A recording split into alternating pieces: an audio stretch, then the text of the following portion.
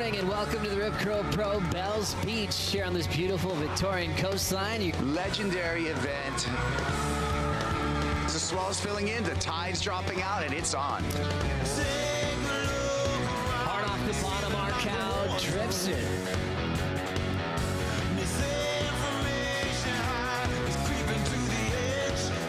Just throwing that back arm. The paranoid man hiding in the shelter. The overlord alone bleeding through the walls.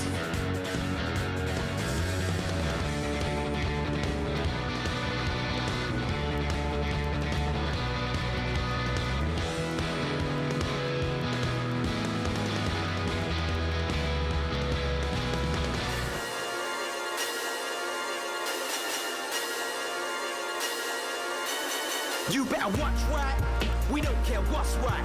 You're dealing with a boss type, get caught in the crossfire.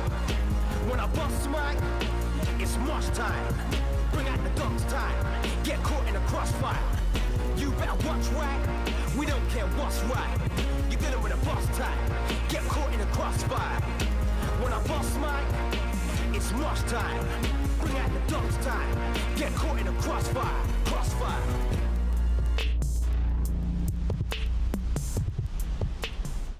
Good morning. You're watching the Rip Curl Pro Bells Beach. Morning.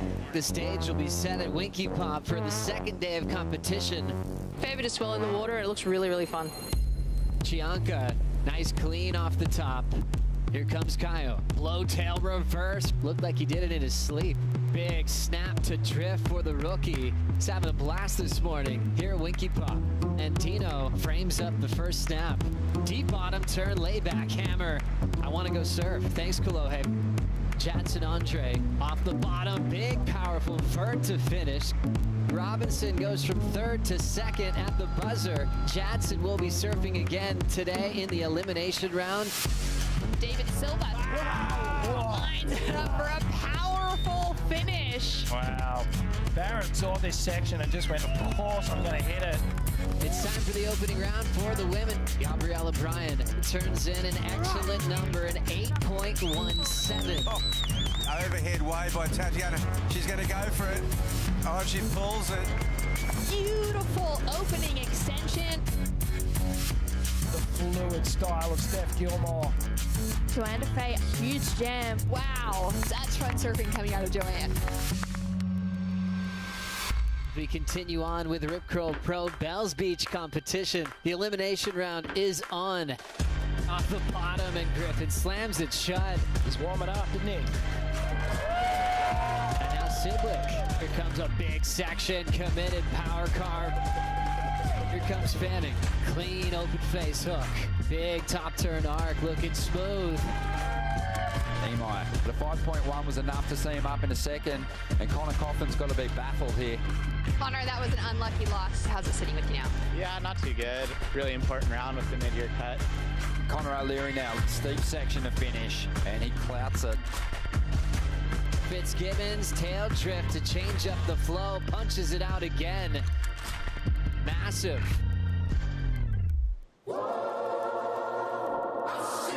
We've been keeping a close eye on the conditions as we see our competitors gearing up for what looks like another big day of competition. So come out now.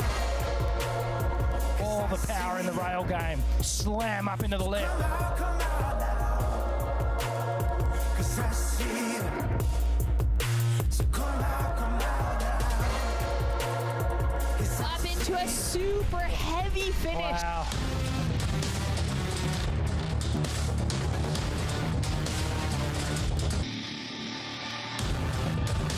Was absolute textbook technique. Carissa Moore, the 5-time world champion, the Olympic gold medalist.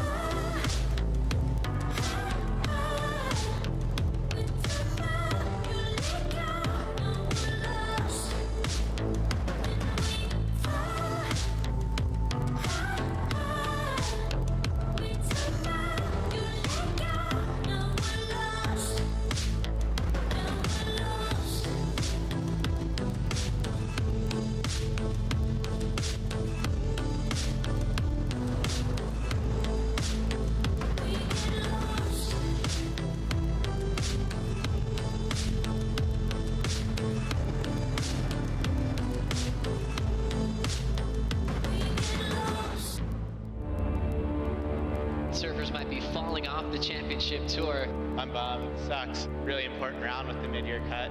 I know what I got to do. There's a time limit. We've never had pressure like this at Bells Beach. Beautiful scenes this morning here. There is a buzz on the steps. It's going to be a great day, Ronnie. It's a day of reckoning. Wow. Up it. Game on. Everybody can feel it, knowing that their job could be on the line. Some veterans are feeling more pressure than they've ever felt in their career. Owen sizing this wave up, and he's going to go. He throws his hands down. We can tell that you need it. How are you feeling? Bit emotional. Haven't passed that round for a while. Nat Young on his backhand, straight up into the lip. Jacko Baker, he's finding it here in the bowl. Jordy is going to go. No interference called. What a moment for the young Australian. Ethan Ewing holding that rail. All carve, all power. This is a heat for the ages. When this man's on fire, he is unstoppable. Toledo will take this wave as a victory lap. You got Zeke, meanwhile, the big layback slash. So far, so good for O'Leary. It's a 6.53. He gets it. Here we go, John now up the back. John Florence, that was mastery. That was spectacular. World number one on the windup. Passion and fire out of Igarashi. Getting even louder because Fanning's approaching the bowl. The yellow jersey could be in jeopardy. Fanning takes out world number one. Callum Robson, the rookie, celebrates. Dino driving down the line. Into a huge opening maneuver. That was crazy. Oh my God. And he's kicking off here in the round of 32 with a lot of spark. Nimoy's going to have a shot now. Nice layback. Going to the rail. Whoa. Slater out of the contest. Massive performance from Imai Kalani Deval. He is buzzing. Jack Robinson goes through the air for the alley-oop. This is an excellent score, a 9-1-7. Ferreira flying into a big section, crushes it there off the roof. It's a Good Friday here in Australia. Bells continues to pulse with some dreamlike conditions as Owen Wright preparing for the first heat of the morning. Nat Young is up on a good-looking wall. Owen Wright surfing for survival. Belts it. Wow. Owen's on fire. The back, Jackson Baker is a little Aussie battler. Is right on the tail pad. Dark horse always wins. This is just right in his wheelhouse, isn't it? Comes down to this sort of thing, though. The showdown in the F1. The paddle battle is on. Whoa, Philippe Toledo. Whoa! We see John Florence. The trademark layback hack.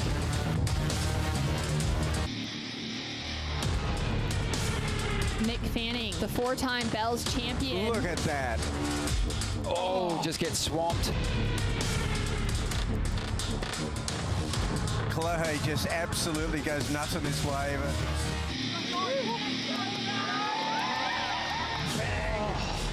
Miguel Pupo. Just has such a fluid action. I wanna make a project that's on decks. I want a nicer car and no stress. I want more money, no debts, and I wanna care less about trying to impress. Like, I wanna make a project that's on decks. I want a nicer car and no stress. I want more money, no debts, and I wanna care less about trying to impress. I wanna make a project that's on decks. I want a nicer car and no stress. I want more money, no debts, and I wanna care less about trying to impress. Like, I wanna make a project that's on decks. I want a nicer car and no stress. I want more money, no debts, and I wanna care less about trying to impress. You know, back in the day, we used to finger pop on the corn and everybody was high strung. A little bit of soul on the radio didn't hurt nobody, baby. We was jamming. So certain, oh, in a vinyl groove. So certain, oh, gonna make you move. Wow, so certain, yeah.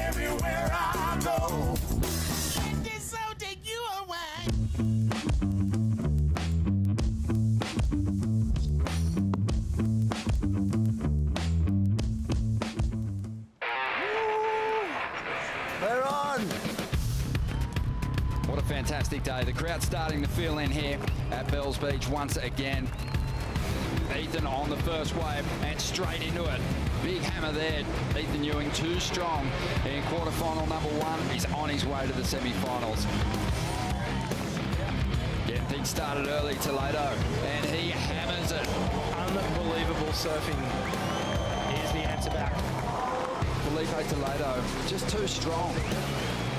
Callum Robson, he is heating up. Happy with that one. Here's Jack Robbo, and he finishes big on the inside.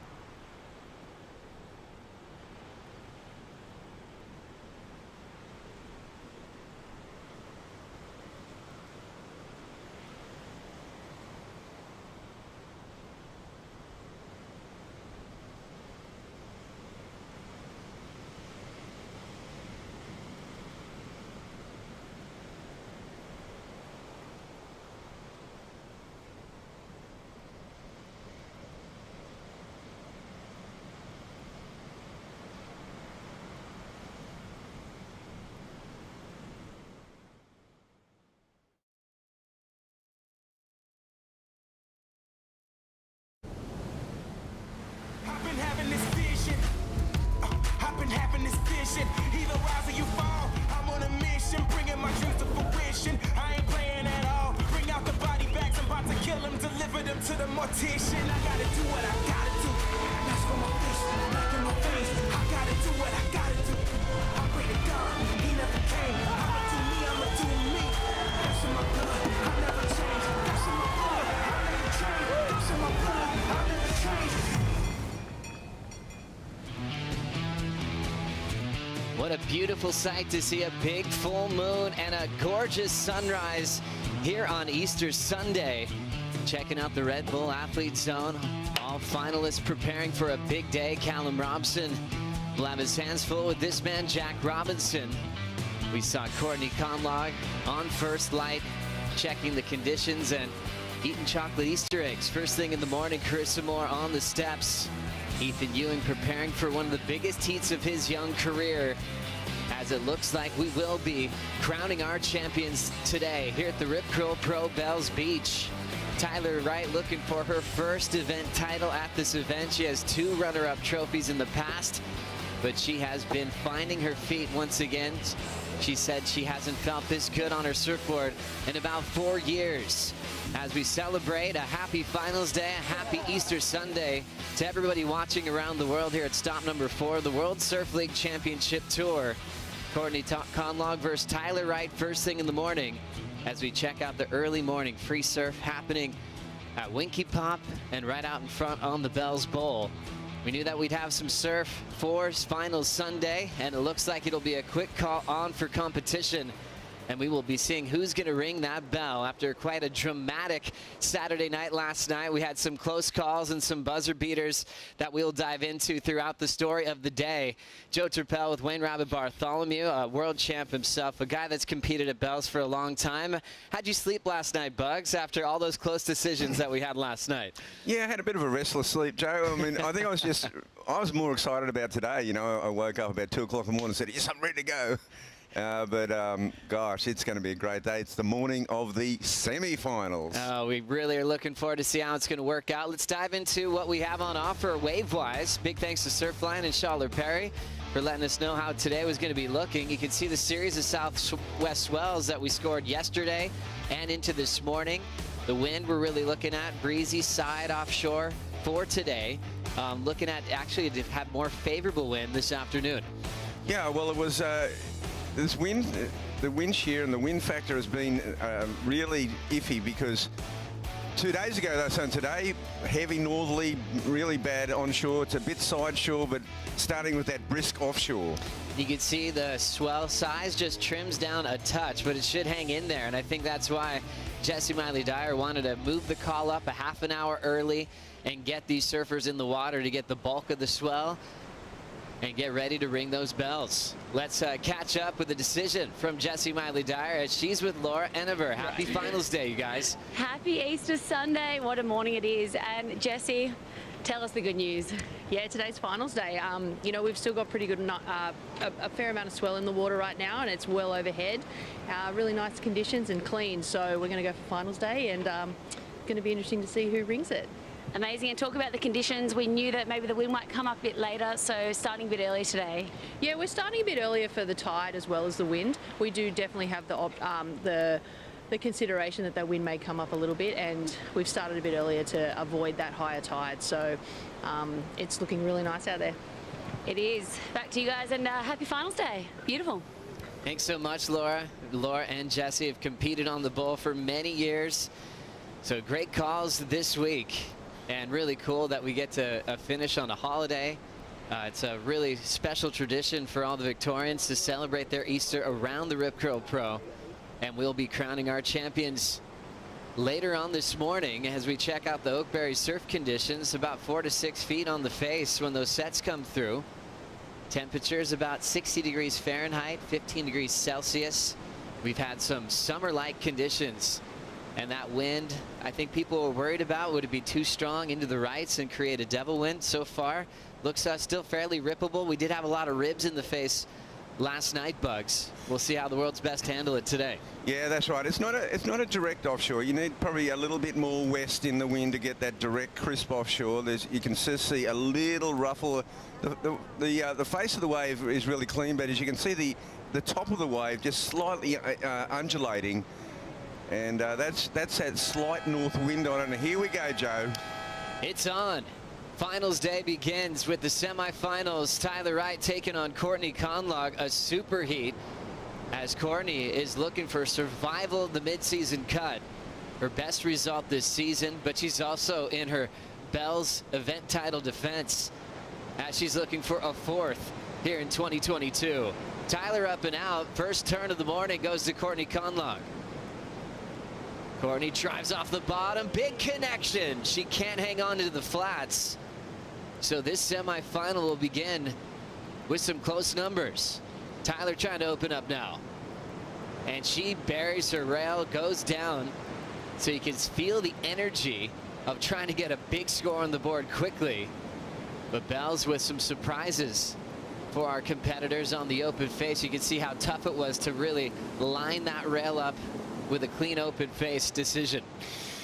Yeah, I think the other factor was that they started pretty deep. They were playing a little bit of cat and mouse at the start to get that, you know, that America's Cup style start. Someone gets that inside run. But when you do that on a day like today on the low tide, you're really going to have to race it along to get to the bowl section, and no one made it yet. Big good morning and happy finals day and happy Easter to our own Kaipo Guerrero in the water for finals day. Kipes. Thank you, Joe. I'm out the back with Dometic as we commemorate the resurrection and we celebrate 59 years of the Rip Curl Pro Bells Beach. It was a glorious morning with a beautiful sunrise, and the action is on. I'm so excited. Happy Easter, everyone. Thanks so much, Kaipo. We're loving the energy on finals day. What about the waves? You saw a lot yesterday with those dramatic heats that closed out Saturday evening. What's the difference you're seeing this morning wave-wise? Wave-wise, it's down a tad, and you and Bugs talked about it, the wind kind of being a side offshore wind, so there is a little bit of a rib in the wave, and really interesting at the beginning of this heat, both Tyler and Courtney really fought for that inside position. You saw Tyler get it and had to kick out, handing over position to Courtney, and Courtney not really able to 100% execute on that priority that she did have. So in me right now, we have a pretty even heat to get go in semifinal number 1. Good man, Kaipo. Yeah, so interesting. Both surfers trying to get a quick start, but dealing with the different wind direction. We had a couple of falls quickly as we saw Courtney complete one move, Bucks, for the 2.67. Yeah, it was looking like when she went straight into that snap, I was going, wow, this wave's really going to peel off, and it kind of did. If she'd stuck that, she was in for a great score straight up. And then this was the effort for Tyler. She was trying to recover from her opener. She got up early, kicked out. Second wave fell on her first turn. So those are out of the way. Priority with Tyler with 32 minutes on the clock. Yeah, well, we just heard the sermon on the ski. Exactly. Checking out waves for finals day. I love that we got a quick start. Obviously, this wave is so tidal. When it fills up with a higher tide, things can get very tricky out here on the bowl. The good sign was that in that first set there were 3 waves, and there wasn't that much difference in how clean they were.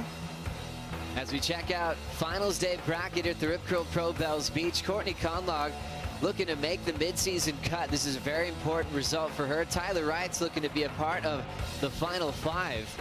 And semifinal number 2 is really a battle for the yellow jersey. Carissa Moore, number 2 in the world, taking current world number 1, Brisa Hennessy, in that second semifinal. Yeah, they're both really well matched, and this one has a lot of feeling in it because Courtney, as she's surfing for survival, and as I was saying the other day, nothing narrows your focus like survival, and she's done very well to make it to the semi-finals. That's going to augur well for her campaign at Margaret's, but Courtney also a 3-time Bells champion.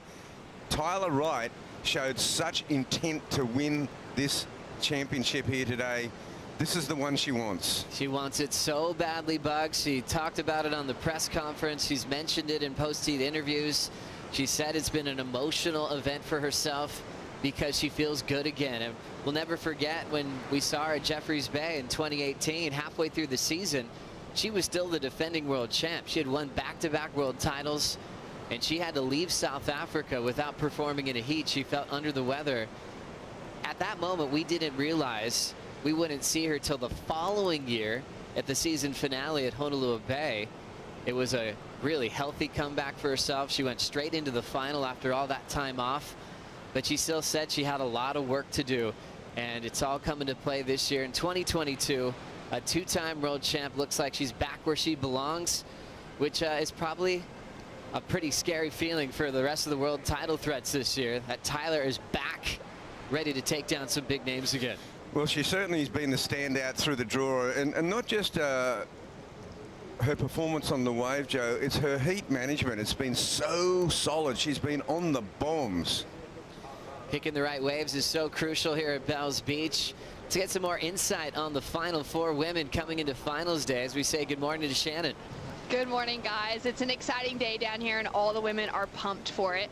A couple insights. Courtney Connollog, wet hair, paddling out for the heat, the semifinal, which means she was in the water bright and early, would have been the earliest woman here to get in the lineup before a 7 a.m. heat. Tyler Wright showed up around 6 a.m., hanging with her fiance Lily, spending some time with the family up in the athletes area pre-heat. Brisa down here chatting to Micro, getting some insights, now starting to get those headphones on and really get things rolling. Carissa showed up around 6:30. I just saw her with the headphones on, like fully feeling it, dancing. She's getting her mind all ready to go, and it's going to be a good finals day for all 4. Thanks so much, Shannon. It's so interesting how the best surfers in the world prepare for big moments. Courtney Connollog likes that feeling of getting in the water. She loves paddling out on dark, making sure her board feels exactly right. That repetition makes her feel confident for game day, but not every surfer takes a part of that morning surf. Sometimes they feel prepared. They'll save it for when the horn starts. What kind of athlete were you, Bugs? Did you like to feel the energy of finals day, or were you already warmed up and you could save it for the heat? No, I'd like to have a bit of a warm-up, not a long one, Joe. I mean, I sometimes go out there and even get 1 or 2 waves. Sometimes I'd go out there and take a longer board out. Early in the morning, just take that longer board out, go for a cruise, feel the energy, and then get on your 510 and feeling very frisky. As we look at these two in history, they've had some gigantic heats in their career. They've had 16 previous one-on-one matchups, and this one will actually break the tie. They're dead even, 8 wins apiece in the history of Courtney versus Tyler Wright. They've had quite a few matchups right here at Bells Beach. When you focus just on Bells, it's 2-1 in Courtney's favor, and she's won the last 4 meetings against Tyler. You know, there's a little bit of a reset going on out here psychologically, because both Courtney and Tyler had a really good opportunity to post a number on one of their first waves. Not the first wave for Tyler, but the one she got caught up the top. I think that side wind might have just got under a board there, and Courtney just came unstuck on right on the bowl, and she was on her way to, I think she was on her way to a 7+ score on that wave. Courtney's been brilliant. She's had a lot of 7+ rides. She was just in devastating form against Sally Fitzgibbons in the quarterfinals, and that was a big heat for both of them as far as qualification is concerned. Also remember the heat with Carissa, Steph Gilmore, the world champs heat, where Steph went down. She'll be feeling that pressure come Margaret River to make it to G-Land, and Carissa's in another position to defend her world title. 5 world titles, going for a 6th this year. She's taking on Brisa Hennessy coming up next. Yeah, it's a pretty good matchup out here with the balance. I mean, obviously, you know, you got Courtney, a multiple event champion, and Tyler, a multiple world champion. So there's so much in this one. I picked this one as one of the heats of the day as far as really meaningful for both of them. I mean, Courtney trying to extend a streak, even though it was interrupted. So true. The year that she didn't win in 2018, she was injured. So last few times Courtney's been here, she's been the champ. And now it's time for the fans to vote on Instagram. You can go at WSL on Instagram and vote for the Hydro Flask Let's Go moment. It's up to you. Do you like Joanne DeFay's performance on this wave here on the bowl? Super powerful. She ended up going down to Brisa Hennessy, but a lot of fans here locally got excited with the powerful act of Joanne DeFay. Shutting this one down through the inside at excellent range number 8.5 for DeFay. Even with the fall on the finish, we want to hear from you. Let us know how you're feeling, or did you prefer the style of Tyler Wright? Loves a good layback carve. Looked very connected on that Paizel surfboard. And you can vote now on finals day at WSL for the Hydro Flask Let's Go moment. And we love to hear your opinion always on our social media platforms as we look out the back and see the venue pop up with some excitement here on finals day. The Southern Ocean providing for Tyler. Big open face wall, ton of speed. Loves the feel of a layback to start. Little bobble off the bottom, but keeping her rail down the line. Is able to stay over her board on that carve. And now Tyler into the sunrise will slap the finish. Her best score so far, but Courtney's still in motion. Hitting a nice clean off the top for Courtney, standing tall to kick out of that one. You can tell they're dealing with some tough conditions to really perform on, so I think both surfers are happy to stay on their feet, put a number on the board, now with 24 minutes on the clock. Yeah, and a lot of surfers and coaches in the following heats will note the fact that there's been 3 waves in a set. There's not these one-off waves coming through like we've seen in past days, but the sets seem to be very uniform, Joe. They're coming in machine-like. It's a wonderful sight when you see back-to-back waves reeling along the Bell's Bowl. Such a special way to just pick from the beach which wave is going to be a keeper. Tyler wanted to get things started quick here.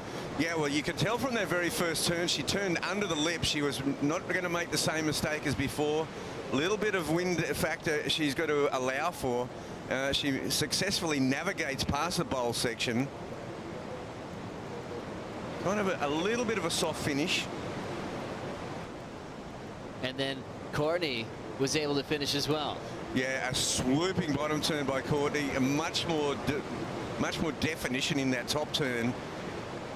And it just seems like she may have got the better of this exchange, Joe. Solid finish. I agree with you, Bug. She had a lot of commitment, especially on her first turn. Loving that high line. Sorry, Joe, I was just going to, that high line was just so sweet. It's a big part of the Bells, that style that's involved in between turns. God, look at that fanning rooster tail coming off the top there. That just buckets of water. It was a beautiful fan. It was absolutely perfect, like a rainbow. Courtney Connollog's had a special connection with Bells. She always wanted to win this event, even as a rookie. She put a lot of time into this wave. And we're still living in the Courtney era. There's been these little eras at Bells Beach, especially on the women's side, where a lot of surfers go back-to-back once they figure out how to win here at Bells Beach. And it's such an insight you just, mentioned there, because when you compartmentalize each different event, they're all so exciting. Now, you'd see, Stephanie and Carissa, they've been very, very good at putting an entire campaign together for the year to win the title. Courtney, I feel she's really targeted certain events, and she looks, you know, just a step above everyone at certain events, yet to put a whole campaign together. Such an interesting process for these athletes, almost starting from scratch. You'll hear Carissa Moore talk about preparing for an event. It just starts from just zero. You finish an event, then you move on to the next one, start with boards, make sure that you're prepared for all conditions. And it's definitely a marathon, not a sprint, to take out events on the championship tour level. Last for Tyler Wright, her best so far, 5.83. But like you predicted, Bugs, a 7.5 for Courtney Connollog. She wins that exchange. Tyler, really happy to be working with Andy King for this event. So, same, just looking at it, and if it's got the steepness in the draw, yeah. Yeah. One section. Sweet, easy. Yeah, the first one looked real fast. The first wave of the set looks real fast. The second, the third, and the fourth have been a lot cleaner. Yeah, you noticed that? Yeah. Same. Yeah, sweet. Yeah. All right, cool. And happy Easter. Yeah, you too. Happy Easter. All right, we'll do. Thank you. So right before the heat, Tyler Wright getting some words of wisdom from Andy King. Kingy, a famous Australian coach, but before that, a famous Australian pro surfer that still rips. He's working with a lot of the Australians down here at the Rip Curl Pro Bells Beach, and really focusing on wave selection with Tyler Wright coming into finals day. Yeah, it's very important and to be on the same page. And, you know, the role of a coach is also, it's very important to work out the personality that you're working with. And, you know, you just saw then, it was like some people can get very intense before a heat. Others can be super analytical and working out all very fine little points. Others they want to keep it nice and loose and fresh and floaty. And I felt with that, that's what Andy was trying to do there, because that works for Tyler. That's part of her preparation. As we check out the score for Courtney Connollog, Bugs, a 7.5. I love this wave here. This first turn is so gorgeous. Just, you know, she really hits it, the timing right. I felt that Tyler was really trying to stay under that lip from that first mistake. But I think also that this is a later wave in the set, and she finishes very strongly. So it was only two major maneuvers, but they bookended the ride, and I think the judges like that when you start with something exciting and end really solid. Tyler needs a 4.35 to get the lead. Great start, hits the lip well. There's that layback draw on the second decision. Frontside wrap, 3 turns at a rapid pace. And she still has plenty of speed. A couple of rail hooks just to go deeper on the inside track. We'll see if it really bowls up for herself. Little section just to throw the tail. And she will still go into that morning sunrise right in her eyes, but she's still able to find a last section to hit. Kingy loves it. Definitely felt like her best performance so far. Kaipa, what'd you think? Wow, you know, it was really interesting, Joe, because Courtney was happy to just give Tyler that wave. Courtney had priority, and there's been this theme of the second wave being the better in the set. That set, however, only had 1 wave, so that might come back to strike Courtney Connollog at the moment. And one more note that you touched on is where the sun is right now. It is definitely, definitely a glare factor as you move further in. So your last few maneuvers that you're going to be doing here, you're really going to have to use the force because there is glare straight into your eye. Good man, Kaipo. Yeah, it's an interesting factor. It's like you're almost just surfing by feel at that point. Tyler knows how important it is to finish with a strong maneuver, but she was just feeling her way down the line. Courtney talks about surfing by feel. She actually paddles out on dark, and she said you can't really see the wave yet, but she likes to feel how her natural instincts are reacting to the waves on dark. So when you're one of the best in the world, you can often just feel your way into the best part of the wave. Well, that's a great insight by Kopo on that glare, the morning glare. It is a major factor in surfing on feel. However, the big work is on that outside bowl, and we saw right on cue a one-off set. And Courtney had priority. Now this wave here is a smaller wave, Joe, but this is an adjustment by Tyler Wright. See, she goes up to the lip line, And this layback here is just so solid. Then she gets around this section for a third maneuver. And this time she gets that board above the lip line. Her timing out of the lip was just superb. This is what Tyler had been doing throughout the tournament. We hadn't seen it yet today in the semi-final.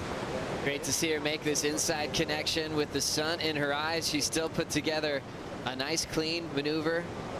She ends up running out of water on the final section, but the judges reward her her best wave so far. Courtney still has the high score of a 7.5. This one a 6.9 and gets her the lead.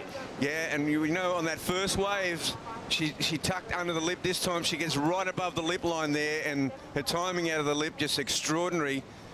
So a smaller wave. There's the patented Tyler layback.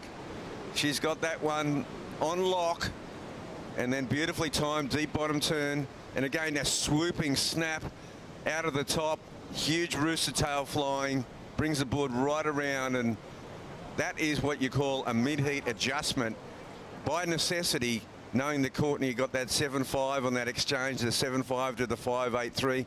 A nice comeback. I really appreciated the variety on those turns from Tyler. I feel like a lot of times surfers can repeat the layback because once you do it once, it feels good to do again. I think there's a statement made when you could snap it, staying over your board, then introduce the layback, and then go for a big wrap. So 3 different turns for Tyler Wright to take the lead. Courtney Connollog with priority as Carissa Moore, world number 2, and the 5-time defending world champ, prepares for Brisa Hennessy on the stairs. We'll take a Bonsoy brew break. Finals day continues right after this.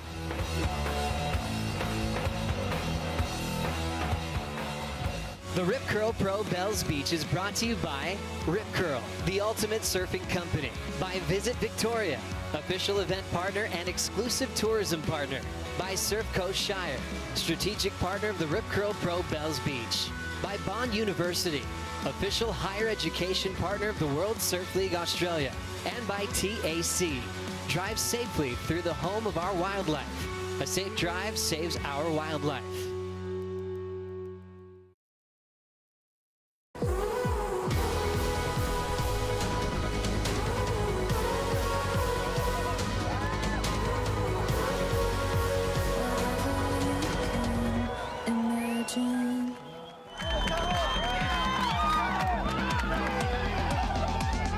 Going for a team shred on all of our fun boards. All my boards are intact. That means that I didn't charge hard enough. I can see people through the trees out there already. I should be down there. And now it's time to go have some fun. We got a few days off before I'm heading home. I think it's so cool to see all the progression in women's surfing. It's really just taken off, and it's super cool to be a part of it. Yeah, if I can just leave a mark on surfing as someone who worked hard and never gave up, that would be pretty special. Courtney, one of the most powerful women on the tour. Everything's working so well for Tyler. It feels like my body, the powerful, strong and connected. What will it look like for you now preparing for those semifinals? Probably take a nap. Just laying on that hillside rail. Clean sweeping layback. Slam up into the left. It's the only event I want to win. This all emotion. I was just letting it out. Two of the most powerful surfers on the top 17 enjoying the first heat of finals day at semifinal number 1, and 2-time world champ Tyler Wright will take this wave under priority. Frontside float, beats the section off the roof. Now layback, power gouge, put a lot into that turn, but she will stumble. Probably felt the wave being a bit smaller. She really had to perform to create a keeper score.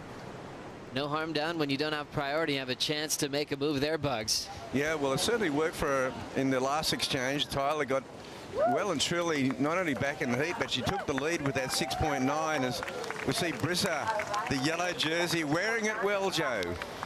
She really is, Bugs, and I feel like it feels different from Portugal to Bells. I feel like Portugal, it was kind of almost still a surprise for her. She was still coming down from the first win of her career at Sunset Beach. now I think it's making sense to her. She feels like she is doing the best surfing on tour. And now it will be a battle for the yellow jersey in the next heat against one of the all-time greats, Brisa versus Carissa Moore. And whoever wins it will be in yellow when we head to Margaret River. That is a showdown, and with Brisa, she had that first win, and you're right, in Portugal perhaps it was a bit of a shock to be in the yellow jersey with all the illustrious company around her. But now, you know, making the semi-finals of a CT event, of any CT event, let alone Bells, is it's certainly a sign that she's comfortable, that she feels like she belongs, and you know, her aura says that. As we see some beautiful lines coming through, we'll see if Courtney Connollog wants to use her priority here. 2.67 is her low score. She's carrying that big 7.5, a fun-looking wave. The Californian is ready to sink into this one. Needs a 5.23 for the lead.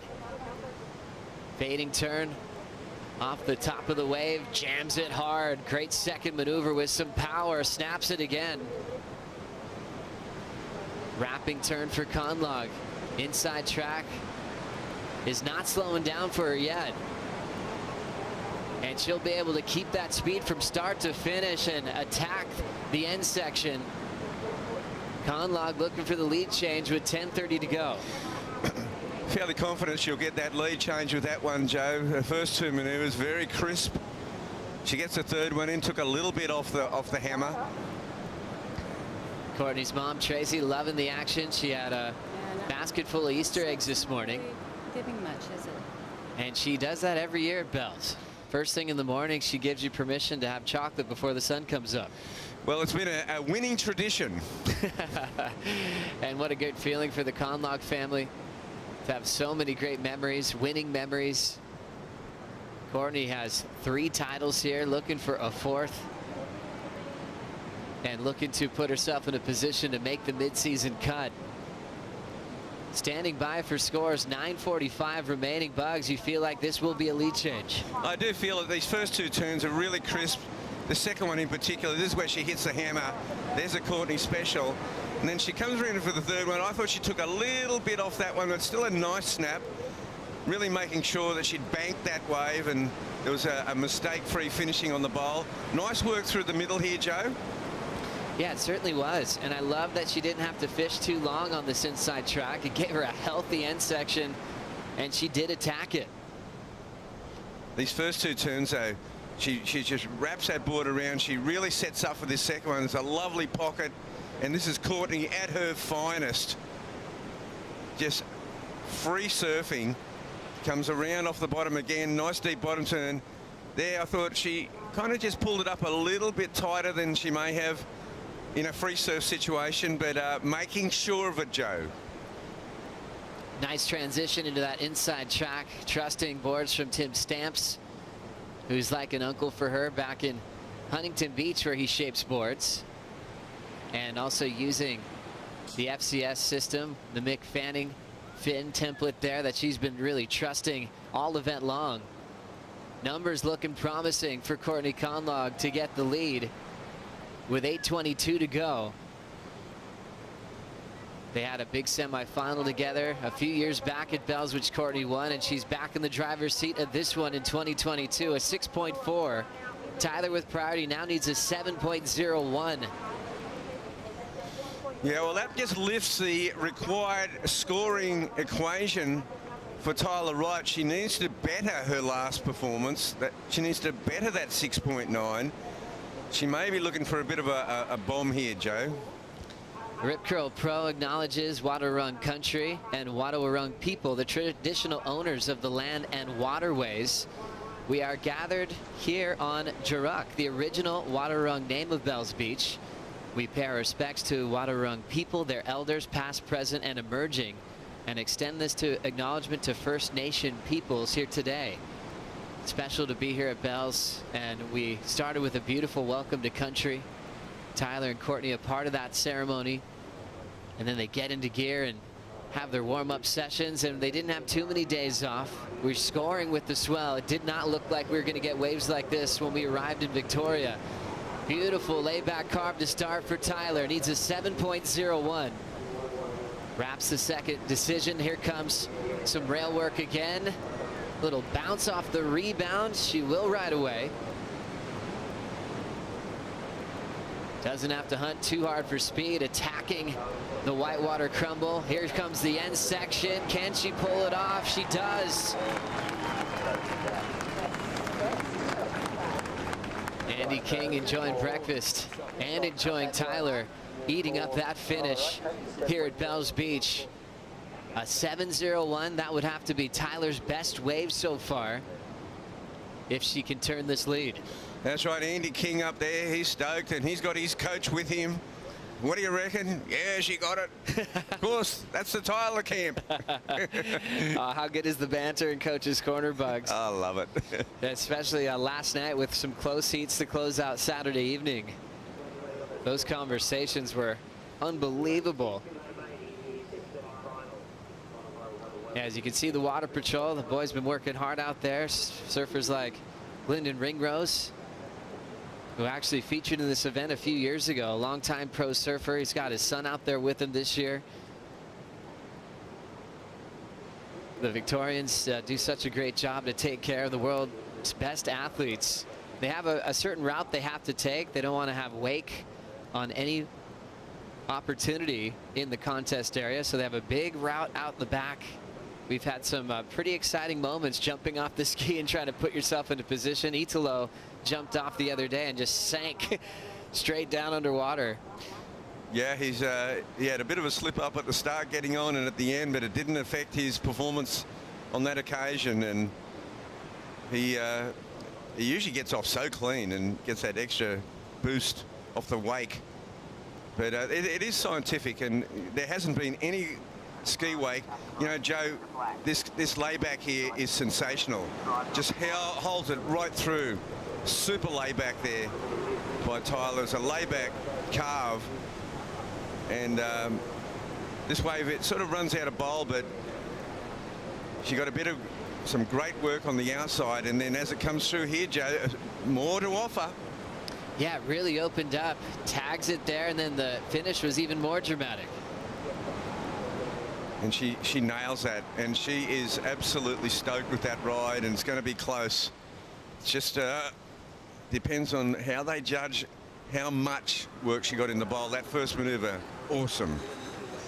Carissa Moore, the only surfer in the last decade to go 3 in a row with Bell's titles, as she completely owned this place. Tyler Wright was a part of a couple of those finals.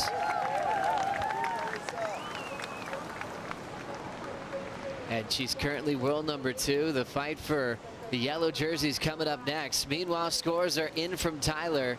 It is her best score of the heat, a 7.33 and the lead. Courtney with priority now needs a 6.73 to answer back. Oh, this is an amazing semi-final. It's incredible how much feel like Tyler knew she had to really nail this. She's got the lead back. There's so much feeling in this, and she knows that she's in the hunt for that golden bell with that ride.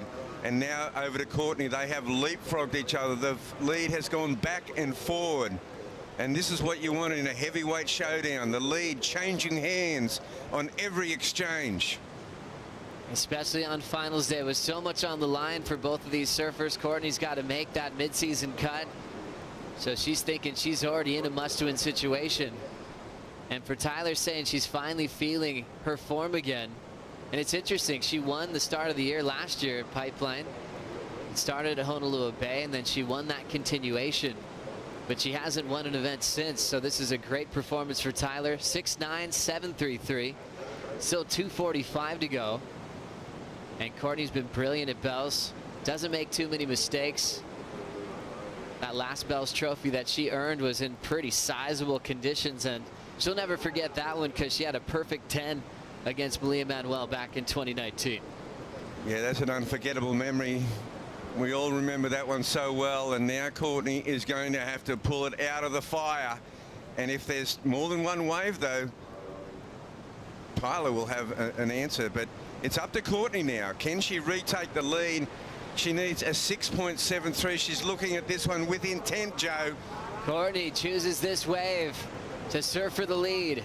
Needs a 6.73 snap to start off the lip. Deep off the bottom. Nice wrapping turn for Conlog. Fades it on the open face. She has a bit of downtime. Seemed a little concerned with what Tyler might be doing there. So we'll check out Tyler's start. Lays it back in the pocket. Tyler swinging for an open face hook. Gets it there. Courtney still looking for a finish on the inside on her last wave. And now Tyler just hitting it off the top again. She will ride away now with 90 seconds to go. We'll see if she's calling it a heat.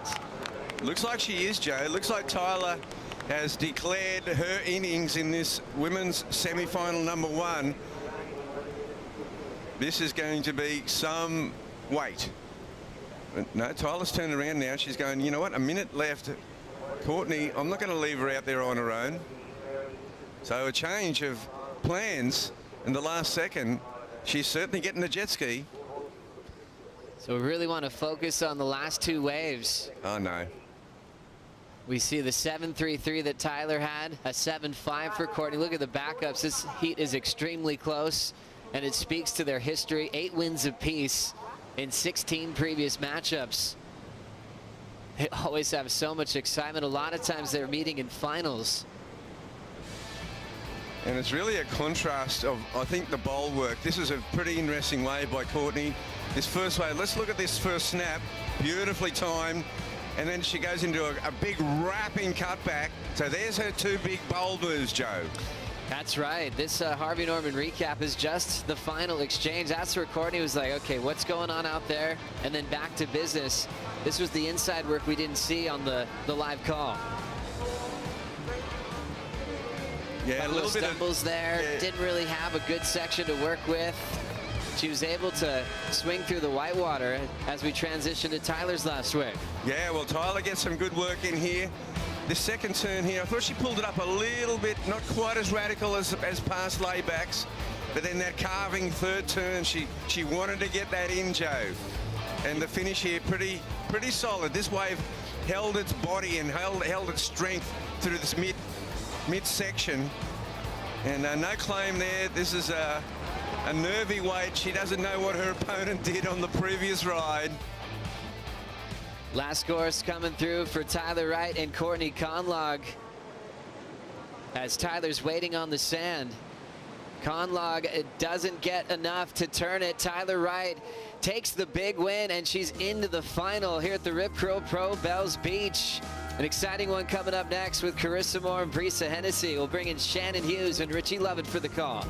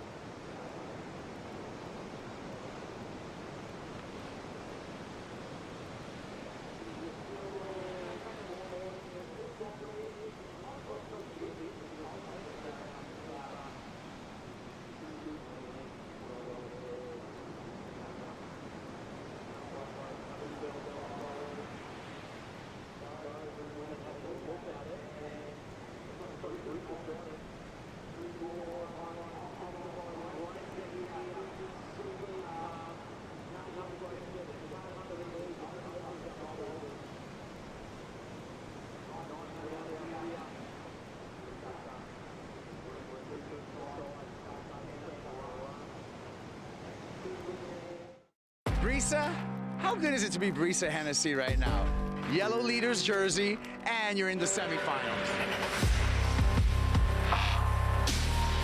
Brisa Hennessy's been on fire this year. The yellow jersey has a lot of weight to it.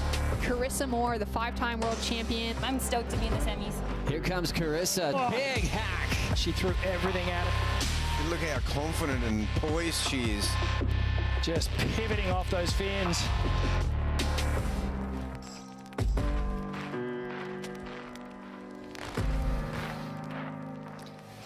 And it is a huge day here at the Rip Curl Pro Bells Beach as we will be crowning our champions, and a feisty exchange at the start for Carissa Moore and Brisa Hennessy. Carissa getting this first wave over Brisa. Nice snap to start off. Unleashes a little bit more on that second turn.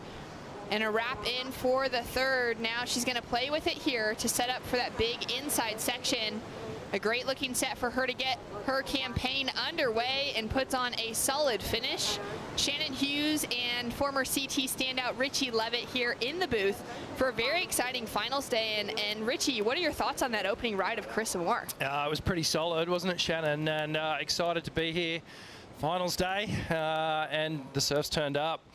It's been an amazing week of surfing, and it's really just going to be a great finals day. I liked Carissa's first ride, solid. I think you'll notice this morning all our surfers, they're holding back a little bit, and that's because of this tricky wind that we've got. It's sort of like a cross-shore wind blowing up the face a little bit, and while it looks really pretty, you know, it kind of almost looks offshore, but very, very difficult to ride. So all of our surfers are doing amazingly well this morning, putting on a great show for us. And this is a big matchup. And, well, yellow jersey for Brisa. What's on the line here? And then Carissa Moore, well, we know what she's capable of. So this is going to be a great heat. It is a huge heat. Carissa opens up with a 7.33 over Brisa Hennessy. Brisa now out the back with priority. And it will go, the yellow jersey heading into Margaret River will go to whichever of these two takes the win. So Brisa has that opportunity to hold on to it for her third event. Carissa, though, has the opportunity to steal it for the first time this year. And she's used to wearing it as well, so she'll be wanting that jersey back. Looking at this exchange, well, Carissa, you would have to think, is the favourite, even though, you know, Brisa's got the yellow jersey just simply by, you know, how much history Carissa has here and her performances out here at Bells Beach. Thinking, you know, if I was Brisa, I'd be going, what do I need to do to beat Carissa Moore here? What can I do to stop her? We know that Carissa's going to throw the rail in. We know she's going to carve. You know, we know she's going to be performing with power. So Brisa may have to just get really, really critical with her turns, bring something new. And let's watch the replay. Great size wave here for Carissa Moore. You can see just pumping off the bottom, calculated turn off the top, drives around again, full wrapping cutback, and just pay attention to the board. You can see it bouncing around a little bit. And they're those little micro creases in the wave that I was telling you about. Sometimes hard to navigate through, but she gets to the finish. And scores in that 7.33. Kaipo, what are your thoughts on that opening exchange? Well, Shannon, I'm out the back with Dometic, and I can talk to you about how everything went from the very beginning. Brisa paddled out over the reef over here behind the wave. Carissa took another route. She came out here through the channel. She was able to study all the waves, but Carissa was was okay with giving Brisa the inside when we had that open priority. That first wave came through, and Brisa couldn't catch it, even though she was on the inside. Carissa gladly took it, performed on the wave, and really is throwing a lot of pressure right from the get-go in the semifinal number 2. Oh, I love that insight. Thanks so much, Kaipo. And really interesting to see that in that replay, Richie, of how close it was for that opening exchange and Brisa not able to get into it. Yeah, I'm not sure what it was, whether Brisa just didn't really, you know, dig the arms in enough. She just couldn't quite get on it, and that was a little gift for Carissa Moore, and she's taken advantage of it too, converting that wave into a great number, 7.33, and it's a real settler. When you start on a good score like that, anything in the 7 range, it's a confidence builder, and already it's you sort of put your opponent on the back foot a little bit. But Brisa would have turned up to this heat going, I know Carissa's going to drop some big scores, and I know I'm going to have to really react to that and answer back in a big way. That's exactly it. In that last heat, we saw Tyler Wright take out the lead over Courtney Connollog. Tyler has booked herself into the finals here again, down there with Laura. Yeah, Tyler Wright into the final, your third final, finally getting the jump on Courtney Connollog. It must feel good. It does feel really good. She opened up really, really strong, and just with the dying swell and kind of calculating things, I was like, all right, I'm going to have to surf my way back in, and that's what I felt like it did, and it kind of got me back into where I felt comfortable on my board and in my feet, so, and back in my power. So I really like that. I like the way that kind of planned out, and it was tough. It was back and forth the whole time. So yeah, it was hectic heat for first thing in the morning. Yeah, yeah. Talking about that, you had to take a minute there at the end of the heat. Talk a bit about that. Yeah, look, I know I call it the edge. It's essentially where, you know, my heart rate and my fight or flight gets so peaked and so quickly, and I haven't worked my way into it good enough that I find this edge, and it's essentially my ovaries just start to cramp up, and everything in me is just pain. I've found it a few times. I train really hard not to find it, and so, you know, it's hard when those things first thing in the morning, you're out there at 7:05, you don't have a lot of time to, you know, I've been up since 4:30 trying to warm up, but still it's, you know, that heart rate spike was pretty hectic due to how I had to surf back into the heat. So yeah, at the end there, my ovaries were pretty killer, and had to take a minute and walk it out for sure. Oh, well, Tyler, we'll let you rest up into your third final here at Rip Curl Pro Bells. How incredible would it be to take that bell finally? You've had two seconds. Honestly, it's just an achievement in and of itself. Like, I can't explain to everyone how emotional I get to be able to surf and actually surf and feel like myself in the water. That in itself is a massive achievement for me, and I feel incredibly lucky for everyone that I have around me, and also the people that have helped me work this hard to get back. It's not easy to rebuild after, you know, 2 years out of the water. So building back takes a lot of patience and a lot of trust, and rebuilding trust in myself to manage this sort of stuff again. So yeah, to make a final is massive. To do it on home soil and water run country is amazing as well. And yeah, I'm just, you know, grateful, but also work really hard to be here. So and just enjoying it as well. Absolutely inspirational, Tyler. Right, good luck for the finals. Go rest up. Great to hear from Tyler. Love those insights on how she's feeling, how she needs to make those adjustments now, and the rest required for her physically at the moment to head out into that final round. Yeah, and as we look at the bracket there, you can see she's done it the hard way too, beating some of the most in-form surfers of the event. Ronnie McCauley in the quarterfinals, then that matchup with Courtney Connollog. So I took something away from that interview.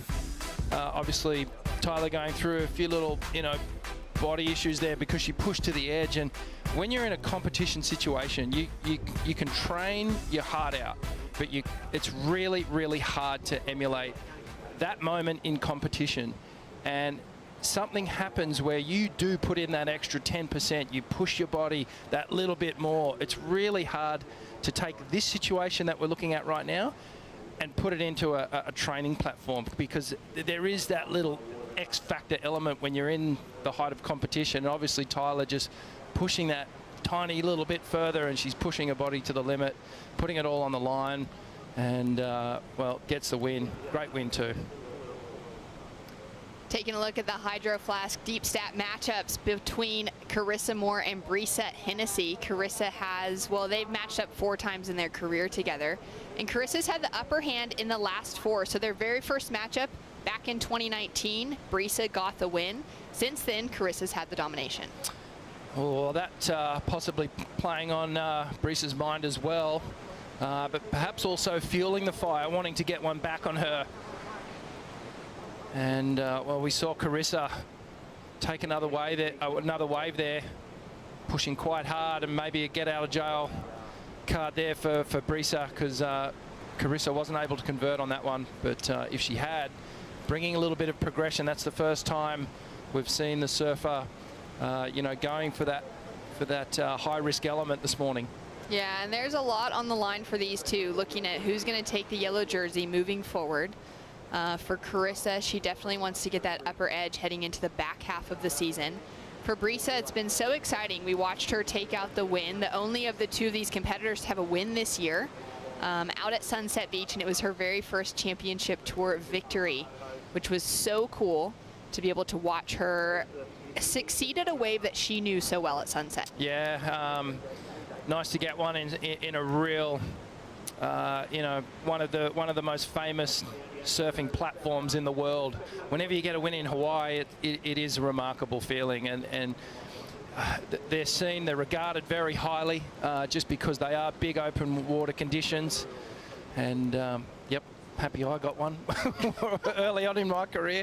I'm really proud of it. In some ways, it sort of feels almost bigger than getting a championship tour victory, you know, because it was a qualifying event at the time. But yeah, it's a big thing, and Brisa getting one early in her career as well, so that's great. Amazing to see her set up now for a great year on tour in her third year. 21 minutes on the clock, and we've got Richie Porta, our head of judging and expertise, calling in. Can you give us a talk through what the judges are looking for in the lineup today? Hi, Richie.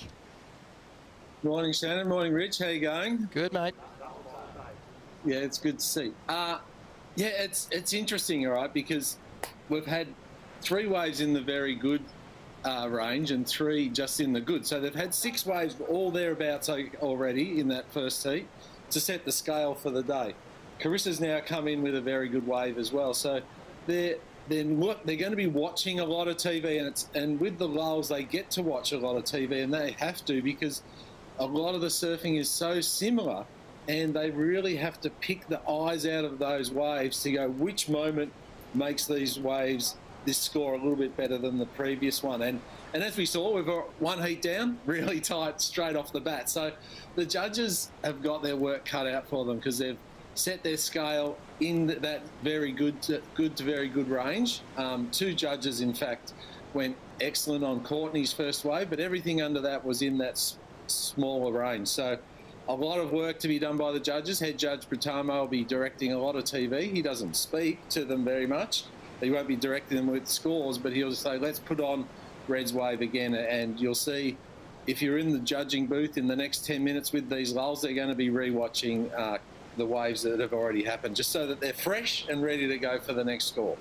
Love it. Talk to me about what it's going to take for these women to find those excellent scores today. You really have to get into those bigger sections. Like Courtney's high score, she hit the sections really well, and Carissa's already showing that control, and we talk about holding the rail, and people go, what does holding the rail mean? Does it mean you grab the rail? No, it's literally driving through those turns. Yeah, well, if you don't know, you don't know. So does that mean you hold onto the side of your surfboard, right?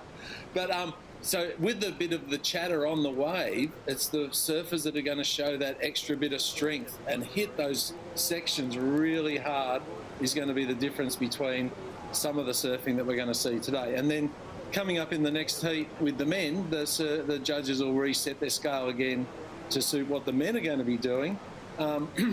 And it's just going to be, there's going to be a lot of close heats. I can feel it already, and it already set it up. This event's had so many close heats because everyone's ripping, and the waves are similar each wave. So the surfers have really got their work cut out for them, and as do the judges. Hey, Rich, I just wanted to touch on something on a tennis court. You know, it's clear whether the ball's in or out. The ocean's an ever-changing thing. So tell us about how the judges will come down and they'll factor in what's possible on a wave given these new conditions with the wind that we have.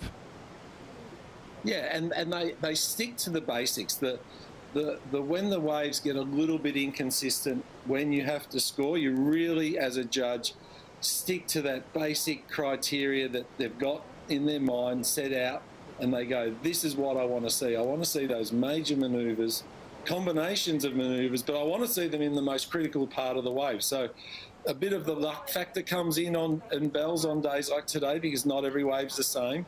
But the judges really want to see strong surfing in big sections. Thanks so much, Rich Porta. It's always great to have you tune in and give us insights from all of your experience upstairs in the judging booth. And we hope you enjoy the rest of the day watching the competition. Shall do. Have a great day. So current situation out in the lineup, Richie Levitt, the 2 Riches on the conversation today. Carissa Moore, got out to that early start, and it set her up so well. That opening exchange, I think, is really starting to factor into Brisa Hennessy's mindset now, because she had that dedicated paddle and was unable to get into it, and that's where Carissa found herself with a really good score. Yeah, and we're sort of on the tail end of this swell. We saw it peak overnight, and when this happens, when we're on the back end of a swell, it does start to get a little stretched out between sets. You know, couple that with the wind that we have, so it really puts emphasis on the moment. When that set comes, you need to be on one and you need to perform. You're not going to get multiple opportunities today. Well, in that last heat, we saw Courtney Connollog go down to Tyler Wright. Courtney got some great work done. Making it into the semifinals is certainly going to help her campaign heading into that mid-season cut down there with Laura Eniver. Yes, the always smiling Courtney Connollog. Amazing, amazing performance here at Bells. Talk about it. I mean, you've had 3 bells before. You obviously wanted another one. You and Tyler, she finally got the jump on you. But how much did this contest mean to you? Gosh, this event for me means so much. You know, growing up, used to look at all the surfer and surfing mags to see who won it, and yeah, I had my massive ankle injury here where I had to pull out mid-event, and come back, had a few bell wins, and you know, this year, I mean, I got 3rd, which obviously isn't a final, but compared to the season I've had, it's growth, and yeah, I'm just getting that pace going. So you know how this season's been going, so I'm happy to be where I'm at. Definitely would have loved to have been in the final with whoever's in this heat, but you know, Tyler got the jump on me and learned from that heat, and we'll just take that to Margie's. And talk about the confidence. You know, you've had to battle some of, you know, some interesting moments over this event, and you know, over the last few months with some of your results. And talk about that mental aspect and how you've been able to bring it around. Yeah, you know, it just felt like, as Big Z would say, go with the grain. I wasn't going with the grain at the start of the year, and you know, I was working hard, and I was kind of working through some old stuff that, you know, I was challenging my mental process, because obviously I want to grow to be a world champion, and to do that you have to mentally be unbreakable, and sometimes you have to break yourself back in order to move forward, and I've learned a lot through that process this year. Had some new locations that challenged me, and you know, I'm feeling good. I always love coming here at Bells. It feels like home. You know, Jan Juk, the caravan park I've been staying there for like 11 years, and feels like family every time. I miss coming here, you know, the past couple of years, so just very grateful. Amazing, Courtney Connollog. Well, amazing showing. We can't wait to see you over in the West. Congratulations. Awesome. Thank you. Great to hear from Courtney, and it is a surprise to me having a look at the new schedule this year for the women's tour. A lot of new venues for someone like Courtney, who's competed for so many years on the women's CT, that she did find herself in those losing positions because they're waves that really suit her. Big, powerful barrels on offer, a lot of use for those longer boards and drawn out turns, and that's what we would have expected her to excel in this year, Richie. Yeah, absolutely. You know, when you think of Courtney Connollog, you think of big waves of consequence, you know, big power turns, committed surfing, and sometimes it all just doesn't click. And well, the interview just gave us the perfect insight, didn't it? She just said she had to go back and revisit mentally what was going on. I don't think it was really a question of performance and form. It was maybe some confidence coming into these new breaks and such, but yeah, she's a strong competitor, one of the best in the world, and she's found a way to fight back in a really do or die moment. Great to hear those insights as we see these two hitting the lineup, and Brisa with the last exchange. Talk me through it, Richie. Yeah, great looking wave here for Brisa. Wow, goes really high off the top and manages to keep that edge of a board just connected to the wave. A nice wrapping cutback and a second one. Brings it all the way through, and you can just see this angle here gives you a great idea of just how bumpy these waves are and how difficult it is for our surfers. Carissa on the second wave of the set, a bit smoother, and you can see holds her line just fractionally longer, but then it flattens out a little bit through this middle section. Brisa just doing some great transition work, rail to rail, keeping the board moving, keeping that speed, allows her to hit that final section, which did try and bump her off. And one of our strongest women competitors, she just drove straight through that. Well, on that last exchange, Carissa got to the ski first and did get priority getting out the back. Brisa now under second priority and waiting for scores to come through from that exchange. Now an interesting insight for these two women, and sort of surprising looking at who they are. Neither of them have found an excellent score in this event yet, Richie. Carissa with the better of the two in that high 7 range. Brisa with just a 7.0 for her highest wave here at Bells this year. Yeah, that's strange. You would think that these women would have racked up a series of excellent excellent rides, and I guess we sort of feel like they haven't really caught fire yet, but here's the opportunity.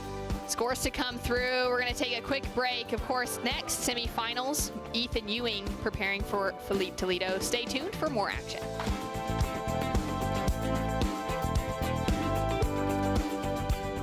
The Rip Curl Pro Bells Beach is brought to you by Harvey Norman, official lifestyle destination of the World Surf League Australia. But is it Bonsoy, the official golden halo of health? By Boost Mobile. Stay connected with Boost Mobile on the full Telstra 4G mobile network. And by Oakberry.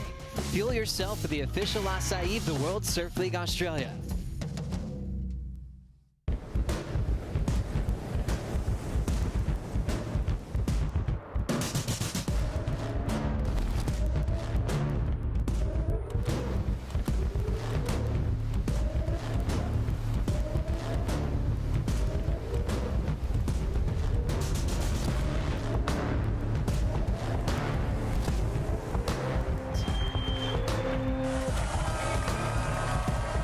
It was so special to be a small part of Duke's dream. You know, he dreamed 100 years ago, over 100 years ago, that surfing would one day be in the Olympics. And here we are today. It is in the Olympics.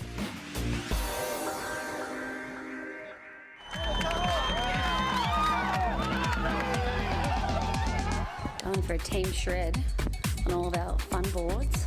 All my boards are intact. That means that I didn't charge hard enough.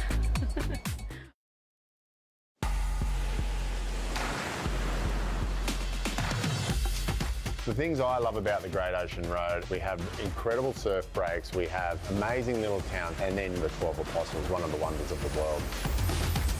Bells Beach is one of the most incredible waves. There's no other feeling like it in the world. Melbourne is a really beautiful city, but getting down along the Great Ocean Road, it's so different. Being back down on the Great Ocean Road, it feels like a second home to me. Just under the 10-minute mark for semifinal number 2 for the women's draw here at the Rip Curl Pro Bells Beach. Carissa Moore currently in the lead with Brisa Hennessy taking off now and an opportunity to fight back. Just her second wave of the heat. She sat so patient waiting for that first one. And nice 2 snaps up into the lip to start things off. A wider carve for that second and a third connected through to this inside section. She's now waiting for it to stand up. Looking really smooth, looking good on her board. And now an incredibly important finish for Brisa Hennessy as she is playing catch up to Carissa Moore. And she'll jump out just before she rolls up the sand. We saw this now from Carissa Moore, lays into that first turn on the answer back to Brisa and goes down. So scores to come through from that exchange just before our break. Carissa Moore got a 7.17, Brisa Hennessy with a 6.70. So current situation, Richie, Brisa is chasing a 7.8 to take the lead away from Carissa Moore, and we've got a score that's come through just shy of the requirement. As we take a look at this one, it came through as a 7.07. Great comeback wave for Brisa Hennessy. This second turn, I loved it. Very committed in a critical part of the wave, and a third hit there.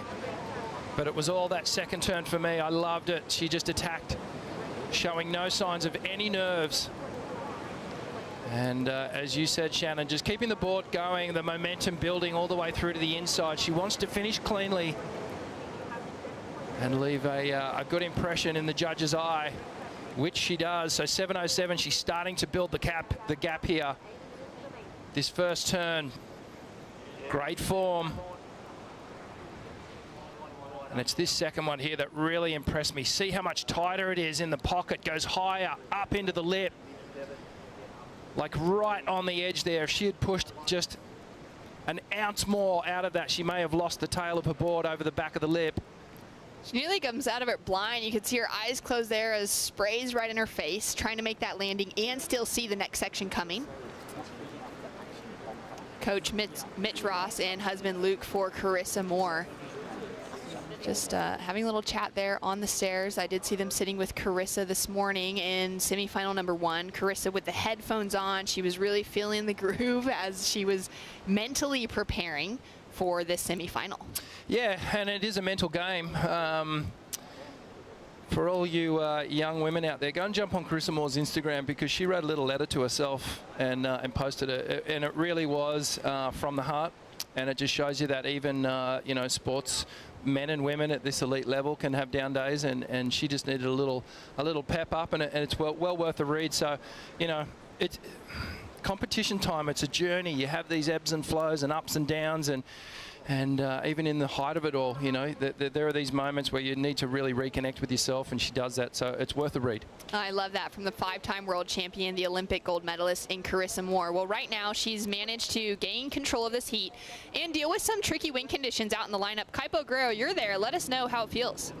I'm out the back with Dominic Shannon, and the wind still pretty light. I mean, it is coming into the face of the waves, not really like blowing right now. It's just a light breeze. It does create a little bit of a ripple going up the face, but I also want to touch on the fact that it's nice to see Brisa Hennessy kind of clawing back right now out of the deficit with Carissa Moore. But Carissa, with the lead and priority right now, a veteran, is really going to control the heat. We got a couple waves coming through right now, and it looks like it's going to be Carissa Moore on the paddle. There we go. Carissa using priority on this one. A smaller size wave, but a great pocket lining up in front of her. Clean snap to start. Goes for a big turn on the second section, and a wrap back into the pocket. Now lining it up through the inside, really cutting back to the left to make sure she's able to gain that speed, stay in some sort of power section as that wave hits the dead area. And now here we go, fighting back, putting all that pressure on her front foot, and gets a really clean punch to finish off. Yeah, great finish. 2 major turns outside. She's starting to show the judges just something new. She's starting to mix it up a little bit. And that's the beauty of having 2 decent scores on the board. You can start to explore what else is in the repertoire. Keep the judges entertained. Scores to come through for Carissa Moore, as we saw Coach Mitch Ross there with his stress ball. Yeah. Aussies have always got some sort of a football or something in their hand. Love to pass it around. But Mitchy Ross, one of the best coaches in the biz. He's been working with Carissa for a lot of years now. And Carissa really leaning into Mitch, not only to sort of reaffirm, you know, the strategy in the heat. Where am I going to sit? Which board am I going to ride? It's these little reassurances that the athletes need from their coaches. Yes, this board looked good. You know, that's the one that you had success on earlier in the event. The conditions are suited to that one, because our competitors probably have upwards of 12 boards each here. And they're all slightly different. There'll be some that would be identical. That would be their go-to board. But yeah, the coach playing a key role, and Mitch, one of the best in the business. Down to 4 minutes on the clock, and as we take a look at the Harvey Norman recap, Carissa Moore is sitting in the lead and got off to this quick start. Yeah, she got off to a quick start here. Surfed a perfect heat up to this point.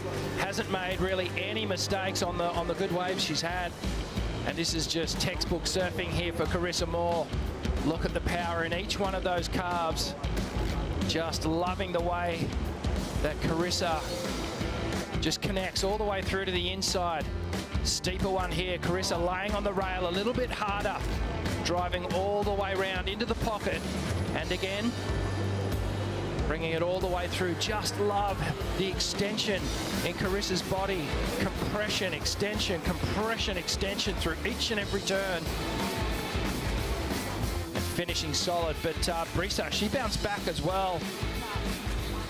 Finding some groove of her own. Bang, watch this, high in the pocket. That was the best turn of the heat so far in my mind.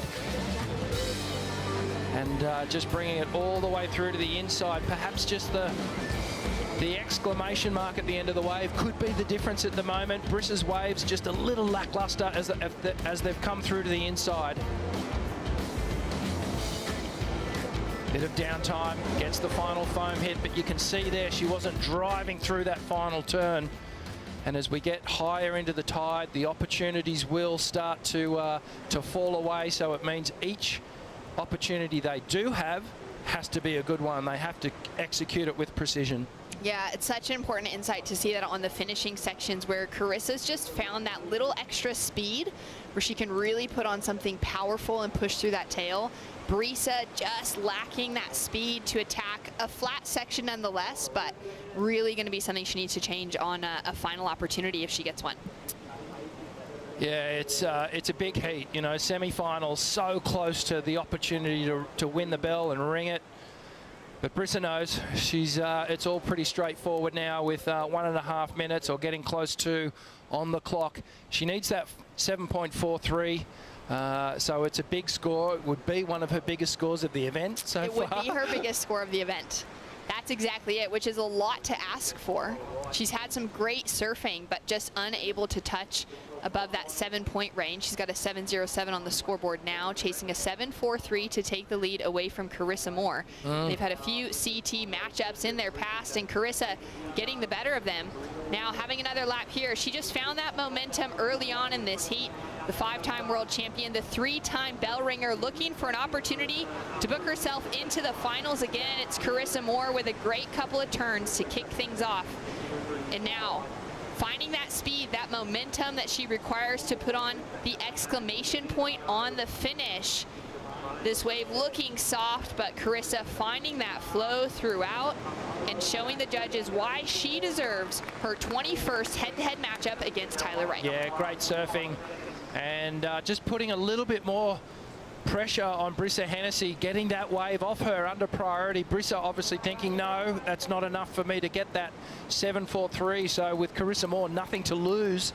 She just puts everything into it. And that will be her campaign done and dusted in this semi-final. And the final 20 seconds. Is the ocean gone sleepy, or are we going to see one more ride? There's a little bit of a line, but it just seems like it won't be here in time. Well, maybe this one, Brisa, nah, it's just not going to be enough. And with that victory for Carissa Moore, she will be taking the yellow jersey into Margaret River with a great matchup against Brisa Hennessy here in the semifinals. An excellent result for Brisa. She's having the year of a lifetime here on the championship tour in her 3rd season, but it's the 5-time world champion and the woman who wants to match the 4 bells with Lisa Anderson and Seth Gilmore. Carissa Moore has booked herself a spot into the finals against Tyler Wright. We're going to take a Bonsoy brew break. We've got the men's semifinals up next with Ethan Ewing and Philippe Toledo. It's going to be the heat to watch today.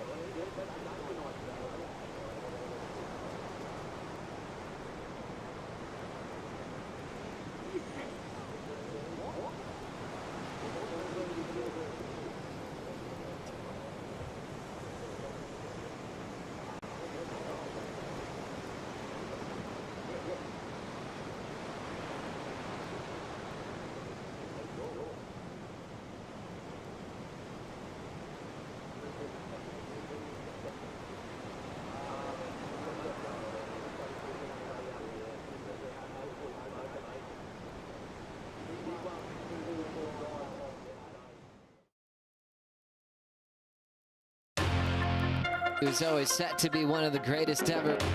And the man from Stratty's on a roll so far. Philippe Toledo. He's one of the pace setters on this year's World Tour. Whoa, Philippe Toledo. For a penny into the wishing well, I wish him well. When this man's on fire, he is unstoppable. Ethan is so stylish and precise. Dang power car. Had a good prep here, so feels like it's paying off. Knocked down but never be knocked out, eyes wide open but still I need waking up. Special moment for sure. I love you guys, and it means a lot to me. Gear up, ladies and gentlemen. We're in for a treat. Two of the form surfers meeting in semi-final one. Ethan Ewing chasing his first CT final into the semi-finals again, up against Philippe Toledo. He was the excitement machine once again yesterday. Ronnie Blakey, joined by the 78 world champ, a member of the Order of Australia, a Hall of Famer, Wayne Rabbit Bartholomew. Great to see you. Good to be here, Ronnie. Finals day, and wow, what a treat. You said it in one. Ethan Ewing, Philippe Toledo. So much chatter about this heat. There's, it's all over, like the island of North Stradbroke, the nation of Brazil. Yeah, what are they doing up there on Stradbroke Island at the moment, Bugs? Oh, it's tools down. The whole island has come out. My good mate, Russell Speck, legend from the island, has been in touch and said everyone, all eyes are on the WSL. And, you know, it's like when Bede Durbridge was winning Triple Crowns and big titles, the whole island came out, and here's the next generation, Ethan Ewing. Yeah, Ethan surfing has really come on this year. I mean, he's always had the talent. He came on tour as a youngster, a teenager, fell off tour. He's wrestled his way back into the CT ranks and is now starting to elevate that position on the leaderboard. He's the front runner from Australia on the leaderboard at the moment. But he'll have to ramp things up. He's looked really sharp throughout the contest so far, but how do you like his chances against a very informed Toledo, who disposed yesterday of the strongest competitor in the draw here at Bells Beach in John Florence? Well, Toledo, you know, goes into finals day as the favourite. There's no doubt about that. But just like John, you know, came out of those the third round heat, the fourth round heat, the highest combined totals, and then came up against Philippe Toledo, you know, Toledo just went to another level. Maybe Ethan Ewing can do this today. So there's no sure thing here, but we have felt that that top half of the draw has had winner, you know, written all over it right through the tournament. Yeah, it certainly felt that way. Not to say that the competitors in that second semi-final aren't going to light things up. As we see Carissa Moore hugging it out there with Brisa Hennessy. There'll be a jersey swap before we get to Margaret River. But Carissa has cracked the final once again, and she has the opportunity now to equal Lisa Anderson and Stephanie Gilmore with 4 Bells titles. But she's got to get past Tyler Wright, who's chasing her first Bells victory. It's going to be a fantastic showdown between the two form surfers on the women's side. And this is the one we wanted, because Tyler, from the word go, a very short, sharp interview on day one. All I want is a bell. And, you know, today it really is, they're endeavouring on a quest. It's a quest at a fabled surf break in the world for a golden bell. And it's all riding on this. I mean, there's great WSL CT points on offer, all that, but you know what? That's not the issue. Yeah, it's an amazing past winners list here at Bells Beach, Bugs, and one that you came so close to putting your name on a number of times, but you're part of the history of this contest, and for our competitors here on finals day and Easter Sunday, best way to wrap up a contest down here. They've got that opportunity, and it looks like they're going to relish it. Oh, they are, and there's lines coming through. It's a beautiful sight from the cliffs overlooking Bells Beach. What an amphitheatre it truly is. Yesterday, Kaipo, we saw Ethan Ewing getting pretty aggressive and in the tussle for that initial ride by moving to the inside of Owen Wright. It looks like our competitors might be jostling out there at the moment, mate. Yeah, a little bit of it, but really their positioning to start the heat, Ron, is they're moved off the bowl a bit and more towards the Rincon portion of the lineup. So a little bit of a lineup adjustment by both competitors to start off this heat, and maybe that's some insight into adjusting their takeoff zone and accommodating for this incoming tide. Well, that's really interesting. We know you need a lot of speed, and Philippe Toledo, Kipes, what does he generally throw at us when he loads up from that deep position? You know what? He has a special ability, Ron, of making those sections looking like he's way too deep when he takes off, but he generates so much speed just from the get-go. He's able to skim high lines and clear sections, so that's what I'm expecting from Philippe Toledo if he gets the open. Great to have you out there, mate, and look forward to checking in through these next two semi-final clashes to establish our final here at the 59th edition of the Rip Curl Pro Bells Beach. Toledo just watching on. This guy is in just classic form at the moment, Bugs. Big numbers. And he only knows one way. That is foot to the floor. And that's why he's sitting so deep, and Ethan's sitting over there with him, because Philippe Toledo knows that he can actually make that section. It's full throttle, down the line carving. I wouldn't be surprised if when Philippe Toledo takes a wave, Ethan moves across a little further towards the bowl section. We'll take this opportunity to have a chat with our finalist, Carissa Moore with Shannon Hughes. That was a massive heat. Off that opening exchange for you to get that starting wave, it really seemed to set you up for success in this heat, Carissa. Thank you. Yeah, the first exchanges are always tricky. Sometimes they can really matter and sometimes they don't. I saw Brisa paddling up from really deep, and so I knew she wanted the inside position, but I was just hoping if I sat in the right spot, maybe she wasn't going to get it or she was going to take the first one, and I just got lucky. But yeah, really happy it worked out. And you wrote a really beautiful letter to yourself. You posted it out on your Instagram, and I heard you having a quick chat with Mitch just about that self-belief now heading into the finals. Where are you sitting with that? Yeah, you know, I feel really good. I'm happy with where I'm at. I mean, I battle with self-doubt and my own little inner voice all the time, and it's just about keeping her at bay, and I'm really just excited to be into the finals no matter what.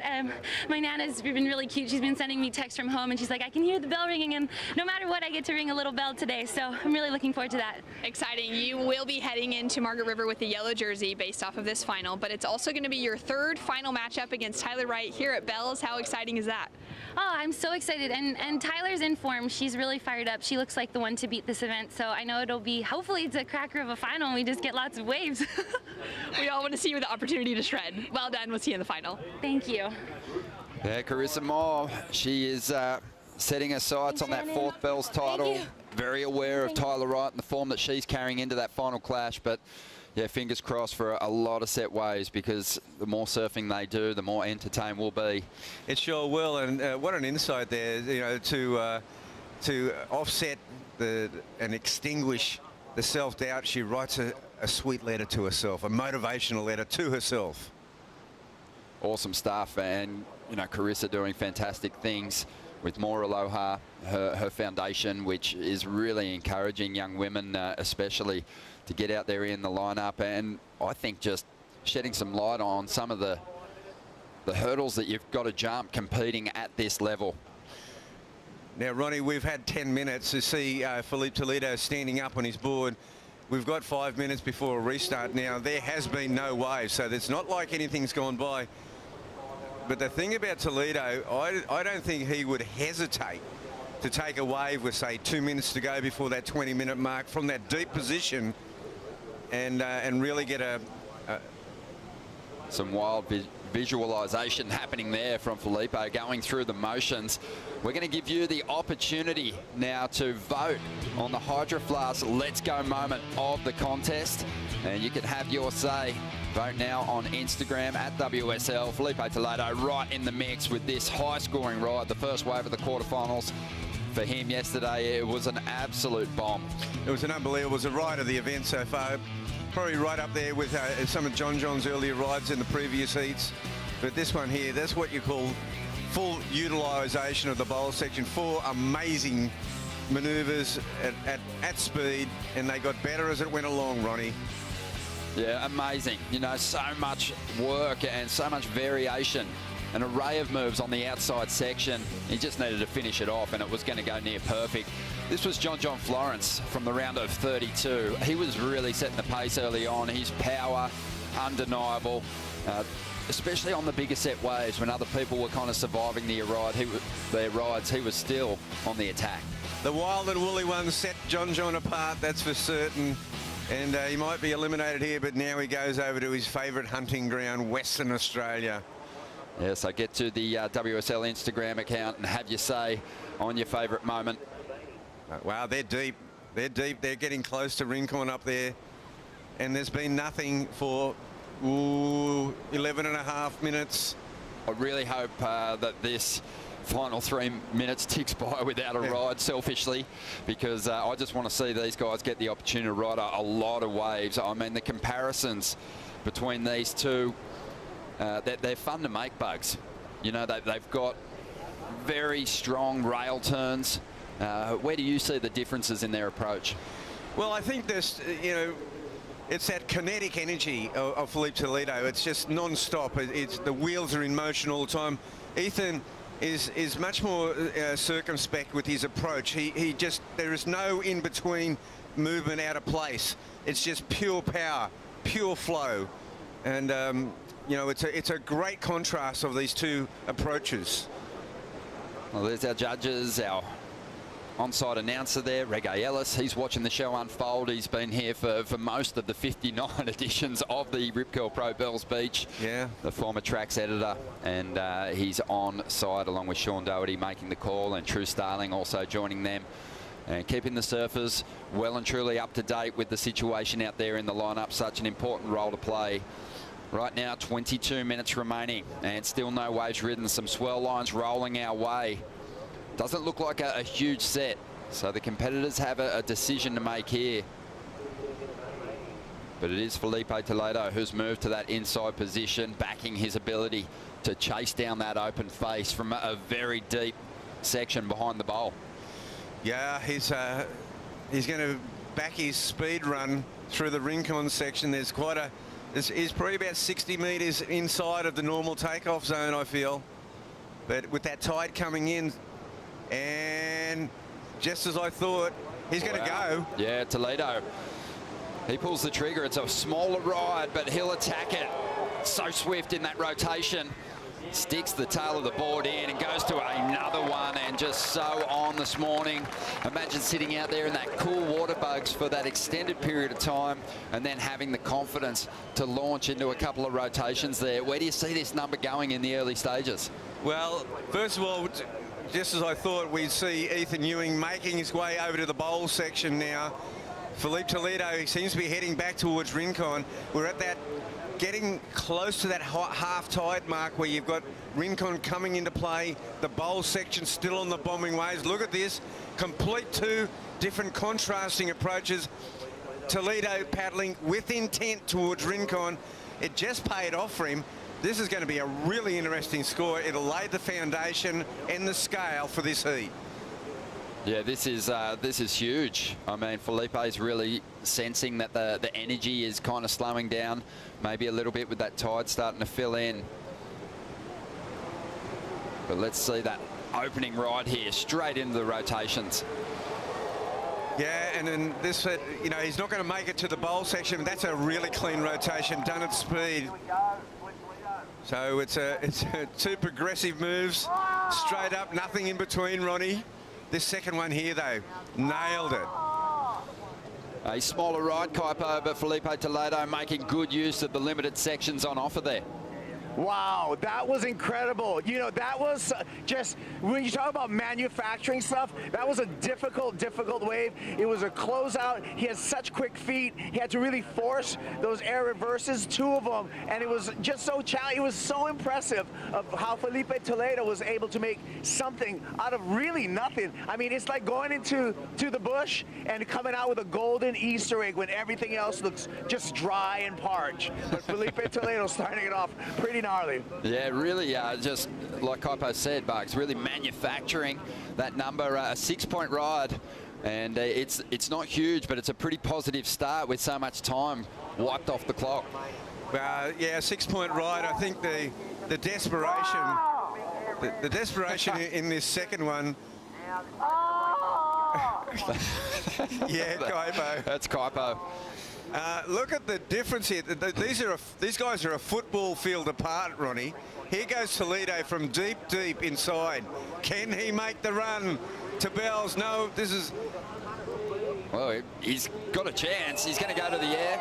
Doesn't complete the rotation this time. Looks like that wind's maybe kicked up just a little bit more. Ethan Ewing really putting his faith in the bowl and hoping that he gets some opportunities on some bigger waves. If he gets that opportunity and Felipe hangs here on the inside, I really feel like Ethan might have an edge if he can keep surfing the way he has through this contest. Ethan will need some proper bombing sets to hit the bowl section. That tide is becoming a bit of a factor here. We're only about the half tide mark, but as we can see how deep Toledo is, look at the run he has to make it to the bowl section. There was no chance. I don't think there's enough water over the reef yet to do that. I think it needs a little bit more tide, but he's got a certain strategy. He's using that wind to his advantage. Yeah, just on 18 minutes to go here. And it's just a throwaway number for Toledo on that second ride. He's the front runner on the leaderboard at the moment.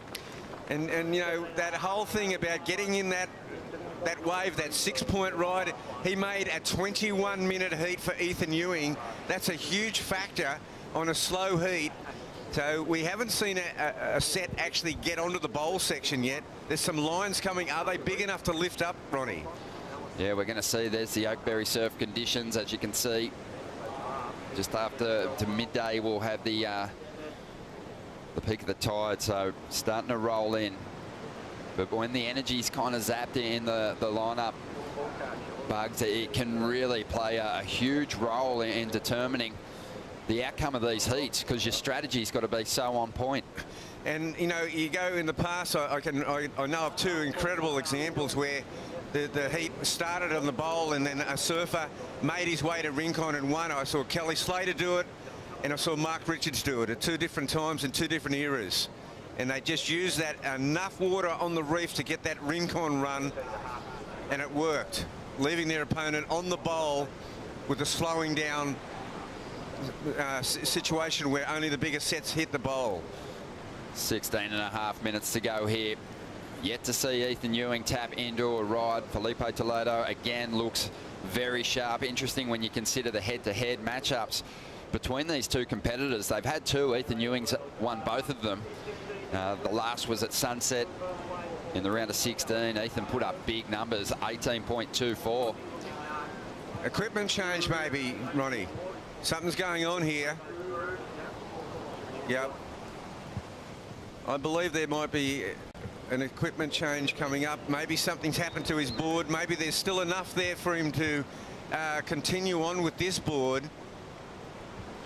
Yeah, he's thinking about getting back, I think, onto that dark arts equipment, which just looks so fast underfoot. Maybe it's feeling a little sluggish out there on that traditional board, but maybe not. Yeah, there's a bit of communication happening between Felipe and his caddy here. He's trying to work it out. I don't know if he's after that board. No, he's not. I don't believe he's after that board. I say more. I mean, this is incredible communication. So they're going back to pit lane, so to speak. A further change of equipment. These guys are very, very discerning about what equipment is underfoot. It might be just a half-inch difference in length, but it might be a different rocker, different fins. Yeah, I love making the comparisons between these two surfers, Bugs. You know, Ethan's just got that real elegance to his performance, that finesse. Still has the potency when he really lays into his turns, but there's real light and shade in his surfing. Felipe, on the other hand, it's just all light. He just takes off. He gets as much speed as possible, and he just unleashes. Here he is working one over. So keeping his board in the water a little more on this ride. A couple of decent turns. This is really just great small wave surfing. But again, you just get to appreciate just the variety in his maneuvers. Always serves up something different on every approach to a strike. What's amazing is that, to me, the Rincon option is such a high-risk option. Look how far and how deep he is and how far they've got to run with the equipment. There was a little bit of confusion on the communication there. Now, it's a super high-risk maneuver because we have had bombing sets on the bowl for the previous couple of semi-finals, and he's left his opponent out there, and nothing has happened. It is all gone Philippe's way. So still not happy with the equipment. Yeah, making his way around. We were talking the other day just about, you know, how much of an alpha Philippe Toledo is around the competition side. I mean, the confidence, even the way he cruised in then, and the communication. You know, he doesn't look flustered at all, as Miguel Pupo gets him that board that he desperately wants there, Laura. Down super fast. Zooming down the beach, almost got a speeding fine there.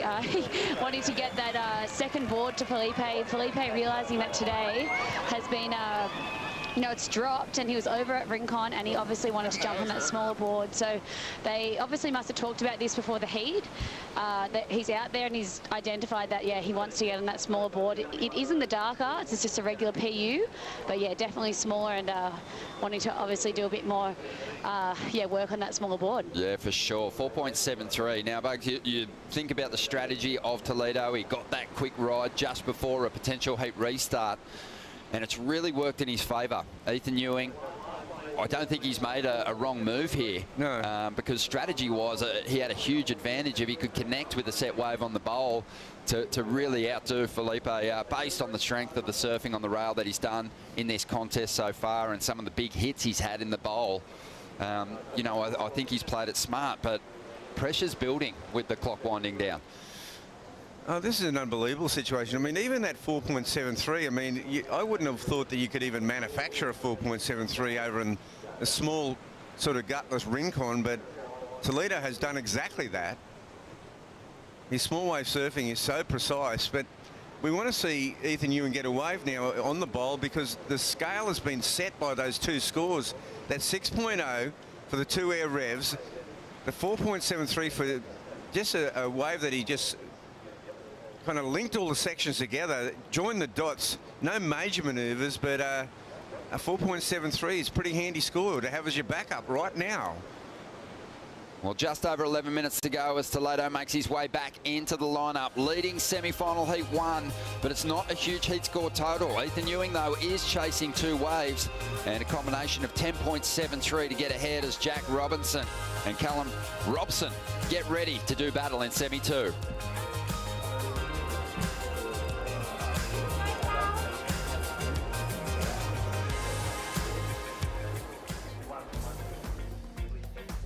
Get the perfect gift for the surfer in your life. Go to WSellStore.com to get your official 2022 Championship Tour merchandise. I like to just keep my routines pretty simple. I like to get up early. We made a bit of a saying called win the morning, win the day. It's like if you get up early and you really capitalise on that part of the morning, you win the rest of the day. Everything's a bonus from that point onwards.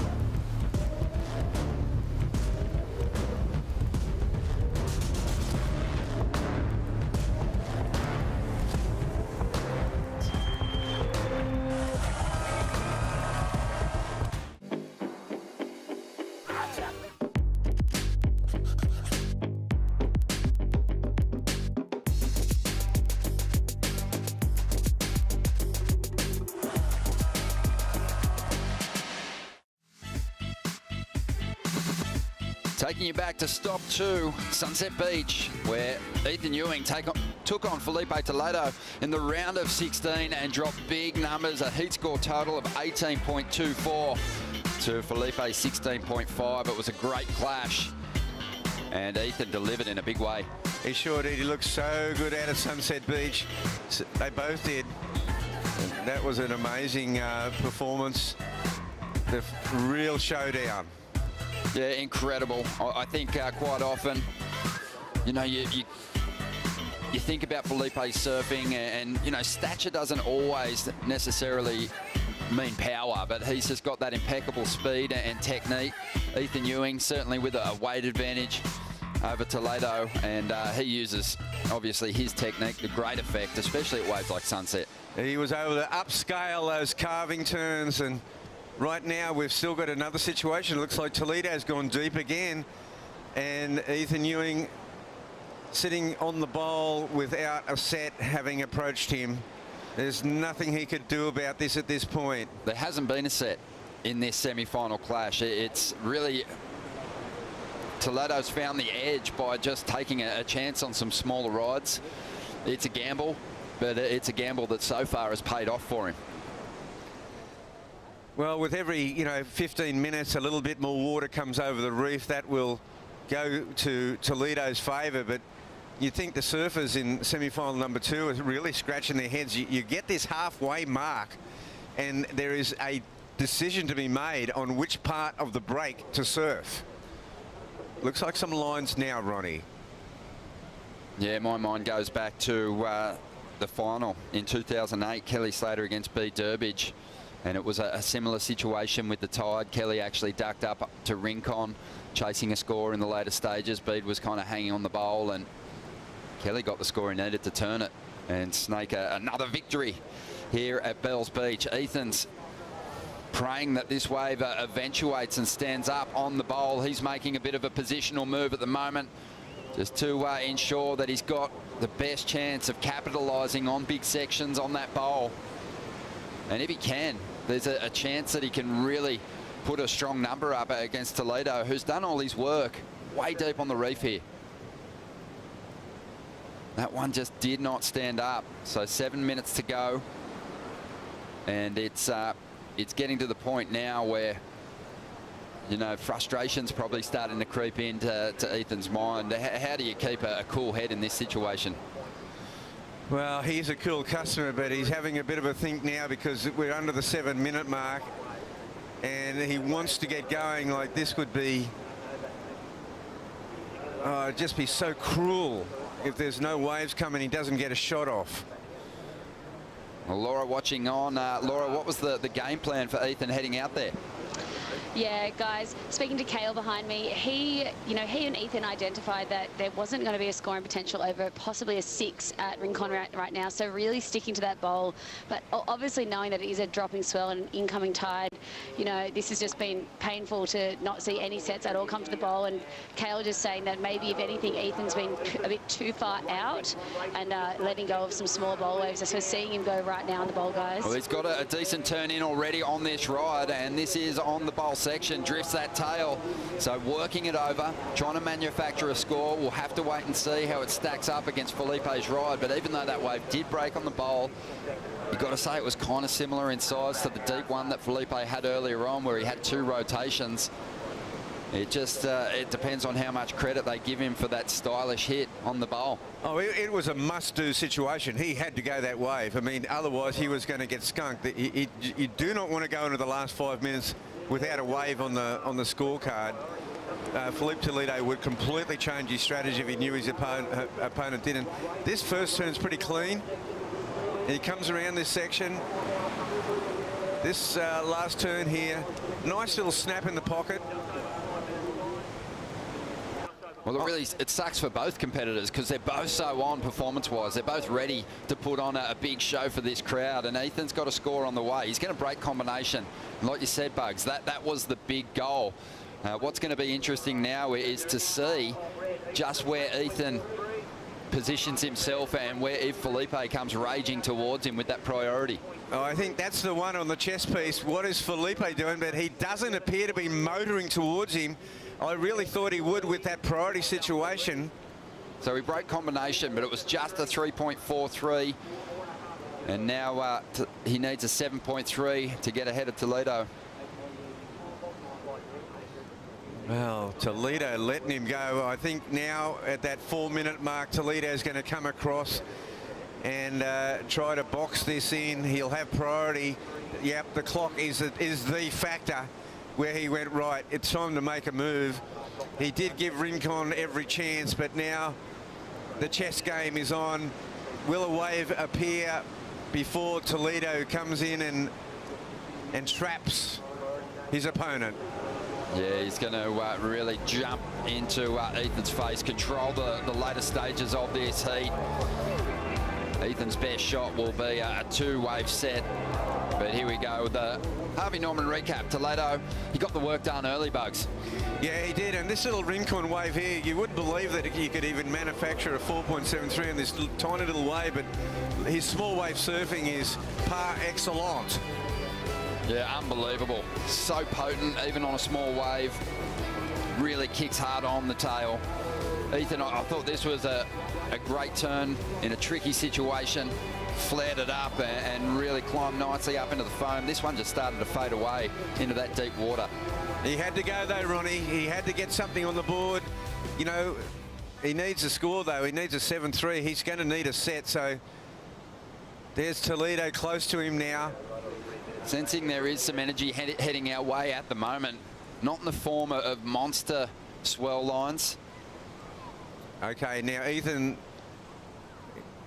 I thought he might have a look at that one. It's a smallish wave, but he has nervous times now. And 23 years of age, Ethan Ewing, and really starting to, I think, find his happy place in the jersey, although this heat isn't going to plan as far as the consistency and the set waves. Geez, he's done some good surfing this year. He really done some great surfing. Sets the year up super well. I mean, both these guys could well and truly be in that big five. You know, the Rip Curl final series over there at Trestles, these two could well and truly be in it. You would think there's a good chance. Oh, Toledo is, you know, I think a shoe-in. Just the performances and consistency in his performances. Ethan's going to be making a big jump up the leaderboard. But a final would really help his chances of getting into the Rip Curl WSL finals. Just under 2 minutes to go. Toledo just asking for an update on the time. And, you know, when you get into that 1 minute zone, that Toledo positioning there, that is just a chess move right there, because he has his opponent boxed in. What we really need is a 3-wave set. It's a checkmate, isn't it? He's in position. He's ready to take this heat. And we'll see if a set comes and Ethan just flips all the pieces off the table and drops a big number on him. Well, it's still just check. It's not checkmate. That's true. Ethan just trying to find some space out there. What a frustrating heat for him when he's, you know, his performance is so on. It's at such a high level. Now, what's going to happen here? Ethan's trying to get Toledo onto this wave. Well, Toledo, he's made a move. Yeah, he's made a move, and this is his only chance. So that was to get out of check. That's all that was. That's right, yeah. You can see Jack Robinson entering the lineup there. The Brazilian boys watching on the famous stairs here at Bells Beach. 35 seconds to go. And you've got to say, Felipe, I don't think Ethan was ever going to juice a 7.3 out of that ride. So he has gifted him a bit of an opportunity here. Ethan's got to surf out of his skin. The crowd right behind him. The Australian in the semis. He's going to go down on that first float. And the Brazilians start to celebrate Toledo. It looks like he's going to be chasing another Bells win here. He had a second place finish last time the event got underway in 2019, and he's moving his way in. But unfortunately, Bugs, a really slow semi-final heat for waves, and Ethan, you know, it was a huge turning point, that first ride for Toledo. He did surf that first wave very well. He did, and it was progressive surfing, and he absolutely made the most of it.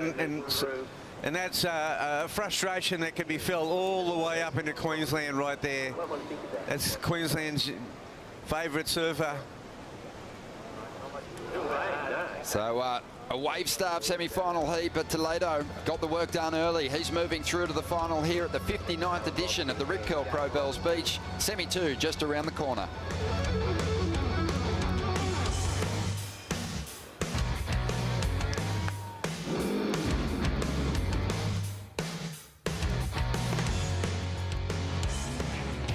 The Rip Curl Pro Bells Beach is brought to you by Oakley, the official eyewear of the World Surf League. By Expedia, the official travel booking partner of the World Surf League. And by Hydro Flask. Every adventure starts with 2 simple words. Let's go.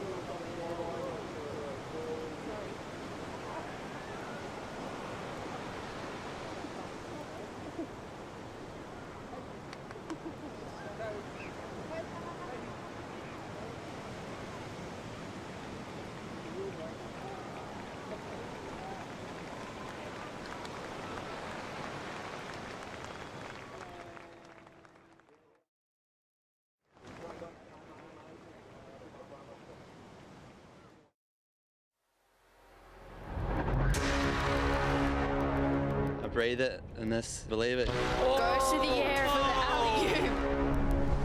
Come in, I took a deep breath and just went, all right, this is my shot. Callum Robson, bit of a sleeper. Jack Robinson feeling it. I feel like I'm just getting better and better. You know, you're in clutch moments like that, so it's nice that I got through that one. Yeah, it should be a good show.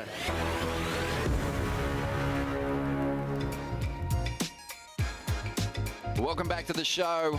Now it's time to find out who'll be taking on Philippe Toledo in the final of the 59th edition of the Rip Curl Pro Bells Beach. It's a battle between two Australians, Callum Robson, the rookie Jack Robinson, coming on. Both these competitors on their way to their best finish in a CT event this year. Jack came into the contest in 18th position, just inside that cut line. Callum Robson just a little bit further ahead in 15th. Both will be making a climb up the ratings and be looking to shore up their position.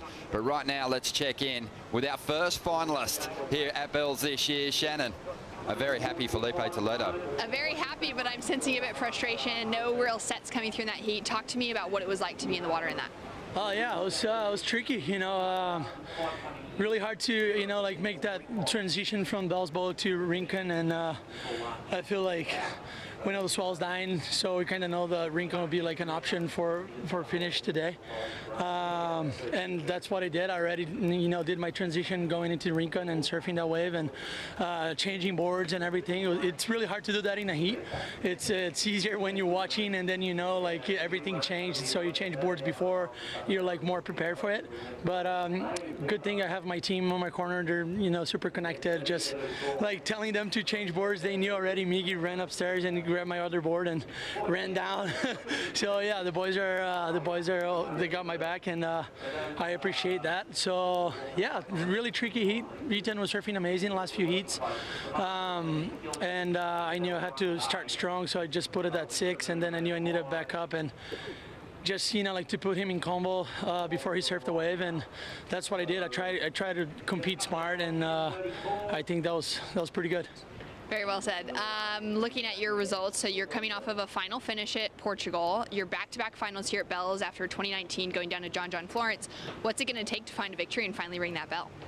I mean, first step was already done. You know, it's to beat John. After that final that he got me, I was super fortunate to you know, like have that heat against him yesterday, and we actually surfed amazing, and it was pretty cool. Second step was to beat Ethan, and now I'm in the final, and that's the final step, you know. So I just gotta keep that energy going. I feel good. My boards are good, and yeah, he would be an amazing birthday present. It definitely would. Well, I've got an update from Tours and Competitions. We are on hold now for a 10:30 call for a possible 11 a.m. start for the finals. Thank you, Shannon. Philippe Toledo, really good breakdown of what unfolded just there. Frustrated, obviously. I think, you know, as happy as he is, Bugs, to crack the final heat of this contest and get a shot at the Big Bells trophy. He's such an entertainer. He just wants to put on a big show, and he wanted Ethan to have those opportunities as well. Yeah, I think so. I mean, he's an aggressive sportsman, but he's a really fair sportsman. He would have liked his opponent to have a fair crack at it, you know. But I got to say this: if it goes to Rincon, I don't know how you can beat Philippe Toledo. I think Rincon is so up his alley. It is unbelievable advantage to him. Yeah, it was a really swift, quick adjustment. Just him talking about getting his opponent into combination before he'd even ridden a wave.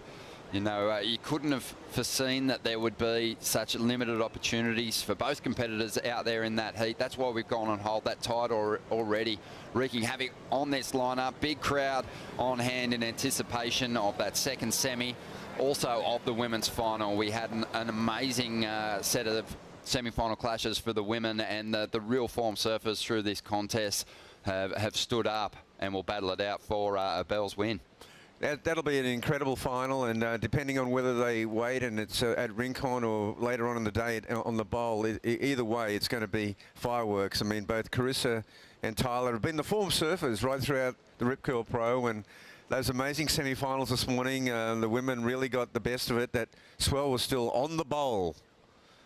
Yeah, definitely. Let's have a look at semi-final number 1 for the women. Courtney Connollog and Tyler Wright. I think they look like the most determined, focused competitors on the Bells win here this year. Tyler's made a point of it, but Courtney, she had a really tough run from the very bottom of the leaderboard to make this semi-final clash.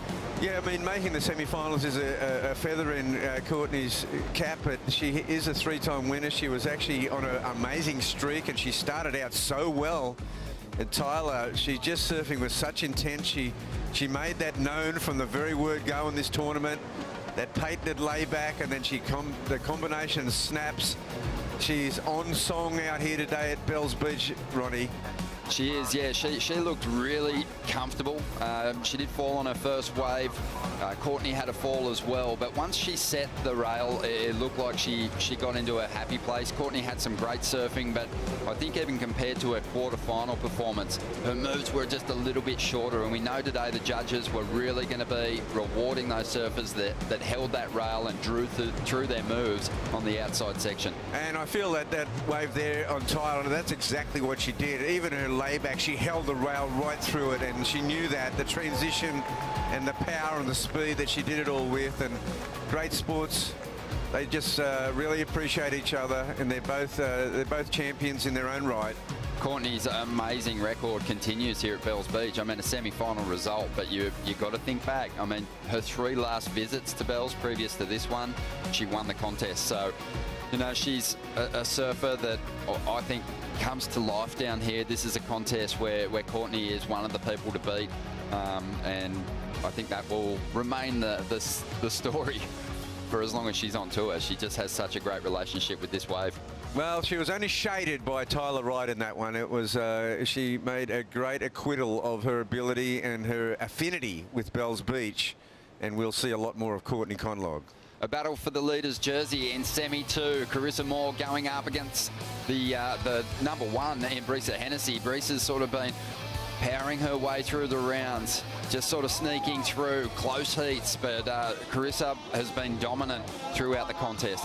Yeah, well, Carissa made note of this first exchange here where Brisa had the inside running, but she wasn't able to get onto this wave. This wave ended up being a telling wave in the outcome of this heat. Yeah, Carissa's surfing just looks so comfortable here. I mean, the big power rail turns out on the open face, I don't think they're matched by anyone on the CT. It could really work in Tyler's favour that we don't have as much swell in the lineup today, and if there is a move to Rincon, maybe Tyler's power and variety in the pocket will serve it well. But just look at the smooth lines that she's able to draw. Such great surfing, and Carissa really on top of her game. Brisa answers really well here. I think the turn of the heat right there, Ronnie, that was a strong turn. And Brisa, she made a great acquittal of herself in this semi-final. She did, and she's taken heat wins from Carissa before in the dying stages. So, you know, she would have been feeling pretty confident in that final ride, but she showed again why she's in the position she's in. Her consistency's been great this year. The size of her turns seems to be growing each season with that confidence. So a big congratulations for Brisa, and she is going to maintain a place right up at the top end of the rankings. Well, she'll be number 2 after this event, and look, the scores are right there. She wasn't far behind Carissa Moore, and Carissa just got that break very early in that semi-final, and it really proved the winner. Really difficult road through to this last heat for these competitors. Have a look how stacked the quarterfinals were. So much talent, and also so many Bells victories in the mix there. So Tyler Wright and Carissa Moore, so worthy of the opportunity to fight it out for a piece of history and a place on the Big Bells trophy here, the perpetual trophy.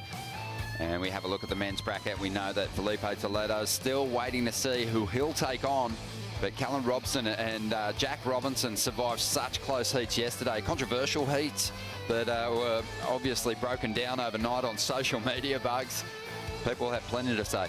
Yeah, that's right. I mean, they were 50-50 calls, and it was really those last exchanges.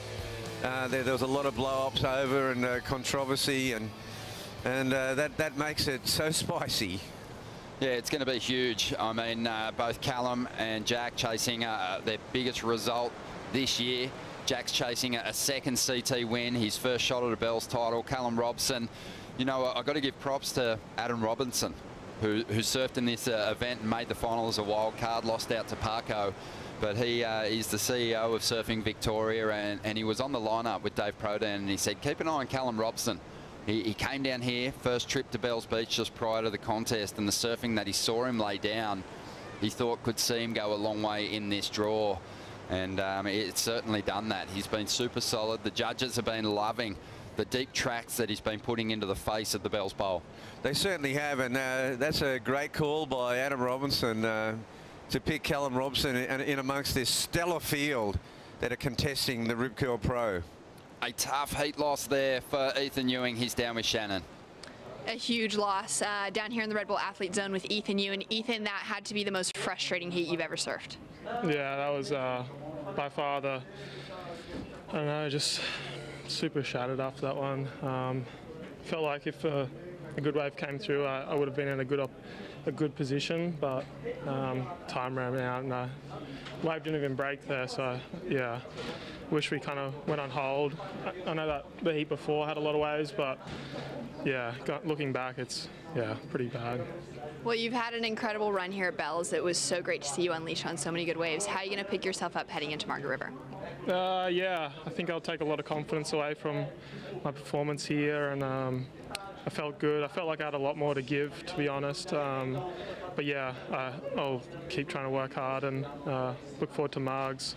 Hope Felipe does well in the final. So yeah. Thanks so much, and best of luck at Margs.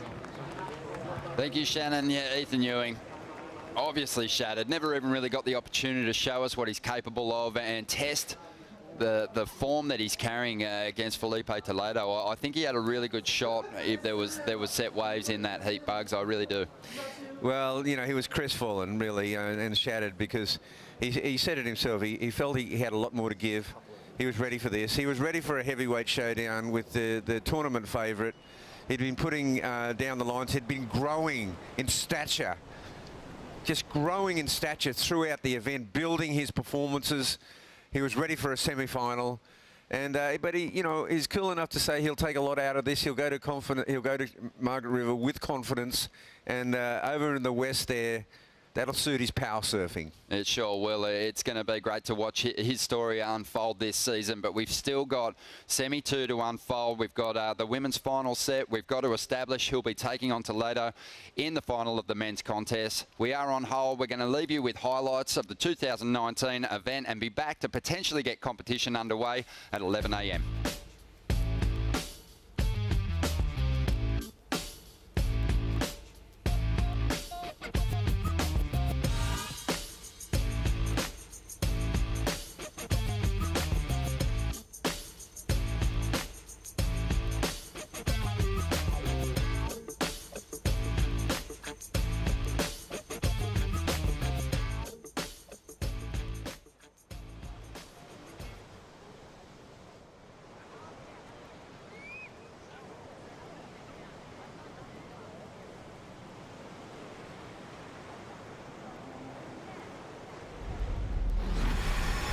Every 50 years comes a swell so great it becomes history.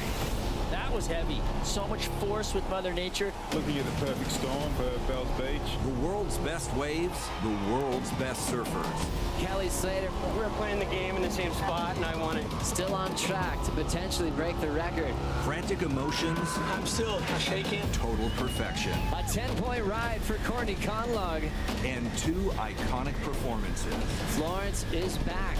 Best ever finish here at the Rip Curl Pro. This is the WSL Championship Tour from Bells Beach, Australia.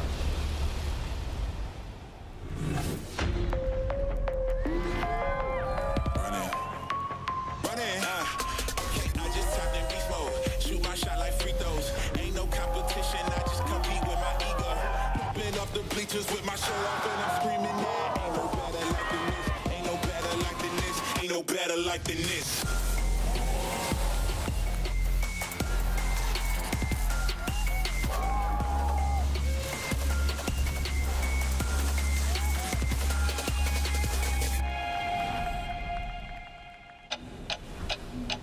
The WSL Championship Tour is by definition the world's best surfers on the world's best waves.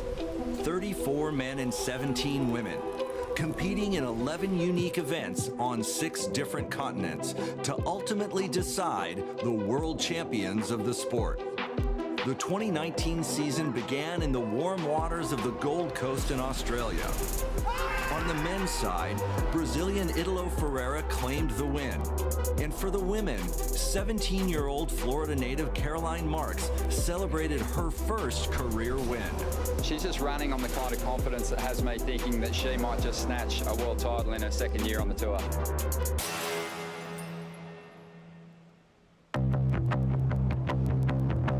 Just over an hour from Melbourne in the state of Victoria, the beach town of Torquay is home to Australia's surfing mecca, Bells Beach.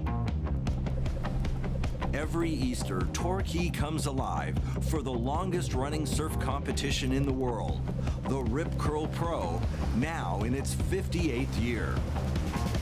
The world's best male and female surfers gather to compete for one of the most coveted trophies in professional surfing.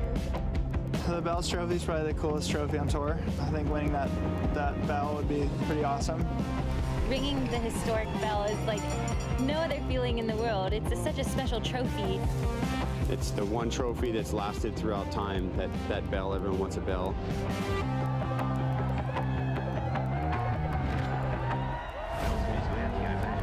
And there's so much history behind this wave. There's so many great performances, so many, past champions and greats in our sport that have won in this event.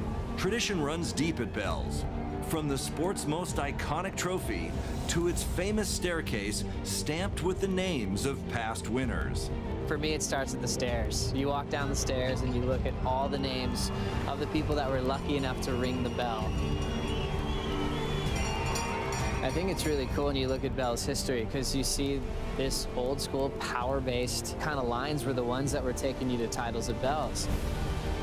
This year's running of the Rip Curl Pro will feature 2 of the greatest of all time, Kelly Slater and Stephanie Gilmore. Every single year I come back here and I dream of winning that trophy and ringing it again. So special to come down here and really think about one man's maybe swan song. Kelly Slater is probably the biggest story of 2019. You've got the greatest of all time making a statement at 2019 would be his last year. Kelly Slater is the most decorated surfer in history, with a record 11 world titles. One of the best years of my life, for sure, if not the best year of my life. The Michael Jordans and Tom Brady's of the world, Tiger Woods, he's that guy for surfing. To this point, I've never had a year like this. To go a whole year and have it pay off and you win a world title is, all that work and effort it's a really rewarding feeling. He's the greatest of all time. He'll never lose that title and maybe even get another world title along the way. There's been so many people tell me that maybe their best surf days were behind him or their healthiest, strongest days are behind him. I still feel like mine are ahead of me. Bells is the first event I ever surfed on tour. This year at Bells, Slater has a chance to make history once again. There's 3 guys that are tied with the most bells. Mark Richards, Mick Fanning, Kelly Slater. MR's obviously moved on. Mick last year came close to breaking the record for himself. It's up to Kelly to see if he can get a 5th bell this year. A little bit reinvigorated. I haven't surfed this contest in 2 years. Trying to draw on some inspiration from some of the old times I've had out here, some of the wins I've had, and just sort of channel the type of conditions I was surfing in at that time. Yeah, the inspiration would be to have the most number of bells ever.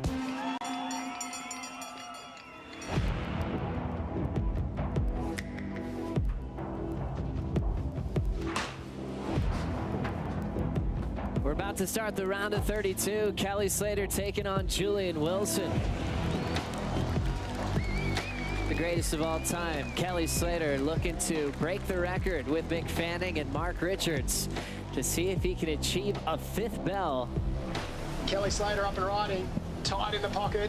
That Slater Designs looking very juicy through the Bells Bowl. This one's going to stand up for him again on the inside. He goes vertical into the lip. I tell you what, Julian's got to be on his toes here because he's looking fired up. Wilson throws the fins into reverse, falls in transition. Priority is with Kelly. Snap to slide off the top. Blows the tail in the second. Nice control off the bottom for the frontside wrap. Wilson goes down in the round of 32, and Kelly Slater will move on to surf again in the round of 16 at the Rip Curl Pro Bells Beach. We were playing the game in the same spot, and I won it.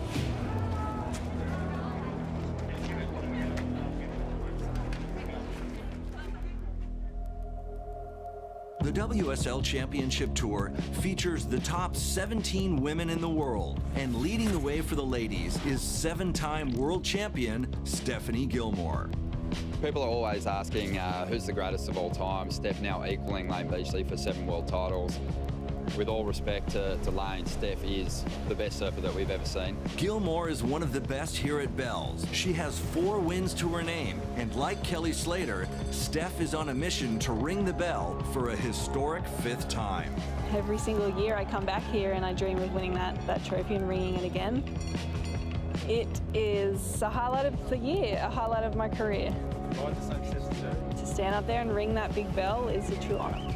Stephanie Gilmore takes her 4th bell. Gilmore is in the hunt to win her 8th world title, which would set a new record number for women's surfing. However, with a new crop of extremely talented young competitors, this title may be the hardest one yet. I think every year I've started the year thinking, oh man, this will be the hardest year to win a world title, and it's true. The girls learn and grow, and they come into each event with more knowledge and more experience, and they become much tougher competitors every single time. Stephanie Gilmore dominated the early rounds to earn herself a spot in the quarterfinals and the opportunity to ring a historic 5th bell. I've got a little more experience than everybody else, so I'll keep running off that for a while, and yeah, I'd love to win some more. Bells Beach prepares for the biggest contest swell in almost 40 years. How big will it get? Could be as big as 81. Who knows? Find out next when the Rip Curl Pro continues. So there's a huge hit. If this is any indication of what John can do, Gabriel and Italo have got their hands full.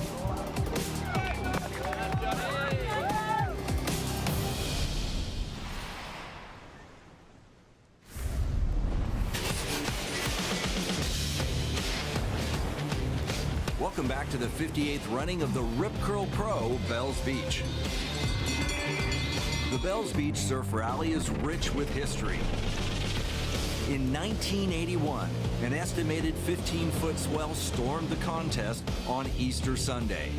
Considered the biggest bells on record, 81 will always be remembered as Hell's Bells.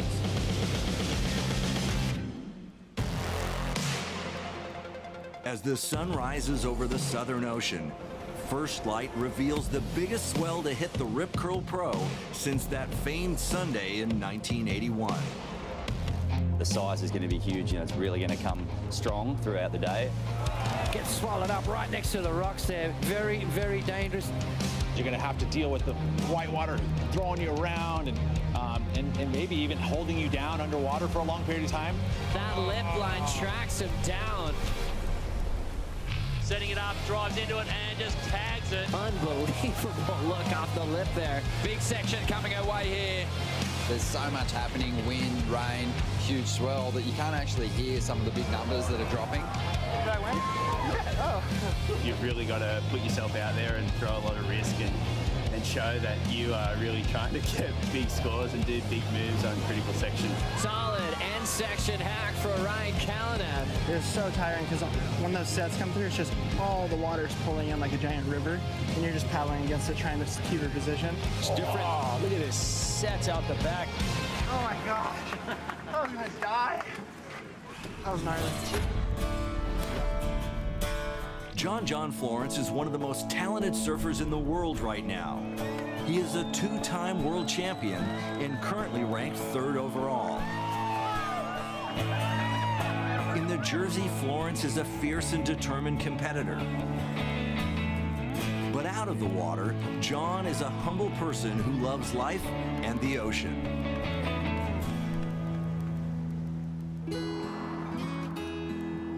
Home is probably where I'm the most comfortable, and I'm a pretty quiet person, I guess. I like that. I don't know, I like quiet things. My mom's one of my heroes. She's always going to be one of my heroes just for raising me and my brothers from when we were really young, taking us traveling around the world. I have a lot of little weird hobbies. I like to skateboard, body surf. We have a beehive. I'm not very good at the beekeeping, but I'm trying. I get stung a lot. I like growing things in the yard. We have like tons of fruit trees and everything like that. I think that's really fun. I like to go sailing. I love sailing. As soon as you get on the boat, you're separated from kind of anything that was on land, and it just kind of puts you out there, and then it's you in the ocean and whatever the weather's doing. And then you have those times when you're like just surfing the boat down waves, and just being a surfer and being on a bigger boat, and you're like catching a wind swell with it, and the wind's pulling you into it, and you can feel the whole boat take off. I think it's a really cool thing. John will have a look at a backdoor entry here. He's deep in there, we can tell you, and there he is. I compete because for me it's such a great platform for learning. It's a real kind of condensed area for real quick learning on how to perform under pressure and how to be comfortable in uncomfortable situations. I mean, this is how he can get his board tweaked out. I just want to better myself at surfing altogether, and I want to be a little more free in my surfing. I want to be able to go into a heat and do a backflip and just be able to do it. I want to be able to mix my competitive surfing with my free surfing more. Being able to take off at bells, per se, and pump down the line and maybe do a big down carve into like a huge air and then land and then surf the rest of the way through. A 9.97 for a historic maneuver. Just being able to mix it up like that so you can have those free surfing maneuvers and evolve the sport and also have that competitive surfing at the same time. Raised on the north shore of Oahu, John Florence thrives in big conditions. And with the swell on the increase, John faces the hard-charging Australian, Wright. But out there in the light-up now, another big heat about to get underway. You can see the number next to Owen's name already, an 8.17, so kicking this one off. But here is John Florence in reply. And John absolutely hammers what's on offer a couple of times now. Really critical on that last hit. Just couldn't quite get his board back under his feet. And he's up once again. Nice layback snap. This is by no way easy wave to surf. Look at all the moguls. You know that John's the kind of guy that won't back away from these final sections. And there's a huge hit. John's timing is just impeccable out here. His commitment to the lip and commitment to hitting this inside is like none other. Can probably afford to conserve some energy here at this point in time as he drives up into the lip on his way to a very healthy heat score. John Florence, what an impressive performance. If this is any indication of it cleaning up tomorrow and getting better, what John can do, Gabriel and Italo have got their hands full.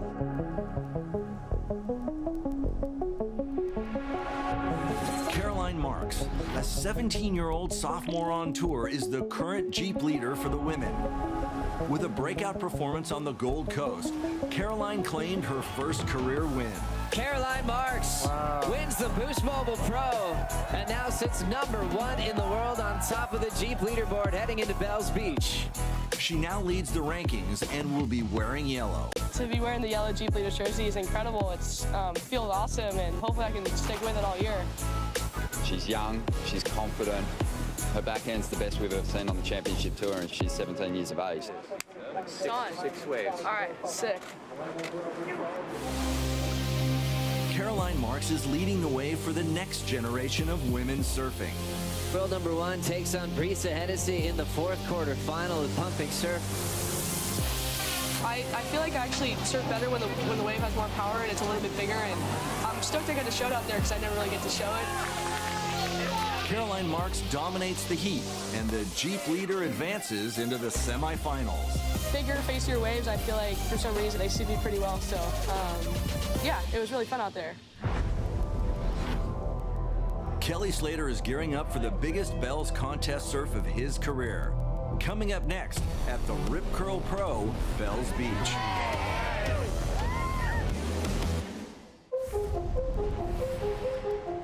Welcome back to the 58th annual Rip Curl Pro Bells Beach. In recent years, Brazilian surfers have stormed to the top of the WSL Championship Tour. The aptly named Brazilian Storm hit Bells Beach last year when Italo Ferreira rang the bell to signal his first career victory. Italo Ferreira is the Rip Curl Pro Bells Beach champ. Ferreira is currently #1 in the rankings and returns to Bells wearing the yellow Jeep Leaders jersey. I'm looking for the world title for sure, but there's a longer way to there, and I know it's hard. Philippe Toledo brings a very progressive approach to the traditional Bells lineup. Felipe thrives on winning, and he is here searching for his 8th career victory. You know, whenever you win, it's just that feeling, that emotion, that adrenaline, and that's makes me want to go further. Gabriel Medina is without a doubt the heavyweight of the Brazilian contingency. Medina is a 2-time world champion and considered a favorite to win every contest on tour. I think everyone on tour dreams to win a contest here. It's a wave that you have to take your time. Looks perfect, but it's pretty tricky. Medina has the incredible trait of surfing better when the conditions get tougher. And as the surf grows bigger, he looks to take his surfing to a higher level. As we see now, Medina. Have a look at this section. Beautiful bottom turn, and he is going to hang on to the finish. That was a massive wall. And the number is in, a 9 for Gabriel. Well out in front. Come on, mate. Unbelievable from Medina at the moment. Setting up some beautiful big hits. Oh, that section was so crazy, and he just went for it. Just dropped an 8.27. He is well out in front. William Cardoso looking for a 2-wave total of 17.27. Holy mackerel. Medina just relentless out here at the moment. Williams already on the beach. That heat's a wrap, and Medina is through to the quarterfinals for the 2nd time this year. You tamed the beast. That's fun. Carissa Moore and Courtney Connollog have been the 2 most dominant Bells performers on the women's tour this decade. Carissa currently has 3 wins and Courtney 2. Courtney Connollog is the champion of the Rip Curl Pro. Both excel in big surf and are renowned for their incredible power surfing. I'm a competitor, and I want to beat every girl that I come up against. You know, I want to surf better, and I want to get the better waves, and I want to show everyone on the beach that I'm the best one. You've been able to win the belt twice. What would it mean to win a 3rd? Gosh, it'd be amazing. I know what it takes to get a bell, and so I'm just going to focus on the process at hand. Obviously, I have a bit of work to do. Firing conditions at the Bells Bowl now set the stage for a quarterfinal face-off between Conlog and Moore. Thanks, you too. And now we're going to see a couple of former Bells champions battling it out for that spot in the semi-finals. Both these girls are going to get out there and be on full attack mode. We see Courtney out of the lip. I think the judges are going to eat that up. Aggressive first turn, hits the end section, only 2 maneuvers. Just showing commitment on the bigger waves is going to score pretty well. 8.17. She loves to show up on days like today. Well, here goes Courtney. This wave standing up pretty nicely. Big section coming her way here, and she hangs onto it. Times it perfectly and comes down with great stability. And a 6-point ride. And here's Carissa. Well, let's see what she can do. If anyone can change things with a big individual turn, it's this woman. This thing's going to stand up. Carissa bails out. 5.17. And now she's looking for a 9-point ride. At the moment, Courtney's got the edge. Carissa taking this one. Chasing a 9 on this ride. Picking a medium-sized set. That means she's really got to lay down some quality turns. Big section here. Carissa thinks about the roundhouse comeback, but just can't set that rail. The conditions definitely worked in Courtney's favour there. She'll take on Lakey Peterson in the semi-finals.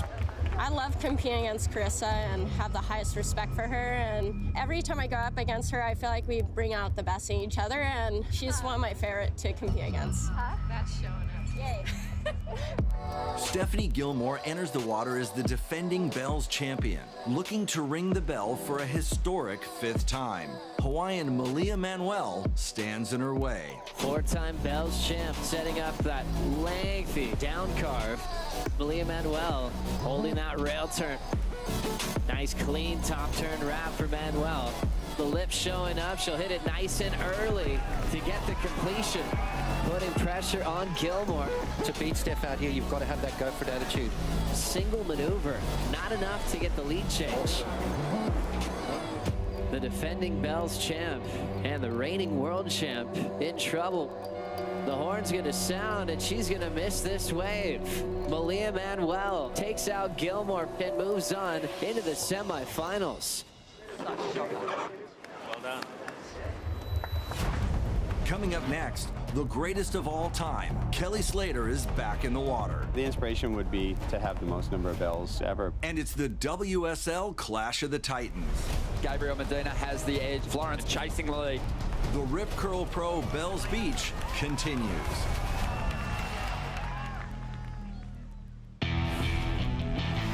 Welcome back to the second stop of the WSL Championship Tour. This is the 58th running of the Rip Curl Pro Bells Beach. Everyone's pretty fired up to see who is going to ring the bell. Thousands of avid surf fans have descended on Bells Beach to witness Kelly Slater's last go at this iconic event. With 11 world titles and 4 Bells wins, he is the most decorated surfer to ever compete in this, the longest running surf contest in history. He's after a 5th Bells title, and if he can get it done, it'll be 56 Championship Tour wins. Yeah, it's wild and woolly out there. It's super difficult conditions. The inspiration would be to have the most number of bells ever. How long is it each trap? 35, 40? 35 minutes. Jet ski assist, but not for paddle out. Slater has successfully navigated his way through the early rounds, but now Kelly will face his toughest competitor yet, young Australian Ryan Callanan. For me, it'll be a really special heat. It could be his last year on tour. Any heats I can with him in general is quite incredible. Kelly Slater kicking off finals day on the first wave of the morning. Fits in a turn under that barrel section. Back foot came right off the tail pad, and down he goes. Now taking off Ryan Callanan. That's a classic Bells Bowl wave right there, and that's the difference between winning and losing, is getting yourself on these kind of waves. Ryan's absolutely nailed it. Ryan Callanan way out in front, Kelly needing 9.17. Bomb out the back. Can Kelly Slater pull off a miracle?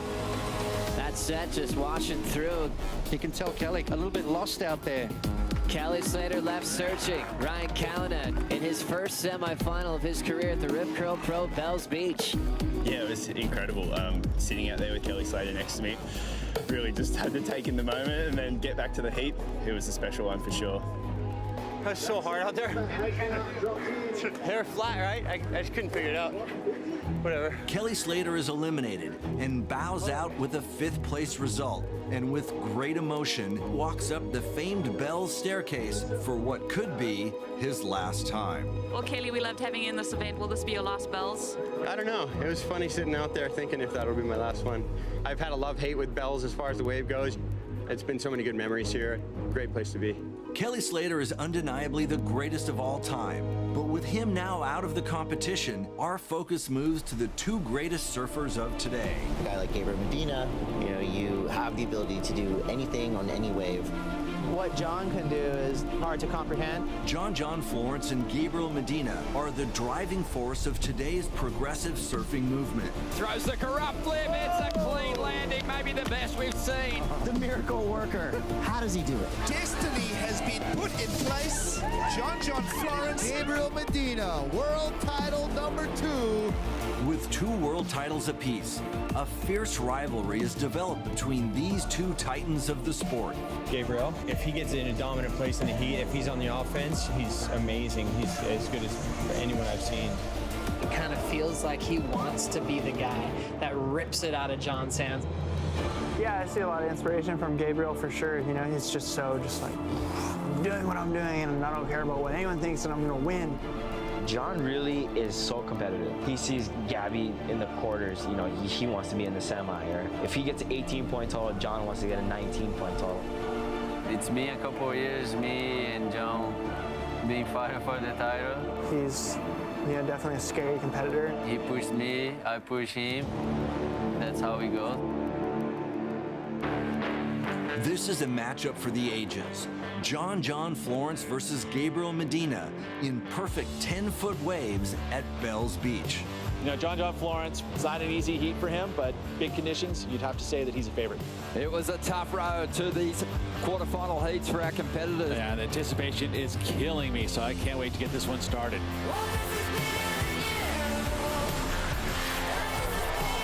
Florence looking to answer here.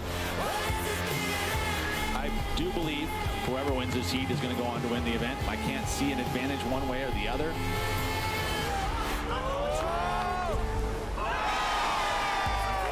Florence up at the moment, chasing the lead. Big carve there, drops back down into the bowl.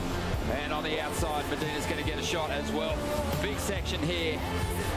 And he'll hang on to the finish. Very even in this exchange. Well, Florence, he wants to crack the final event here. He's on his way. Gee, devastating forehand approach on the outside. And John Florence is going to get the win. Let's give it up for John Florence.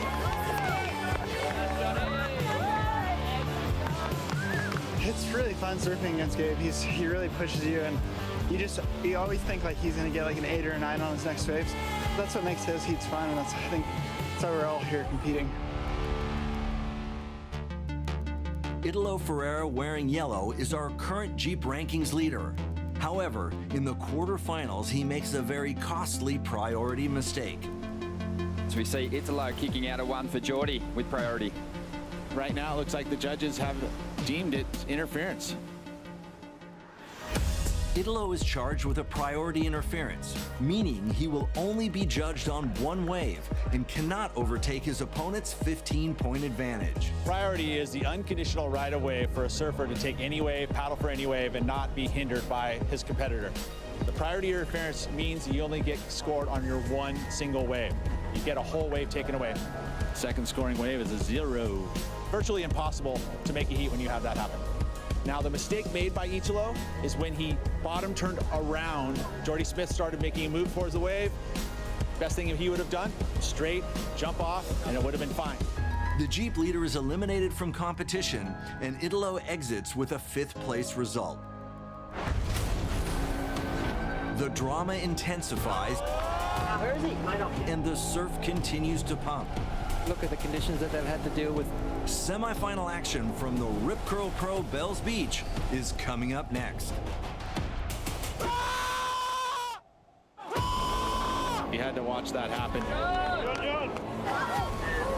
They're both fighting for their first event win. He's not out of it yet.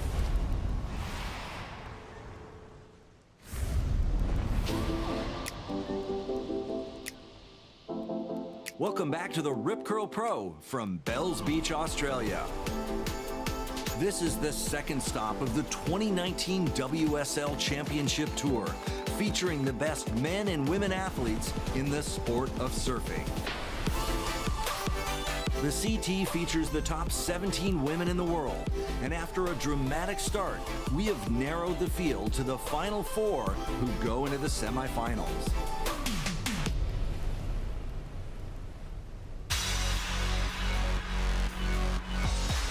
Semi 1 features 2 Californians, Courtney Connollog versus Lakey Peterson. And the second semifinal matchup is between Hawaiian Malia Manuel and Caroline Marks from the state of Florida. Yeah, mate. Take that hat trick, bring it home. Yeah, we got it. 2 Californians going head-to-head, Lakey Peterson versus Courtney Conlog. Now it's starting to really bowl up for Courtney. Squares up vertical. And now looking to finish strong. A solid connection there. Lakey Peterson trying to answer to Courtney Conlog. Actually holding her lower back there. Wow, so unfortunate the back gave out last night. I was so looking forward to this heat. Courtney's going to try to capitalize. Just trying to play with those open canvases and getting cheeky with it. Courtney Conlog takes the heat win, and she's into the Bells final. Courtney rang the bell in 2016 and 17. Now she's vying to become a 3-time winner.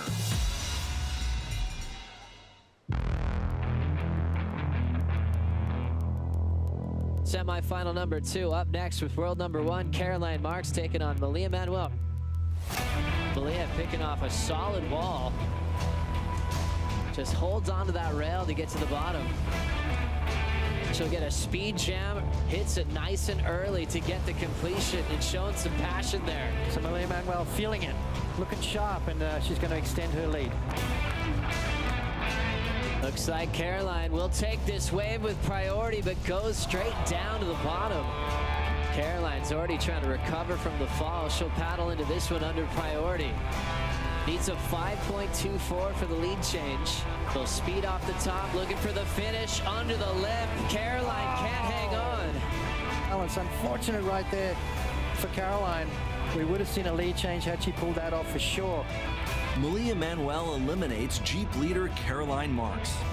To make a final here is pretty amazing. I think the waves are very difficult, so it takes a lot of ocean instinct to conquer this wave. So I'm happy to survive, these 2 heats and ready to give it my all in the final. On the men's side, we began the Rip Curl Pro with 36 of the best in the sport.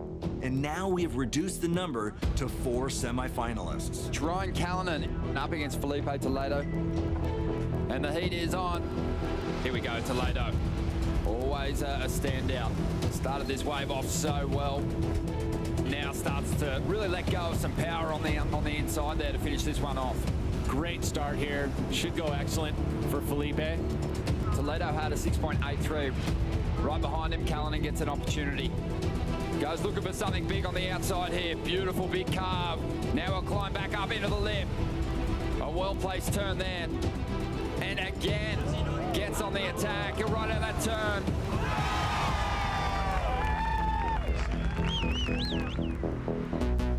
Numbers in for Ryan Callanan's last ride, 7.67, and he's up again. That one should factor into his top 2 at this stage. It's exactly what Ryan needed to do. But he's not safe just yet. More swell lines rolling our way. Felipe's out there with priority. Right now, though, Felipe Toledo is trying to turn this semi-final in his favour. And Toledo is going to hammer that pocket. Beautiful floating re-entry there. Up into the hook and hammers the lip. Last of blue, Felipe Toledo, a 6.57. It's enough to get him up into the Rip Curl Pro final. Felipe Toledo doing enough to get himself into the final. I knew it was going to be on the last wave, and I was lucky enough and blessed enough to go for the last one. Well done. Thanks, bro. Thank you. Good heat. Good perfect. Thank you. Appreciate it. Ah! Semi 2 just about to kick off. John Florence taking on Jordy Smith. The winner of this heat will take on Felipe Toledo in the final. And another clean set wave, another good start for Jordy. This time going straight into a big maneuver. Jordy Smith's going to pose some problems for John as well. And numbers starting to roll through for Jordy Smith's first wave, and he has a 7.17 in the account. But a bit of interest from John Florence in this one. Watch for this, Benzie, bang! Oh, but that turn there, massive. That was the turn of the heat so far. Right now, he's trying to overcome this man, Jordy Smith, who's really starting to accelerate now. Moving through to the inside, gets up onto the lip, and does very well to handle a tricky section at the end of that ride. John Florence now, he needs an 8.61. On the outside, a really good size set wave. John Florence rips into a huge carve. John Florence has to get this turn right. He needs an 8.61. Well, he just bagged himself a 9.43. What a comeback from John Florence. The crowd loves it.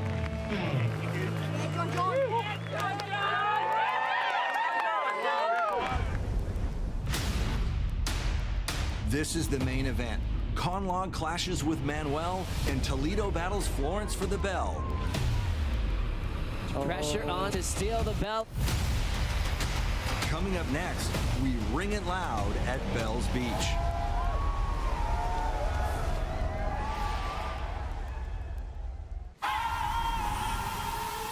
Welcome back to the Rip Curl Pro Bells Beach. John Florence, bang! This is the longest running surf contest in the world, now in its 58th consecutive year. The most iconic trophy in surfing encapsulates this historic event. And every winner has his and her name etched on it for eternity. It's the one trophy that's lasted throughout time. Everyone wants a bell. Yeah, I definitely want to win. I want it. I want the trophy super bad. Who will claim the honor in 2019? First up, the women's final between Malia Manuel and Courtney Connollog. Courtney's always been really good in sizable conditions. She favors it. She loves it. She thrives in it. Conlog is undefeated in heats here at Bell's since 2016. She claimed victory twice and did not surf last year due to injury. The Californian returns this year, surfing for herself. The tour's tough. You got to be ready for every moment. And the reality is you can't control everything. I just remember all of a sudden I fell and my foot just went snap. I had never heard anything like that. It's such a journey, this tour. First wave back from injury, Courtney Connollog. We all work really hard. I'm here to win. We all are. Conlog gets a major win, taking out world number 1. Right now, I'm surfing for myself, for my family, for my friends, for my fans. And so what I'm doing is just taking the blinders off and opening up a bit with nothing holding me back. As the women's final begins, Conlog is looking to stamp her name in history as one of the best at Bell's with her 3rd straight win.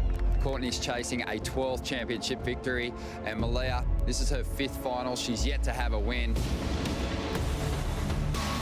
And one will be forever remembered to be a Bell's champion. 2 surfers in motion. Courtney hits it hard to finish. Malia Manuel, all finesse. Drives off the bottom, clean top turn arc on a heavy section. The heat is on. 6.67 for Malia to a 5.83 for Conlog. Now it's Malia's turn. Airdrops the takeoff. Clean arc on a massive wall. Double overhead off the bottom. She'll get a clean top turn under the closeout. That is more like it for Malia. I want to see the passion. 8.17. Malia Manuel leads this final. She really wants this. And what a great opportunity she's got here. Courtney Connollog, every time she shows up in a final of Bell's, she converts it into a win. Have a look at this. This looks like an absolute bomb here for Courtney. Big late takeoff for Conlog. Board chattering off the bottom. There's that big frontside whip. Look at the size of this section. Courtney's got the speed to burn. Drills it off the top. No holds barred for Courtney Connollog. This wave maintaining its height all the way through, which is going to make for a dramatic finish. Takes her time off the bottom again. Another beautiful swooping maneuver from Connollog. And nails it shot with a beautiful turn. There's the celebration. Well-earned claim there as he asked for the 10 and gets it. A 10-point ride for Courtney Connollog in the final against Malia Manuel. Wow. What a show for Courtney Connollog. Let's make it 3 Bell's titles. With a perfect 10, Courtney Connollog puts an exclamation point on her 3rd straight Rip Curl Pro win. After 2019 Rip Curl Pro Bell's Beach champion Courtney Connollog. She'll join names like Carissa Moore, Lane Beachley, who also achieved 3 Bells in their career. Amazing stuff there from Courtney Connollog. Well deserved. She's a fighter. What a day. That was insane. Courtney never backs down. Her aggressive approach is what makes her so strong here, and especially when the waves are big. She's near unbeatable. Great job. So fun having a final with you.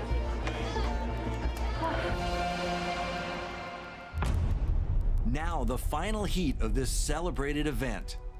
Philippe Toledo has never lost a WSL final and goes into this heat with 7 career wins. John Florence is a 2-time world champion and arguably the best surfer of his generation.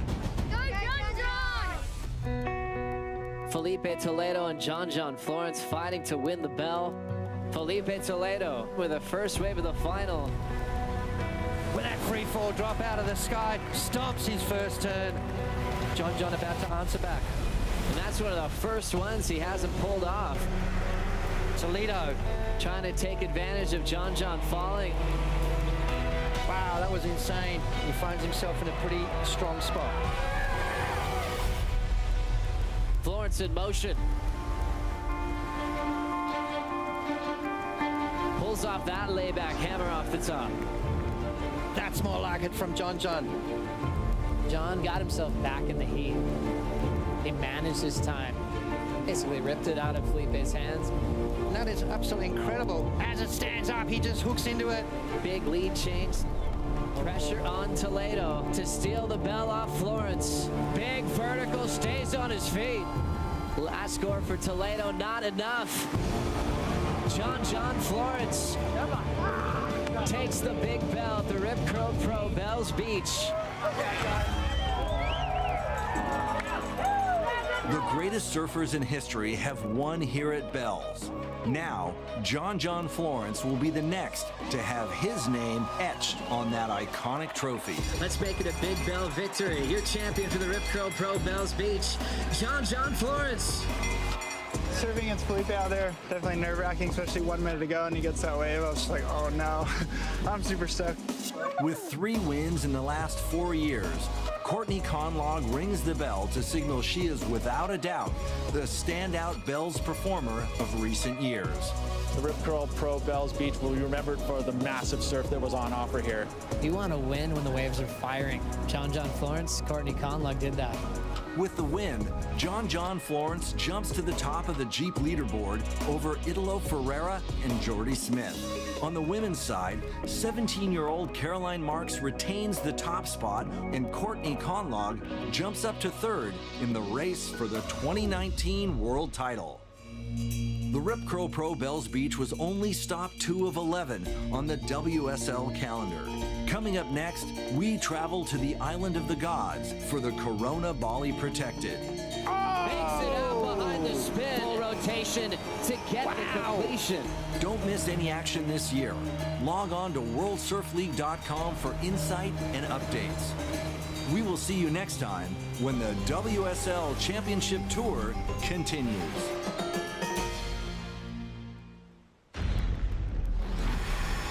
Every 50 years comes a swell so great it becomes history. That was heavy. So much force with Mother Nature. Looking at the perfect storm for Bells Beach. The world's best waves, the world's best surfers. Kelly Slater. We're playing the game in the same spot and I won it. Still on track to potentially break the record. Frantic emotions. I'm still shaking. Total perfection. A 10-point ride for Courtney Connollog. And 2 iconic performances. Florence is back. Best ever finish here at the Rip Curl Pro. This is the WSL Championship Tour from Bells Beach, Australia.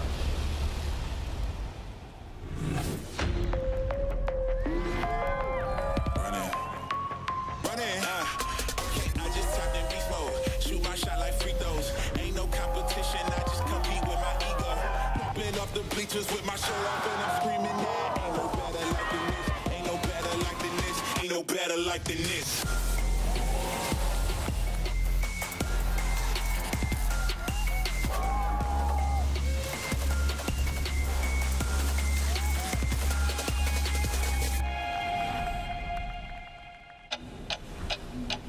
The WSL Championship Tour is by definition the world's best surfers on the world's best waves. 34 men and 17 women, competing in 11 unique events on 6 different continents to ultimately decide the world champions of the sport. The 2019 season began in the warm waters of the Gold Coast in Australia. On the men's side, Brazilian Italo Ferreira claimed the win. And for the women, 17-year-old Florida native Caroline Marks celebrated her first career win. She's just running on the kind of confidence that has me thinking that she might just snatch a world title in her second year on the tour.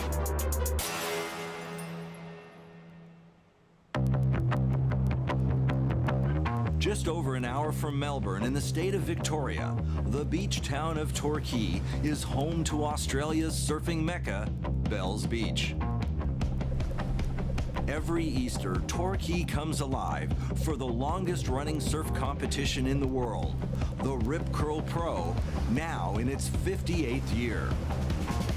The world's best male and female surfers gather to compete for one of the most coveted trophies in professional surfing. The Bells Trophy is probably the coolest trophy on tour. I think winning that bell would be pretty awesome. Ringing the historic bell is like no other feeling in the world. It's such a special trophy. It's the one trophy that's lasted throughout time, that bell, everyone wants a bell.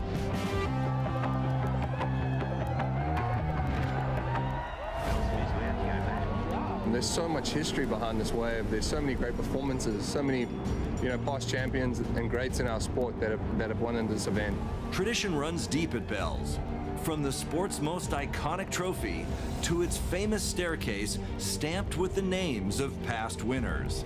For me, it starts at the stairs. You walk down the stairs and you look at all the names of the people that were lucky enough to ring the bell. I think it's really cool when you look at Bell's history because you see this old school power-based kind of lines were the ones that were taking you to titles at Bells. This year's running of the Rip Curl Pro will feature two of the greatest of all time, Kelly Slater and Stephanie Gilmore. Every single year I come back here and I dream of winning that trophy and ringing it again. So special to come down here and really think about one man's maybe swan song. Kelly Slater is probably the biggest story of 2019. You've got the greatest of all time making a statement at 2019 would be his last year. Kelly Slater is the most decorated surfer in history, with a record 11 world titles. One of the best years of my life, for sure, if not the best year of my life. The Michael Jordans and Tom Brady's of the world. Tiger Woods, he's that guy for surfing. To this point, I've never had a year like this.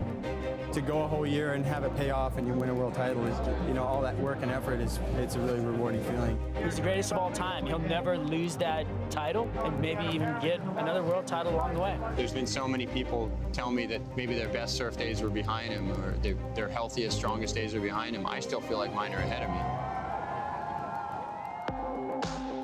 me. Bells is the first event I ever surfed on tour. This year at Bells, Slater has a chance to make history once again. There's three guys that are tied for the most bells. Mark Richards, Mick Fanning, Kelly Slater. MR's obviously moved on. Mick last year came close to breaking the record for himself. It's up to Kelly to see if he can get a fifth bell this year. A little bit reinvigorated. I haven't surfed this contest in 2 years.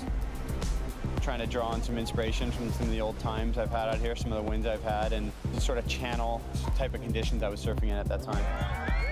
Yeah, the inspiration would be to have the most number of bells ever.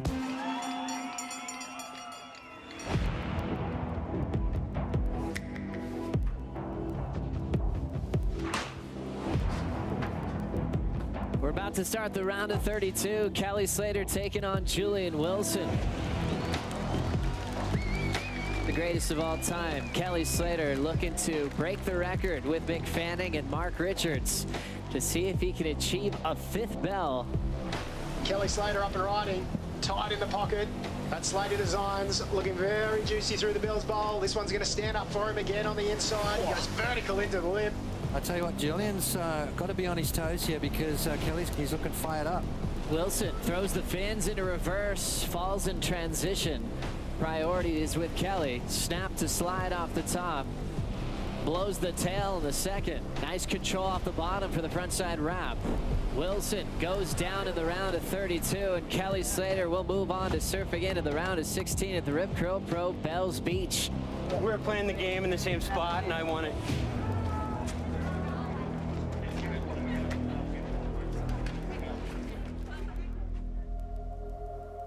The WSL Championship Tour features the top 17 women in the world, and leading the way for the ladies is 7-time world champion Stephanie Gilmore. People are always asking who's the greatest of all time. Steph now equaling Lane Beachley for 7 world titles. with all respect to Lane, Steph is the best surfer that we've ever seen. Gilmore is one of the best here at Bells. She has 4 wins to her name, and like Kelly Slater, Steph is on a mission to ring the bell for a historic 5th time. Every single year I come back here and I dream of winning that trophy and ringing it again. It is a highlight of the year, a highlight of my career. To stand up there and ring that big bell is a true honor. Stephanie Gilmore takes her 4th bell. Gilmore is in the hunt to win her 8th world title, which would set a new record number for women's surfing. However, with a new crop of extremely talented young competitors, this title may be the hardest one yet. I think every year I've started the year thinking, oh man, this will be the hardest year to win a world title, and it's true. The girls learn and grow, and they come into each event with more knowledge and more experience, and they become much tougher competitors every single time. Stephanie Gilmore dominated the early rounds to earn herself a spot in the quarterfinals and the opportunity to ring a historic 5th bell. I've got a little more experience than everybody else, so I'll keep running off that for a while, and yeah, I'd love to win some more. Bells Beach prepares for the biggest contest swell in almost 40 years. How big will it get?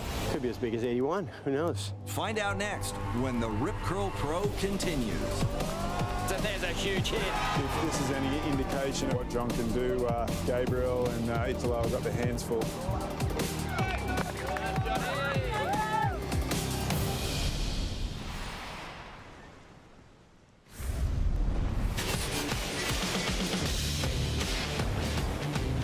Welcome back to the 58th running of the Rip Curl Pro Bells Beach. The Bells Beach Surf Rally is rich with history. In 1981, an estimated 15-foot swell stormed the contest on Easter Sunday. Considered the biggest bells on record, 81 will always be remembered as Hell's Bells.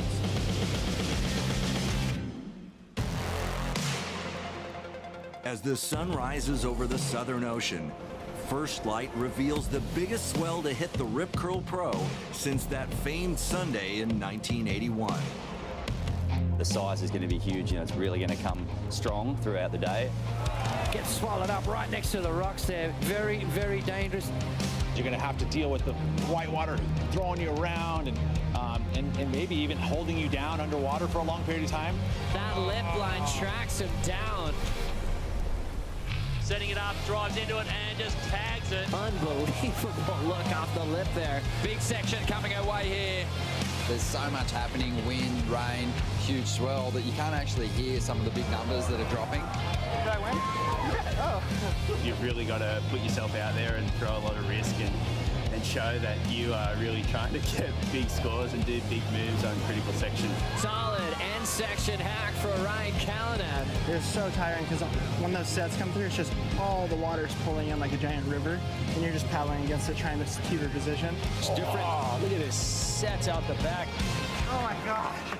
I was gonna die. That was gnarly.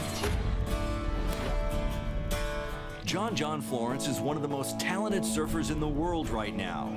He is a 2-time world champion and currently ranked 3rd overall. In the Jersey, Florence is a fierce and determined competitor. But out of the water, John is a humble person who loves life and the ocean.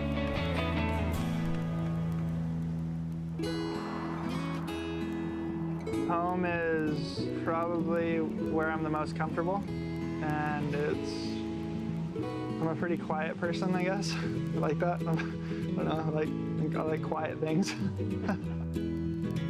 My mom's one of my heroes. She's always going to be one of my heroes, just for raising me and my brothers from when we were really young, taking us traveling around the world. I have a lot of little weird hobbies. I like to skateboard, body surf. We have a beehive. I'm not very good at the beekeeping, but I'm trying. I get stung a lot. I like growing things in the yard. We have like tons of fruit trees and everything like that. I think that's really fun. I like to go sailing. I love sailing. As soon as you get on the boat, you're separated from kind of anything that was on land, and it just kind of puts you out there, and then it's you in the ocean and whatever the weather's doing. And then you have those times when you're like just surfing the boat down waves, and just being a surfer and being on a bigger boat, and you're like catching a wind swell with it, and the wind's pulling you into it, and you can feel the whole boat take off. I think it's a really cool thing. John will have a look at a backdoor entry here. He's deep in there, we can tell you, and there he is. I compete because for me it's such a great platform for learning. It's a real kind of condensed area for real quick learning on how to perform under pressure and how to be comfortable in uncomfortable situations. I mean, this is how he can get his board tweaked out. I just want to better myself at surfing altogether, and I want to be a little more free in my surfing. I want to be able to go into a heat and do a backflip and just be able to do it. I want to be able to mix my competitive surfing with my free surfing more. Being able to take off at bells, per se, and pump down the line and maybe do a big down carve into like a huge air and then land and then surf the rest of the way through. A 9.97 for a historic maneuver. Just being able to mix it up like that so you can have those free surfing maneuvers and evolve the sport and also have that competitive surfing at the same time. Raised on the north shore of Oahu, John Florence thrives in big conditions. And with the swell on the increase, John faces the hard-charging Australian, Wright. But out there in the light-up now, another big heat about to get underway. You can see the number next to Owen's name already, an 8.17, so kicking this one off. But here is John Florence in reply. And John absolutely hammers what's on offer a couple of times now. Really critical on that last hit. Just couldn't quite get his board back under his feet. And he's up once again. Nice layback snap. This is by no way easy wave to surf. Look at all the moguls. You know that John's the kind of guy that won't back away from these final sections. And there's a huge hit. John's timing is just impeccable out here. His commitment to the lip and commitment to hitting this inside is like none other. Can probably afford to conserve some energy here at this point in time as he drives up into the lip on his way to a very healthy heat score. John Florence, what an impressive performance. If this is any indication of it cleaning up tomorrow and getting better, what John can do, Gabriel and Italo have got their hands full.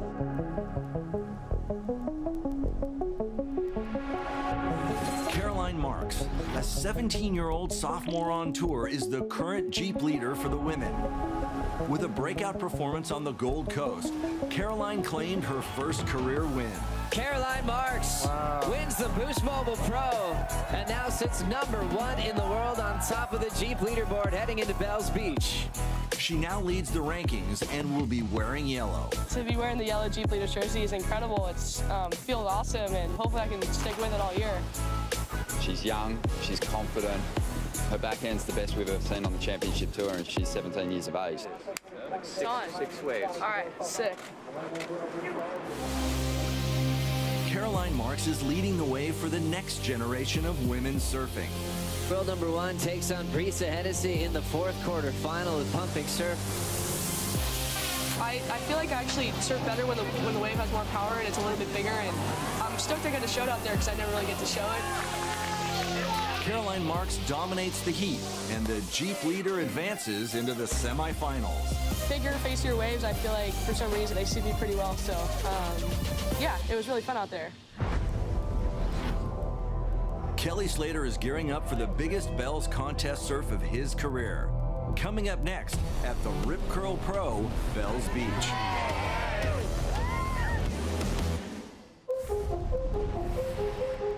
Welcome back to the 58th annual Rip Curl Pro, Bells Beach. In recent years, Brazilian surfers have stormed to the top of the WSL Championship Tour. The aptly named Brazilian Storm hit Bells Beach last year when Italo Ferreira rang the bell to signal his first career victory. Italo Ferreira is your Rip Curl Pro Bells Beach champ. Ferreira is currently #1 in the rankings and returns to Bells wearing the yellow Jeep leader's jersey. I'm looking for the world title for sure, but there's a longer way to there, and I know it's hard. Philippe Toledo brings a very progressive approach to the traditional bells lineup. Felipe thrives on winning, and he is here searching for his 8th career victory. You know, whenever you win, it's just that feeling, that emotion, that adrenaline, and that's makes me want to go further. Gabriel Medina is without a doubt the heavyweight of the Brazilian contingency. Medina is a 2-time world champion and considered a favorite to win every contest on tour. I think everyone on tour dream to win a contest here. It's a wave that you have to take your time. Looks perfect, but it's pretty tricky. Medina has the incredible trait of surfing better when the conditions get tougher. And as the surf grows bigger, he looks to take his surfing to a higher level. As we see now, Medina. Have a look at this section. Beautiful bottom turn, and he is going to hang on to the finish. That was a massive wall. And the number is in, a 9 for Gabriel. Well out in front. Come on, mate. Unbelievable from Medina at the moment. Setting up some beautiful big hits. He's got another one. Oh, that section was so crazy, and he just went for it. Just dropped an 8.27. He is well out in front. William Cardoso looking for a 2-wave total of 17.27. Holy mackerel. Medina just relentless out here at the moment. Williams already on the beach. That heat's a wrap, and Medina is through to the quarterfinals for the 2nd time this year. You tamed the beast. That's fun. Carissa Moore and Courtney Connollog have been the 2 most dominant bells performers on the women's tour this decade. Carissa currently has 3 wins and Courtney 2. Courtney Connollog is the champion of the Rip Curl Pro. Both excel in big surf and are renowned for their incredible power surfing. I'm a competitor, and I want to beat every girl that I come up against. You know, I want to surf better, and I want to get the better waves, and I want to show everyone on the beach that I'm the best one. You've been able to win the belt twice. What would it mean to win a 3rd? Gosh, it'd be amazing. I know what it takes to get a belt, and so I'm just going to focus on the process at hand. Obviously, I have a bit of work to do. Firing conditions at the Bells Bowl now set the stage for a quarterfinal face-off between Conlog and Moore. Thank you, Joe. And now we're going to see a couple of former Bells champions battling it out for that spot in the semi-finals. Both these girls are going to get out there and be on full attack mode. We see Courtney out of the lip. I think the judges are going to eat that up. Aggressive first turn, hits the end section, only 2 maneuvers. Just showing commitment on the bigger waves is going to score pretty well. 8.17. She loves to show up on days like today. Well, here goes Courtney. This wave standing up pretty nicely. Big section coming her way here, and she hangs onto it. Times it perfectly and comes down with great stability. And a 6-point ride. And here's Carissa. Well, let's see what she can do. If anyone can change things with a big individual turn, it's this woman. This thing's going to stand up. Carissa bails out. 5.17. And now she's looking for a 9-point ride. And at the moment, Courtney's got the edge. Carissa taking this one. Chasing a 9 on this ride. Picking a medium-sized set. That means she's really got to lay down some quality turns. Big section here. Carissa thinks about the roundhouse comeback, but just can't set that rail. The conditions definitely worked in Courtney's favour there. She'll take on Lakey Peterson in the semi-finals. I love competing against Carissa and have the highest respect for her. And every time I go up against her, I feel like we bring out the best in each other. And she's one of my favorite to compete against. That's showing up. Yay. Stephanie Gilmore enters the water as the defending Bells champion, looking to ring the bell for a historic 5th time. Hawaiian Malia Manuel stands in her way. 4-time Bells champ, setting up that lengthy down carve. Malia Manuel holding that rail turn. Nice clean top turn wrap for Manuel. The lip showing up, she'll hit it nice and early to get the completion. Putting pressure on Gilmore. To beat Steph out here, you've got to have that go for it attitude. Single maneuver, not enough to get the lead change.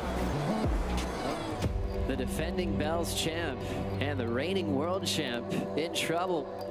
The horn's gonna sound and she's gonna miss this wave. Malia Manuel takes out Gilmore and moves on into the semifinals. Well done. Coming up next, The greatest of all time, Kelly Slater is back in the water. The inspiration would be to have the most number of bells ever. And it's the WSL Clash of the Titans. Gabriel Medina has the edge. Florence chasing the lead. The Rip Curl Pro Bells Beach continues.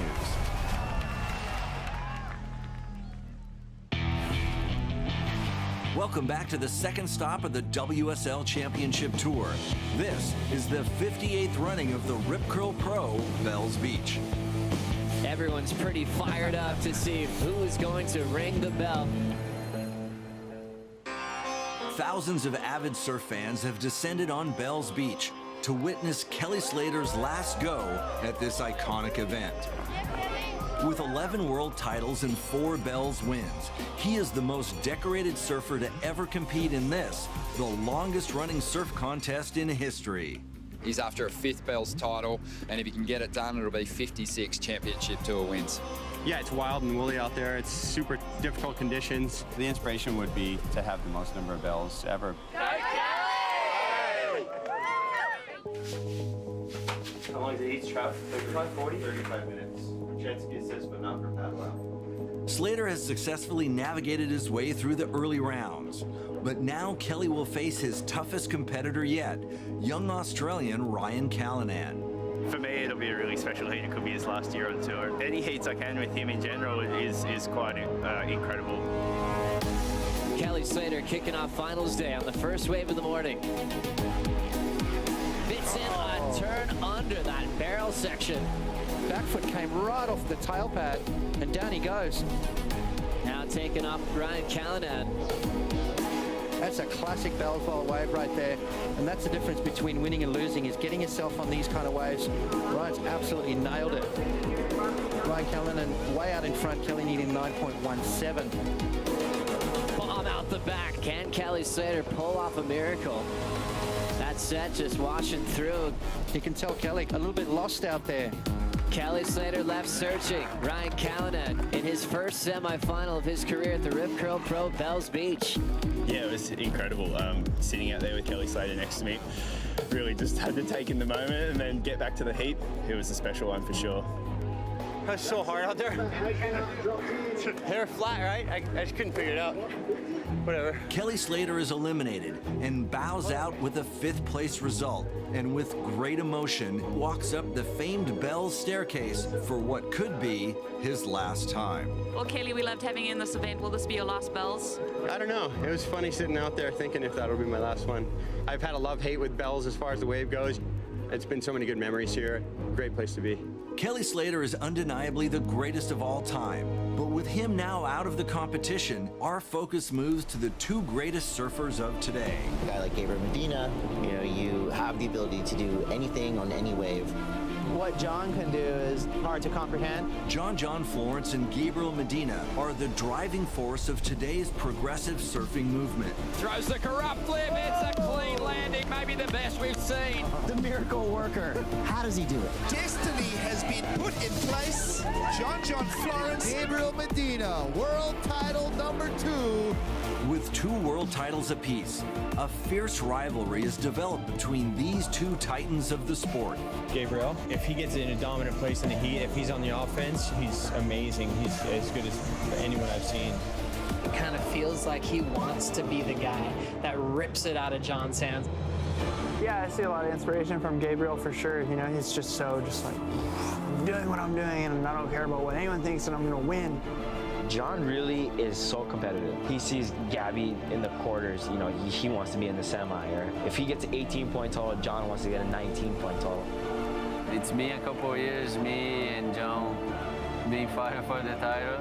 He's definitely a scary competitor. He pushed me, I push him. That's how we go. This is a matchup for the ages. John Florence versus Gabriel Medina in perfect 10-foot waves at Bells Beach. John Florence, it's not an easy heat for him, but big conditions, you'd have to say that he's a favorite. It was a tough road to these quarterfinal heats for our competitors. Yeah, the anticipation is killing me, so I can't wait to get this one started.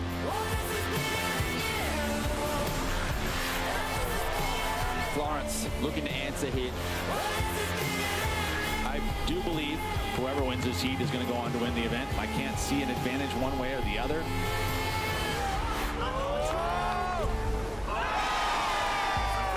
Florence up at the moment, chasing the lead. Big carve there, drops back down into the bowl. And on the outside, Medina's going to get a shot as well. Big section here. And he'll hang on to the finish. Very even in this exchange. Well, Florence, he wants to crack the final event here. He's on his way. Jeez. Devastating forehand approach on the outside. And John Florence is going to get the win. Let's give it up for John Florence.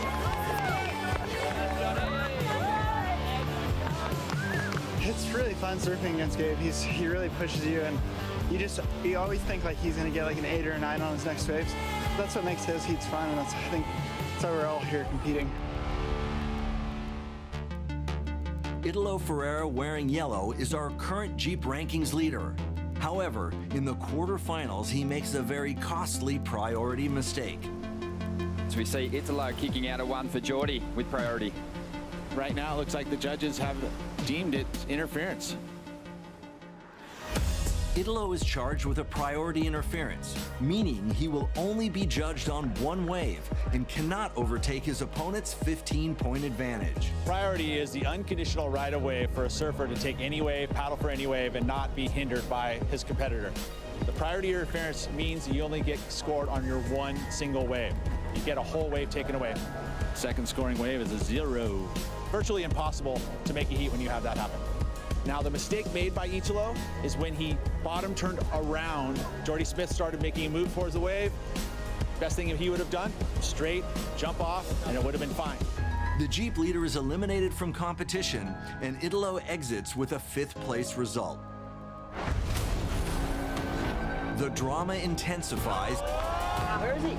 and the surf continues to pump. Look at the conditions that they've had to deal with. Semi-final action from the Rip Curl Pro Bells Beach is coming up next. You had to watch that happen. They're both fighting for their first event win. He's not out of it yet.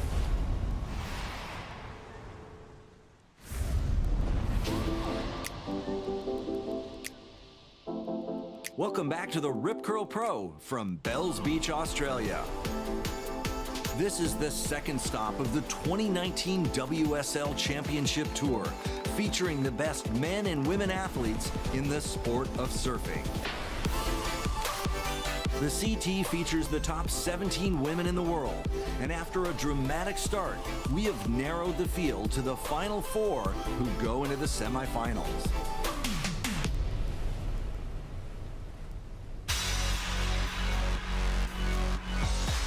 Semi 1 features 2 Californians, Courtney Connollog versus Lakey Peterson. And the second semifinal matchup is between Hawaiian Malia Manuel and Caroline Marks from the state of Florida. Yeah, mate. Take that hat trick, bring it home. Yeah, we got it. 2 Californians going head-to-head, Lakey Peterson versus Courtney Conlog. Now it's starting to really bowl up for Courtney. Squares up vertical. And now looking to finish strong. A solid connection there. Lakey Peterson trying to answer to Courtney Conlog. Actually holding her lower back there. Wow, so unfortunate the back gave out last night. I was so looking forward to this heat. Courtney's going to try to capitalize. Just trying to play with those open canvases and getting cheeky with it. Courtney Connollog takes the heat win, and she's into the Bells final. Courtney rang the bell in 2016 and 17. Now she's vying to become a 3-time winner.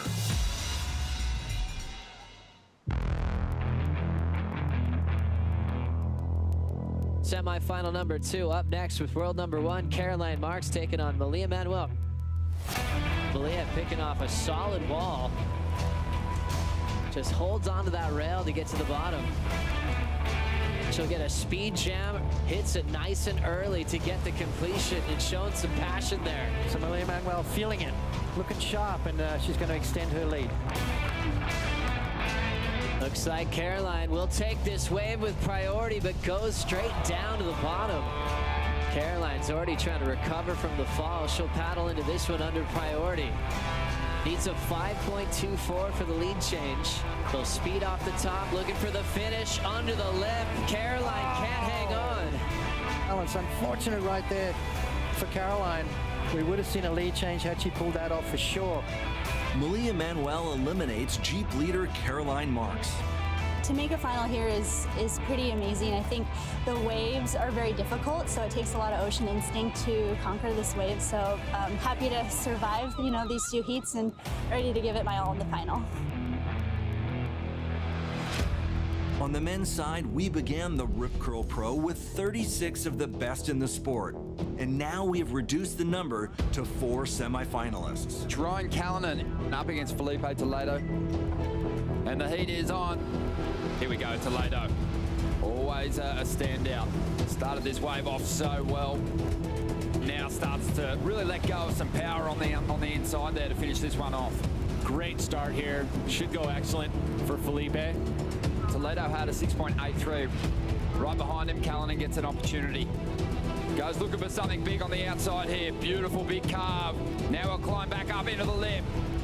A well-placed turn there. And again, gets on the attack. He'll right out that turn.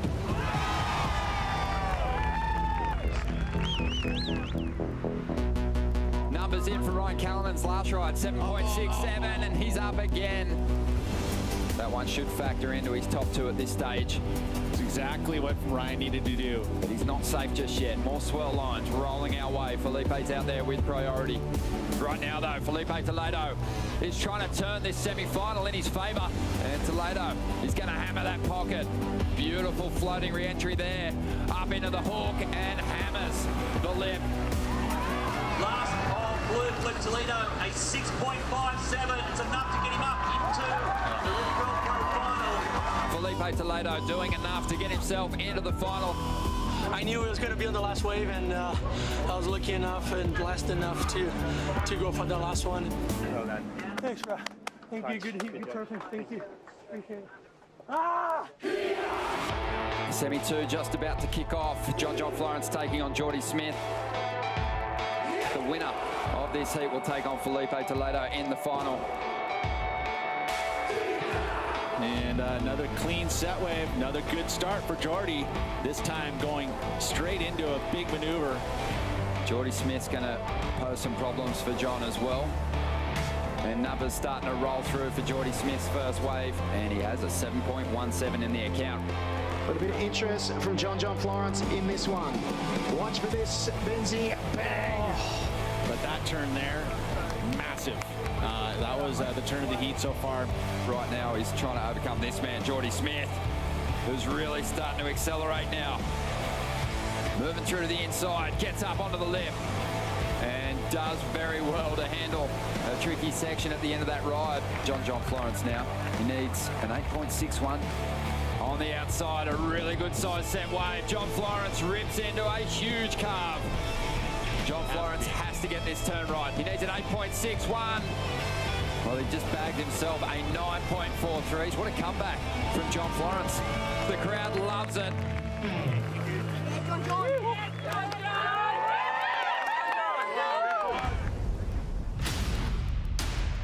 This is the main event. Conlog clashes with Manuel, and Toledo battles Florence for the bell. Pressure on to steal the belt. Coming up next, we ring it loud at Bells Beach.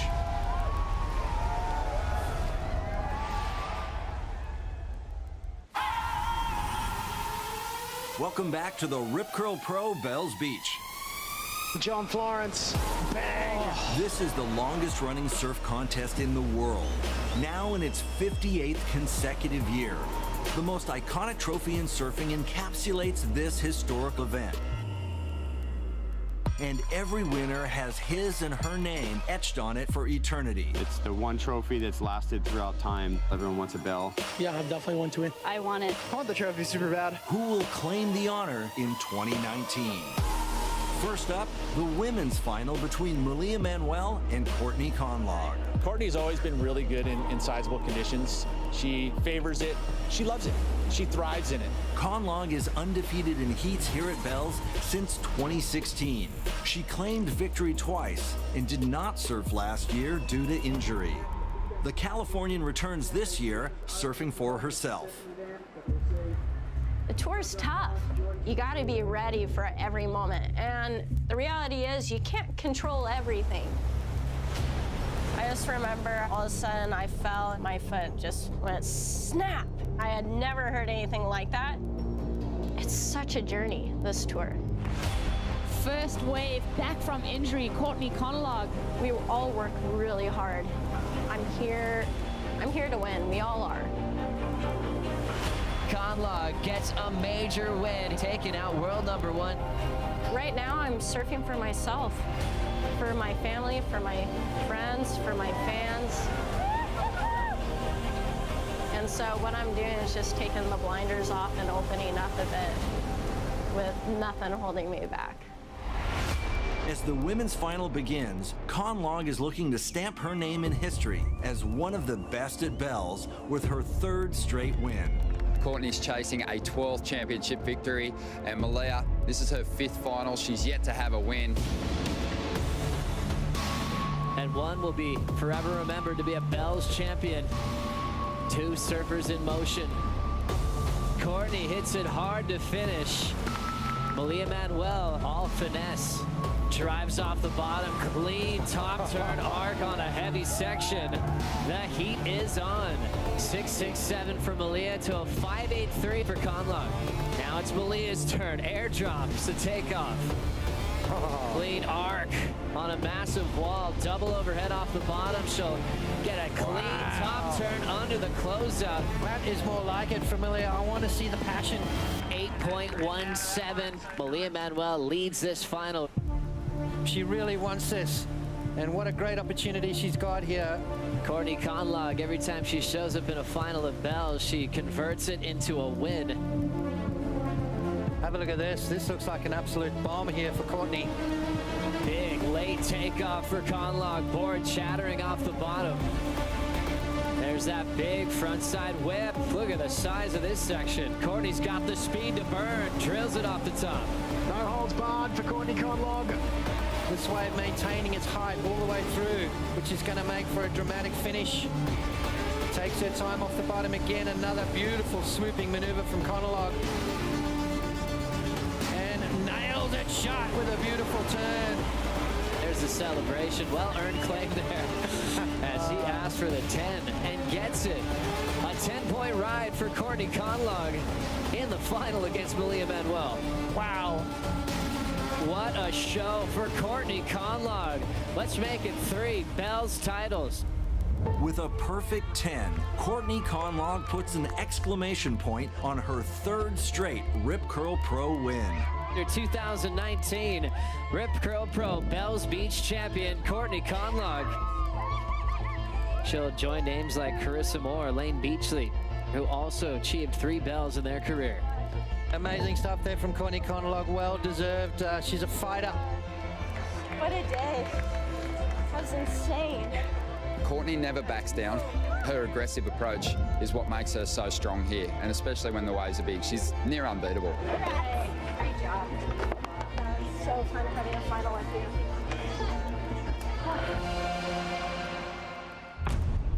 Now the final heat of this celebrated event. Philippe Toledo has never lost a WSL final and goes into this heat with 7 career wins. John Florence is a 2-time world champion and arguably the best surfer of his generation. Philippe Toledo and John Florence fighting to win the bell. Felipe Toledo with the first wave of the final. With that free fall drop out of the sky, stomps his first turn. John about to answer back. And that's one of the first ones he hasn't pulled off. Toledo trying to take advantage of John falling. Wow, that was insane. He finds himself in a pretty strong spot. Florence in motion. pulls off that layback hammer off the top. That's more like it from John. John got himself back in the heat. He managed his time. Basically ripped it out of Felipe's hands. That is absolutely incredible. As it stands up, he just hooks into it. Big lead change. Pressure on Toledo to steal the bell off Florence. Big vertical, stays on his feet. Last score for Toledo, not enough.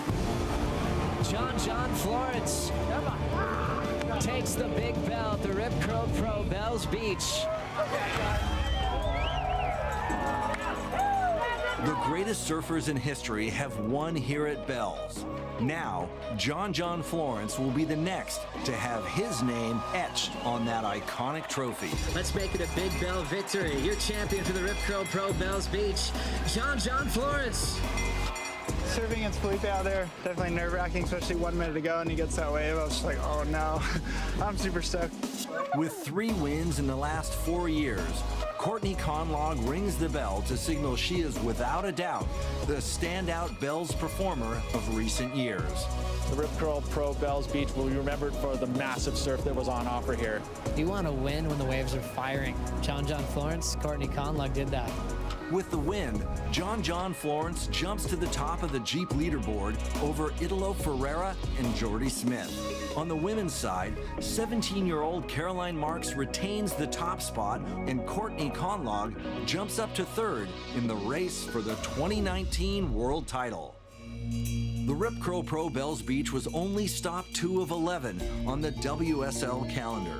Coming up next, we travel to the Island of the Gods for the Corona Bali Protected. Makes it out behind the spin. Full rotation to get the completion. Don't miss any action this year. Log on to WorldSurfLeague.com for insight and updates.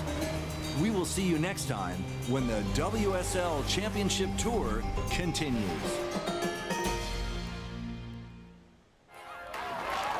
We heard the statement in the offseason that this will be, in fact, Mick Fanning's last ever championship tour event. Everyone knows it. There's a buzz in the air. There's this energy at Bells that I have never felt before. It'd be an honor to just get one heat with him. Any heat you get to surf with Mick, it's a great honor. Yeah, that's my goal. I want to surf here against Mick. Somebody is going to have a chance to ring the most iconic trophy in the game.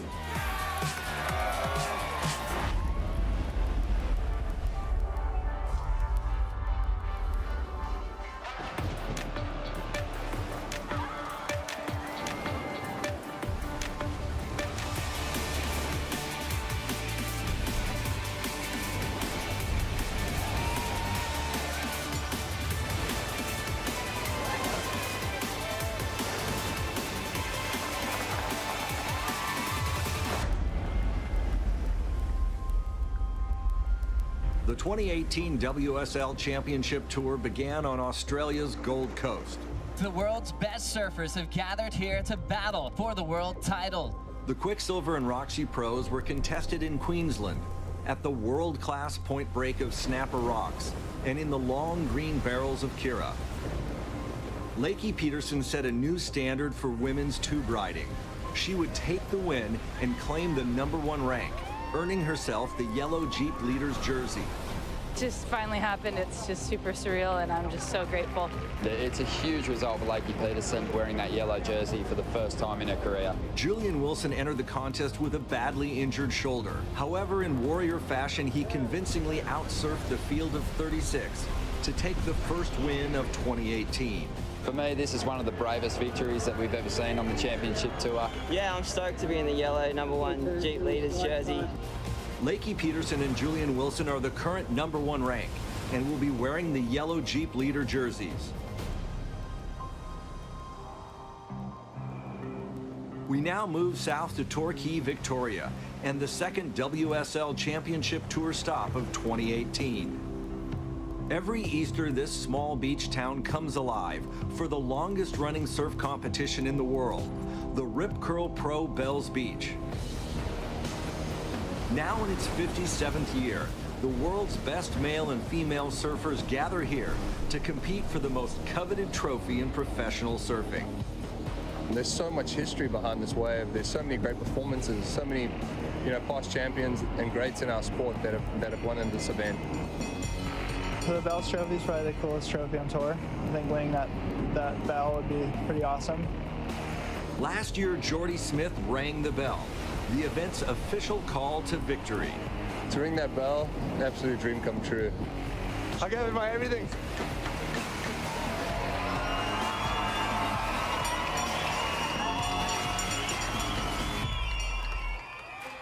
Tradition runs deep at Bells, from the local Aboriginal heritage to the iconic staircase stamped with the names of past winners. This is the only stop on the championship tour that's been here every year since the Pro Tour's inception back in '76. The whole atmosphere of Bells is pretty incredible. It's cold, it's rugged, and it's raw. The waves are even more iconic than the contest. For decades, Australian surfers have been drawing beautiful lines on the long-groomed walls of the Bells Bowl. It's a really good wave, it's powerful, and it's kind of raw ocean, but it's definitely tricky.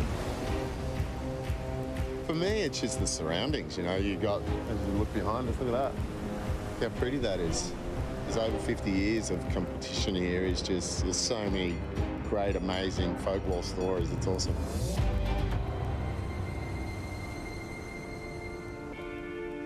We heard the statement in the offseason that this will be, in fact, Mick Fanning's last ever championship tour event. I've sort of come to a decision to retire from full-time competition. In 2001, Fanning's professional career began with a wild card entry into the Rip Curl Pro. To be in the final, going for a bell, I'm just stoked. Mick shocked the world by winning his first CT event. Every time I paddle out now, I'm just so much more relaxed and everything's just going really well. There was many times throughout my career where I was just so concentrated on winning or focusing that I didn't take everything in. Let's hear it for your 2013 World Champion, Mick Fanning! Now, after 18 years on tour, Mick Fanning has announced that this year's Bells Beach appearance will be the final contest of his legendary career. Probably one of the greatest Australian surfers we've ever had, I think. He's just a true champion. Mick Fanning is, he's a childhood hero. He's a huge inspiration to all of us here. It's not that I don't enjoy competing, I just can't do it full time. I really just appreciate everything that everyone has done for me. Winning contests, it just doesn't have that desire for me anymore. And that's why I'm, hanging up the wet shirt. Thank you.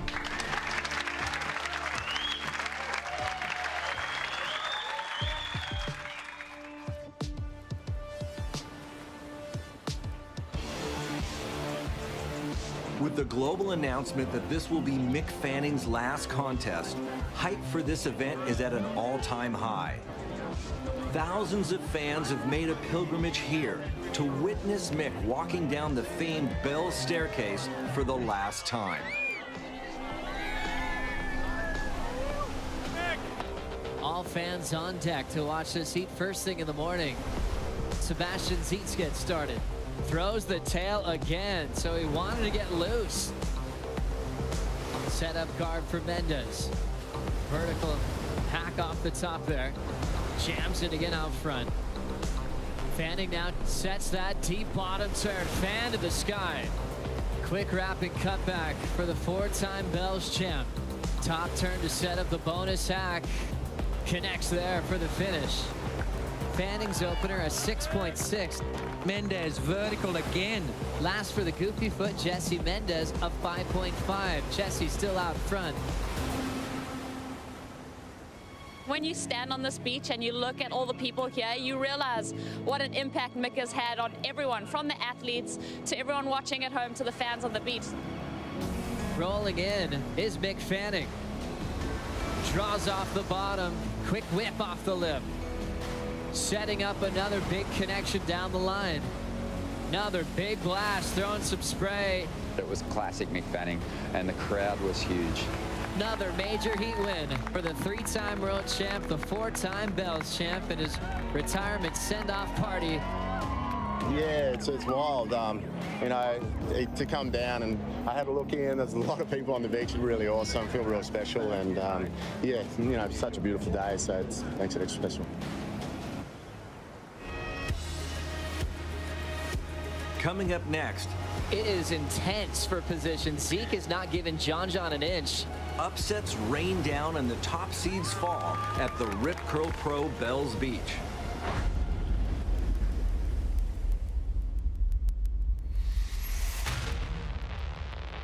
Welcome back to the Rip Curl Pro Bells Beach. As the sun rises over the Southern Ocean, men's round 3 prepares to hit the water. This early round matches high-ranked competitors against the lower seeds.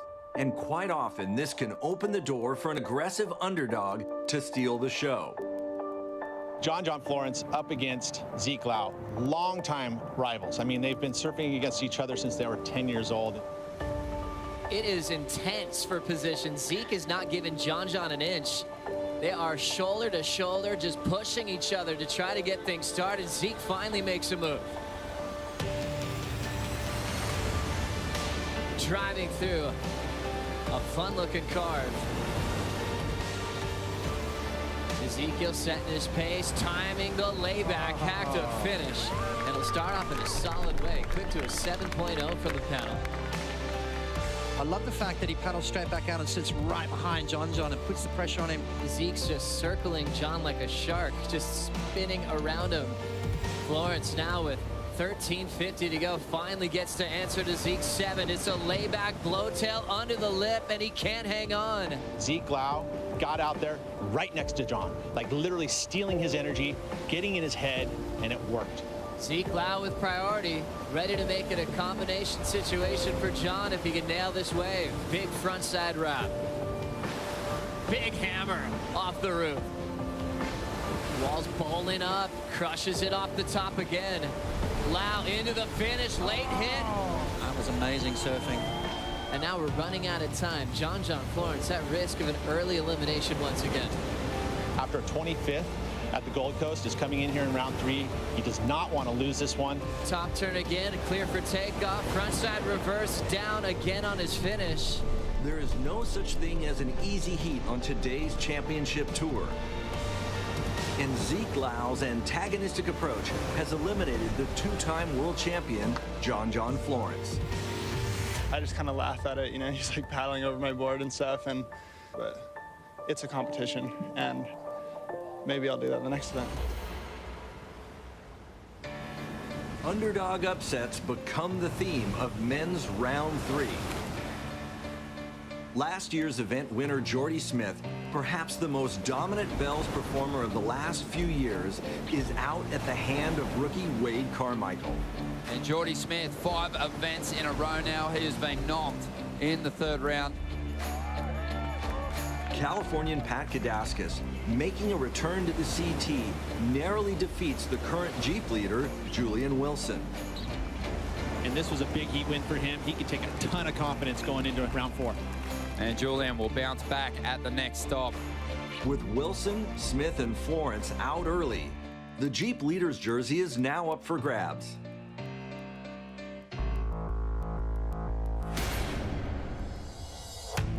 The best heat of the early rounds was without a doubt this matchup between Philippe Toledo and Italo Ferreira, 2 Brazilians notorious for their speed, power, and flow.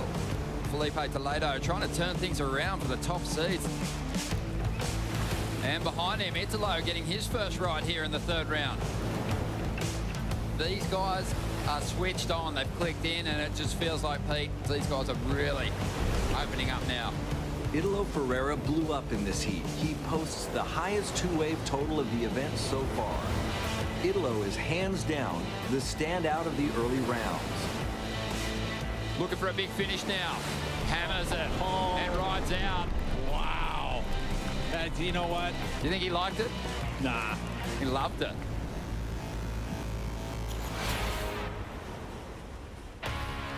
As the afternoon begins, women's round 3 hits the water. These are 3-person elimination heats, with 1st and 2nd advancing forward and 3rd place going home. Round 3, heat number 2, Tyler Wright, you'd have to say, is the favorite coming into this one. Big wind up and a serious hook. She's never rung a bell before, even though she's finaled, so this is sort of unfinished business for her at bells in front of her major sponsor, Rip Curl. Jams it in the pocket again. Tyler hits the section for her finish. And now Tatiana Weston-Webb trying to capitalize here and keeping that momentum. Tatiana had a lot of momentum. She's showing great form. She dropped a 9.23, the highest wave score that we've seen throughout the event. Lima getting started. Tyler Wright, the defending two-time world champion, has been outserved. Both Tatiana and Silvana stepped up under the pressure of surfing against the world champ. They will move on, and Tyler Wright exits the contest with a disappointing 9th place result. Knocked out this early, that hasn't happened to Tyler ever in her career. She's gonna have to redefine her world title campaign this season. The next heat sees our current Jeep leader, Lakey Peterson, looking to continue her winning ways in 2018. And here we go, Lakey fighting for that inside position, and it doesn't pay off for her. Here she goes to make up that number. It's a little flat and she goes down, so over halfway through this heat, and Lakey still hasn't dropped a score of any significance. Carolyn Marks has been on fire throughout the earlier rounds, and she's off to a great start once again here. She bags an 8-point ride to get things started against two really experienced competitors. Here's your current Jeep ratings leader now out the back, looking a little nervous on that first turn. She can make up for it here, and she does. And now she needs a 1.4. 10 seconds remaining. It's not a 1.4 run. And we have another upset here. Lakey Peterson is handed a shocking loss here in round 3. She is out of the contest, and now the 8 remaining women will be looking to stamp their name on the back of that yellow Jeep leader's jersey.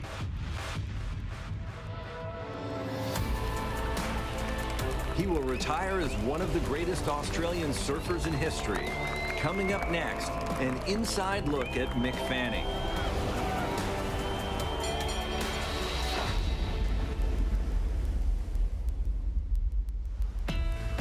Welcome back to the Rip Curl Pro Bells Beach. Surfing made him famous, but life made him great. Mick Fanning will be credited with 3 world titles, 22 event wins, and a signature style that has defined his generation. But more importantly, he will be remembered as a hero, an inspiration, and a truly humble human being.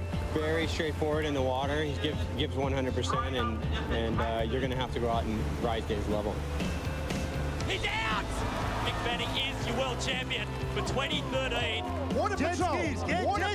Get to Mick Fanning immediately! But I think what you're going to really remember is humility and commitment and courage and just what a big heart he's got. He has this incredible career, which to me will always be overshadowed by the human that he is. He would put himself in a little bubble and he would just, he would really go for it, I guess it probably takes its toll. Mick has spent years living under the intense glare of the media spotlight. This has impacted him mentally and emotionally. We know what Mick's been through these past couple of days, losing his eldest brother, and he really wants to go on and get this job done and wrap up this world title. Almost in tears every time I'm paddling out, and even out in the water, it's just going through waves of emotion. But, a friend told me once that we can deal with anything, and you just gotta, do it the best you can and stay true to yourself, and things will happen.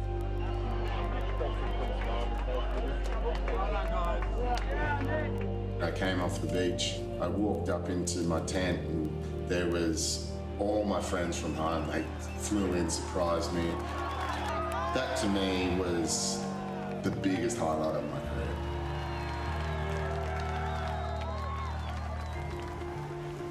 In 2015, Mick's run-in with a great white shark went viral, and the incident became the most viewed surfing media story in history. One of the scariest moments ever out here in competitive surfing. yeah, just kicking in. It's so gnarly, man. Just tripping out. Mick turned this potentially damaging experience into a positive inspiration. And the next year, he completed one of the greatest comebacks in sport. All I wanted to do was just get back in the water and just wash it off. Mick Fanning, 4-time J-Bay Open champ, tying Kelly Slater for the best record of all time. I felt like this huge weight just lifted off my shoulders. I was like, all right, I can leave that behind now and get on with the rest of my life. You know, obviously the wins are incredible. To have Kelly hand over my first world title, you know, that's like a dream come true. I feel like I get more now out of mentoring or, you know, watching other people do those things. He'd always have the time for me, and I've always just loved sharing a beer with him at the end of the contest and reflecting on things. It's been a good ride. Mick is retiring from competition, but he is in no way giving up surfing. He plans to spend the next few years searching the globe for waves and educating the world on ocean conservation. The ocean is a healing place for me. It's just given me so much joy. Very thankful for everything that has come with my surfing career. And yeah, the good outweighs the bad a million times over.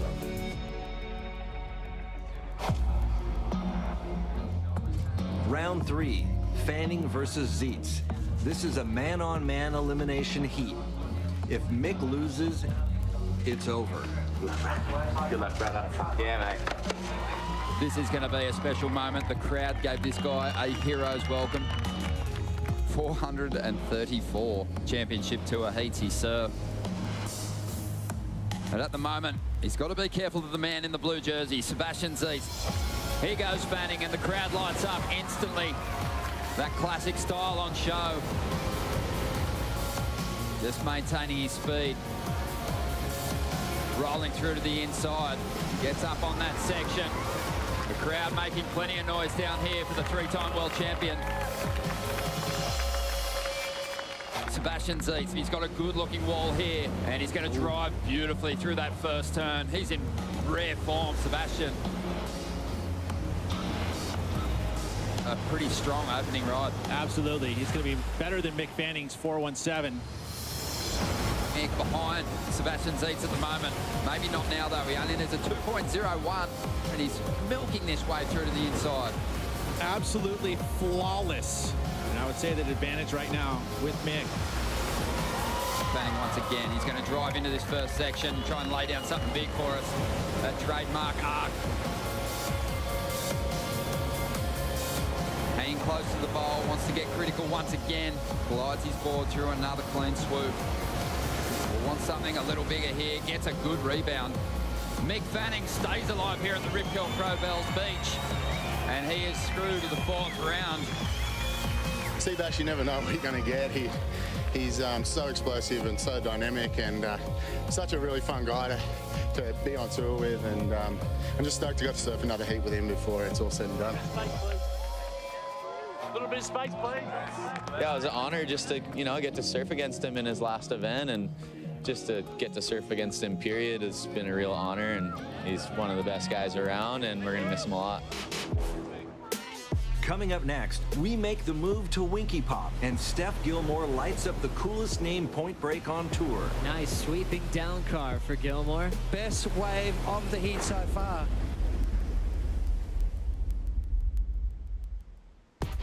Welcome back to the Rip Curl Pro Bells Beach. Today, the morning conditions are slow in the Bells Bowl, the event's main venue. Therefore, contest organizers have opted to move up the beach to the backup site, another world-class right-hand point break they call Winky Pop. Winky Pop in itself, it's just a speed track racing right-hander where you can get a lot of speed. It's got more of a blade on the lip, that from start to finish, so you've really got something to push off all the way through. On some of them, you have that real down the line kind of speed that like J-Bay has, and then on some of them are kind of slow up and it's kind of more like lower trestles, and it makes it a really rippable, fun wave. When the wave slows up, you try and do a nice carve, and the wave's speeding up, you do a quick down the line speed snap, and then when it's that medium speed, you go for like a blow tail reverse or something. I feel like the playing field levels going to Winky Pop because everybody looks good on that wave. Stephanie Gilmore is without a doubt the most dominant bells performer on the women's tour. Steph has 7 final appearances here and 3 event wins. It's safe to say she knows how to ring the bell.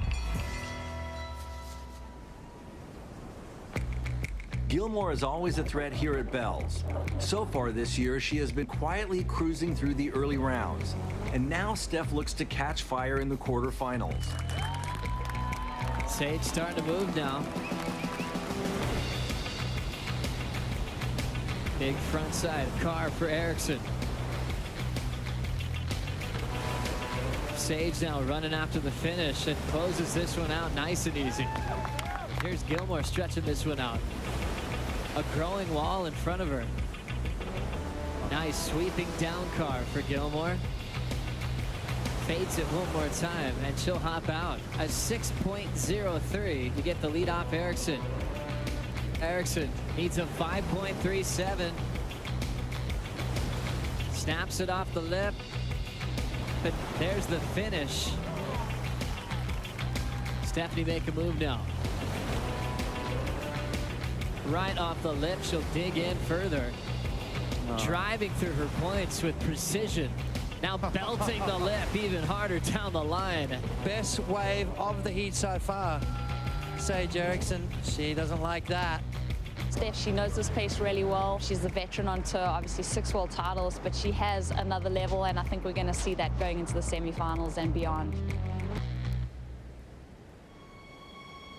With all eyes on Winky Pop, Mick Fanning prepares for another round. This will be a 3-man elimination heat. If Mick places 3rd, his 18-year career will be over. He has a totally devoted competition mindset. Mick uses a lot of different things to motivate him, but he has a routine. You see him, he closes his eyes, and he rubs his hands together each and every heat, and he's visualizing what he's going to do out there. He is so focused when he hits the water for that very first wave. I think Mick's successful because he's just consistent. You know, he puts it all out there. He doesn't hold back. He seems to be really confident.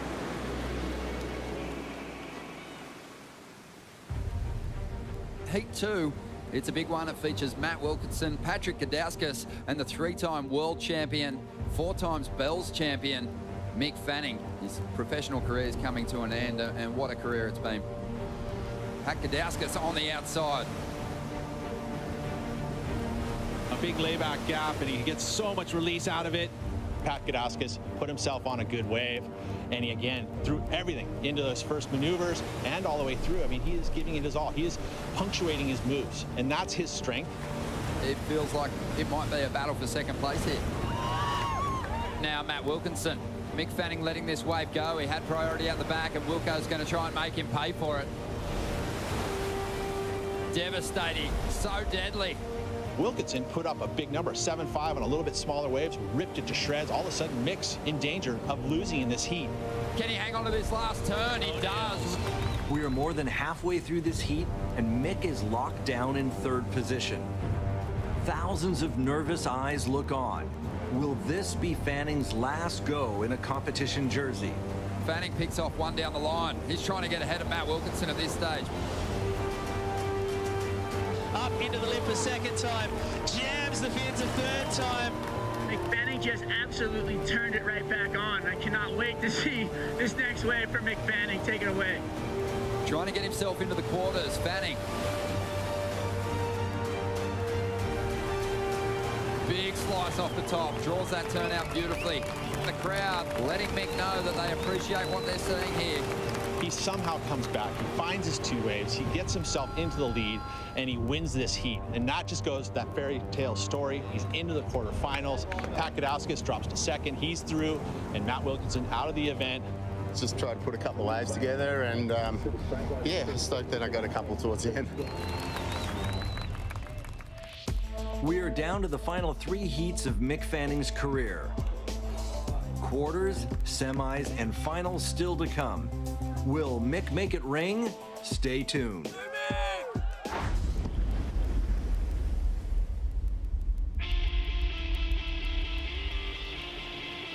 Welcome back to the Rip Curl Pro Bells Beach.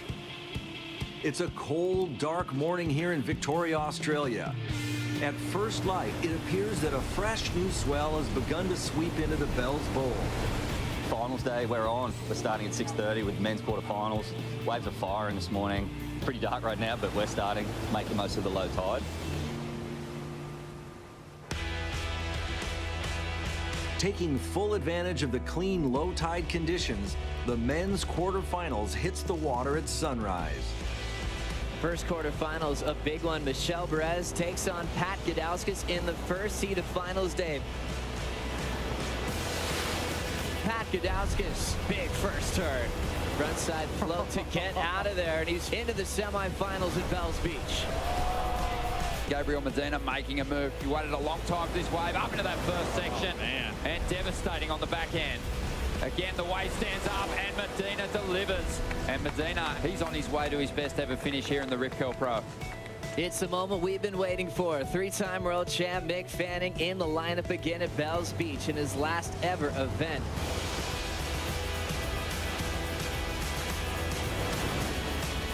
A master of flow, a master of speed and power, just plays with the float to finish. Mick Fanning, he'll be joining Pat Gudauskas in semi-final number 1. How good is this? Finals day at the Rip Curl Pro Bells Beach. Keep an eye on the man on screen right now, Italo Ferreira. Up into the bowl once again. Italo in classic form, maybe career best form, and a lot of people talking about this guy's title chances this year.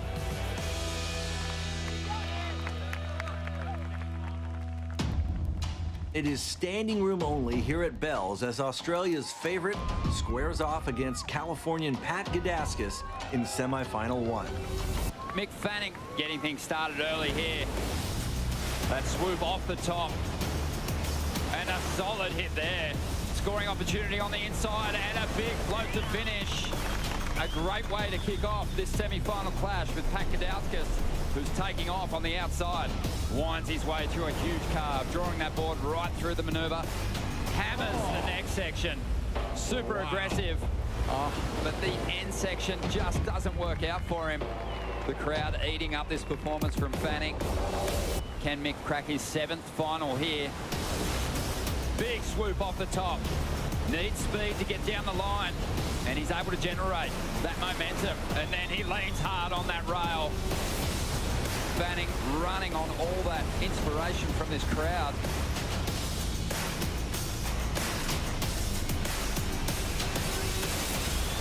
Fanning should be on his way to another final here at Bells Beach.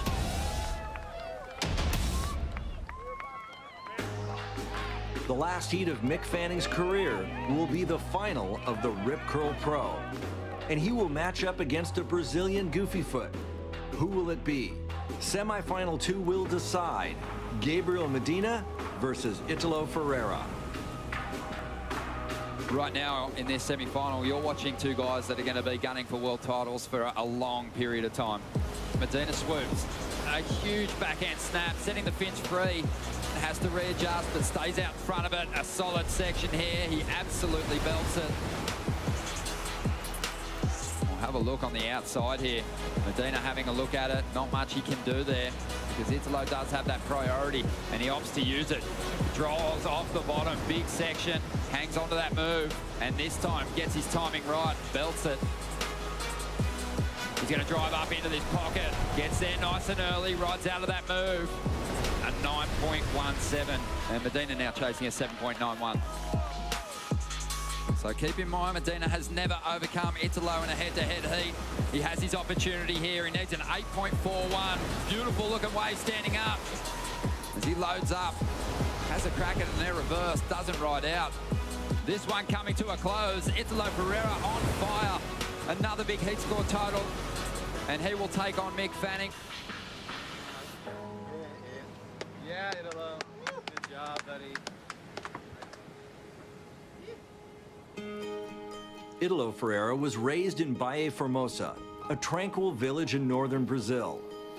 His father was a simple fisherman and their family could not afford a surfboard. Yet, from a young age, Italo was drawn to the ocean. E aí, como não tinha prancha, eu usava a tampa da caixa de isopor do meu pai, que ele usava para guardar os peixes.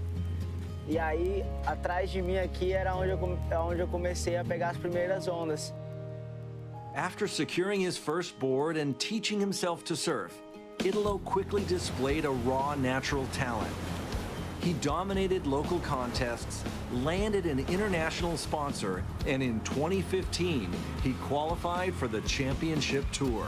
He's touted as one of the fastest, most radical surfers in the world. He has these really explosive maneuvers. They're raw, they're different, they are exclamation points. His backhand has been ridiculous. He's changing the game on how to surf at Bells Beach for the Goofy Footers, hands down. His power and finesse have caused Italo to be touted as one of the best surfers on tour and a world title contender. Still, this soft-spoken kid from Brazil remains humble and grateful to his family for allowing Italo to chase his dream. Então, a minha família é muito importante para mim. Desde o início eu tive todo o apoio. Eu só tenho a agradecer por tudo e eu amo vocês. The lineup for this historic men's final is set. And while Mick Fanning and Italo Ferreira prepare, the world's best women hit the water. Silvana Lima rang the bell in 2009. The win meant so much that she had the bell tattooed on her body. Tatiana Weston-Webb is hoping to experience that magical bell's winning sensation for the first time. The two face off in semifinal 1. The ball is pumping. This one's getting started for Silvana Lima. Silvana's out of there. The Goofy Foot, Tatiana Weston-Webb getting started as well. Swinging hook into the pocket. Here comes the lift for Tatiana. Frames it up for a finish. Tatiana's going to walk away with a bit of an advantage there. More waves out the back. Priority is with Silvana. Big off the top, and she will eject. Silvana doesn't have priority. She had to get out of there. Tati's turn. Hard off the bottom, clean carve. Now Tati throws it into the lip to finish. And with the horn sounded, it's official. Tatiana Weston-Webb makes the final here at Bells Beach. Caroline Marks is in the midst of a career breakout performance. She dominated her early round heats to earn herself a spot in semifinal 2 against Stephanie Gilmore. Here's the rookie sensation out of Florida. Big blast there for Caroline Marks. Deep bottom turn, there's the wrap. Caroline still swinging. With the lip showing up, she crushes it. Caroline Marks, what a rookie on tour. 8.77 for Caroline Marks. It is absolutely firing, and Gilmore is heating up.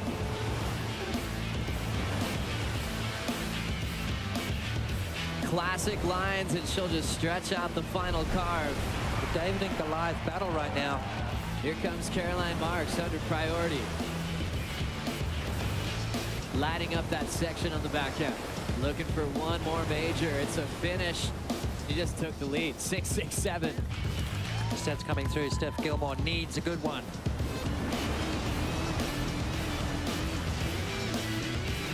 Layback draw in the pocket. Coming around the corner. Beautiful arc. Little wrapping turn, setting up the inside track. Taps it shut. 9.07, Stephanie Gilmore into the final of Bells Beach. The men and women's finals are set.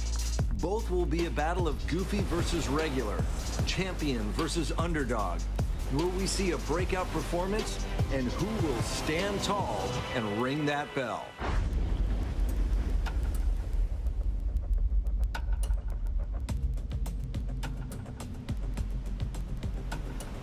The Rip Curl Pro Bells Beach is the longest running surfing contest in the world.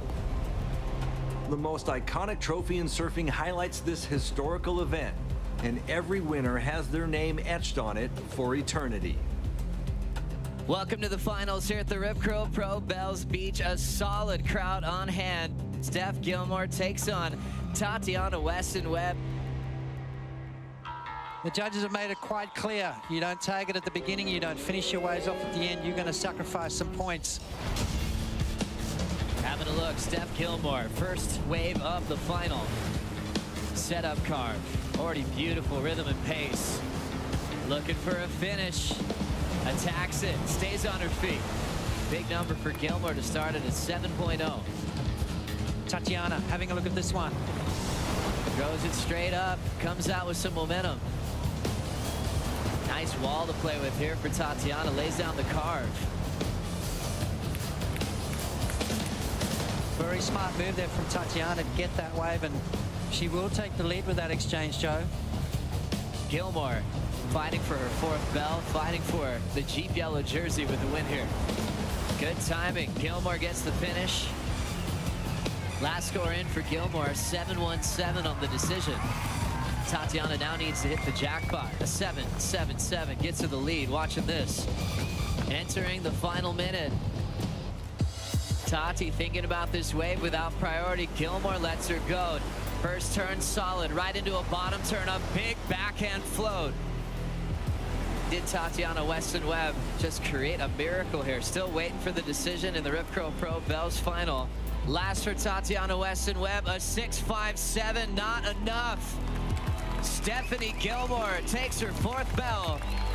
Each year, it gets tougher and tougher to win, so when they come around, they're rare, but I just cherish all of them. So yeah, this one's especially a good win. Four-time Bells champ, current #1 in the world.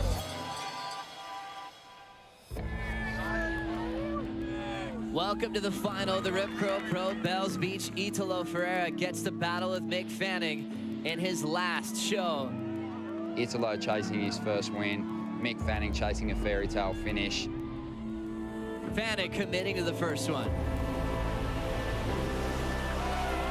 Mick Fanning literally tearing the lip to pieces. Through the backwash and the chunder of the inside, he nails it. And the crowd erupting for good reason. Fanning, 8.10, and the lead. And he's up again. Mick starts controlling the heat. He starts really showcasing away from start to finish. A classic Bells ride for Fanning. Little bit of room on the inside to play with. Slips off, he won't get credit for the final turn. Italo Ferreira, though, needs to answer back right now if he wants any kind of opportunity.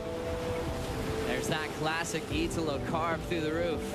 Another big blast in the pocket. Italo's going to better his 4.67. There's an opportunity heading Fanning's way. Well, is he going to let it go? He decides to let it go. Italo Ferreira, he's going to have a look at this one. Italo locks in, looks to better a 6.33. Thin blast through the backwash.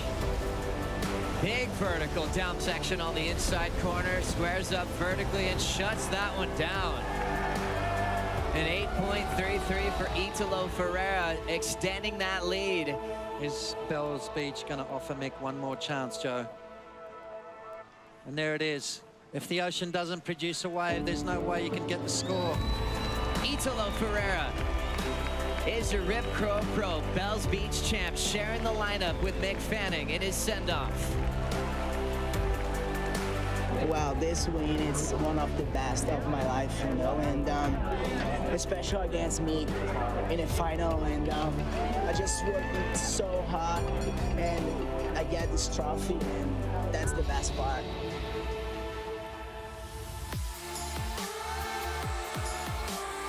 To be out in the final with Italo and just see how much it meant to him, that sort of made me feel better. But yeah, look, it's been an amazing career, and want to thank everyone along the way. Mick Fanning's competitive surfing career is now complete. And in character to the humble hero he is, he begins his last walk up the famed Bell's Staircase in a WSL jersey. Everyone's going to remember his legacy, not just for his surfing, you know, for what he's done outside the water, for the human being that he is. Mick's just a class act. I mean, even in a losing heat, you're never going to see him show how disappointed he is. Even though he didn't get the win, you know, he won the hearts once again of every single fan, every single competitor as well on tour. So it couldn't have been a sweeter send-off for one of the best ever. With the win, both Italo Ferreira and Stephanie Gilmore will exit Bell's with the yellow Jeep Leaders jerseys. On the men's side, we have a tie between Italo and Julian Wilson at the top of the rankings. However, Bell's Beach was only stop 2 of 11 on the WSL Championship Tour. We have thousands of miles to travel and countless waves to ride before crowning the 2018 World Champion. Don't miss any of the action this year. Log on to worldsurfleague.com and check out the WSL on Facebook for insight and updates. We will see you next time when the WSL Championship Tour continues.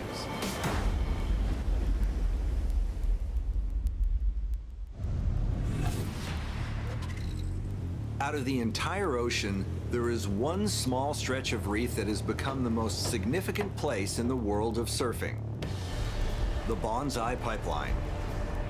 Winning this competition cements a surfer in the halls of history.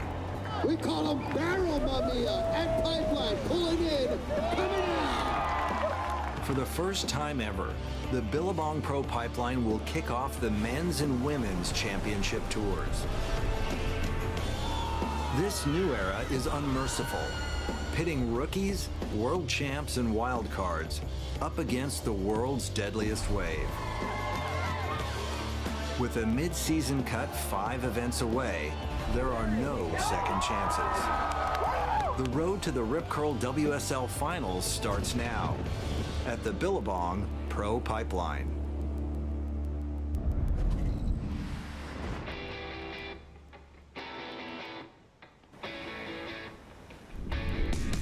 Welcome to the 7 Mile Miracle, a celebrated stretch of Hawaiian coastline with an abundance of world-class waves.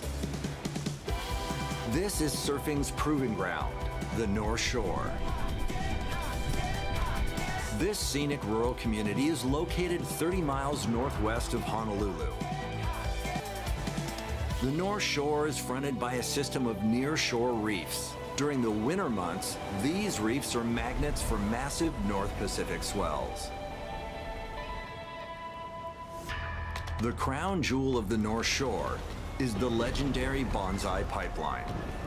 This frightening gift of nature is one of the most demanding waves in the world. Oh, and gets the guillotine. Check on him, Hawaiian Water Patrol. For every surfer, at some point when they're paddling out there, they're looking at that wave and going, wow, is that wave possible to ride? This is the most life-threatening wave that we have in surfing. I think everyone has seen what this wave can do and what it's capable of. There's been more deaths at Pipeline than any other wave in the world, so no matter how much I do it, I'll still be scared of that wave. You hit that reef, you're in trouble. There's just big stumps like that are sticking out. The end of the lip, grabbing the right. So you feel like a gladiator out here when it's big, pulling the barrel, everything goes in slow motion. It's epic, best feeling ever. Amazingly, this is his 29th championship tour season. All I can say is wow. He earned his place on a very short list of greats.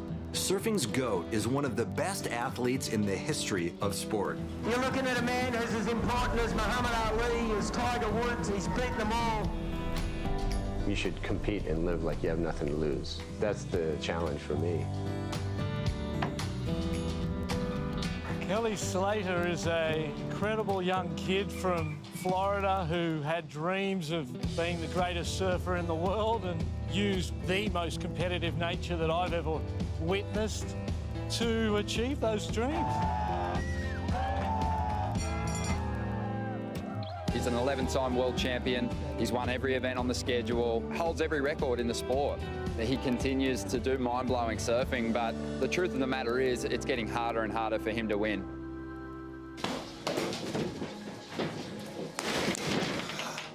There's a lot of frustration coming out of Kelly Slater at the moment.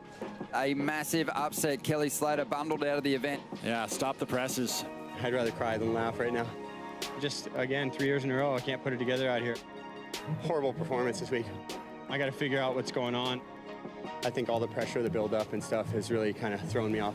Chasing a 12th world title, it's going to be his most difficult challenge yet. From age 40 to 50, you know, it's been this big time block where, you know, he's been more or less getting beat up by the younger guys on tour the last 10 years. John Florence is putting on a show and putting a big challenge to Kelly Slater. You're just thinking about where his motivation will lie, what a bad result might feel like, or what a good result might feel like to him at this stage of his career.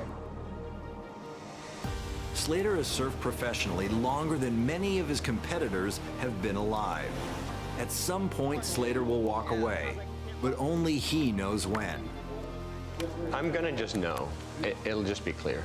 I either have nothing left to learn here, or nothing left to prove here, or nothing that's desired in this area. I want to do something else. Oh, I'm freaked out right now. I'm just freaked out. It's so good. I think I'm still doing it because I do know and believe that I can, on my day, I can beat anyone, anywhere. You know, you have to feel that. And if you don't feel that, you just shouldn't do it. All these guys go out in the water scared they're going to lose to me because I'm old. Maybe they should have passed me a long time ago. Kelly Slater up and running with 5, 4, 3, 2, 1.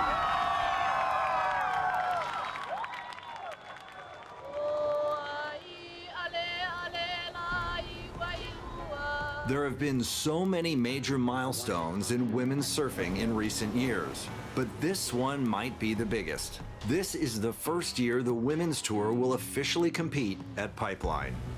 So this year is the first year that we have a fully integrated championship tour. Men and women are going to the same events. Pipe is the benchmark, and this is a really, really big event for us.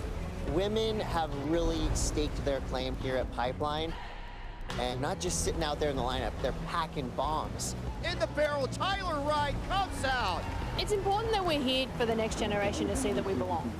And Malia Manuel, now we're in the back door, and now we're out. Yes, to be here, part of history is pretty amazing here at Pipeline. This wave does not care your gender, doesn't care about anything other than absolute annihilation.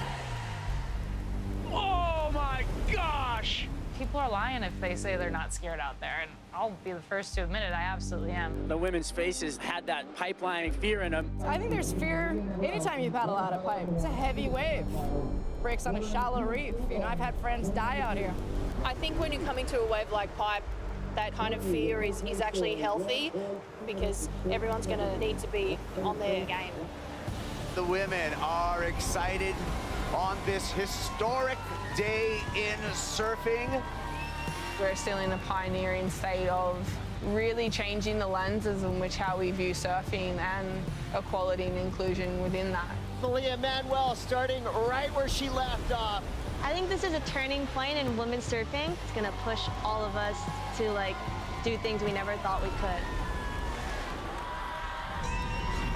Watch out, Kanoe Igarashi grabs his rail, in danger, comes out with the spit. Coming up next, Pipe goes perfect for opening day. For a contest, start of the season, there's not much more that any surfer on this tour can ask for.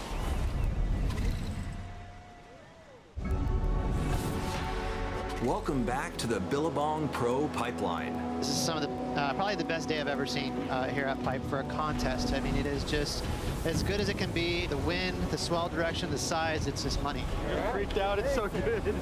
Contest is 1,000% on. The waves are perfect, 8 to 10 foot, just flawless. It's almost like a spring break feel on the beach. We've got fans back. I mean, look at it. Those are actual chicken skin moments happening right now. The waves are pumping. I mean, we're talking about top-notch pipeline right now. The men's opening round is called on, and the 2022 Championship Tour season is underway. You can feel the energy, and we're our full bore here at Pipeline. In the first heat, 7-time pipe champion Kelly Slater takes on Australian Jack Robinson. Jack Robinson from Western Australia, driving through the pipe barrel and coming out. Oh my God. What Jack did on this drop right here was an extreme amount of talent being displayed. How late he was, how much control he had with his rail, that was next level surfing. An excellent score for Jack Robinson. Here we go, Kelly Slater backdoor, a huge right-hander driving through. There's the nose of his board, there's the goat. Drainer, I mean, that's just a drainer. Look how shallow the reef is right there. It's just a couple feet deep underneath him. So it's gonna be a great start for Kelly. This is an 8-point ride, the opener for Kelly Slater. Jack Robinson falling out of the sky, backsided pipe. Let's go! It comes out! How did he do that? Are you kidding me? That right there, big pump. Got him just that extra 4 to 5 feet ahead to get him away from that foam ball and break through. Score in for Jack Robinson, a 9.5. Here goes Kelly going backdoor. Kelly in the barrel, comes out with the spin. Kelly behind the A-frame right here, bottom turning straight into it, super deep. Jack Robinson, as well as Kelly Slater, moving on into the round of 32. I don't know what to say, though. It's mind-blowing. The conditions have been incredible this year to start 2022, and I think today's one of, if not the best day I've ever seen for waves. Seth Moniz represents Hawaii's next generation of professional surfers. My name is Seth Moniz. I'm 24 years old, and I'm from Honolulu, Hawaii. He has that aloha spirit in him through his whole family. The jersey he got, the number 7, 7 of them. I guess like having 4 siblings and like we're always really competitive. It kind of just brought the best out of all of us. Obviously having a dad that was surfing, all these contests. Sister's a big influence too. 2-time world longboard champ, and I think that's just kind of in our blood. We couldn't be more proud as a family unit to see the baby of our family just kind of shine and do his thing. Seth's combination of progression and heavy water fortitude make him one of the most well-rounded surfers on tour. You never know what you're gonna get. Looks like he's just throwing up a Hail Mary. He's on, he's holding. There he is! Next thing you know, he lands it in full control. Knifing this section and pulling in. Great control after the spit. Seth Moniz having a blast in these conditions today. This is the future of our sport right here, right now. I'm really excited for this year, and I want to give a big push, and my big goal is to make it in that top 10 at the cutoff mark, and then hopefully shoot for that top 5. As the Pipe Pro continues, Seth is up against Japan's Kanoa Igarashi and rookie Carlos Munoz. So we've got veterans, rookies, specialists. This is a heat that's got something for everyone. Seth Moniz, local boy right here from Oahu, grabbing the rail on a long one. He's gonna be extending down the line, driving through the barrel, and he comes out! But watch out, Kanoa Igarashi grabs his rail, in danger. Comes out with the spit. This was insane. Watch that late under the hood. The way that he pumped under the hood over there and just kept his composure on that foam board and with that spit. Kanoa Igarashi with the highest single wave score of the day, a 9-point ride. Go, Seth, go. Minitron Moniz grabbing the rail, letting go, and traveling. Where he stay, dare him coming out. Crowd goes wild, as they should. These people know what's up.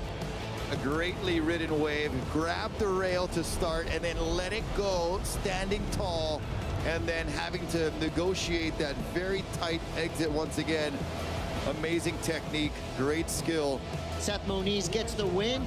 Kanoa Igarashi in second, but with the highest single wave score of the day, a 9-point ride. Kind of speechless right now.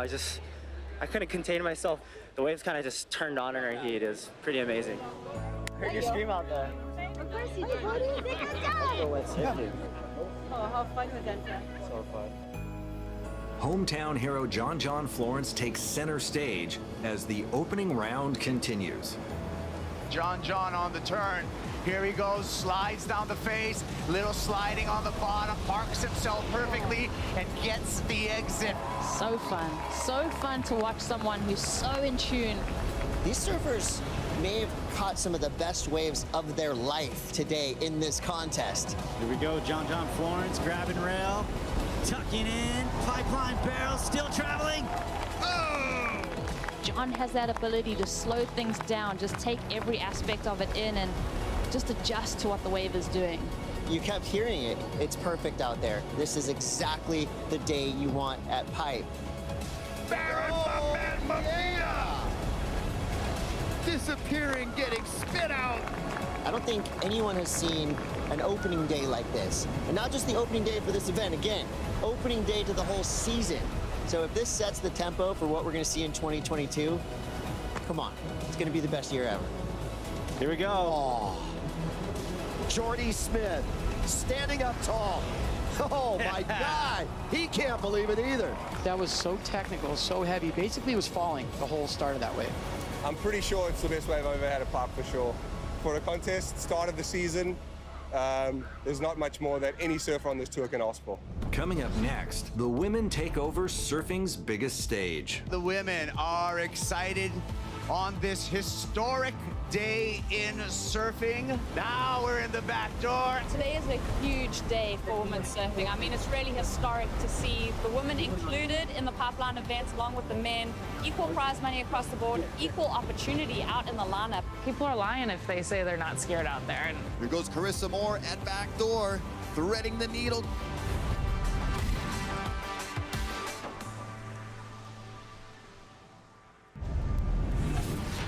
Welcome back to the North Shore for the Billabong Pro Pipeline.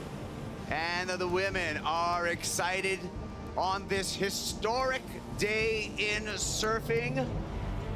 The best female surfers in the world are on the verge of another major milestone. Today is a huge day for women surfing. I mean, it's really historic to see the women included in the pipeline events along with the men. We have never seen this before, and I think the women are up for the challenge.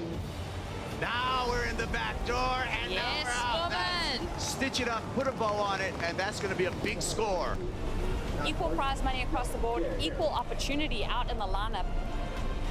Back door, Isabella Nichols, arms in the air.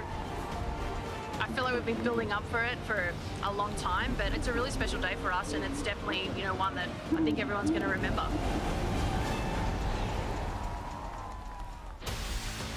In the opening round, reigning world champion Carissa Moore faces wildcard Moana Jones-Wong.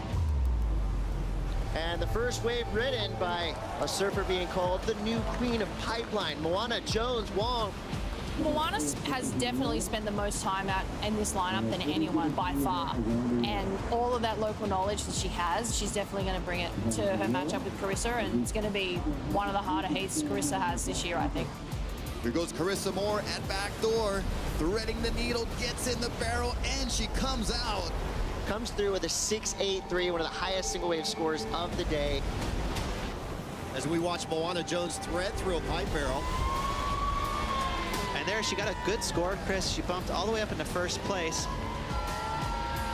So Carissa got the best wave of the heat, but Moana Jones-Wong put together the best heat. Carissa's the best in the world, and I look up to her, and I want to be able to surf as good as she can. So for sure, it pushes me. Yeah, I want to see a Carissa and Moana matchup in the final. I think that's going to be fire. At only 22, Moana Jones-Wong is already one of the best female pipeline surfers in the world. A name that everyone's been talking about coming in this event is Moana Jones-Wong. She's been already touted as the queen of pipeline, and she's barely 20 years old. The first time I surfed pipe, I was probably 12, but I wasn't a regular out there until I was 18, just because I knew how scary it was, and I didn't want to go out there when I wasn't ready for it. I think this is the first time we've ever seen a girl from the North Shore growing up here and really, like, since she was so young, saying that she wanted to be the best female surfer out at Pipeline.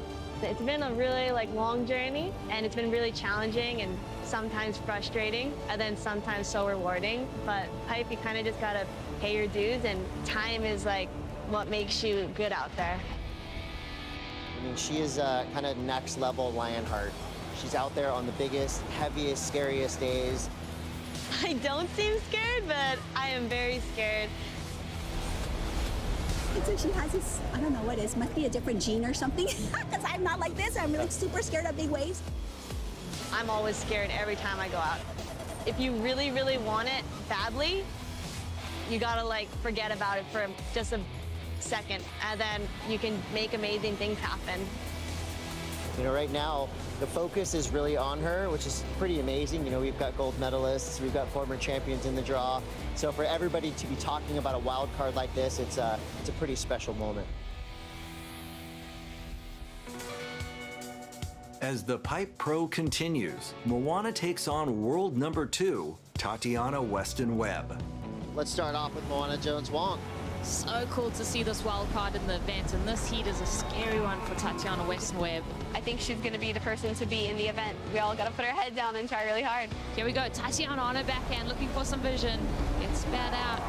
That was enough to get her into the lead. It looks like Tati's shifted the momentum. Moana Jones up and riding and gets into a classic pipe tube.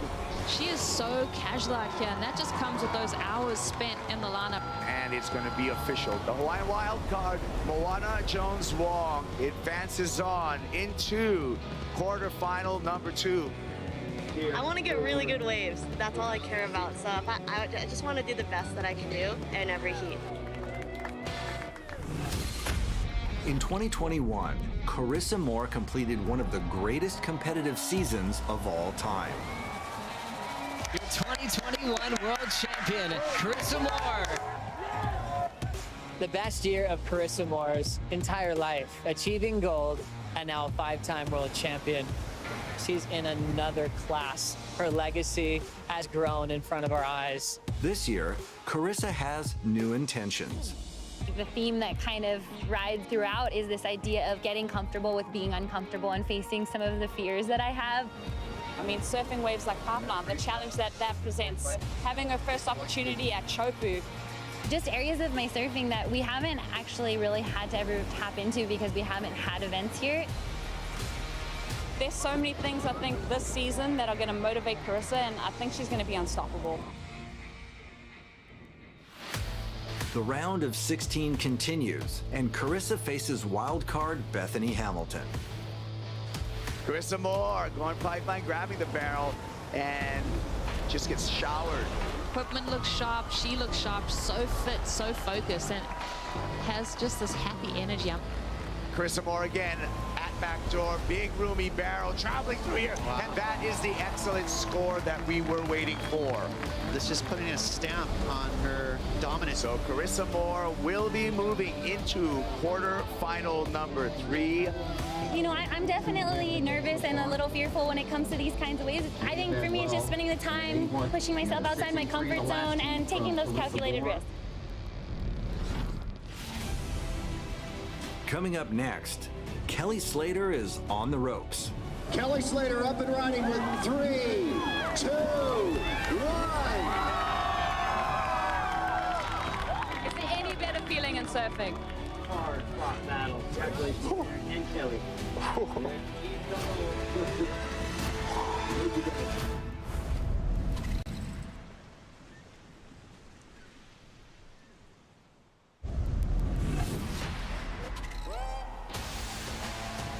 Welcome back to a day that will be remembered in the annals of surf history.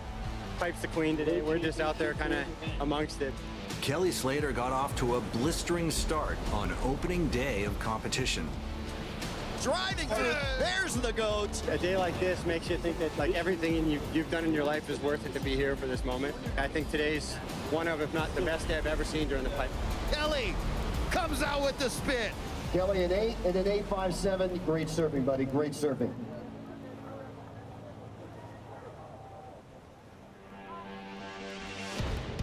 huge heat in the lineup. Kelly Slater, Barron Mamiya. Barron, younger, he's got youth on his side. I would say Barron's actually slightly more aggressive too. What Kelly makes up for it with just being a veteran and being there before Barron was even born.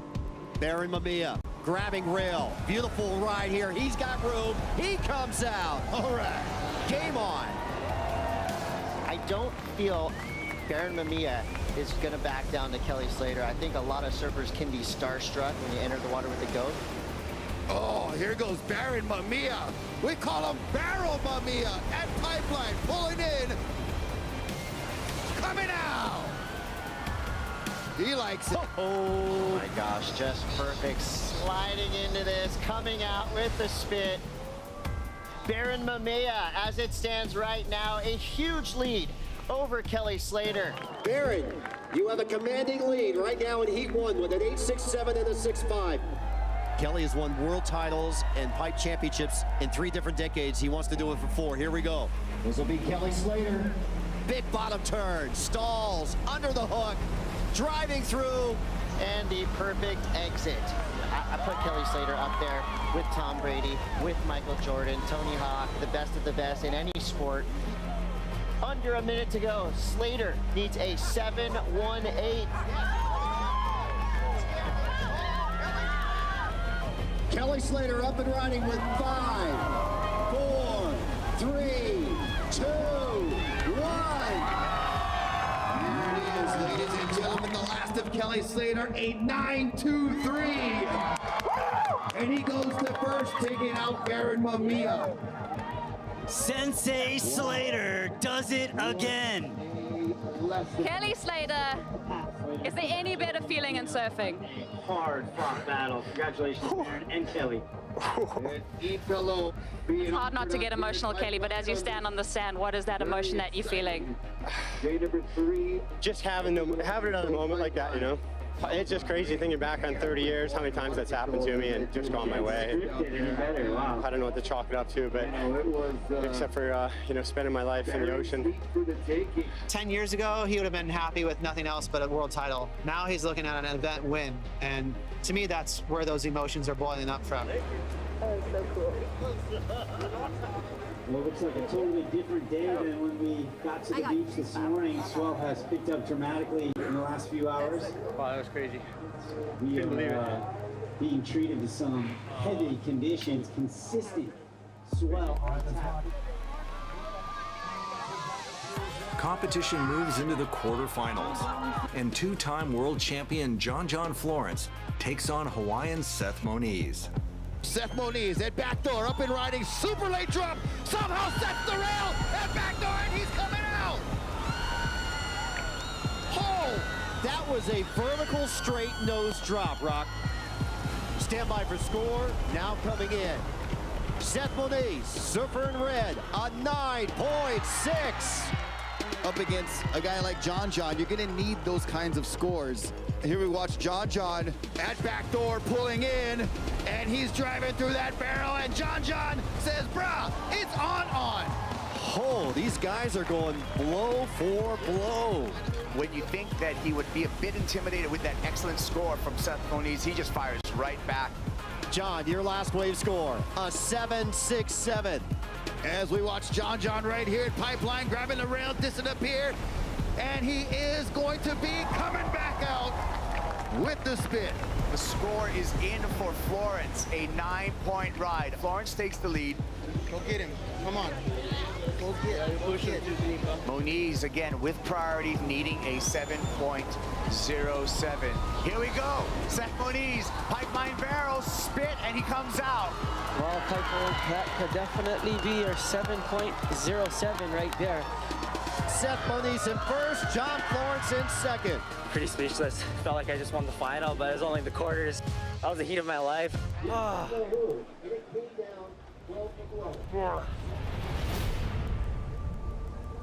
As the quarterfinals continue, Kelly Slater faces Japan's Kanoa Igarashi. For Kelly, he is one of the most dominant competitors to ever surf an event at Pipeline. If he can get a big start here, get himself up in the top 5 of the rankings early, we're going to be witnessing what could potentially be a dream run as you mentioned, all the accolades. Kelly Slater up against Kanoa Igarashi, and Kanoa is 3-0 in head-to-head matchups. And here he goes, pulling in, backdoor. Good start for Kanoa. He comes flying out. Here we go, the GOAT, Kelly Slater. Textbook. Wow. Backside tube ride behind the spit. And Kelly Slater having a look, goes backdoor, sets it up perfectly, rides through. Kelly Slater making it through. You know, obviously I have a lot of experience out here, but Kanoa has made the final here before. He beat me out here on a small day. I wasn't going to take him lightly. Coming up next, Pipeline shows its teeth and the women don't hold back. People are lying if they say they're not scared out there. These are the most dangerous, intense, gnarly, challenging waves the girls have ever surfed in a CT event.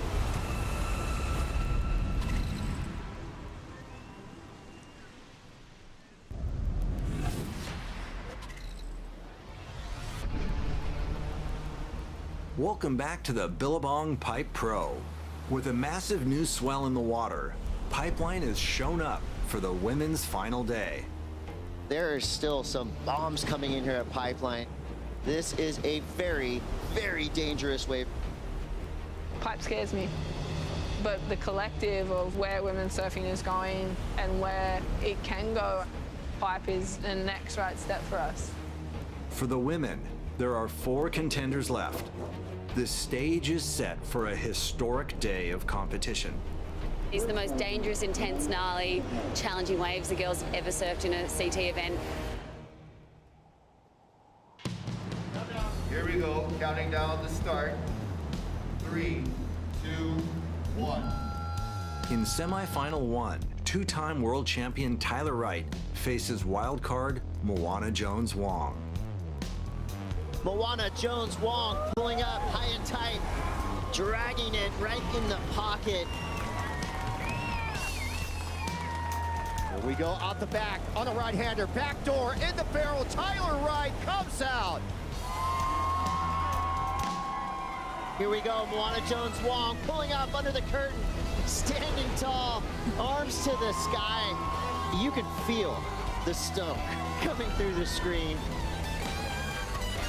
A wild card has just made the finals here at the Billabong Pro Pipeline.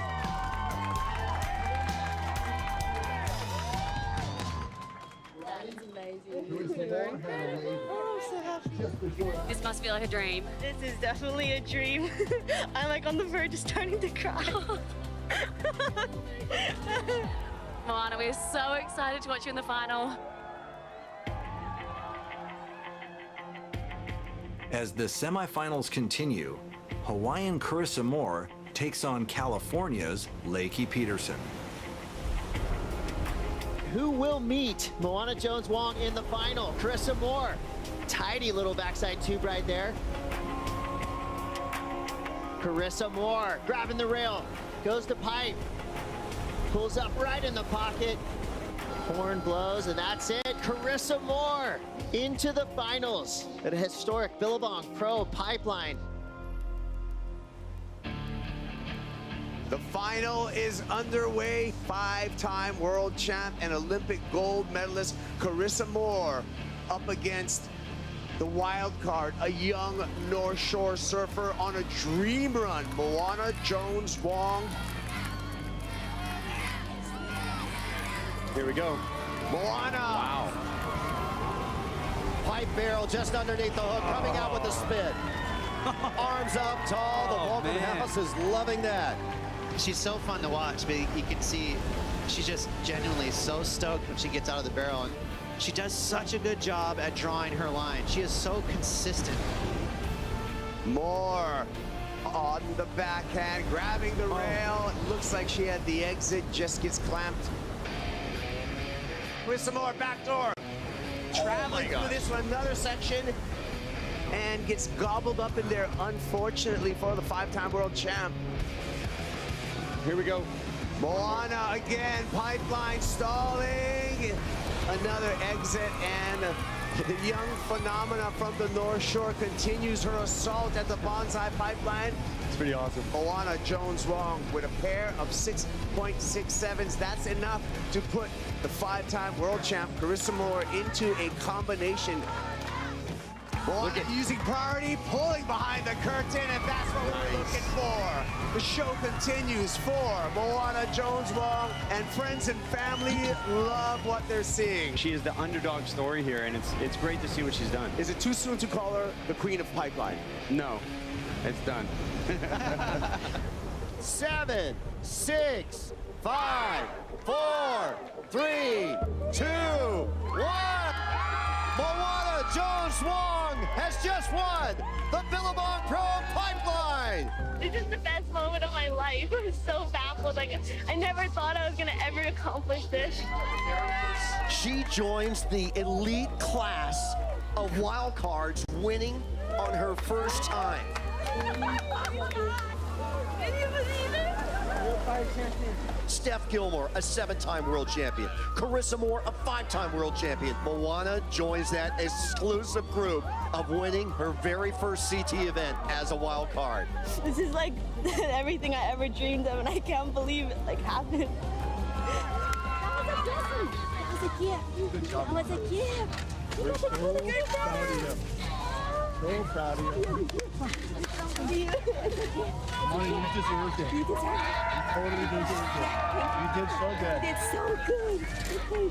This was a gift for her because she has that talent, and I know that God gave her that talent, and not many other people have that talent. So I'm so excited that she got to showcase that talent to the world.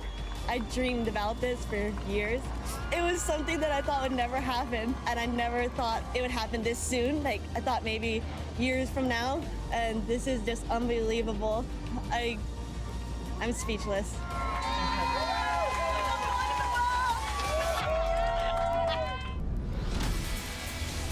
Coming up, it's finals day for the men. Look at this thing!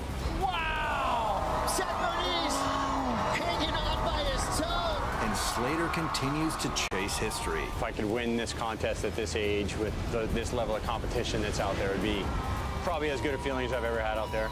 The greatest of all time is back.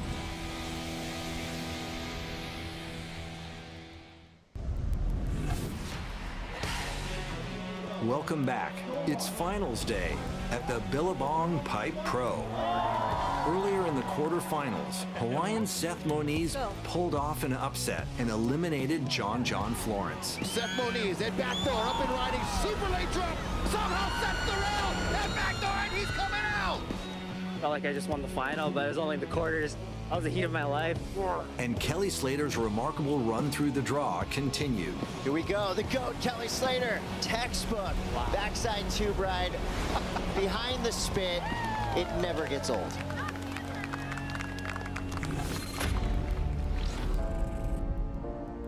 It's just such an intense, great wave. It's a wave everyone wants to go get a great wave at some time in their life. Once you get the taste, you're stuck, and you want to get back out and get another one. Kelly, pipeline. Oh my God! Yeah! He put in more time with Pipeline than any other wave in the world. With all that dedication, all that experience, he's turned into the best ever surfer. Late drop, pulling in, square barrel spit, and Kelly Slater's out. You know, he's got such an intimate nature and knowledge of the wave that he can just go out there any given day, any given time, and the relationship's so deep that magic happens. Wide open, bonus section, Slater still traveling. Driving through an impossible section, Kelly makes it. If I could win this contest at this age with this level of competition that's out there, it would be probably as good a feeling as I've ever had out there. As the semifinals are called on, Slater faces Brazilian Miguel Pupo. Here's Kelly. Might like the way this backdoor wave looks, and Miguel likes the pipe wave, so they're gonna take off same time. Whoa, that is gonna be interesting. The judges rule it's a non-priority interference on Miguel Pupo. Miguel's second scoring wave will be cut in half. So this heat is not over. If Miguel goes crazy and gets 2 really high scores, he could still take Kelly out. But Kelly is the master at taking advantage of a weakness, and he will be prowling. Kelly Slater traveling through the barrel and reappearing, coming out. Kelly Slater now with a commanding lead and priority. Miguel Pupol, Mickey Poops, pulling in, coming out at pipeline. 6.6 is what you need, Miguel. And it doesn't. A 3.17. Kelly Slater yet again in the final here at Pipeline. I don't like for heats to go that way. But being in the final, yeah, it's been a few years. I can't even think right now. Adrenaline's just still pumping, so.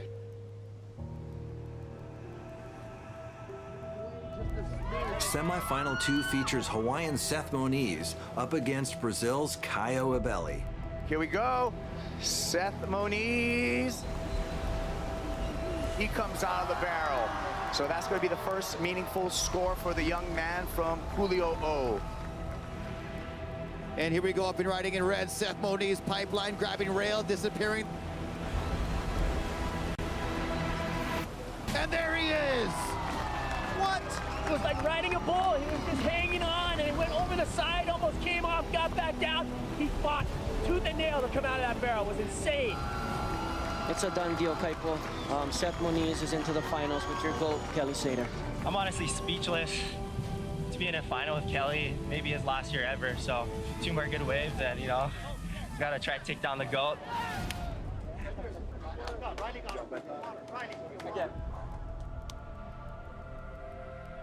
It's Kelly Slater versus Seth Moniz in the Billabong Pipe Pro Final.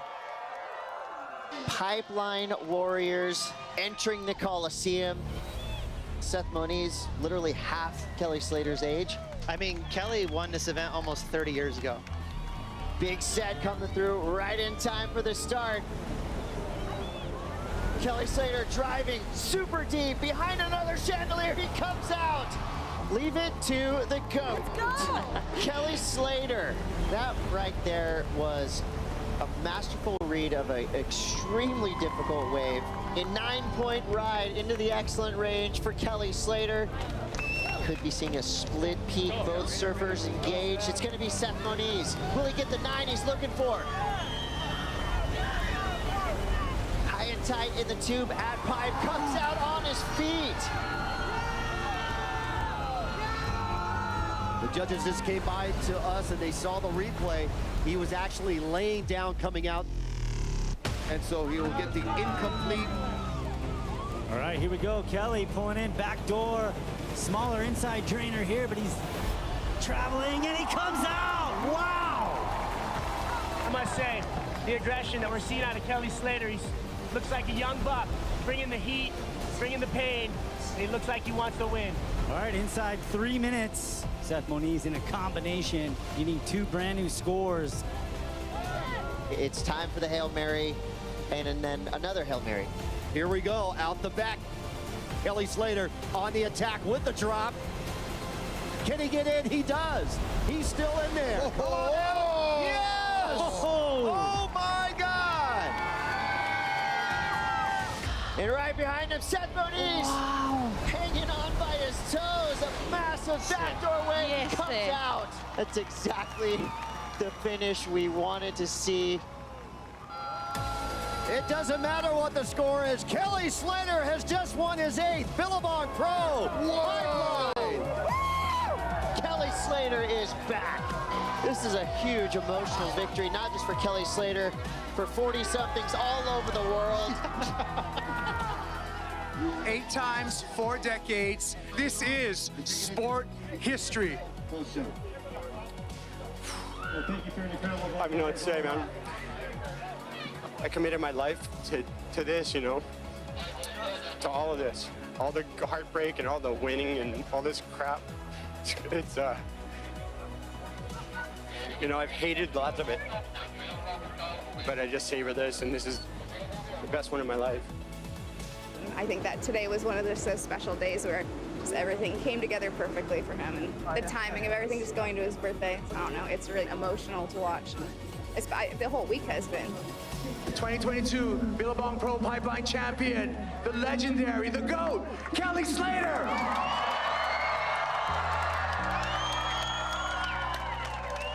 Since I was 12 years old, I first got out here and got my ass kicked at backdoor and about a 2-foot wave. It's really just, it's given me all my favorite memories, all the most pleasure in my life, and thank you all. Let's give it up for Kelly Slater, the greatest of all time. Be sure to catch the next episode of WSL Presents at the Hurley Pro Sunset Beach. Join us all season for coverage of the championship tour as the road to the Rip Curl WSL Finals rolls on.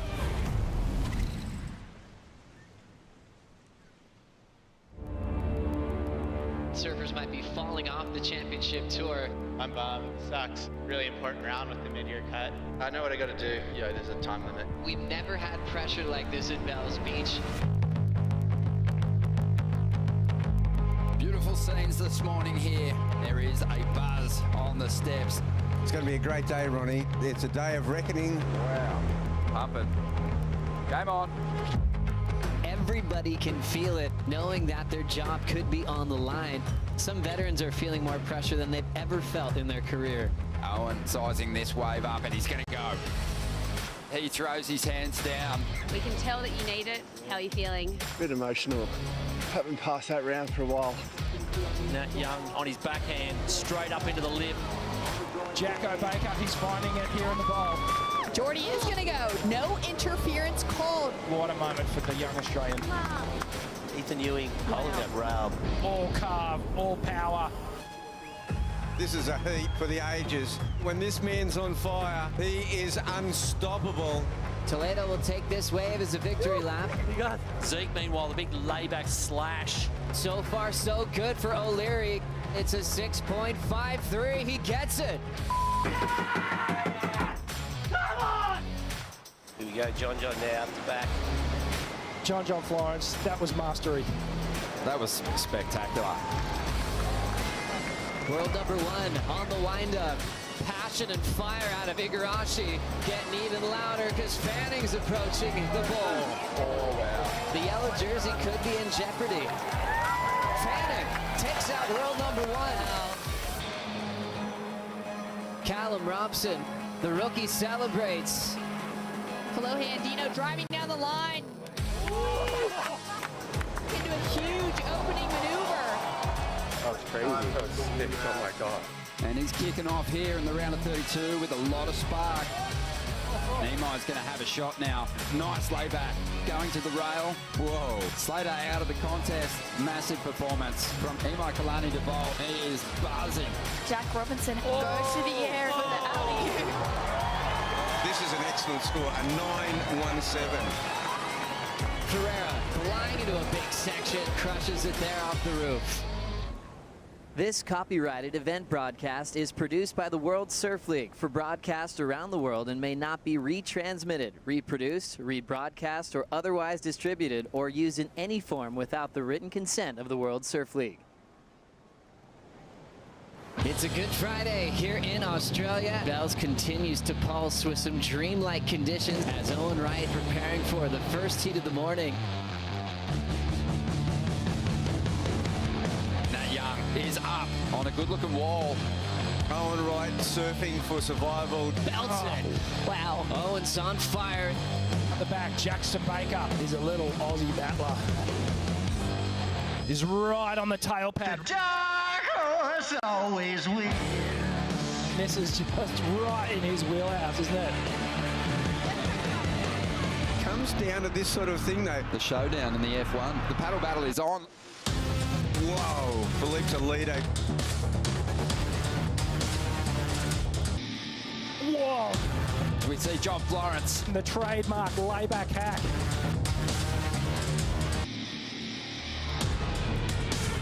Mick Fanning, the four-time Bells champion. Look at that. Oh, just gets swamped. Clohe just absolutely goes nuts on this wave.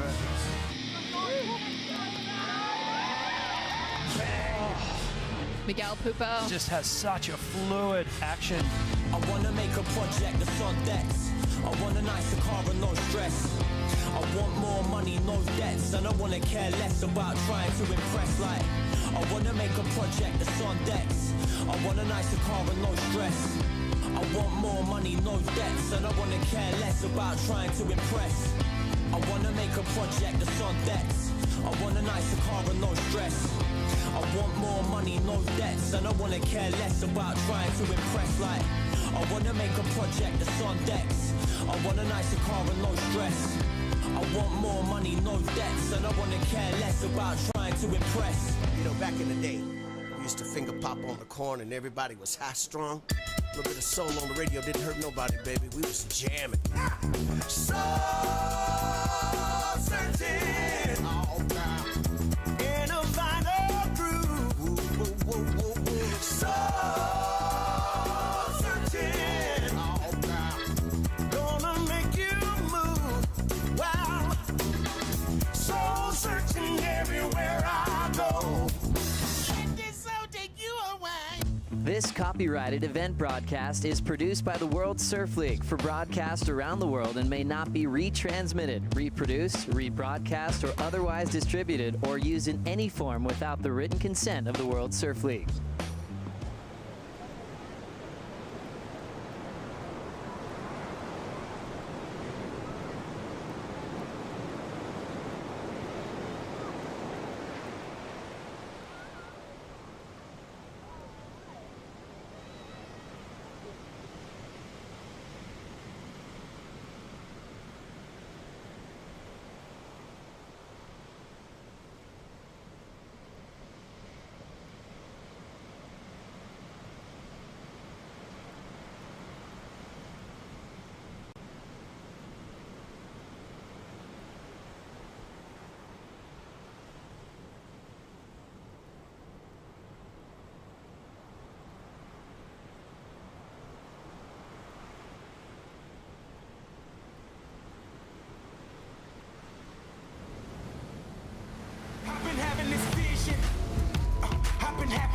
Either rise or you fall. I'm on a mission, bringing my dreams to fruition. I ain't playing at all. Bring out the body bags, I'm about to kill them, deliver them to the mortician. I gotta do what I gotta do. That's for my fish, back in my face. I gotta do what I gotta do. I pray to God, he never came. I'ma do me, I'ma do me. That's in my blood, I'll never change. That's in my blood, I'll never change. That's in my blood, I'll never change.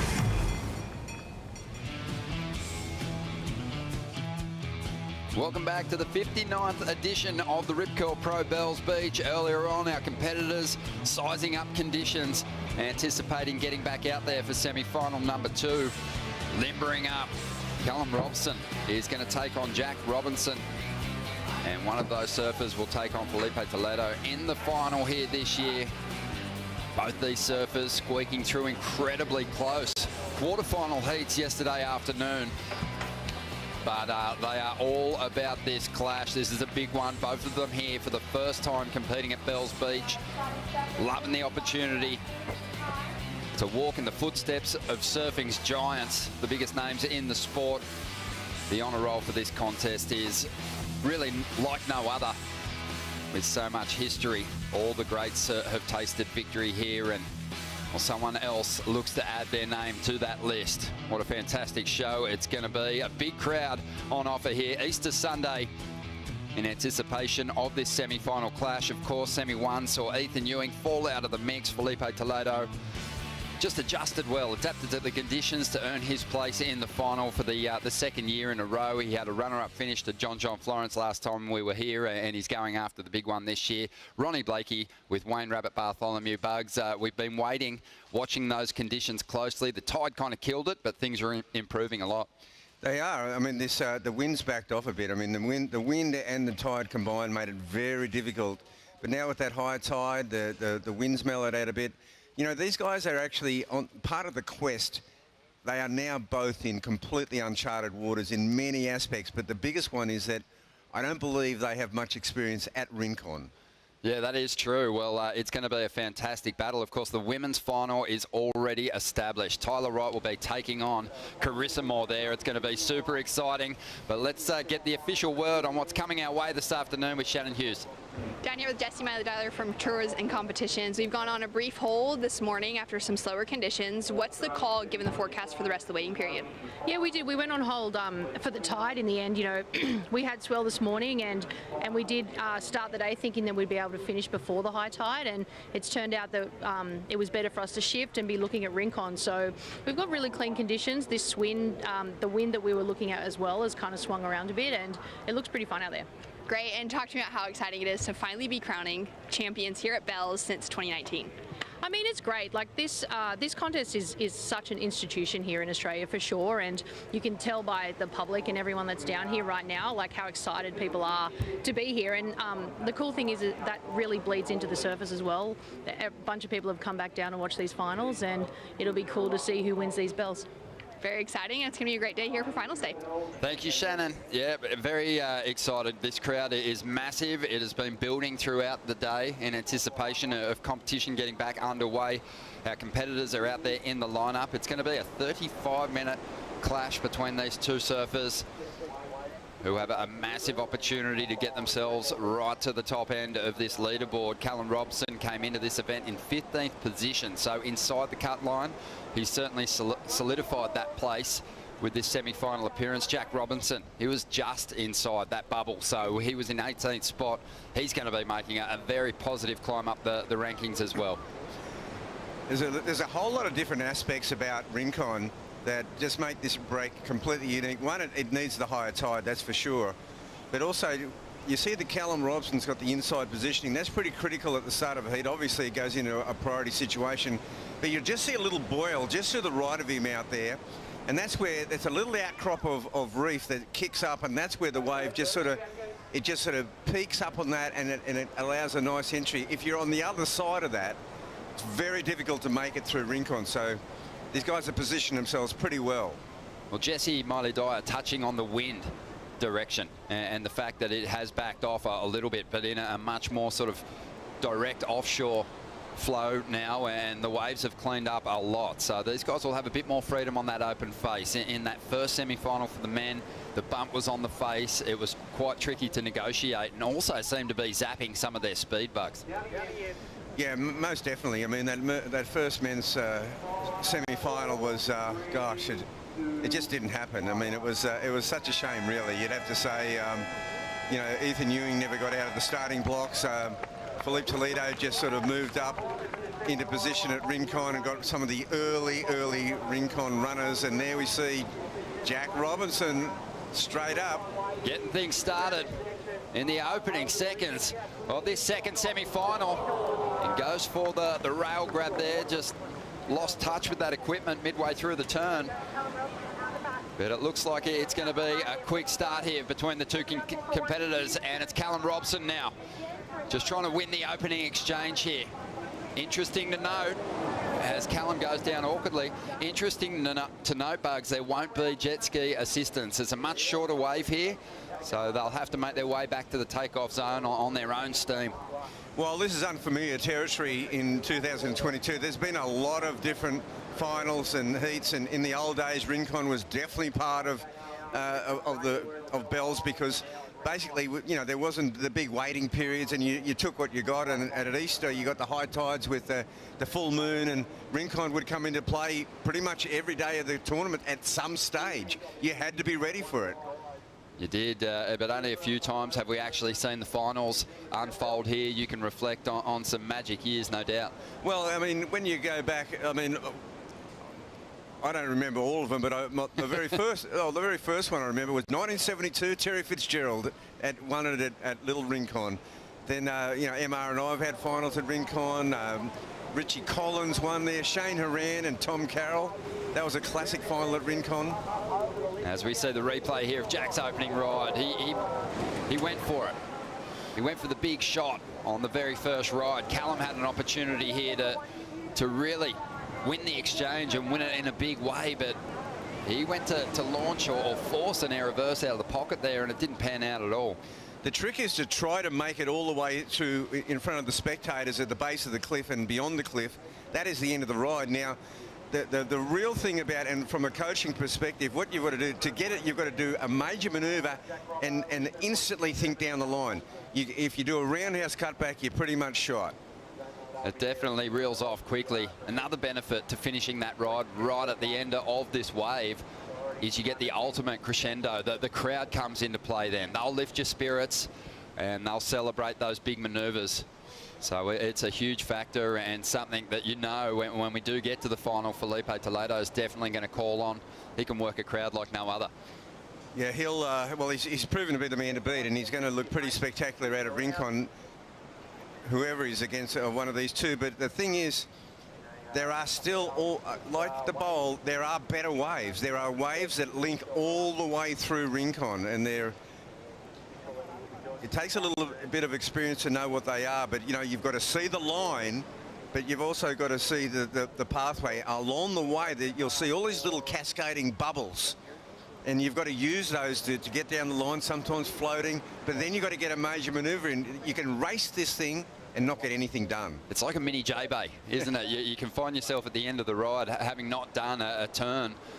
So something that these competitors, I think, will adjust to pretty quickly. Just on 31.5 minutes to go, Laura Annaba watching on. She saw our competitors running down the steps.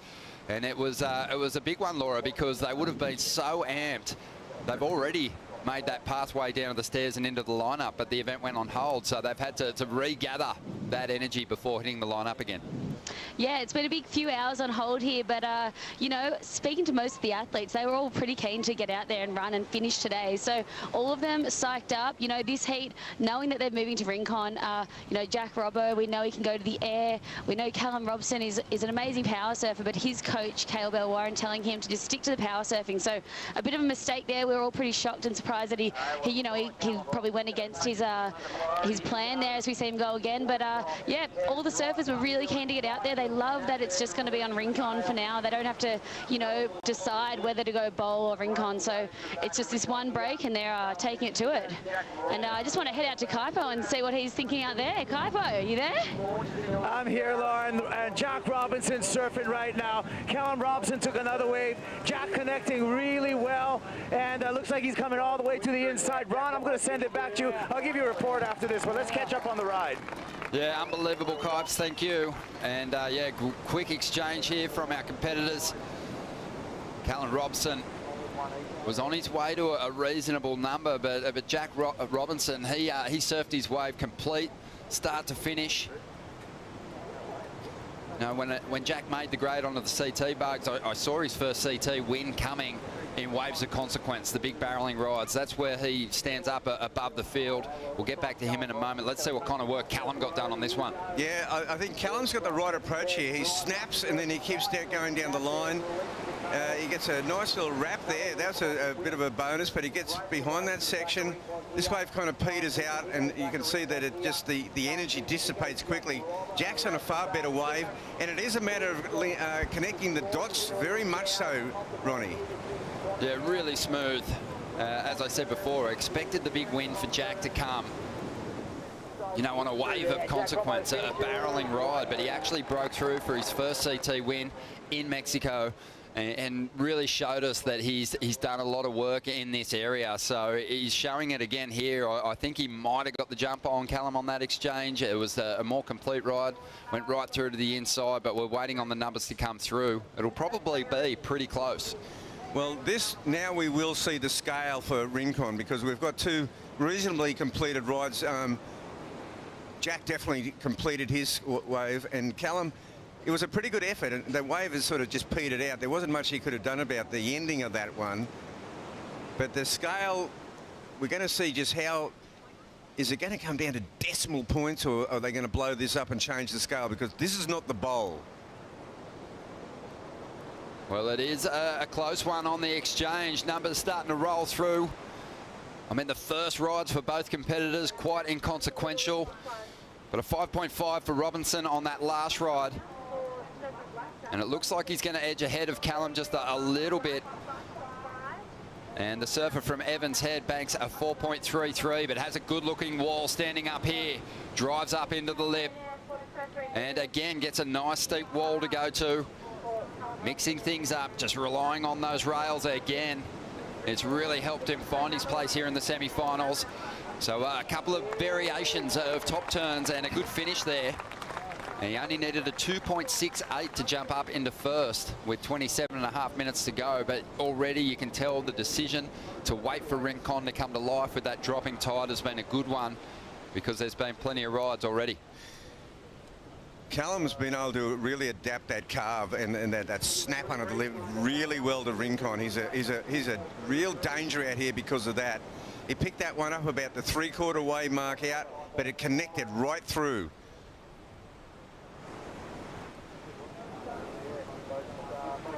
Here it is on the replay.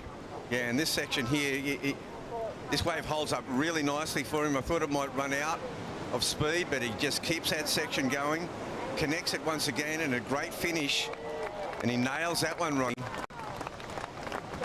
Yeah, just a lot of variation on this ride. You know, wound through some nice carves at the start. Drifted the fins, again goes to an arcing turn, but finds some release in the tail there. Yeah, and you know, there's a lot of questions about what equipment he's riding. That's an Adam Sparrow Fletcher model, old Sparrow surfboards up there in the Goldie. Yeah, he's been one of Callum's biggest supporters on his road through to the CT, through those qualifying series events, the Challenger Series last year, where Callum just came on, just put himself firmly in the spotlight and earned that place. Kaipo, a big start. That was a huge answer after Jack won the second ride exchange. Yeah, Ron, I just want to touch on the conditions and what's happening right here with these guys. Speed is a key. You need to go really fast out here at Rincon. This offshore wind's holding it up, making sections. There's still some residual side bump to this wave as well. So you're battling both the offshore winds and the residual side bumps from the north wind earlier this morning. So that's why you got to get quick to your feet, quick on the gas pedal to skip over those sections and complete a ride. Thank you for the insights, Kipes. At the moment, Callum is starting to find some flow. 6.83 on his last ride. But this one, if he could finish it off well, could go even higher. He still might. He had a couple of very dynamic turns off the top on that ride. Didn't get the big finish he was after, Bugs. But Callum Robson from Evans Head, I mean, you spoke about the support Ethan Ewing would have been feeling from Stradbroke Island. What about that area? That whole part of the Northern Rivers behind this kid. Evans Head hasn't had a CT surfer before, so this is a big moment for them. Evans Head's just one of those little forgotten coastal towns that's just tucked away with a rich surfing history. We used to go down there in the early 70s. And here we see Jack now, Ronnie. Yeah, this is this wave not really reeling off like Callum's did, but Jack's so capable of manufacturing that speed. Just look at the pace as he moves to the air section on the inside. You can see that wind still blowing quite strong. And a couple of times now, it's ripped Jack's board out from under his feet. Yeah, it's really difficult. I mean, you know, it's a major weapon for Jack. And he's got to answer back. That 6.83, that could be... It's a pretty good score for Rincon. So the judging scale has definitely adapted. That's good. And that 5.5 of Jack's, I thought, was spot on. That 6.83 for Callum. He is really adapting well. This is amazing for this guy. He's probably never surfed Rincon before. They were a couple of very heavy-footed, smashing frontside snaps there. And it was definitely on its way to becoming a huge number. I think it's still going to improve on his 4.33. Yeah. Callum Robson, he's been the surprise package of the whole tournament so far. Just really coming from nowhere and announcing his arrival in a big way. Yeah, super impressive numbers rolling through. That last turn could have really helped this one go higher on the scale, but still, he does just increase the requirement for Jack Robinson by a little. A 4.93 there for Callum. Jack now after a 6.27. to jump up into the lead. Just such a unique battle. We've got two rookies. Well, Jack is actually surfing in his second year, but you know, it was a shortened season, so we're really just sort of seeing them both compete here for the first time. But they just came from such different places when you think about their rise to this position. Jack, just a prodigy, considered the best 12-year-old in the world at one point, pulling into barrels at the box and just absolutely blowing everyone's minds. And then Callum really just emerged last year. Yeah, well, Callum came on, he won a QS 5000 at Cabarita, got onto the Challenger Series, cut through that like butter, and next minute he's on the CT. And now he's in the semi-finals of the Rip Curl Pro. He's already had 2 nights before this. Yeah, he's kept it really cool too throughout the road to this point. It felt like he's been surfing solid, but hasn't even shown us his best yet. It's a shame that the bowl isn't flaring up for us, but he's made that change. He's adapted so well here to what Rincon's serving up. Again, unsuccessful on the air that time, or in getting any real height and rotating that board completely through the sky. So it probably won't be a big number, but let's have another look at it, Bugs. Yeah, but you know, I like what he's doing though. He's really carving, and I mean, it's amazing. His adaptation to Rincon is superb. You'd think he'd been surfing it all his life. This young guy from Evans Head, he blew that one up. It's a nice recovery. Unbelievable recovery. Yeah, so, you know, based on the fact that he didn't complete his last ride and still managed a 4.93, you're thinking this one's probably going to go higher. Yeah, well, this is going to be a borderline call because he didn't do as much good work leading up to it. There wasn't those snaps under the lip that he was pulling off on the early ways, but let's see where it goes. That 4.93 is a pretty good backup. It's going to be thereabouts. Well, fantastic names out there in the lineup, fighting it out to get themselves into the final of the Rip Curl Pro Bells Beach this year. 5.03 for Callum on that last ride. The requirement does grow just a little for Jack Robinson there. But yeah, amazing names in the lineup, but an amazing name joining us here too right now. I can see his name on the trophy. 1991 Bells champion, 88 world champion, Barton Lynch. Great to have your company, mate. Great to see you. Good to see you, Blakey and Ramsey. How are you guys? Great call, great event. Very excited to be here, eh? Unbelievable event. A couple of days in particular, I think, will go down in Bells folklore. You know, just unbelievable performances from the world's best. But it's a big change-up, isn't it, Barton? You've been in this situation. You're on the bowl, huge turns, trying to read that tricky wall to the really fast reeling sections here at Rincon. It's a big adjustment to make.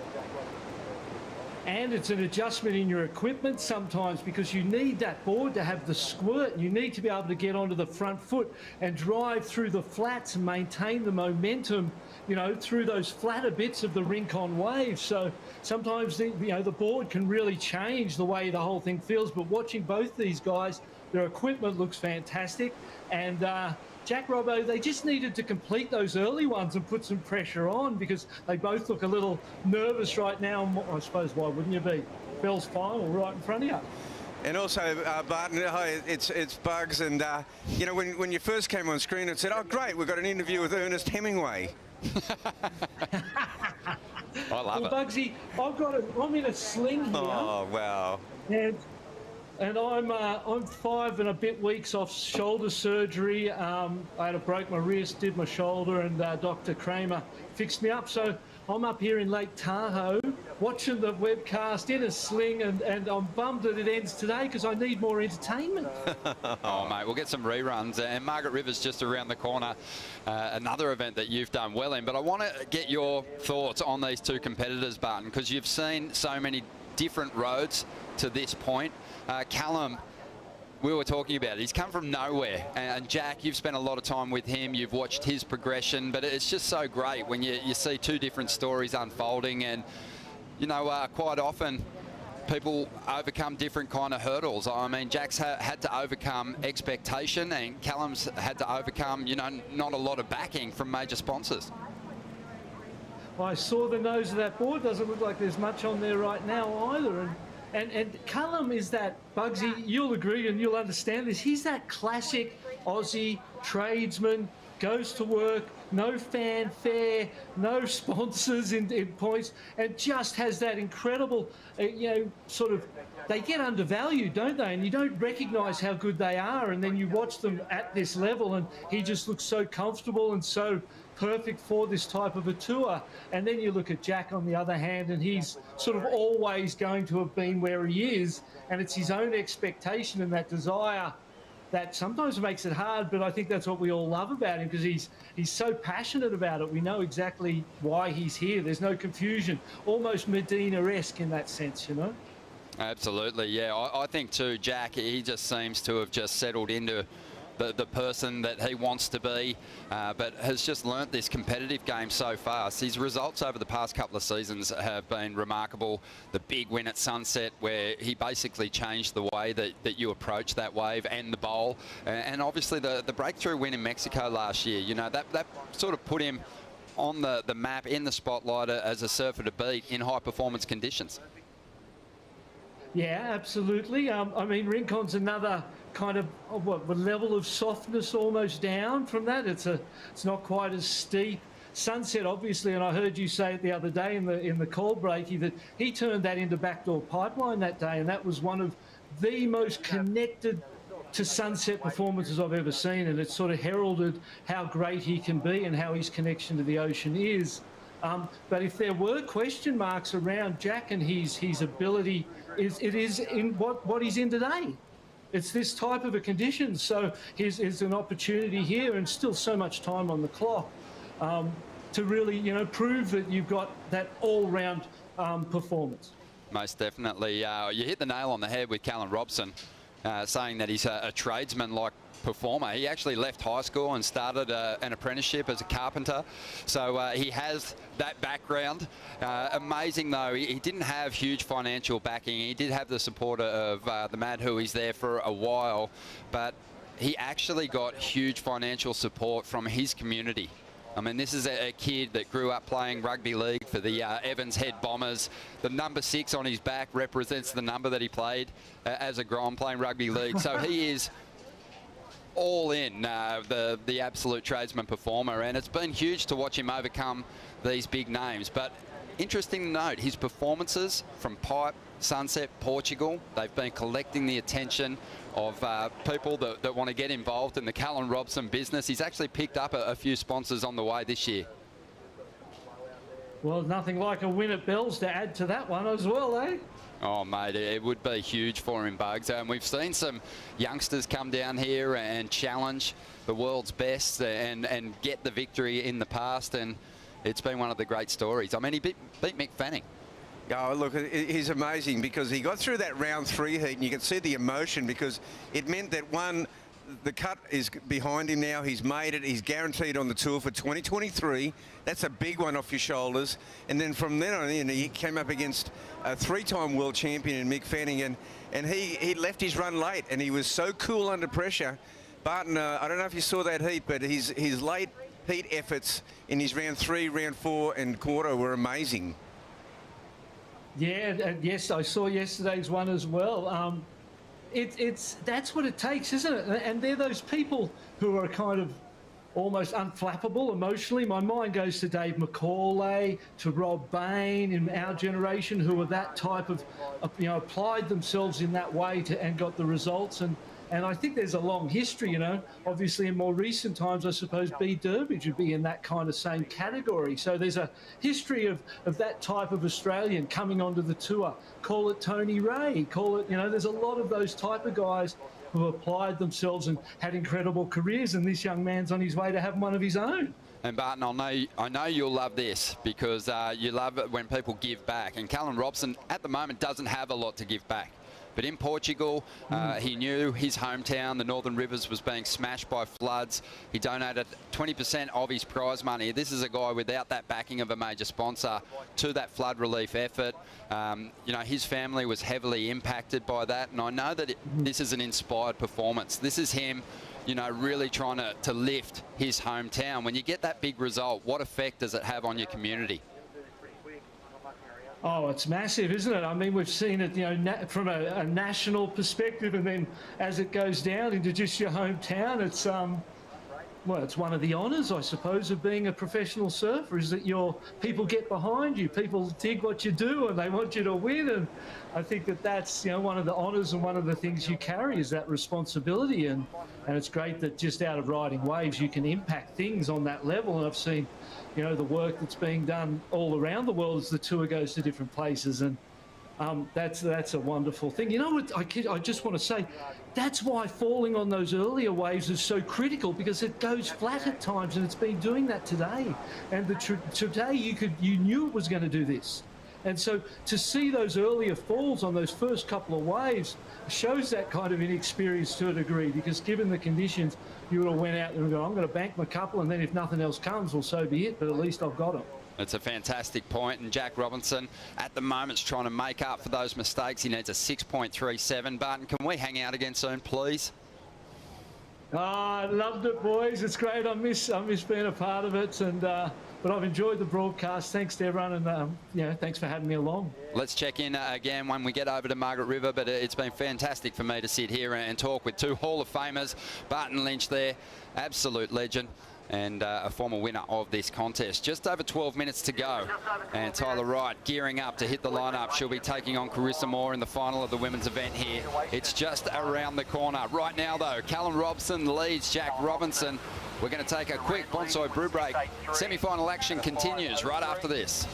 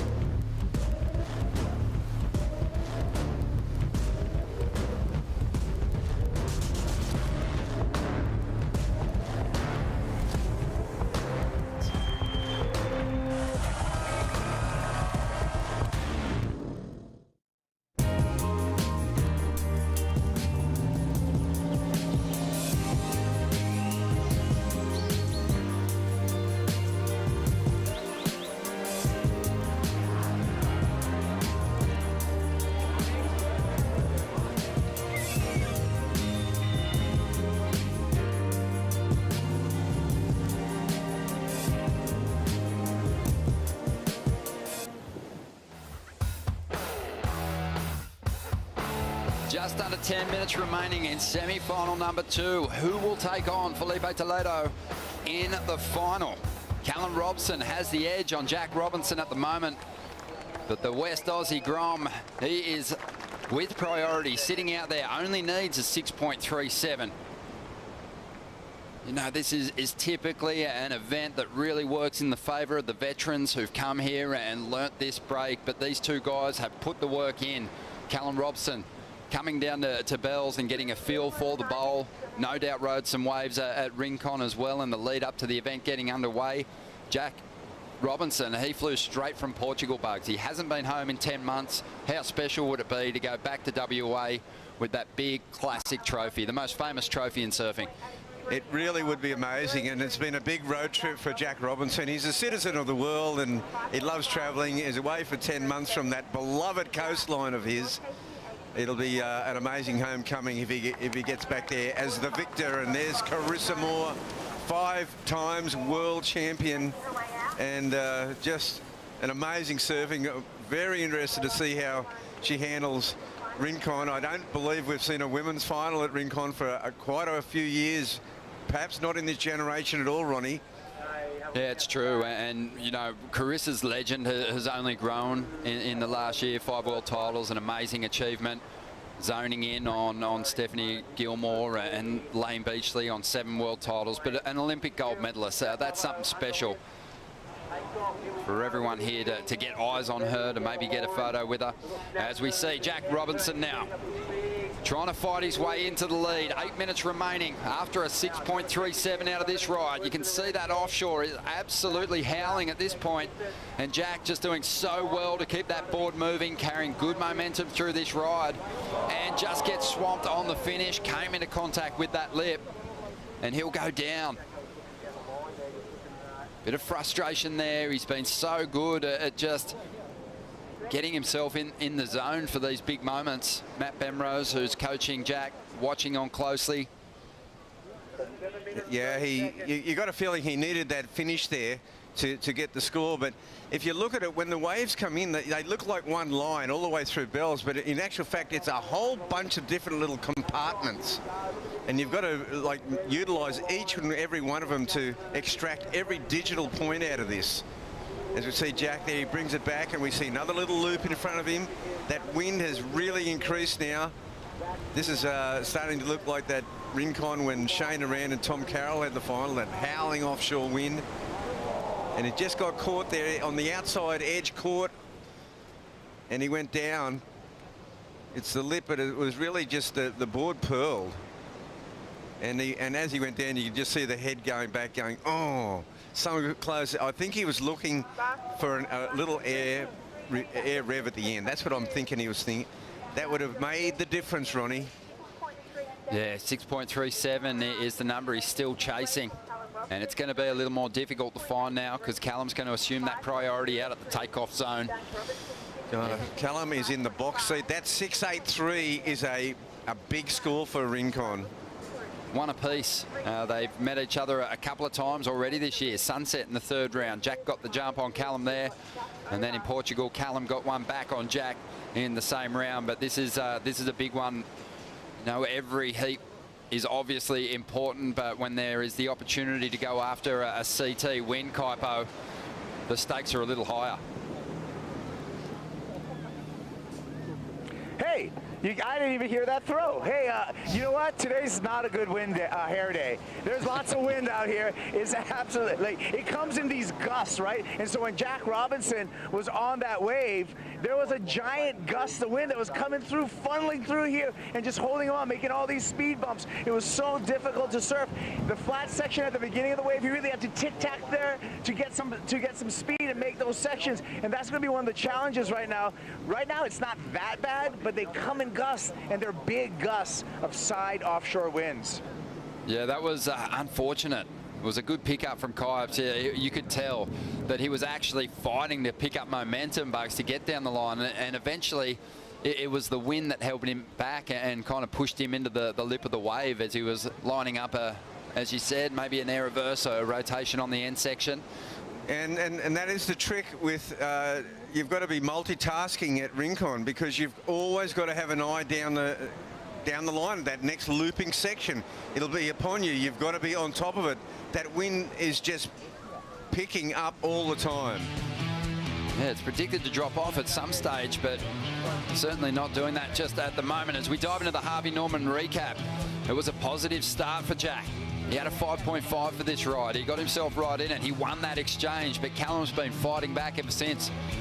Yeah, well, Callum, he showed on his first waves, even the incompletes, that he's got that calf still going at Rincon. That board underfoot looks just very spicy, Ronnie. Just great power, great variation. I think being a bit of a lead foot is really working in his favour at the moment. Pushes that board deep into the face of the wave, so powers through any bumps that are on the surface. Amazing. You know, he's really linking these sections together with speed. And that was a great backup, that 5.03. Well, here we go. Robinson up again. Beautiful carve to get started. Up into the pocket. One more time. And this wave setting up and looks a little bit easier to ride than the last. As Kaipo pointed out, there was a big wind gust on his previous ride. This one, it looks a little cleaner and a bit easier to attack. He brings it through to the inside, gets a good finish. And that is definitely going to help his cause with just over 3 minutes to go here. Yeah, it was one of those ones that comes through and it's got a taper on it. So he knows hasn't got the big spectacular finish, but he also knows that he's got the safety of not having to look down the line all the time. He could surf that one and do his wraps. Yeah, it had a really nice pace to it, didn't it? Yeah, Barton bringing up equipment before, and it looks like Jack, you know, his board just really did come to life on a cleaner face. It's been a feature of all his heats. He's come alive in the last like 7 or 8 minutes of every heat he's had. And it's desperation. It's like he needs to get going. And see this wave here, even though it tapers off, it still allows him to continue going to work on it. And he got a lot of manoeuvres on that wave. Some quality in amongst it all, Ronnie. Yeah, the big turn to kick it off, I think that's really going to work in his favour with the panel. We're waiting on the numbers to come through. It was a clean combination to start. A 1-2 combo at the start and this, and he gets to wrap it back because he knows he doesn't have to look down the line. So he wraps his board completely back in the power source of the wave again, and then as it petered off, he just kept going to work, and here he is again. A small runner. I'd say he's going to go to the air on this one at some stage, Ronnie. Yeah, these last couple of rides have come without priority. So Jack hustling nicely on the inside, loads up, goes to the sky. He gets the grab, he kept the board under his feet. But I think the wind actually pushed him off the back of the wave there. Usually these guys are projecting forward. Numbers coming through for the previous wave. For Robinson, it came through at a 6. Not enough to snag the lead here. Callum on the outside, appealing, wanting to know the situation. Jack's got another score on the way, but he's still after a 5.87. So with a fall at the end of that ride, he won't get there, but with 1.5 minutes to go, it's a very attainable score. And of course on this wave, Callum does get a wave behind him out the back. It's a short ride and it gets caught by the wind in the lip, but advantage Callum Robson now because he'll regain priority, and with only 1:12 left at Rincon, it's a much bigger advantage because you've got the run of the play on any set that comes through. Really similar situation for Callum to what we saw yesterday afternoon in the quarterfinals. Holding priority, having the lead, but his rival not needing a huge score. He actually gifted Miguel Pupo a wave at the end of that quarterfinal clash, and he was slapping himself in the head straight after he did that because Miguel ripped that wave apart and almost turned the heat in the dying moments. Right now he's got to use this priority wisely. If he trips up, I think Jack Robinson's going to punish him for it. Yeah, well, I mean, he doesn't have long to use it, and I don't see anything major coming with only 30 seconds remaining. I see Callum's going to actually pull the trigger on this. There's a little wave behind it. Callum up into the lip to kick things off. Stays on his feet through those important first 2 turns. And he really just has to up the ante as much as he can because here comes Robinson.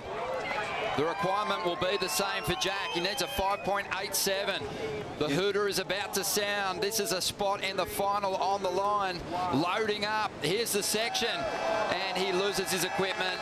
Attempted that air so many times in this semi-final clash, and the wind, it really worked against him. But what an unbelievable fight through this contest for Jack. And he is shattered. But Callum Robson, he's going to survive here. And in his rookie year, he's going to make a CT final here at Bells Beach in his first effort. An amazing effort by Callum Robson. He powered his way into the final. Nothing separating the two competitors. Less than half a point. Super impressive stuff from the rookie. Stay with us after the break. Tyler Wright will try and overcome Carissa Moore for a Bells title in 2022.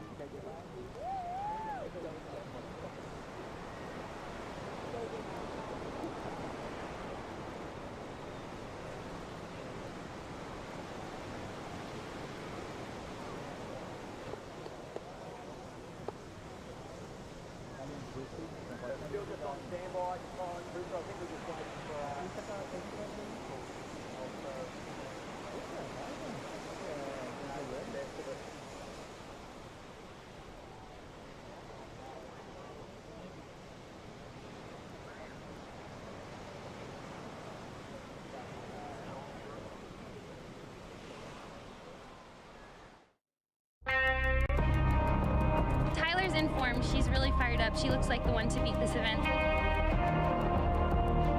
This event is special. It's the only event I want to win. That was a pressure ride. Wow. To stay composed under this situation, there's no hesitation. If you just simplify the moment, she knows exactly what she needs to do.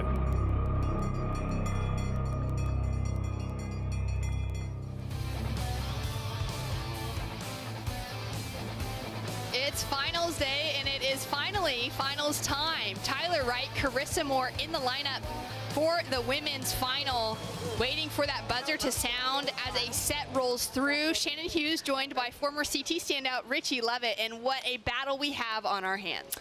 Two of the most informed women of the entire event, but things have shifted a little bit as we saw in that second semi-final of the men's.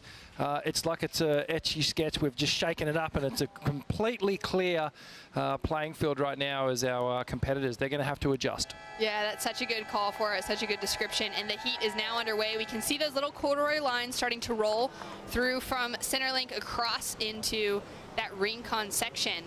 And we've got two surfers battling it out for the bell. Carissa Moore looking for her fourth. Tyler Wright looking for her first. And Tyler getting the first wave underway. Nice tail slide to start off for the two-time world champion Tyler Wright. Great snap into the lip. Drifts the tail. Throws those fins out and goes in for the layback snap. Great looking start for Tyler and floats to finish. The variety, the speed, the grace within her surfing. This is going to be a tough one for Carissa. This Take is the an lead on. awesome opening blow from Tyler Wright, and just showing a great variety of maneuvers on that ride. Sort of opened up the bag of tricks and just let it all fall out. But, you know, I was thinking if this event, if the final stayed on the bowl, perhaps there was a slight edge for Carissa Moore, just given the sort of power and carving display that we've seen through the week. But as soon as we shifted over to Rincon, I think the tables turned a bit, and it's this really quick action style of surfing that Tyler Wright can bring to the table here. And that real fast pivot action off the lip, you can see there, up and over it, brings that little layback hack onto it. She's always looking down a line here, thinking, okay, the next section, what am I going to do? Just the perfect amount of restraint and attack on this wave. You can see there, I thought she almost lost it for a second here, Shannon. And I was thinking, is she going to be able to pick it up here? But she turned that first turn into really an explosive major maneuver. And then you can see her confidence just builds as she goes further and further down the line, actually getting the fins out on that third turn, straight into a little layback hack, just connecting so perfectly between each and every turn. Love the look of that opening ride. Judges loving it as well. Tyler Wright has already locked in 4 excellent scores in competition this week at Bells. Carissa has not found a single score above that 7-point range. And Tyler opens up on an 8.93 as Hell's Bells plays in the background, and she takes a lap on her second wave. Great wrap to start things off. And just negotiating a smaller section and putting a backup score down to a very, very solid start. Yeah, great opener here. It looks like Carissa's going to open her exchange. Carissa with a good-looking set lining up in front of her as well. She would have heard that score drop through for Tyler, and now she's got to focus. Puts that board on rail for the opening carve. Nice snap for the second. And a bigger wrap, a little more drawn out there. And now negotiating that high tide section that comes through, nearly finds the cover-up. Doing a really good job to stay rail to rail, keep that flow moving forward up until that last section. Yeah, just a little hung up on the final hit there. Definitely a change of equipment for Carissa Moore. You can see she shifted from what she was riding all event. This one looks like it's an epoxy model. The advantage of the epoxy is that it's quite lighter. It feels more sort of responsive and jittery under your feet, more alive at times. But the downside of the epoxy with the reduced weight is that it can get caught up a little bit in the wind. But Carissa, she can sort of overpower and negate that factor altogether.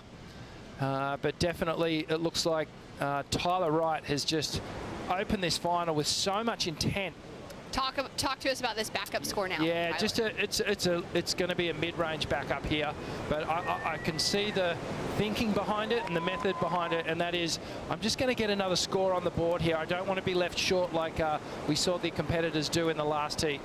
Carissa's opening ride stretches right out on the face, takes a little time, sort of a two-stage cutback to get back into the pocket here, and you can just see the timing. It's slightly off compared to Tyler's opening ride where she was connected. There was no downtime at all between each and every turn. And Carissa just unfortunately unable to finish off her ride. So she will get priority. Tyler will get priority and a commanding position, and we still have 30 minutes to go. Scores coming through to us from that next exchange. 30 minutes on the clock. Kaipo Guerrero in the lineup, seeing it all break down in the dynamic between these two surfers. I'm out the back with Domenic, and just a little insight on what happened previous to the start of the heat. Tyler Wright and Carissa Moore having a chat, which is pretty unusual before a high-paced final like this. Having a chat and just being very friendly. But right when we got to the first set coming through, when we were going to blow the horn, Tyler's on the inside, and maybe the chat, the friendliness disarmed Carissa Moore a little bit, and Tyler got that first wave. Now, one thing is to get possession of the wave. The second thing is you have to perform. And Tyler Wright went to town. So one, get that first wave. Two, perform. So far, Tyler Wright really playing to plan in this final. That's absolutely right. Kaipo, talk to me about that opening ride from Tyler Wright. It dropped through in an 8.93 and has put so much pressure onto Carissa Moore. Well, now, right? So now it's the time. It's going to be the mental strain for Carissa Moore. Now, you don't get to be a 5-time world champ without being able to overcome that mental strain, but there is going to be that mental pressure because Carissa Moore is well aware of the situation right now. Out in the water, she's trailing, and Tyler actually has priority back, so even more pressure for Carissa Moore. Thanks so much, Kaipo, as we take another look at that first wave from Tyler Moore, and sorry, from Tyler Wright up against Carissa Moore. And I mean, great flow coming all the way through, and there was that little paddle battle at the start to see who was going to get the better of that wave. Yeah, and well, Tyler positioned herself really well from the get-go. And a lot of these matches, they do come down to who gets the best ride at the very start of the heat. We don't always like to see it go that way. We want to see a lot of exchanges through the entirety of the final, and there's no more heats after this one. This is it. It's 2 waves left, and it's your 2 best scores. Tyler Wright has got an excellent one in her scorecard right now, so she's feeling good. She's backed it up with a 4.5. Carissa Moore opens with a 4.8, and these two are now into their 21st head-to-head matchup. 9 of those matchups have been in finals, which is outrageous when you talk about statistics and the number of times that these two have matched up. Carissa has gotten Tyler 7 times to Tyler's 2, but the most recent wins have gone to Tyler. So she might be on a little comeback roll here. And I know she would love to peg her back and start to even up the scales there, because they're kind of out of whack when you look at the win-loss ratio on the screen right now. And taking a look at that middle pack of results back in 2014 and 2013, so back-to-back years, they matched up in the finals right here at Bells Beach. The 2014 conditions had a little bit of this wind on it as well. It was a little bit bigger. There was a little more push to the conditions, but they still had that face chop to handle, and Carissa Moore got the better of that 2 times back-to-back. Carissa, of course, went on to win in 2015 against Steph Gilmore and get 3 consecutive bells. Wow, she's got some hardware in the trophy cabinet, and both our women here, they'll be going home with a trophy, but it is all about the big bell. And looks like a bit of jockeying for position here. Remember, Tyler with priority. And Carissa Moore has to let Tyler go on this one. Good section standing up in front. Kind of a 2-part turn to kick things off for Tyler, and now starting to find a little more connection with that rail on the face of the wave. Finding some power, and now negotiating. You really can see the surfers having to just read the wave so well, as we've got that high tide kind of backwash factoring in, and she's doing an excellent job to negotiate and still find that scoring potential with the critical moments. Yeah, Rincon's a funny wave, Shannon. It's another one like the Bells Bowl. You do need to show some restraint. you do need to calm yourself as you're riding this wave, because it's long and the sections pop up in front of you and timing is impeccable. You actually have to come around from behind the section up into the pocket of the wave. You can't stretch out down the line too much, otherwise you'll end up way in front of the wave. Wave choice again is super critical out here. There's actually a few little rock shelves out there at the takeoff zone, and you can easily let a wave slide under you and then it'll peak up on the next little rock shelf. But here's a good wave that Tyler Wright picks up as this will be her second best scoring ride. Little check turn back into the pocket to start things off, a nice wrap into the foam, and she can see, look, these are these little sections that pop up in front of you. And Tyler's just biding her time, not over rushing it, not trying to streak too far down into this wave. Just waiting for the sections to come to her, to present themselves in front of her. Scores coming through now, and there it is. She betters the situation by dropping in a 5.83 for Tyler Wright. Carissa Moore now out the back, searching for a second wave, but in a massive requirement. She is chasing a 9.96 to get the better of the two-time world champion in Tyler Wright. That last heat, we saw Callum Robson book himself a spot into the finals here at Bells. He's down with Laura Eniver. Callum Robson, into your first ever final as a rookie here at Bells Beach. How are you feeling?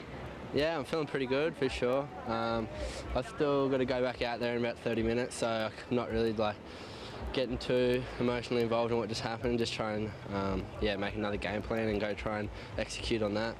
And you've been a standout all week. We're just talking about your wave selection. It's been impeccable in all your heats. You've probably caught the least amount of waves of everyone, and your first actual surf at Rincon just then. Yeah, well, I've got Cale Warren and Adam Robbo, the guys from Surf and Vic and Surf Better Now, and they're doing a great job of putting us on the spot. You see like how many Aussies went well this week. We've all been kind of sharing info.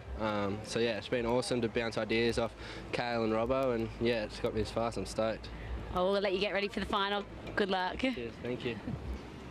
Great to hear from Callum, and a lot of excitement, but I'm sure some nervous energy as he's heading into his very first final. Yeah, the first final is always a tricky one. I only ever made one, so I can only ever go off that experience. It was a good one though. Yes. But yeah, I think if Callum just goes into it with a bit of an underdog mindset where he's got nothing to lose, sticks to his guns, he's just got to really not try and match Philippe for kind of speed and flair, because I mean, let's face it, we know that Philippe's going to try and go to the air at some point in this final. If Callum just can try and overpower him and just do it with really clean precision surfing, I think that should be his motivation coming into this one. Have a look at this wave rolling through just a little bit outside, cleaning up our surfers in the lineup. They'll just be out of position. Kaipo straight over with the ski, right over the shoulder. That's a good sign. That's a bigger size set rolling through Rincon. Yeah, that's well, that one's actually stretching out through to the bowl, and we were hitting a 12:20 high tide, so high tide's actually past us now. But there's still enough water on the Rincon section, and there will be these bigger sets that actually break quite wide, adding even more importance to the wave choice that both our women are facing here and our men coming up in their final. You do need to pick that wave that stretches out enough that it's going to peel all the way through so that you can finish off either on the rocks on the inside there under the cliff or all the way down onto the beach. There's also the backwash to negotiate too at this higher tide. You can see it's quite a steep beach here at Bells, and you get this reverberation of sort of bump coming off the sand and back out to sea. It adds to the difficulty just to throw it in there with the wind and all the other things that you've got to try and figure out here at Bells Beach. Oh man, so much to consider down to finals day, and a lot on the line as we take a look at that backwash. Yeah, there it is, coming off the cliff and the beach there. It makes those inside sections really, really tricky.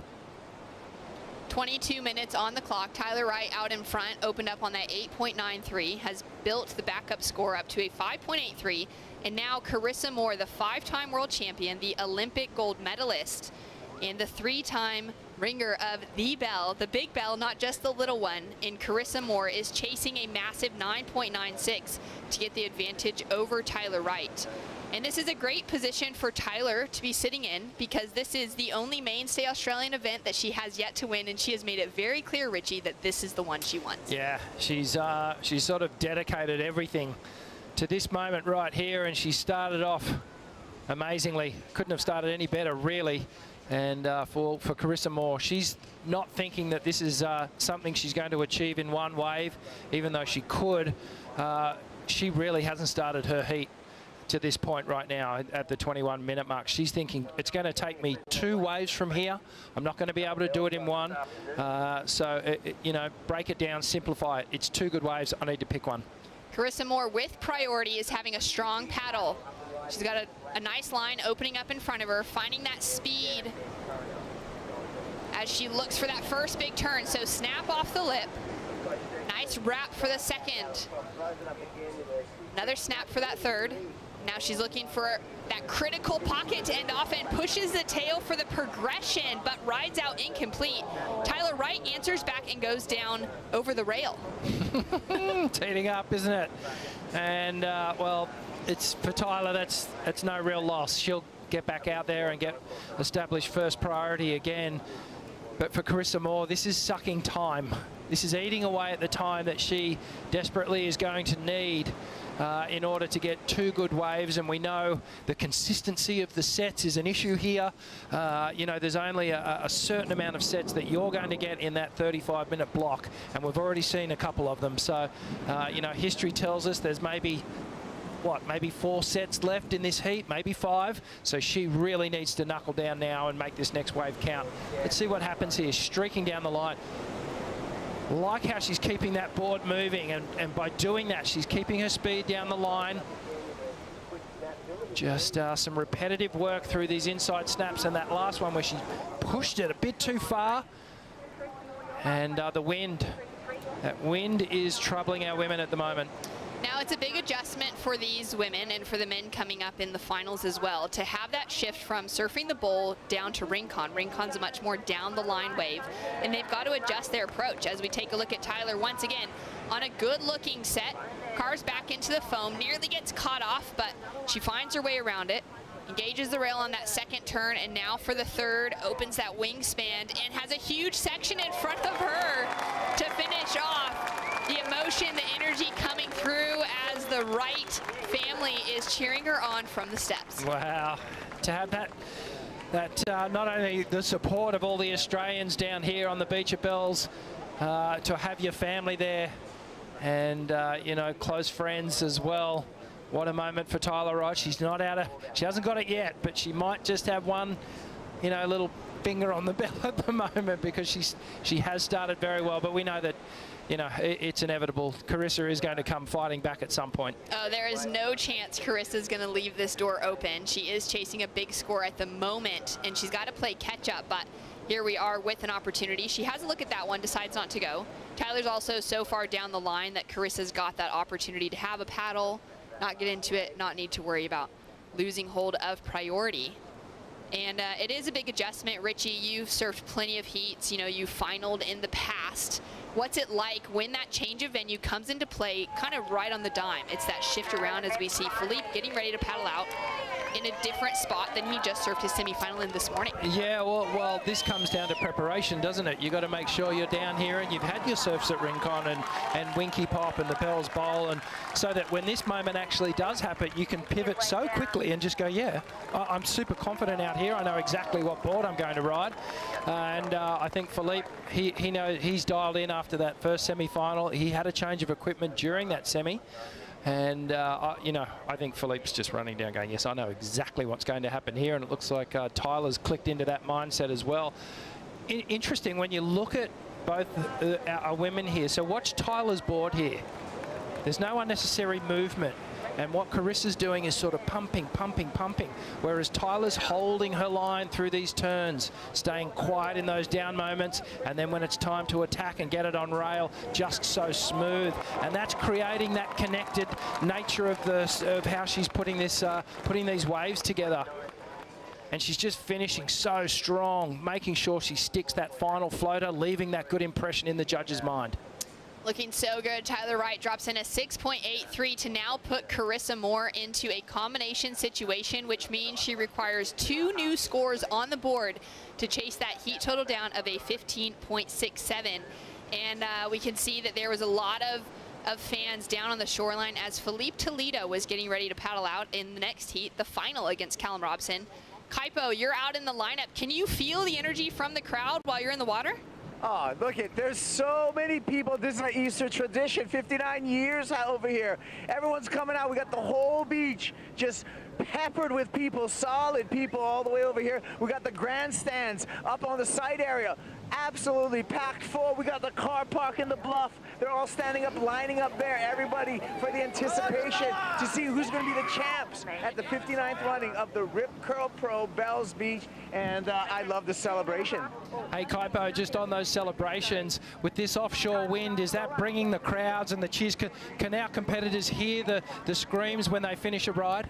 Definitely, they can hear the screams, they can feel the energy, and but I also want to comment on, and you made the point, that good waves right now are a commodity in this final, and Tyler Wright just being on those good waves has given her such an advantage right now. We'll see if Chris can fight back. That's absolutely right. Those better waves, finding the right wave selection out here has been totally crucial, Richie, throughout the entire event. And Tyler Wright, she's been able to tap into that from not from her opening round, but from her round of 16 and into her quarterfinals. She's locked in 2 9-point rides and 2 8-point rides within competition so far. Both of those heats going into the excellent heat totals, which is really incredible, and she's already been able to find that rhythm in the finals, so you gotta just assume, well, you can feel it and see it already, that momentum is going in her favor. That wave selection as well. Carissa Moore, though, with that opportunity and a powerful slash to start things off. Going in for a second one, throws that tail. Great push and power in that third turn. Now lining it up for that inside section where it gets a little bit bowly. Nice reaction for that 2-turn combo on the inside, but makes the mistake on the finish. Tyler Wright answering back now, finding that flow as she comes through to the inside, looking to put an even bigger requirement on the board for Carissa Moore. She already has her in a combination situation, and that was a critical moment for Carissa. Oh, this is huge. I was about to say, welcome back to the party, Carissa. I still think she's going to get a good score. That was by far her best wave of the final so far. And let's have a look here. We may even see a bit of a paddle battle. It is a long paddle, and let me tell you, after you've ridden a long wave at Rincon, you are pretty gassed. So to have to put in the big ones with a paddle can really take it out of you. But you could see instantly in that wave that Carissa got, all the chatter that I spoke about had gone. Her board was smooth, the connectedness between each turn, that was back. And Carissa really starting to settle into that wave, and unfortunately just a tiny slip on the final moment. Distance that tiny slip on the final moment, so critical, and now putting so much more pressure on Carissa Moore. Kaipo. Yeah, look at this paddle battle that's happening right now. This is not a short sprint. This is a long distance paddle battle. And so you can see both Carissa Moore and Tyler Wright really keeping pace throughout this, breathing through this paddle battle. They know the last sprint is going to have to happen when they kick off, right when they get to the takeoff zone. So really interesting stuff's going, and really athletic stuff happening on right now. And we are going to get caught inside, so I'm going to say goodbye. Bye, Kaipo. Enjoy taking that one on the head, get a little refreshment. And we can see those two just scratching over the top of that wave. That's an interesting point from Kipes, just as far as the length of paddle, that final sprint as well. Carissa now taking the inside section on Tyler. And Richie, we were here in the booth watching Tyler after her win in the semifinal #1, really struggling physically. We know she's had a lot of health issues in the past. She's looking like she's in form now, but she does have to manage her body in moments like this. Yeah, and she's really putting in the big ones to try and beat Carissa out into the takeoff zone. But this is a good wave too. Gee, she started off well. Really low center of gravity, bottom turn into that carving turn off the top there, and just a series of great top turns. Let's have a look at Carissa's ride. This is her best wave by far. Just staying patient. Now starts to get the turns happening. That second turn drifting the fins a little bit, adding a bit more spice. The third one good as well as she streaks down the line here. Up and over that section, gets to that one. And then this final moment here, this was crucial. If she had made that, she would have been looking at a really good score. Tyler Wright just finding so much momentum. Great use of priority on this wave, and a nice clean snap to back up that first turn. Goes for a bit of a hand drag layback, and it starts to stand up for her. It's just looking like she's having so much fun out there. She's really catching a lot of waves. She's feeling completely in rhythm with the ocean, and clearly has been putting in the time to feel comfortable at Rincon. There's her fiance Lily, newly engaged and feeling so proud of Tyler, out in the lineup right now with the Rip Curl crew. Yeah, Brooke, CEO of Rip Curl, and well, she's got the backing at this event, no doubt about it, being a Rip Curl event, and I think she's got the home crowd advantage as well. And they're starting to play into her hands, because she is just producing some of the most amazing surfing at Rincon here. And, well, Riss needs a big moment now in this final. She needs to bounce back, and she needs to bounce back now. Now, Carissa dropped in a 5.77 for her last wave, which has narrowly gotten her out of the combination situation. But, Richie, she is chasing a 9.99. It's a 10, let's call it what it is. She needs a 10-point ride out at Rincon, and that would have to be something very, very special. And, you know, I'm just thinking, did she leave a point and a half on that wave when she made the fall? So could that have been almost a 7, which would have made that requirement a lot lower. Down to 10 minutes on the clock. Tyler Wright in the lead. Scores to come through. Carissa Moore chasing a near perfect score to take the lead.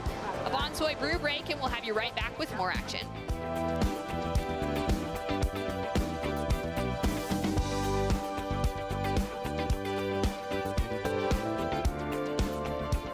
This is my local beach, so any opportunity to give back and keep the beaches as clean and healthy as possible, that's what I want to do. We Are One Ocean is an initiative led by the WSL to inspire our global surf community to protect and conserve our one ocean. It's just good to show that it only takes a little bit and you can make a big difference. And if we all band together, it actually becomes one big, beautiful change. Help us protect the future of our sport. To learn more, go to weareoneocean.org.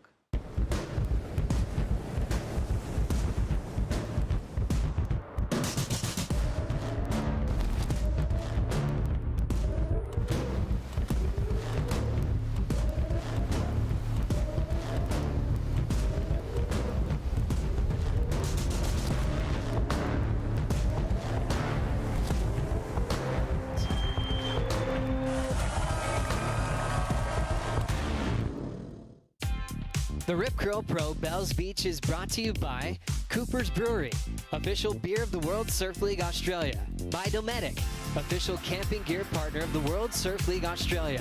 By FCS, official surf hardware of the World Surf League Australia. And by GWM, official automotive partner of the World Surf League Australia.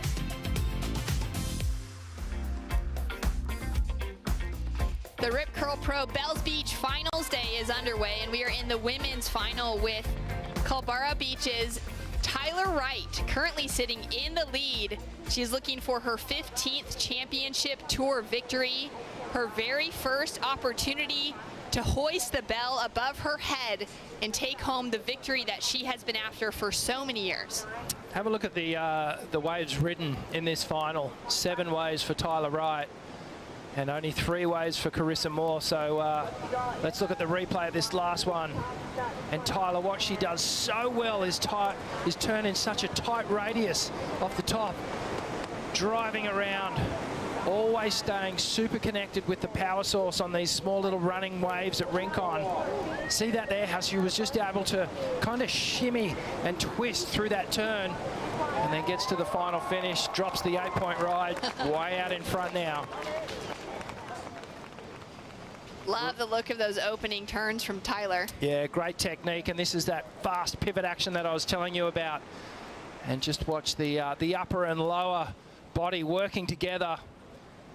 That low center of gravity really coming into play here, keeping the power and energy right where it needs to be in the surfboard. Whack, just so tight, and how she recorrects without losing any speed is just amazing. And obviously she spent a lot of time out at this Rincon wave, got a lot of experience out here, and it's paying off. It certainly is. As we have another set rolling through, Carissa Moore now into an even bigger combination situation of a 16.93, as Tyler Wright has locked in her 6th excellent score of the event this week with an 8-point ride. Carissa, with the priority mistake, has a very strong paddle, but goes blind with that offshore wind right into her eyes. That was so weird. I'm wondering whether she just got held up and couldn't quite get down the face, or whether she ended up just sort of pulling the pin and not thinking it was going to be a good ride. But a critical moment, Shannon, because with 6 minutes to go, she has just passed the priority ball straight to Tyler, who will now take control. So 5 minutes 50. Tyler still needs 2 excellent scoring rides from here. It's a big ask. It is a very big ask. Mitch Ross and Carissa's coach and her husband Luke there. Luke was here when Carissa beat Tyler back in 2014. And not out of the question, though. It's not out of the question.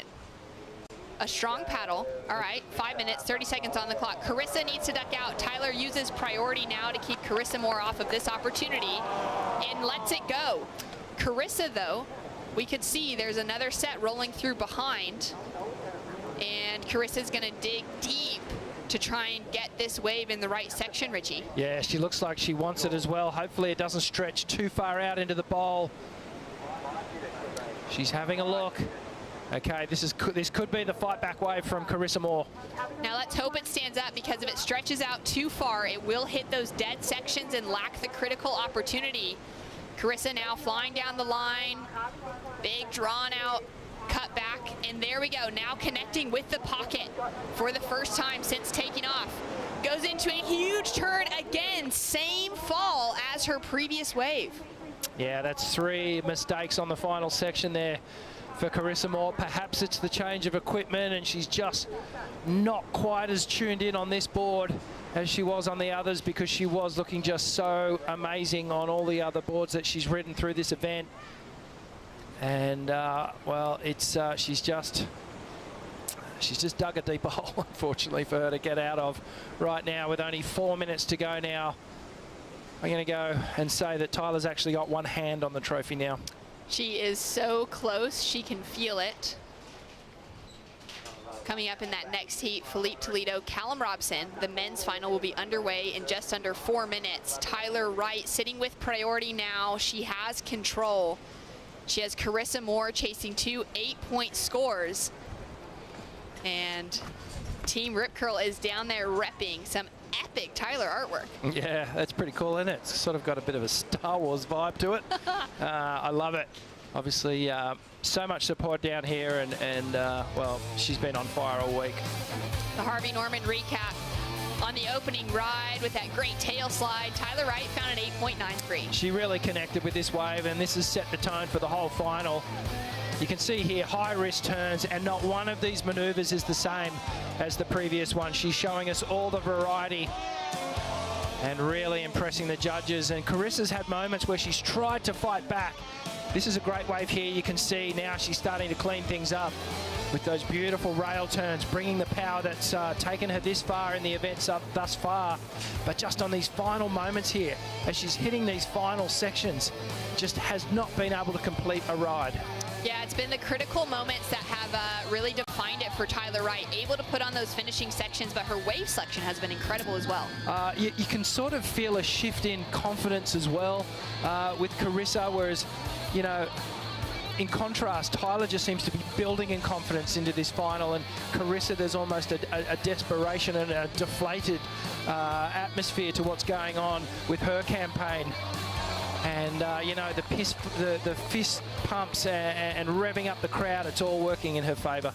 And for Tyler, she has that Aussie contingency cheering her on from the beach. The entire beach must be packed with fans voting for Tyler Wright. Yeah, absolutely. I think, you know, the fans know her story, they know what she's been through, and they know what she's come back from. So, you know, they're riding the roller coaster, or have ridden the roller coaster with her.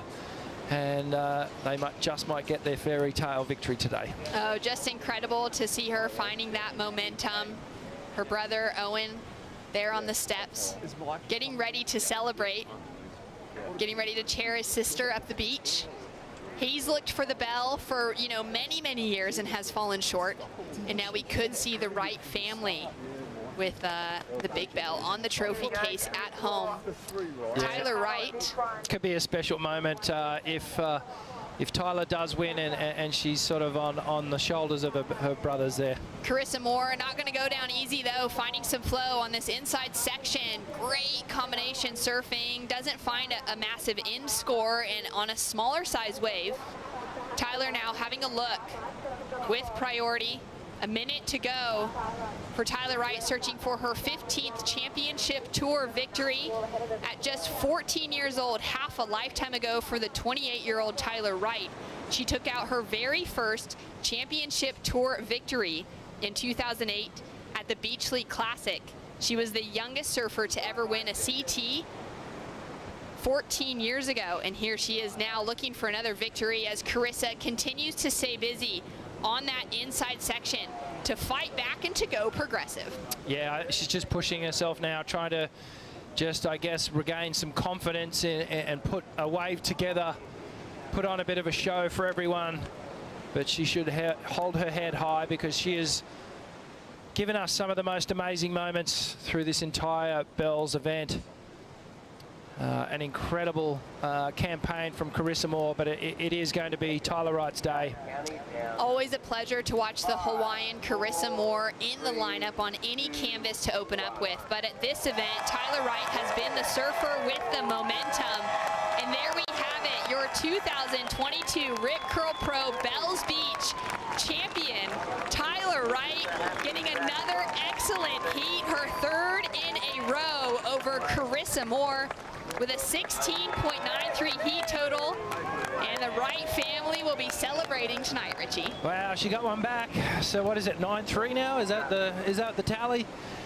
And you can see all smiles now. Carissa very gracious in defeat, but what a deserving champion in Tyler Wright. She has just been in form all week long, no matter whether we've been down at Winky Pop, we've been here on the bowl, and finally up here at Rincon. She's mastered everything that this region can dish out, you know, from these small runners up to the big giant waves that we had through the week, and she's done it. And she finds the victory over Carissa Moore. That's got to be extra special for her. They matched up in the finals here in 2013 and 2014, and she's finally taken the win. And Kaipo Guerrero, you're right there in the moment. Yeah, I am. Tyler, your name's going to be on the bell. How do you feel to win the title at the Rip Curl Pro Bells Beach? Honestly, this is a dream come true. Like, there's been so many times when I've wanted to give up on getting back to this sort of form, and it's taken all of me, and I really feel that right now. Unbelievable. And I just cannot thank the people that have worked with me and seen me through this time. It's been amazing. I think we're going to get absolutely flying. Yeah, we're going to get squashed. All right, see you later. Oh, what an incredible moment. Tyler's going to turn to come through for that victory lap in front of a home crowd here in Australia, just down the coast from where she was born and raised in Culburra, New South Wales. She's about 8 hours drive south of that now, and we'd have plenty of that local crew here to support her victory. We've seen her highs, we've seen the lows of the last few years, Richie, and Brooke Ferris. Her crew from Rip Curl, her brothers Mikey and Owen, there on the shoreline to embrace her in this moment. Wow, this is incredible.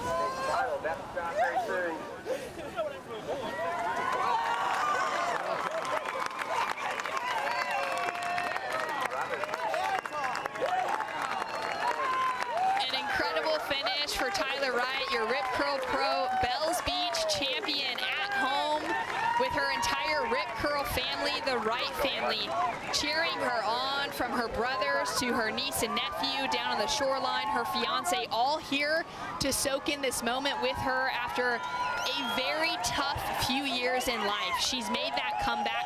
We've seen her struggles even from this morning after the semifinal, the physical battle that Tyler Wright is still fighting.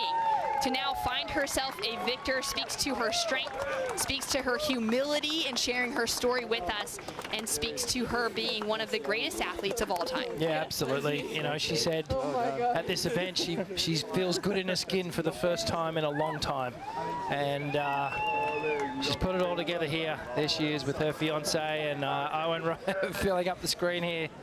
Drink it in.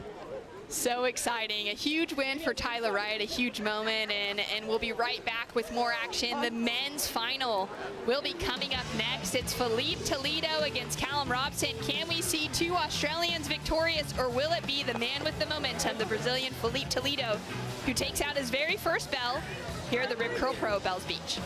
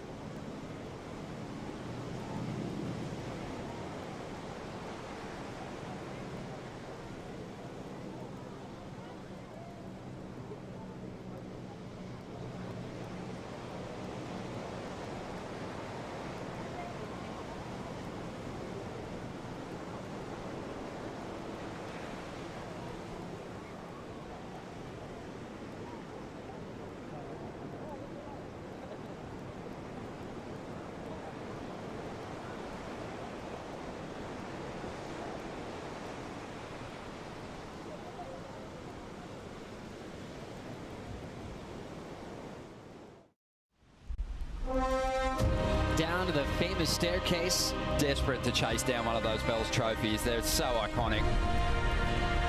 Now I'm in the final, and that's the final step. But Callum Robson, wow. There you go. I feel like I'm just getting better and better. Yeah, you'd be an amazing birthday present. This time it's on now.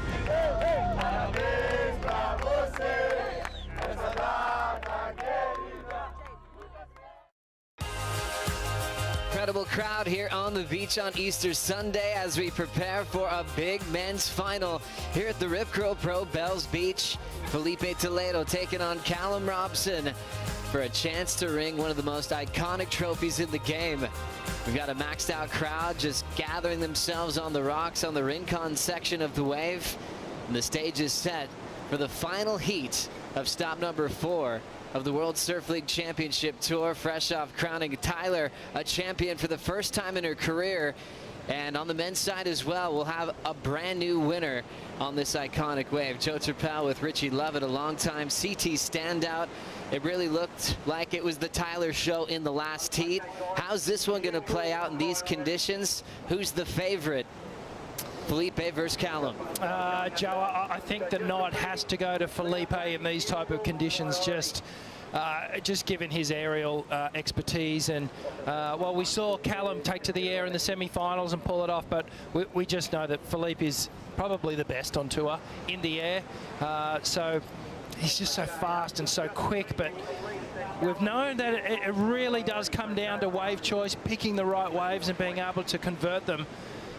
We've seen that in the last few heats at Rincon here. So, mate, well, I'm going to say Philippe's the favourite. I just don't know whether that's the way it's going to go. Well, I know why you're going there with that final statement, because Callum has been that really beautiful surprise this year on tour, you know, featuring as a rookie in a major final. That's a huge statement. We saw Baron Mamiya win as a wild card, but you know, we got Callum already a part of this rookie class, and even be the youngest part at 21 of the rookie class. He's made a huge statement. He's come to play and is carrying Australia on his back in this one. Yeah, he is, and it certainly would be a good hometown victory. It'll be the double for the Aussies if we can do it. So we know which way the beach is going to go. So let's just see. But I know that there's going to be a lot of Brazilians down here as well. birthday present for Philippe, perhaps. We'll just have to wait and see in about 30 minutes' time. Well, you look back at history of champions at this event, it doesn't ever really go 4 years without an Aussie man taking the title. You look back in the previous event, John Florence won, you know, from overseas. Year before it was Italo. Year before that it was Jordy. So usually the streak breaks after 3. We'll see if Callum can live up to that. Meanwhile, Felipe is just fishing around. When he first came to Bells Beach as a rookie, he was the youngest guy on tour. He was a young kid with big dreams, using different equipment on firewires back then. He was super spring loaded. I remember him getting a 10-point ride at Rincon. He didn't really need a lip at the time. He was already going 3 feet in the air, and that's when he was just building on a reputation as being one of the most radical high-performance surfers in the world. Yeah, it's they can sort of manufacture that air and that speed with virtually no wave at all. And I guess that could be the danger for Callum, is that Philippe possibly won't need to be on the best waves of this heat to actually put scores together. He could be on the medium size one or the slightly average size wave, and he'll be able to turn it into an 8 or better. Light on his feet, but he's got quite an attack off the top. Beautiful sweep for Toledo to get this one started. Recovers after that last over the top, and we'll see Callum get started. Nice transition of carves for both athletes. Digging in on the open face again is Callum. Foam climb for Robson while Toledo's looking for a finishing move. Nice clean wrapping cutback for Toledo. Speed float into the inside, snap to slide. He stays on his feet. Callum loses his finish.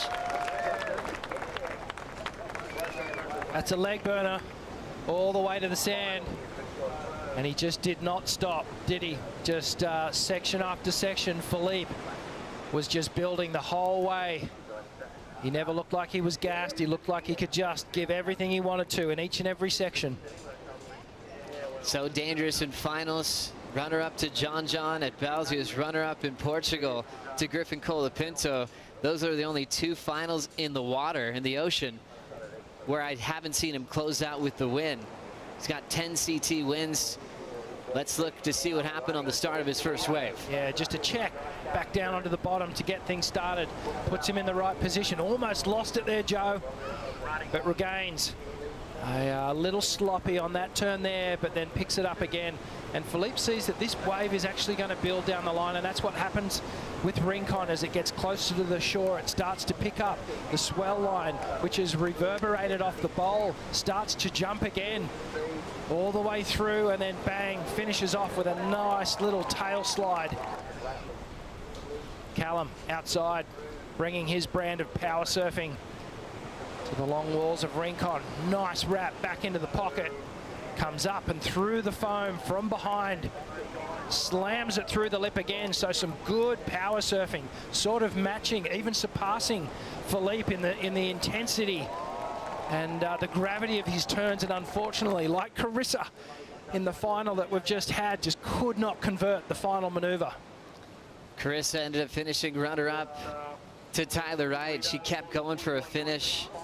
That didn't help her out multiple times. We kind of saw the same thing with Jack Robinson. He was going for that punt against Callum in the semifinals, and that wind was just blowing his board away, where the heavy-footed Callum Robson was pretty reliable with his brand of power surfing.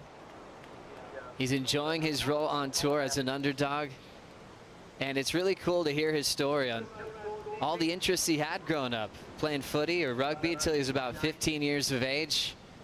For the Evanshead Bombers. He got into golf for a period of time. He was always surfing, but it wasn't that focus. He wasn't like skipping school to be in this huge camp to be a pro surfer one day. He kind of spread himself out as being a well-rounded athlete. He actually took an apprenticeship to become a carpenter, and then he quit that job and was like, I'll work on promoting grommets at the high performance centers in Australia. He was actually going to be going as a coach.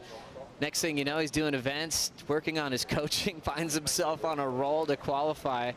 It's an amazing story. Changing careers probably in the last 4 years. Now he's realizing he's one of the best surfers in the world, and not only is he showing up as a rookie on tour, but he's looking solid for the mid-season cut. and maybe right around the corner from winning his first event today. Well, I think he's found his calling. I'd stick with surfing if I was you, Callum Robson, because you seem to be very, very good at it. And, you know, it's probably a different pathway to 95% of the surfers on tour who have come through the, you know, the junior ranks and the national titles and really wanted the pro surfing career right from an early teens. But yeah, great to see that he's really clicked in, and it's a special thing for Australian surfing that we now have Callum Robson on the tour. Oh, it's so cool. I mean, the same age for Felipe. He's winning pro juniors in Huntington. He's almost about to qualify. So 2 different stories to work out this final at the Rip Curl Pro Bells Beach. Let's catch up with the champion. Tyler Wright's with Laura Enever. Tyler Wright, 3rd time is a charm. Wow, this is more than an event win for you, and we know that. How much does this mean? Oh, honestly, it means the world right now. My whole family's here, or most of them. My sister and brother is at home, but I cannot put into words just yet what this means. It's been a long 4 years. There's been multiple times where I've just wanted to give up, and it's just not worth putting in the effort to get back to this sort of form. And you know, I've worked so hard to be here, and I'm just so beyond grateful to have the support that I have had, and the love and the care as well. So yeah, it is more than a win. It's the only event that I've ever really wanted to win, and here I am, and I'm pretty over the moon, and I'm beyond stoked. And we could see it all throughout this event. You wanted it. The emotion was there in every heat, something we haven't seen from you in a while, and so we could tell that you wanted it. How hard did you work? Honestly, it's, you know, 2 years being out, it's a long time. 2 years coming back, and I haven't, this whole time, the last few years, I haven't really felt like I've been surfing like myself, and the last couple months has been coming back in little glimpses, and that fire that kind of got stuffed out by illness has kind of relit, and it's just been keep nurturing it, keep, you know, stepping into my own power and my own strength, and to even just recognize that at this event, it was just such an emotional feeling, and I don't quite think, you know, I understand how hard I worked yet, but, you know, there's a few people. Brett Jaros has been there since, you know, a few years ago and helped me through my illness, and now he's back into performance with me as well. And there's so many people I would like to thank, but yeah, the work is just, this is pretty much hard work and determination got me back here. And talk about getting carried up the beach by your brothers, your beautiful partner here, your mum, Yeah. just a dream scenario. Oh, yeah, everyone right now, I'm so filled with love, and I'm so grateful to be met at the beach by my brothers and family and people that have seen me grow up on this tour, and, you know, and also fall down, and it's just, honestly, I can't even put into words what it means to me right now, but I'll probably start crying, but honestly, it's been a long time since I felt like I've surfed like myself, and the hard work that's gone into it. Yeah, it's a lot. Well, Tyler, you're back. We can't wait to see you hoist up that big bell on the stage up there. We'll let you go prepare for that one. Thank you, guys. Thank you. Appreciate it. What a road to follow. Tyler Wright into form, a true champion here at Bells as we catch up to Toledo in motion. Off the bottom, beautiful fan of spray through this aggressive wind. Now roller coastering down the line, looking for the alley-oop. He'll get that there. Still has plenty of speed to burn through the inside. Why not rotate the other way? An alley-oop and then a forehand reverse, and he'll finish on the sand.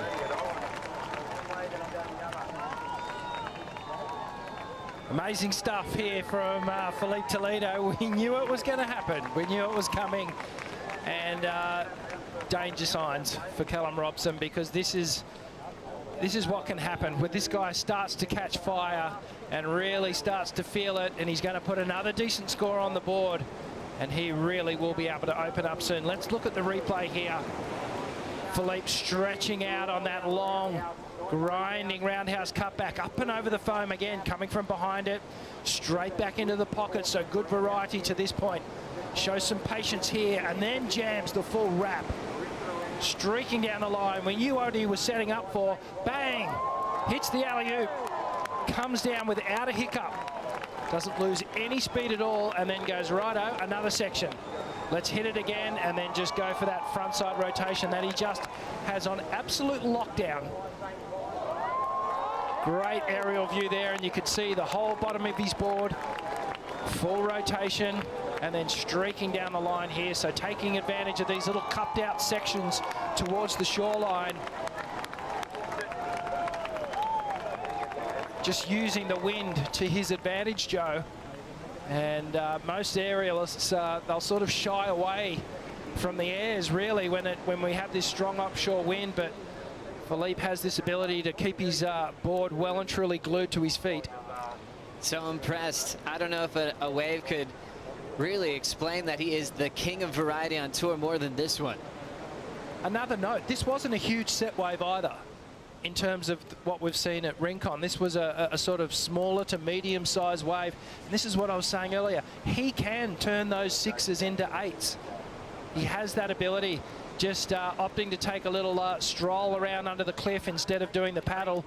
Perhaps feeling, starting to feel a little gassed. It's been a big week. And it's also really interesting on the inside there. There's a few holes in there, so you got to really make sure you're not just running across and falling into a hole on your way back out.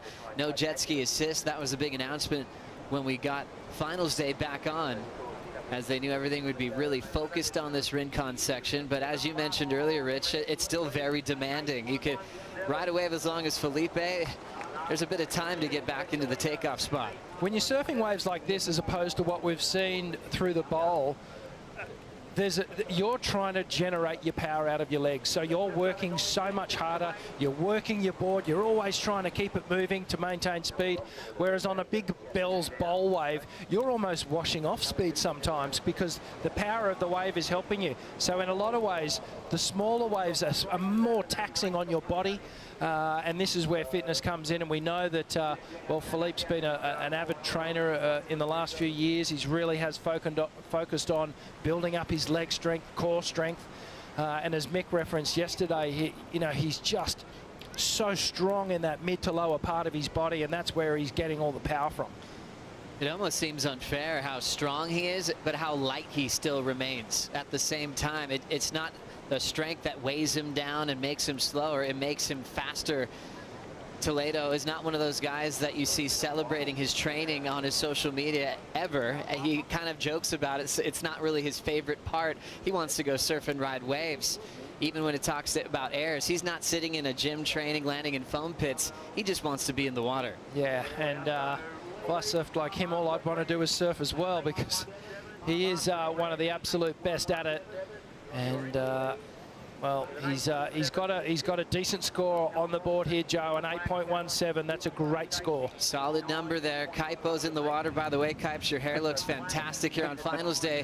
One thing I want to know from your angle, though, is it easy to pick the waves to be on in this final? Out the back with Dometic, and I'm enjoying the view. You know what? Yeah, Richie touched on it in that the bigger ones, the wide ones, are not the ones to go for, right? And we've been having to play cat and mouse here, getting up there to Rincon, but we've had to race away a number of times because some of the bigger sets have been coming through. But those ones are just walled out. The wave that Philippe Toledo found had that perfect pace. It seemed like it hit the reef at that perfect angle, at that perfect size. But then, talk about board control. I mean, the guy was incredible. The speed, the board control, the ability to do an air in these really breezy offshore conditions, which we know is a challenge. I'm saying just incredible surfing by Philippe Toledo. Well, Kaipo, does it matter for Philippe Toledo to be on the best waves with his ability in small waves? I don't know, and I don't think so, because he has such the great ability. And even with the beach run and paddling back out behind the reef, he seemed to be relaxed. There wasn't like this hectic energy with him. He was just paced. He was taking his time, walking back out the reef. Even right now, he seems very, very calm. Good man, Kaipo. Nice report. As we have 16.5 to go in this final, Toledo trying to join some big names that have brought this trophy home to Brazil. From Italo Ferreira in 2018, Adriano de Souza back in 2013. As we've got Callum Robson deep behind the whitewater, big section, floats it right into a drive into the open face hook. Nice fade and cut back again Caltex belts the lip. Deeper off the bottom, crushes it vertically. He's on a roll. Nice hammer again. Robson drives off the bottom and crushes another big off the top. Back to Toledo. Just racetrack section for Toledo. Here comes the pun. Big full road. Soft landing and he'll step off. Just when you think Toledo's about to run away from it, just when you thought it was Mick Fanning's heat the other day, just when you thought Miguel Pupo might be taking the win, Callum Robson reminds everybody he's here to play the game and play it well. This is exactly what Callum Robson needed in this final, was a comeback wave, and he just brought his brand of surfing to the table. And he's been able to convert from the bowl, the bigger bowls waves, onto this Rincon break without missing a beat. And that wave in particular just offered him the perfect opportunity to really rip into some of those nuggety sections and just throwing tons of spray. Let's have a little look at what happened with Philippe waves out the back. Just hammers that first section, little sleepy on the second turn and the third.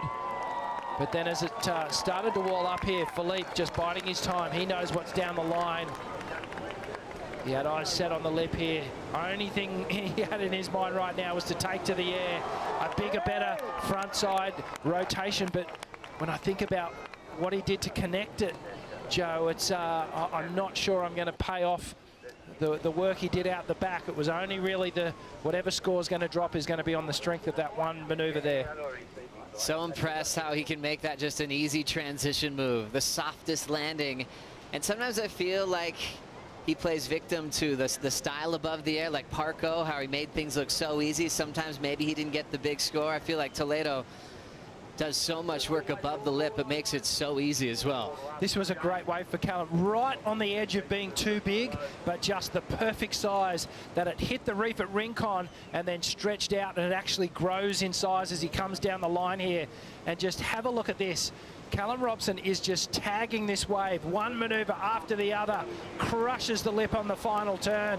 As a quick look up, doesn't go the big claim because he knows that he's not out of danger yet. He's going to need another one of those waves, and he's going to actually need to maybe push even harder on the next one. So cool for Callum Robson to make the announcement in Portugal when he was feeling for his friends and family. He donated 20% of his prize money to everybody back home to get back on their feet, and his home loves him so much. And Evan said when he qualified after Haleiwa, they had a huge reception for him at the bowling club, and everybody showed up for it. Everyone loves Callum Robson, and they're cheering for him now to ring that big bell. Scores in for last of the rookies, 7.77, right in the mix.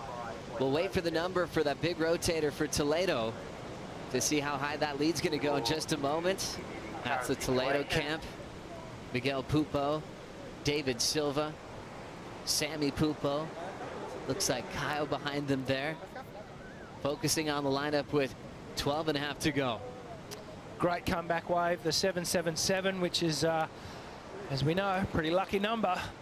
And, well, he's going to need to do more, and the judges have actually told him with that score, if you want to get up into that excellent range, we want to see you push just that little bit further, maybe bring some of the progression in, get back into the airs, maybe, you know, shift the tail out off the lip. But, you know, progression is such a big part of the judging criteria. They send the notes out at the start of the day what they're after, and they did make a mention that progression, degree of difficulty would be a real focal point on today's action. Last number for Toledo, 6.57, does increase his lead. Callum Robson, second priority, needs a 6.98 to get the lead change. Felipe has a decision to make here with priority. Callum looks very interested and forces Toledo to go. Deep behind the whitewater, flies through that float, hits the oncoming section. Another climb, sitting ultra deep. This is one of the fastest guys on tour. And if he can't catch up with clear water, I don't think anybody can. It was a good sell. Callum perhaps perhaps identifying that that wave was going to stretch out. The tide, as we mentioned, Joe, is still running out. We've probably only got about another 45 minutes to an hour before these waves start breaking over on the bowl section again. So critical here that these two surfers find to really pick the perfect wave so that they can open up in the final moments of this heat. These two athletes looking for their first title here at the Rip Curl Pro Bells Beach. So far, Philippe Toledo leads with some big progressive maneuvers. We'll take a Bonsoy brew break. Back for the final right after this.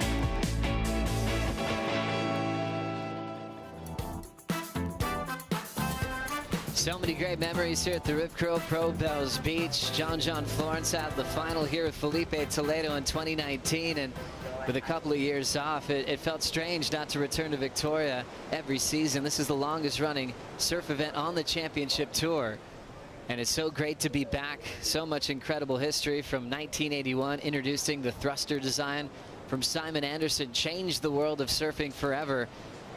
That three-fin design was solid and pumping surf the day before finals day, and worked when it was similar to this. Right up on the Rincon section on a higher tide, Simon rode the same board, and everyone changed with their thought process on their equipment moving forward. Yeah, the fact that Big Simon could make it work at 15 to 18 foot Bill's Bowl, and then shift it down and convert the performance into 2-foot runners on Rincon.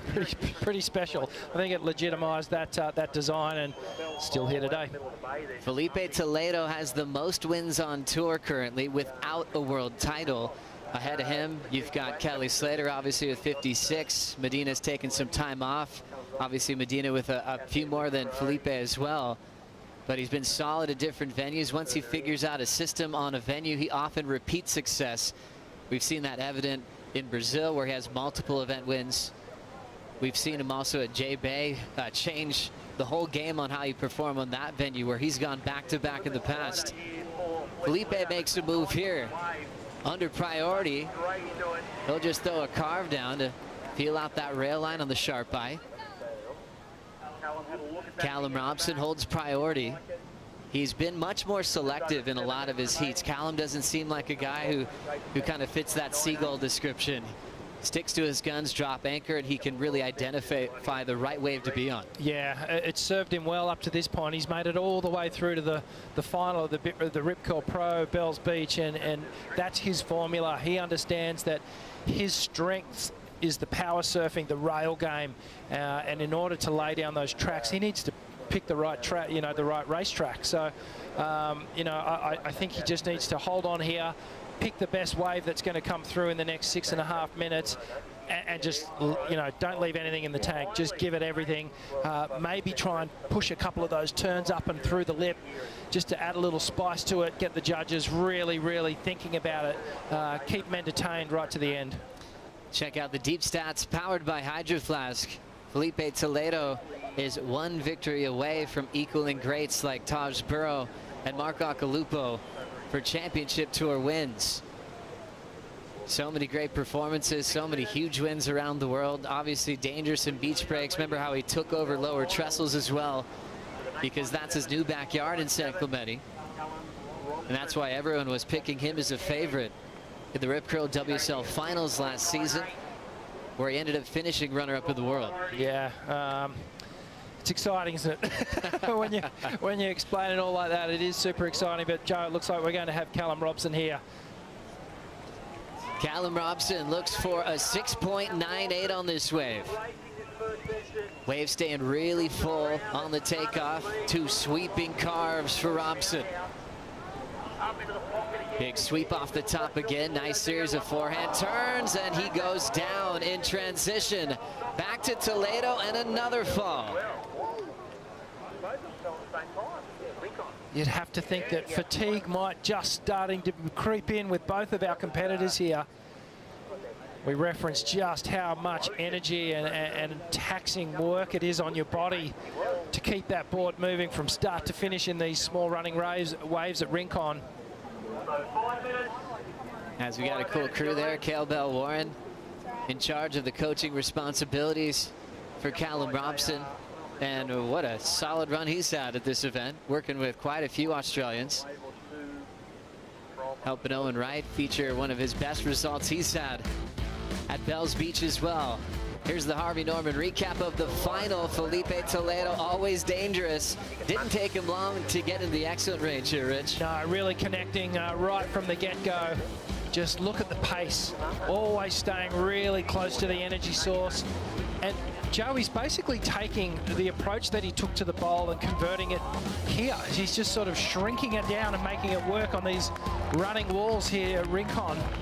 And the other thing that he's doing is bringing this progression, showing us the airs, showing us the trickery that he is so famous for. But Callum Robson bringing his own brand of power hacks to an otherwise sort of gentle, more sort of subtle type of wave.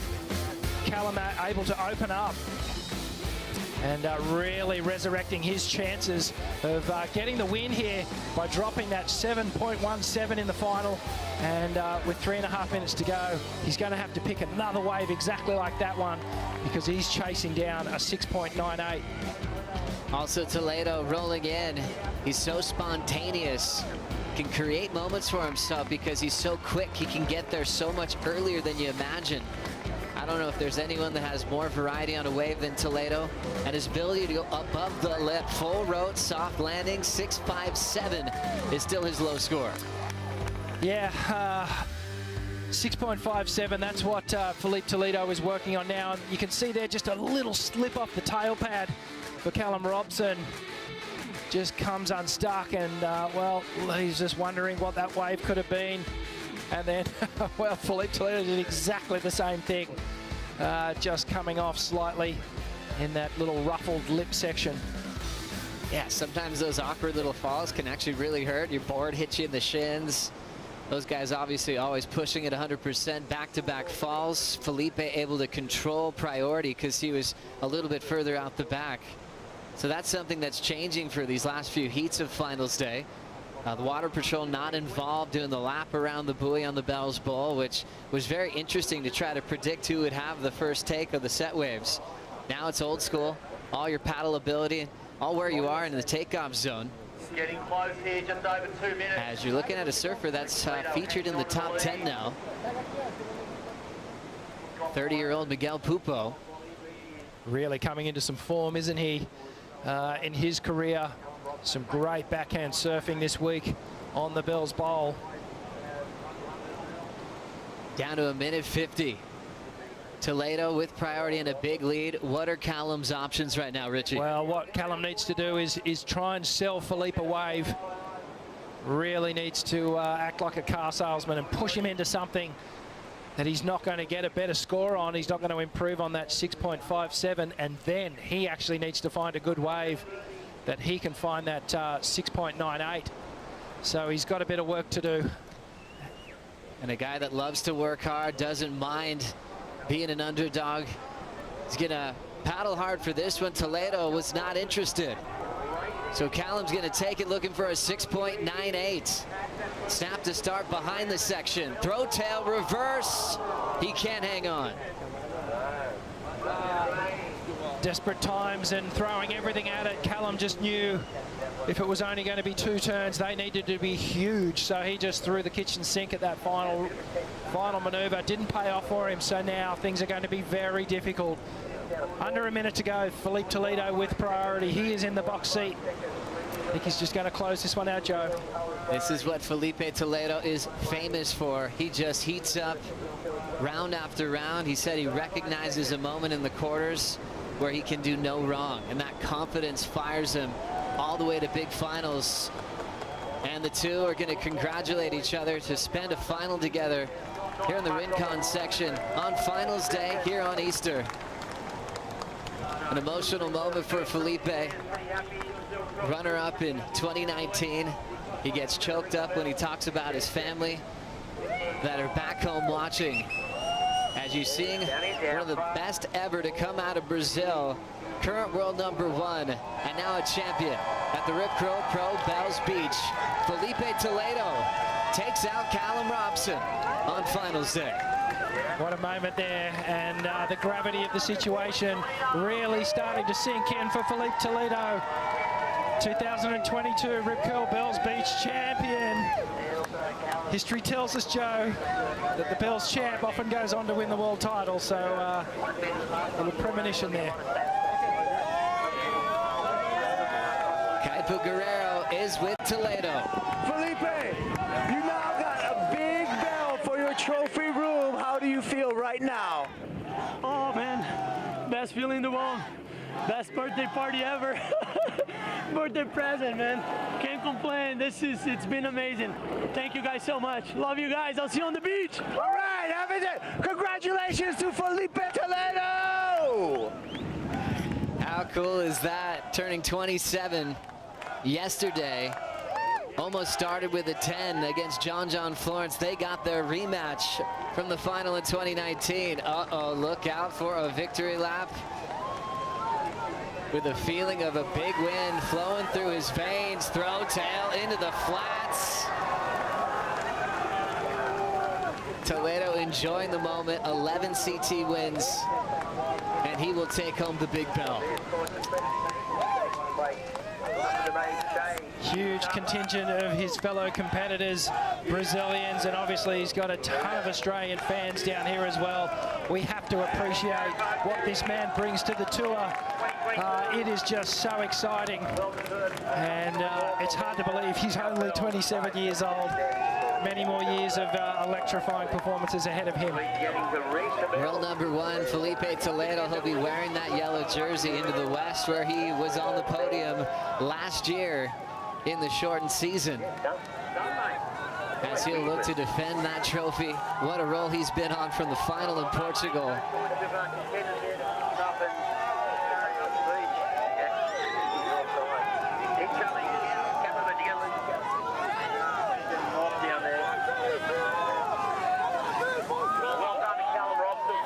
He's so proud of the Brazilians on tour. Big shout out to Flavio Catarats, who finaled here, came so close to ringing the big bell back in 2000.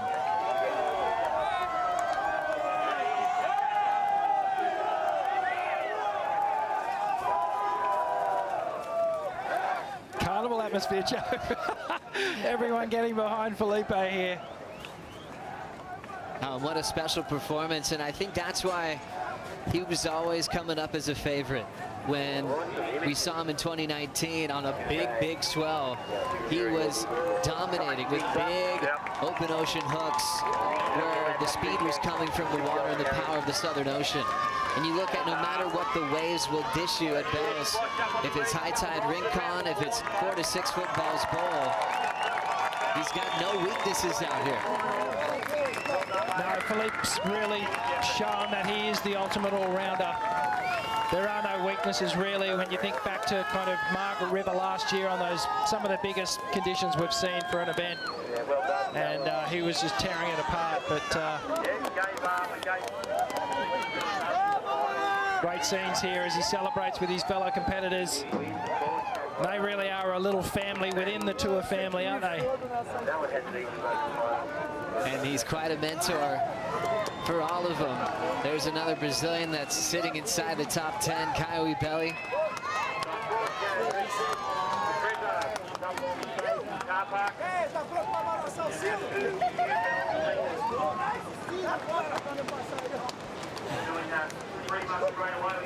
Oh, man.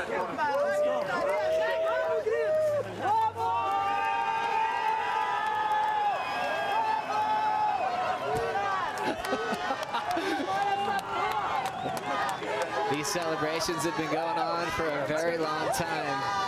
Well, since 1962, in fact, and well, it wasn't the easiest walk up this cliff. There wasn't this beautiful staircase. And if it was a little bit wet with weather, it was really hard to walk up this bluff. Lots changed, but one thing that will be changing next year is 2 new names on the staircase, from Tyler Wright winning her first bell. Toledo has a small bell, but the one he's been chasing, the big event title bell, will go to Felipe Toledo.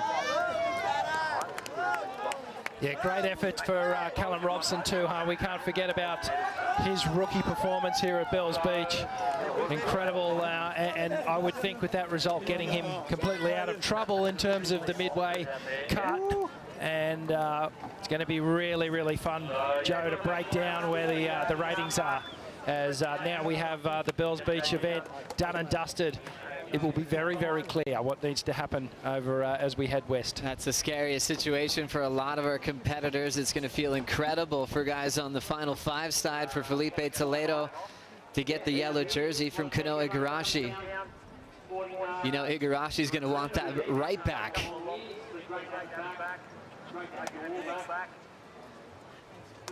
Quick congrats there from everybody on the steps, from CEO Eric Logan, to pass all those trophies from Gail Cooper, 10-time champ, at the top of the stairs. Mike Hennessy, Brisa's dad, there, and right there with Laura Enever. We'll pass it down to her for the chat. Felipe, you need some water, but no time for that. You have just won the Rip Curl Pro Bells Beach, your first ever win. How are you feeling? Oh, I still can't believe it until I ring that thing. It's always been a dream, you know, to win this event. So much history, so much like special names on the stairs, and I mean, every year that we come here, there's bombing waves and it's perfect. And I mean, I don't know what to describe, what to say. I mean, it's been crazy the last few weeks. It's been really amazing. Everything was so connected.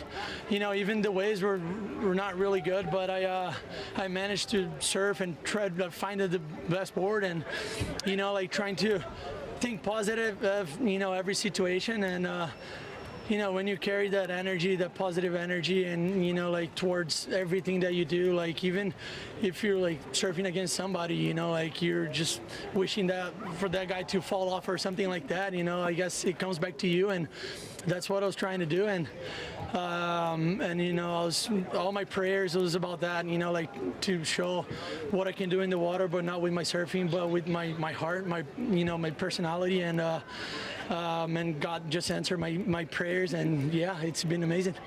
Yes, you were surfing with so much heart this whole entire event, having some of the biggest heats of the event. You are now in the yellow jersey. Oh, that's amazing. That's even better. What a birthday gift. You know, it's amazing. The best birthday ever. I'm just really happy. I wish my family was here, my kids. You know, always hard to spend my birthday with them, but yeah, I know they're really happy right now. My kids are probably sleeping, but you know, having a lot of fun. And I just love you guys. Thank you so much for your support, Mom, Dad, my wife, my father-in-law, my mom-in-law, everyone. You know, it's been an amazing ride, and I just gotta carry this energy towards Margie's, and now really enjoy the moment. We'll be bringing home a big bell as a great present for the kids. Congratulations, Felipe. We'll let you rest up and get ready to hoist that above your head. Thank you. What up? Now to the WSL Post Show. Sorry, I almost flipped over Philippe's leash.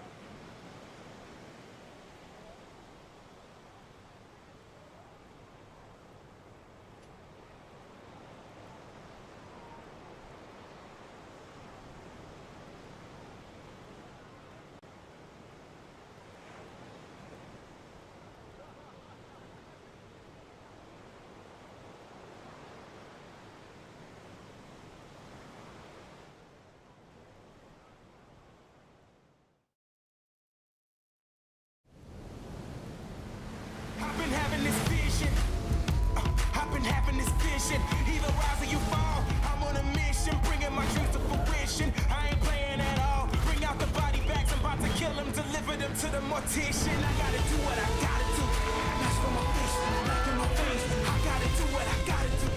I pray to God, he never came. I'ma do me, I'ma do me. That's in my blood, I never change. That's in my blood, I never change. That's in my blood, I never change.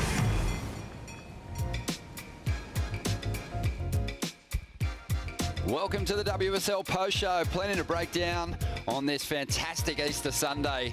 We had very tricky conditions, but the competitors adapted. We saw big performances from our winners, and they celebrated in style. 2 new names being added to that perpetual trophy, and I can't wait to hand out those Bells trophies. They're the most iconic trophies in the sport, and a big reason why these visitors each season are so determined and so compelled to put on big performances as they did today. Great to have your company once again on the WSL Post Show. Ronnie Blakey, joined by Shannon Hughes and also the 78 World Champ, Wayne Rabbit Bartholomew. Bugs, your thoughts, mate? Big emotional victories there. Oh, the victories are amazing and so well earned all the way through. I mean, Philippe Toledo, you can see him coming from way back in the pack, and Tyler Wright, from her very first interview, very short and sharp, this is the title she wants, and she came and got it. Shannon, we were lucky enough to go down there, stand on those stairs and just soak up that amazing energy.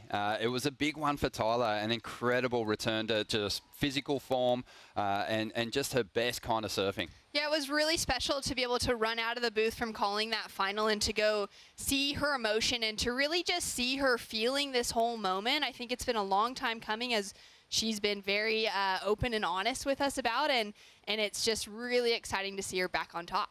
Yeah, we'll touch on that more in just a moment. But let's have a look at Philippe Toledo's road through to a victory here. He celebrated his 27th birthday just yesterday. And I think the celebrations will now kick into gear in a big way. But it was a tough road from the quarterfinals, Bugs, for this guy that really overcame the 2 most informed surfers of the contest.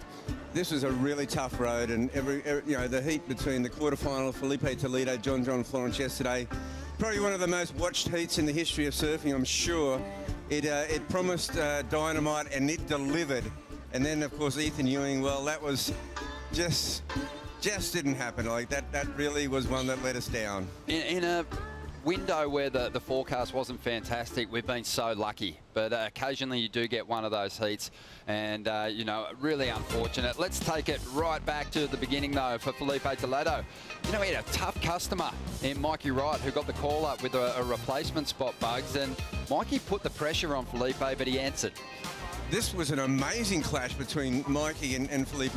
Up to this point, this was the most exciting clash of the event. Felipe actually had to dig deep in this. Mikey really put it to him. Yeah, this guy was so on from the moment he rocked up, Shannon. He was fantastic in 2019, only stopped by John Florence in the final of the event, but early on, I think he marked his intentions. He's brought that razor-sharp rail game and the incredible variety to Bells once again. And that's what he needed to do to be able to take a victory here in all of the different conditions that we were given. Of course, through those middle rounds, it was all-time Bells. And coming off of his victory from Margaret River last year, which was a surprise to see Felipe Toledo's name on that trophy as well, I think that's given him the confidence to be able to engage that rail and go for some huge carves to match a John Florence at a wave like Bells. Yeah, Bugs, you talk about this guy's small wave surfing. It's celebrated often, but he has just gotten so good in double overhead waves, especially on right-hand point breaks. Almost kind of unrivaled with the different moves he can bring to the party. When everyone else was struggling to go for airs, this guy was still able to pull them off. Well, we saw that at Jeffreys Bay several years ago, what he can do on a point break with a windy condition and going to the air like no one can. But that move that he in that semi-final today, going to up to Rincon, it paid huge dividends. It sure did. Well, it was a big event for those surfers with the top end on the men's side completely decimated in the earlier rounds. A massive event for Felipe Toledo, so he wanted to make the most of that opportunity. He certainly has. He'll be in the yellow jersey heading into stop 5.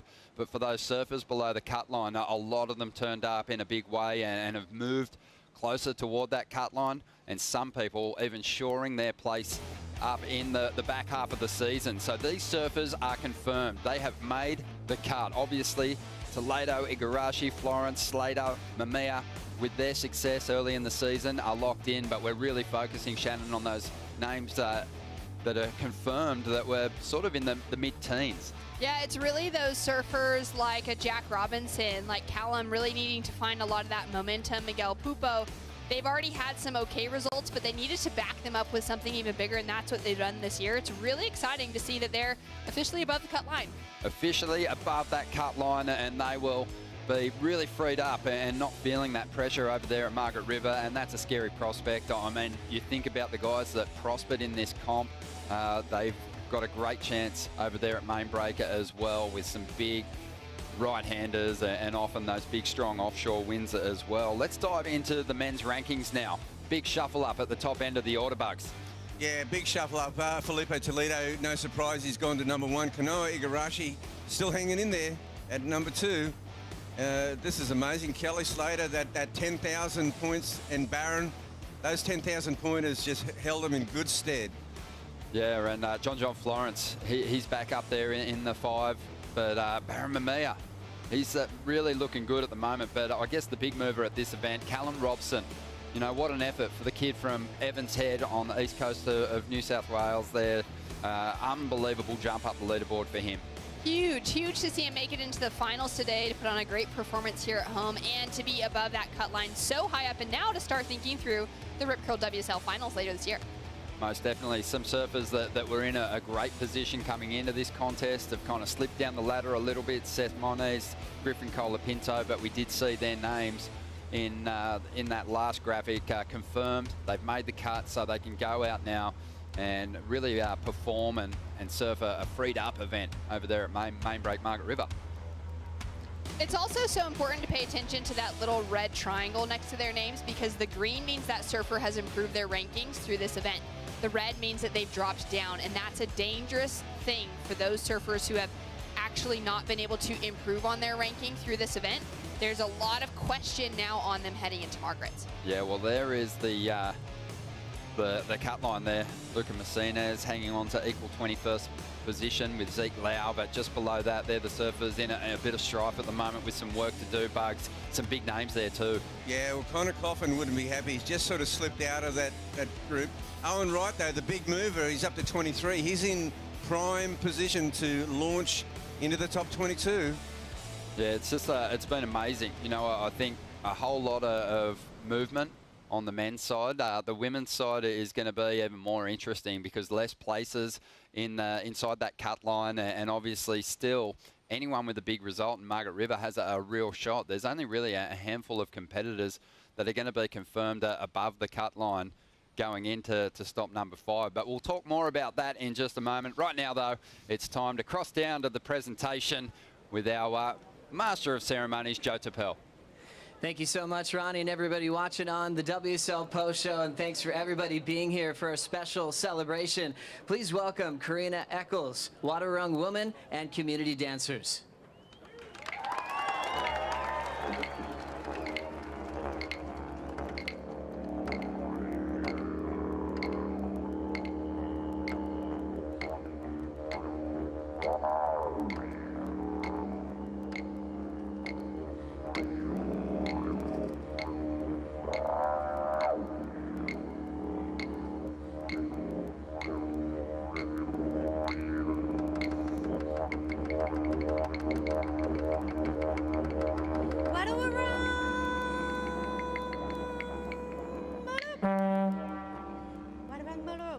Wadawurrung spirit. Dulang.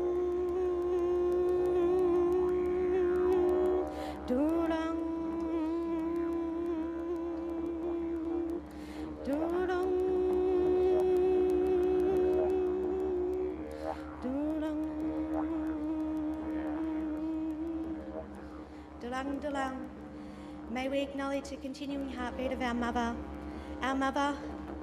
Earth, Wadawurrung country. I acknowledge Wadawurrung language and the spirit of Wadawurrung people. Muum Bengal Dingadak, Kinkimbil, Wedigurungoli Wadawurrung, Nalingo Wikimbani Wadawurrung Ja, Bunani Dulama Bengadakba, Gayupanguma, Maradop Makbori. In Wadawurrung language I say, from my ancestors, family and community, I welcome you all here on Wadawurrung country.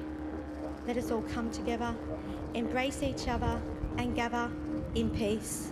We are here today on Jarak, the original name of Bells Beach, Wari, our saltwater country.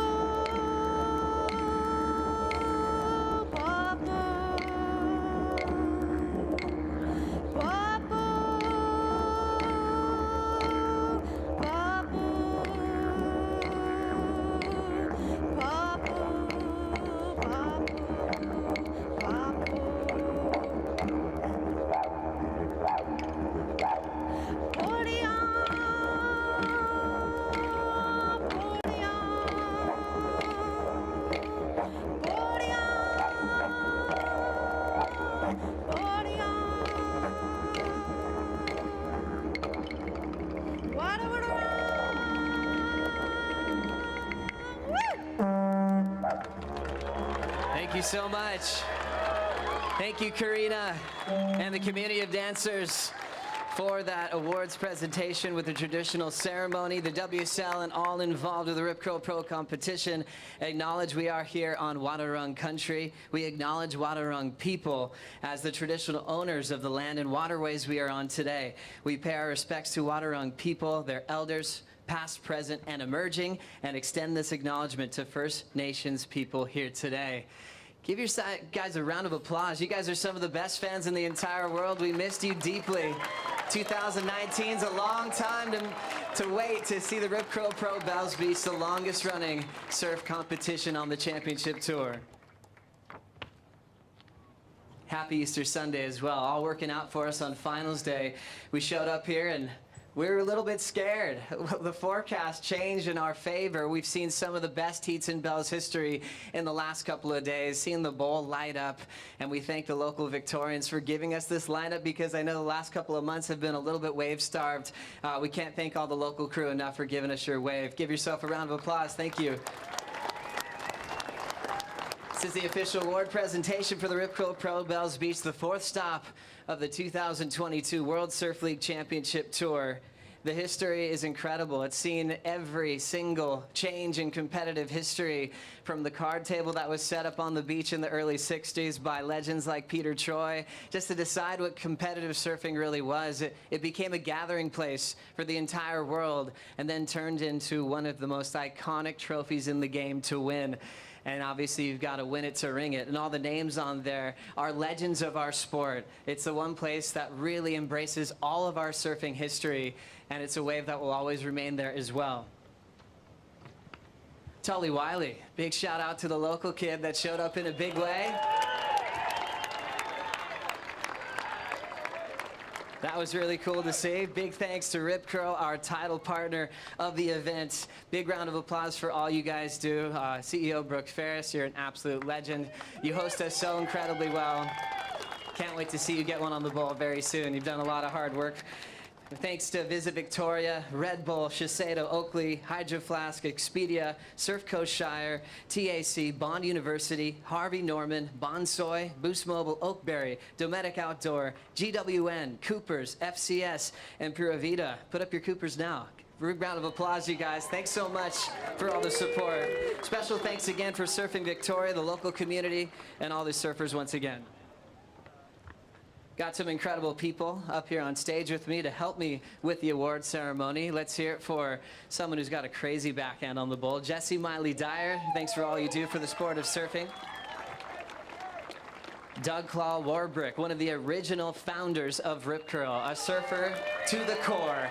Thanks for creating the ultimate surf company. Eric Logan, you continue to shine in so many ways. Let's hear it for our CEO, the man at the helm, leading us to the future. Karina Eccles, also Anthony Hume, always great seeing you. Welcome us so well every year. Thanks for being the true locals here and always letting us catch a few waves with you as well. Thanks so much. Now let's get to the bell presentation. This guy, I had to look him up. I had to try to call people that knew him. It was one of the coolest stories in surfing when you get a guy off the tools and put him in a position to do what he loves to do. I know he's going to be on tour for a very long time. Into a final as a rookie from Evans Head. Let's hear it for the runner-up, Callum Robson.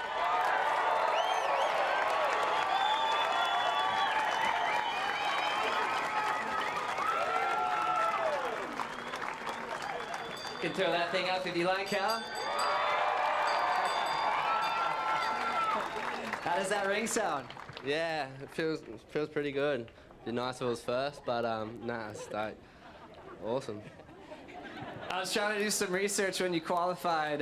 Thought you were going to be a carpenter at one stage. Is that true? And working as a coach originally in the high performance centers. Is that all really what happened before this? Yeah, I dropped out of school and started doing an apprenticeship with my dad, and then realised how much that sucked. So just went all in on surfing, and I'm glad I did because it's ended me up here. We're really thankful that you're doing it as well. I think your career should stay here to make more podiums. A lot to catch up with in a short period of time, competing at Bells. You were lucky enough to draw Mick Fanning the other day in pumping bowl conditions, and then to make finals day, surviving buzzer beaters against Pupo, and then rounding up in the final. How are you really taking all this in right now, and is there one moment that really stands out? Yeah, like you said, there's so many moments along the way. I feel like I rode like every different emotion throughout this event, so there's not one moment that stands out, but just the whole event as a whole. I felt like from the beginning to the end, it's just a roller coaster of emotions. So I'm just stoked to finish finals day and be on the podium. So I'm just stoked, for sure.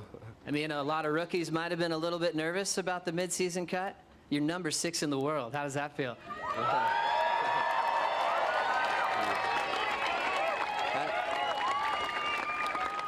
That sounds pretty good, for sure. I like the sound of that. Well, I think we're going to be doing this quite a bit.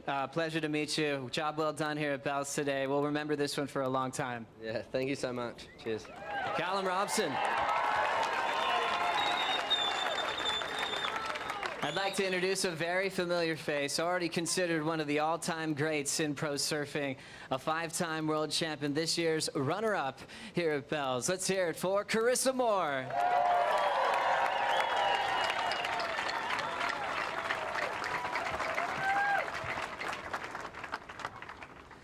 Riss, you have quite a few of these. You want to ring that one for us?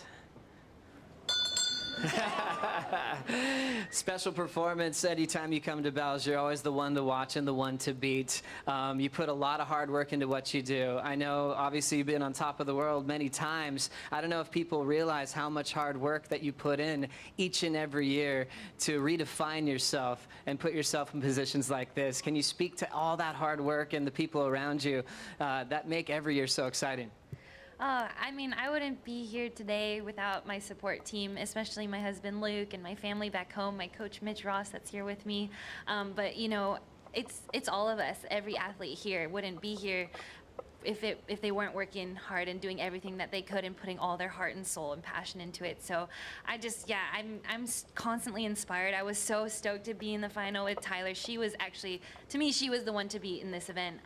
She was on fire from the very beginning, and I just, you know, she's bigger than surfing to me. Her story and who she is super inspirational. So congratulations, Tyler. Tyler, obviously world champ on tour. Steph Gilmore, 7-time world champ. You got to have a heat together. That's always a fan favorite, a crowd favorite. Is that one of your top favorite memories of the road to your final this week? Oh my gosh, yeah, it was, I wish we had a few more waves. It seems like sometimes when we have heats together, it kind of sucks the energy out of the ocean or something, but one of these days we'll get a banger and we'll get to have that back and forth exchange, but I'm always looking forward to coming up against one of my heroes. So cool. The heat with Brisa decided who wears yellow into the West. Congrats. You're back in yellow, world #1. How does that feel heading into Margaret River? I'm super excited. Yellow is my favorite color. You know, Brisa definitely wore it really well, and you know, it's going to be a battle to keep that jersey for the rest of the season, so I'll enjoy it while it lasts, and hopefully I can hold on to it. You're an incredible human, incredible surfer. Best of luck in the West, Riz. Thanks so much. Thank you, guys. Thank you. Special to hand off the small bells. Now we've got some big bells to hand out. Crowning a champion here, back-to-back finals, all the way back from 2019, got his rematch with John. Let's welcome your champion of the Rip Curl Pro Bells Beach, Philippe Toledo.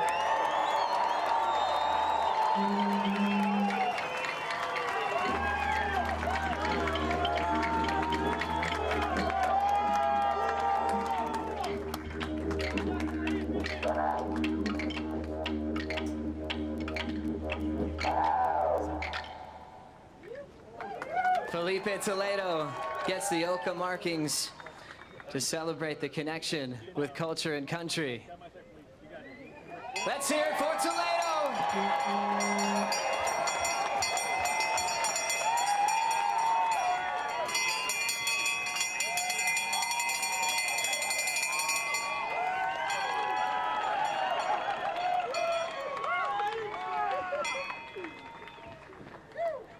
Philippe Toledo, what a special moment to ring one of the most iconic trophies. Keep going. You love your history. You love coming here to Bells, to come so close in 2019 and have to wait all, you know, the last few years to go one step further and to accomplish that. Talk about those years thinking about winning this big bell.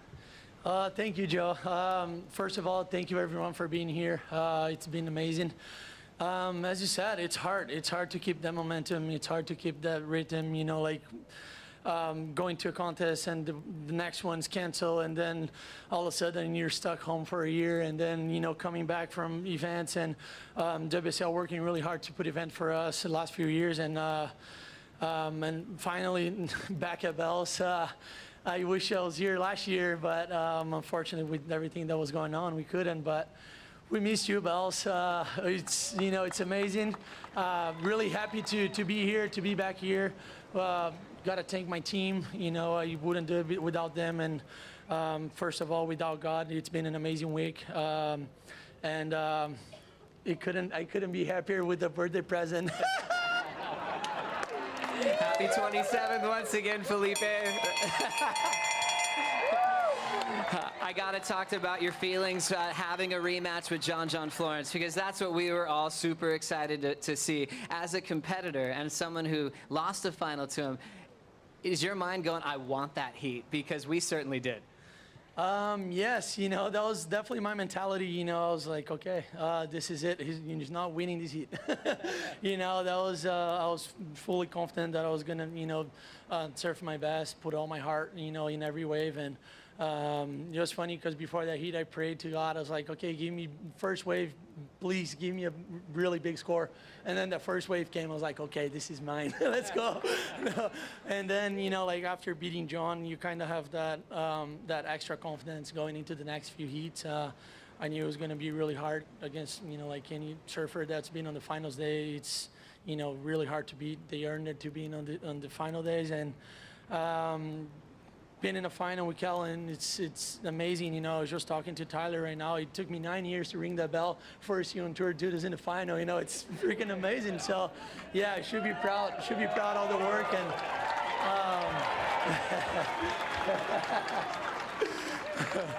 really cool to have a rookie in a final with you, and you were tested. You had a big score early, and all of a sudden when he came back, were there nerves there on getting your next wave? Oh, hell yes. He was not playing at all. He was going full, you know, like I'm taking the bell. I'm like, oh, shit, let's go. But no, yeah, it was such a good heat. You know, unfortunately, it was not at the Bell's Ball, but the Rincon was providing fun little waves, and we got to surf. It was really hard with the wind, but it was fun. Brasil, tamo junto. Muito obrigado, hein? Vamos! Felipe, you're world #1 heading into Margaret River, a place where you were on top of the podium last year. How good does that feel, coming off a final in Portugal, winning bells, and going into familiar winning territory coming up next? Thank you. Yeah, this has been one of the hardest things to do, you know, to keep the momentum between contests and making sure, like, I have a big result on the next event as well. It's really hard, but I was just putting my mind on the, you know, like where you want it to be, just like, okay, focus on the, you know, like heat by heat and strategies and, you know, like surfing really good. I had an amazing board under my feet, and then when I saw the onshore wind the other day, I was like, oh man, I have to change it. I was scared, and then I changed boards, and the board felt amazing as well. Shout out to Marcio for not, you know, like error percentage is like 1%. So really trusting my equipment, and I just felt pretty good. And yeah, it was amazing. I guess yellow is my favorite color as well. You joined Mark Occhilupo and Taj Burrow, 2 Australian legends on the all-time win list, getting your 11th victory today. What does that mean to join that class? Oh man, it's amazing. You know, for Taj and Occhi, you know, it couldn't be better. Super, you know, happy and thankful for everything, and you know, it's been amazing. I wish my family was here with me, but yeah, I know they're really happy at home. Love you guys. Thank you so much for your support, and let's keep it rolling. Enjoy the moment, Felipe. You earned it. Thanks for all the entertainment. Muito obrigado. You're champion. And you're world #1 heading into the West. I'd like to introduce a very familiar face, a Rip Curl team rider, and someone that surfs with her heart and gives us so much to talk about from every step she's been through in her career. Warm welcome for your champion of the Rip Curl Pro Bells Beach, Tyler Wright.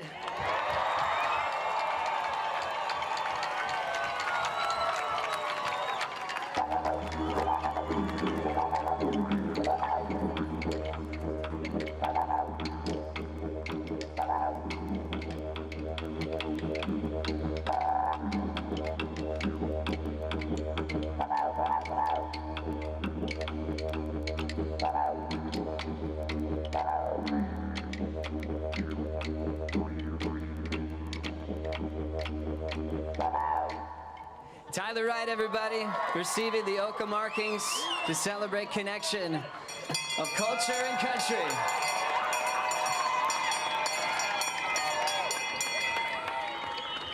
Tyler Wright, when we first saw each other at the press conference, you weren't afraid to say how much this meant to you. You weren't afraid to say your intention. Some surfers will kind of keep it to themselves. You put it out there saying, I've never won any trophy more than this. And you did it. Follow through with us from that mental moment of visualization to accomplishing that goal. Yeah, it's been a lot more than just, you know, the last few months. It's been the last 4 years since I walked down those stairs, and I'd just like to thank the Wadawurrung people for welcoming us today, Humi and Karina. Thank you so much. Being on this country and being able to surf Jalruck is,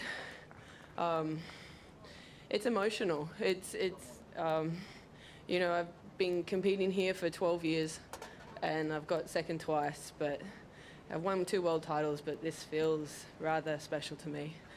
Yeah. It's interesting for you to tell us the form you're feeling, because we're watching you come back after all that break, final in Maui. We've seen you come back, win at the continuation of Pipeline, and we're thinking Tyler is already back, and there was more there. Yeah, like, it's been a long journey. I think there's a big difference between people thinking I'm back and me feeling I'm back. You know, I got obliterated, you know, it was tough,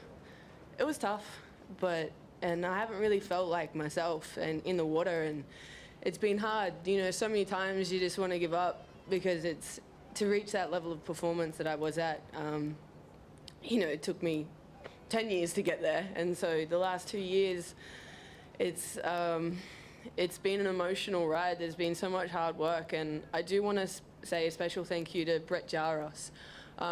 He helped me through my illness. He figured out kind of the whole situation, and he's here today. I'm not sure where he is, but without him, I wouldn't have been able to put a jersey back on. And yeah.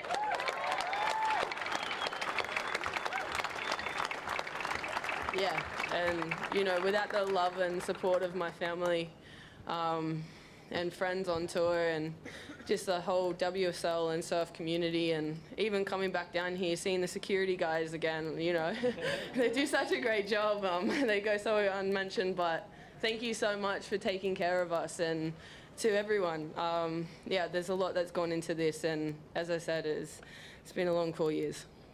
You talk about the bell being so important. Is it the legends that have won before you? Is it the wave?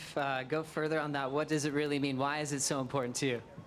I think it's, for me, I called it to Felipe before, it's just OG, it's original, it's been there from the start. It's like, I've won world titles, and this is pretty close to it, and it's pretty special, especially, you know, it's hard work here. It's not a sprint, it's a marathon, and it takes a lot of effort to show up every day and to win this thing. And so, everyone that's won it before, I have so much respect. And to everyone on the stage today, this has been a massive few weeks, and, stop starts, changing venues, Winky to here and Rincon. So it's a lot to take in as a surfer, so just congratulations. This has been, what a week. Thank you so much. Yeah, it's been epic. So good, Tyler. You're number 2 in the world, heading into the West, where you have won in the past. How does that feel to be well and truly in the world title race once again? Feels about right.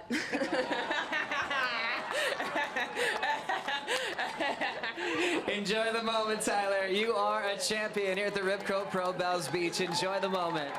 Thank you so much. Thank you, everybody. Ring that bell. Congrats to all of our champions. Congrats to all of our amazing fans. So good to be back, as I'll send it back to the WSL Post Show with Ronnie Blakey. Thank you, Joey. Wow, a couple of very emotional champs. Tyler Wright probably more so. 2018, halfway through the season over in Jeffreys Bay, contracted influenza A, as she said, got obliterated by post-viral syndrome. And it was a long road back. We saw at the end of 2019, she made it to the final. She got second place in that exchange, and we were thinking, whoa, we've missed her. She's back. But she was only beginning her recovery, Shannon. Yeah, that's absolutely right. I mean, she was back in the water, as she said, 2 years after that, but it's taken her another 2 years to actually feel like she's back, to start feeling healthy and good again, and it's great. And getting back to her best surfing, and she saved it for the final, Bugs. It was an unbelievable performance at Rincon. Well, I'll tell you what, we had the men's semis, and then Tyler went out there, and she just tore it apart. She got a 9-point ride straight to start with, and she looked unbelievable. We know the women's level is coming up to kind of evolving quickly. And, I don't like making the comparisons because they're unique, the way that the women approach the wave and the way that the men approach the wave. But Tyler Wright would have won that second semi-final against the men. So that just tells you where her surfing performance is going, where the performance of these women is starting to go. But Tyler Wright just so pumped and feeling like she's getting back to her best. I love that moment at the end there where Joe said you're back in that final 5 at the moment. She said it felt about right, and then the Dr. Evil laugh came to the party. But yeah, she is back in a big way. That's the most Tyler Wright I've seen Tyler Wright in a number of years. It's so good to see. It's just a really exciting, invigorating thing, and I cannot wait to see what else she brings coming into the rest of the season with this sort of momentum now behind her and that self-belief to take victory again. Yeah, Joe too was good to point out that Felipe is starting to really rack up those CT wins. Eglintage Burrow, Mark Occhilupo, 2 titans of the sport. Tyler Wright starting to really collect those championship tour wins too. That's 15 for her now, Bugs. But these 2 surfers, their careers are still well and truly ahead of them. I think they're going to really become 2 of the most winning surfers we've ever seen. I believe so too. I mean, Felipe is starting to rack them up one by one, the big trophies, and obviously Tyler. I mean, Tyler's an inspiration to a lot of people right now. There's a lot of people recovering from virus and you know, through the pandemic, and then here's someone who's made it all the way back to the top. That's inspirational. Yeah, and the crowd just absolutely loving the presentation and what these two surfers offered up. I think Tyler spoke beautifully about just how great it is to be performing in front of the big crowds again and to be back here at Bells Beach. It really is sort of one of the most sought after titles on the schedule. It's so much history. That's so right, being here on Waterong Country, and for her to just acknowledge that and to acknowledge the local community that puts this event together. It's not just the crew that come in from overseas, but down to every individual that has been here supporting and making sure that this event can be pulled off. It's been wonderful, and I love that she's given them that. Both giving a lot of credit to their teams who helped them through the event, but very different for both of them as well. Tyler Wright, she's lucky enough, she's got the majority of her family down here on the stairs. Her fiance's down there. It was a big moment for her performing in front of her family. I think that's what helped inspire that big performance. But Felipe, he got emotional talking early on, Bugs, about celebrating his birthday away from his family. I know that they're tuned in. His kids have been watching on, absolutely buzzing with that big win. Oh, no, it's really hard for Felipe to have his family on the other side of the Pacific Ocean, and it would have been so great for, you know, to share that. They would have felt like he was in the living room with them right there, and the kids would be bouncing all over the place. So, and obviously, you know, with the Wright family, I mean, how amazing. You know, there was 3 siblings in the Rip Curl Pro at Bells Beach. I mean, that is so rare. Amazing. And we've got to give credit again to the runner-up performances this year. Carissa Moore, her dominance here is legendary. She had a chance in that final to equal Stephanie Gilmore with those 4 Bells wins, and Lisa Anderson also. But, you know, I think she gave a lot of credit to Tyler. She's super inspired by her. But you got to remember, too, 2 of Carissa's Bells titles came at the expense of Tyler getting one. So, you know, getting one back on the 5-time world champ today. That's right, and they've had so many matchups in the past. So many of them specifically have been in the finals, not just in those early rounds, but coming up with a trophy on the line. And for Tyler to finally get her back, she's got some momentum now. Their last 3 matchups in the finals, Tyler Wright's got the wins. Wow, that is massive, and there is the Wright family celebrating in a big way. Arnie Tyler, just an absolute hit with the kids. And I'm guessing they're going to get a boost to their Easter egg collection later on this evening. But let's have a look back on this amazing performance, because as Tyler said, not a sprint, it is a marathon, and the surfers, Bugs, they faced all kinds of conditions through the event window.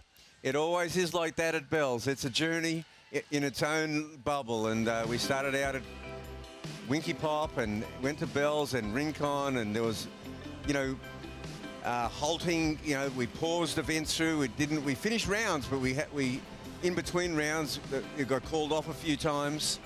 Not a harder road in the event, men's or women's side, than what Tyler Wright had to overcome. Multiple Bells champions all the way through those last 3 heats, Shannon. That's so true, and for her to take down and inform Bronte McCauley, to take down the returning champion in Courtney Conlog, it was really impressive performances. It was her mix and her variety that she added into her maneuvers as well.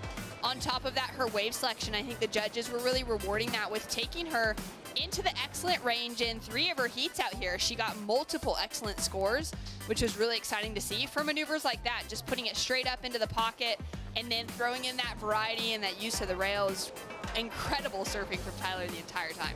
Definitely, Bugs. We were talking about that comeback performance that Tyler had at Maui at the end of 2019. I think when a surfer has that just innate knowledge, when they know where they need to be on a wave, you can almost fake your way to a huge result with just the knowledge, the placement of your maneuvers. But through this contest, Tyler brought the power back in a big way. You could tell she was feeling, you know, a lot stronger than she was way back at the end of 2019.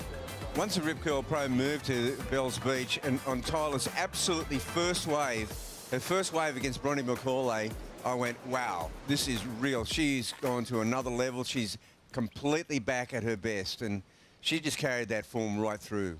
Yeah, that first wave of the final blew your mind. It really did. I mean, she was you know, we just had a great semi-final of the men's out there, and then Tyler went out there and went to a whole nother level, and she put that together so well. She had a lot of intent.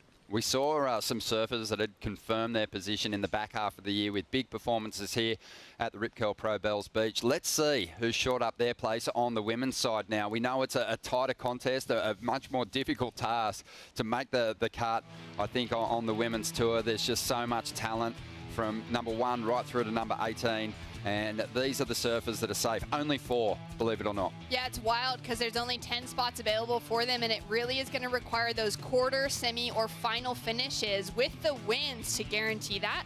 Great to see that Carissa, Tyler, Brisa, and Lakey have secured it and have a little bit of a moment to take a breath heading into Margaret River.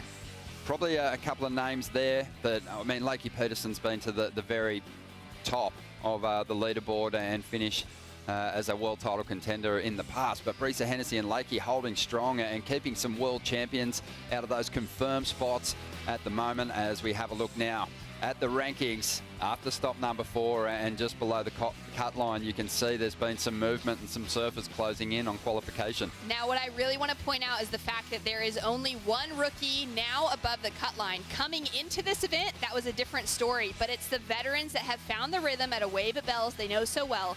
They've been able to get those points towards their name. Courtney, Stephanie, they're all sitting above that cut line. India Robinson is that sole rookie, and look at Gabby sitting below it now.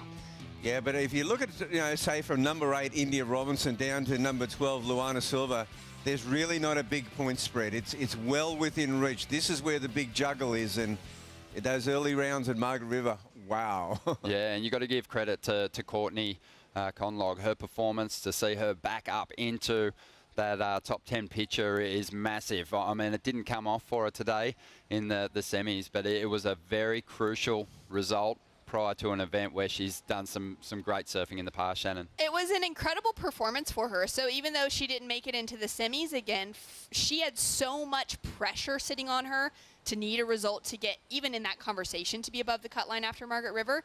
For her to hold that together, to put on some of the performances she did when we had those bigger conditions on offer, it was really great to witness. Starting to think about stop number 5. It's just around the corner. It always serves up some big conditions for us. Fingers crossed that's the case again. Starting to get very amped about the Margaret River Pro.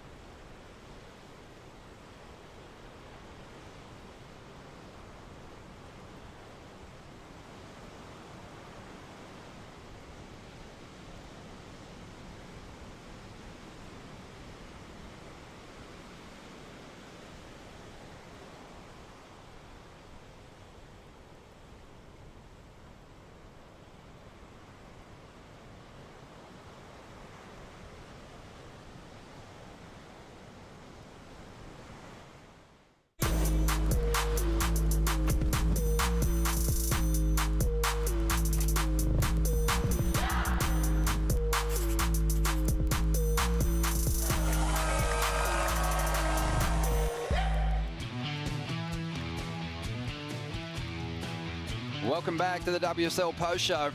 Philippe Toledo ringing that bell, something he's dreamed of since 2019. We missed out, but he's making up for it now.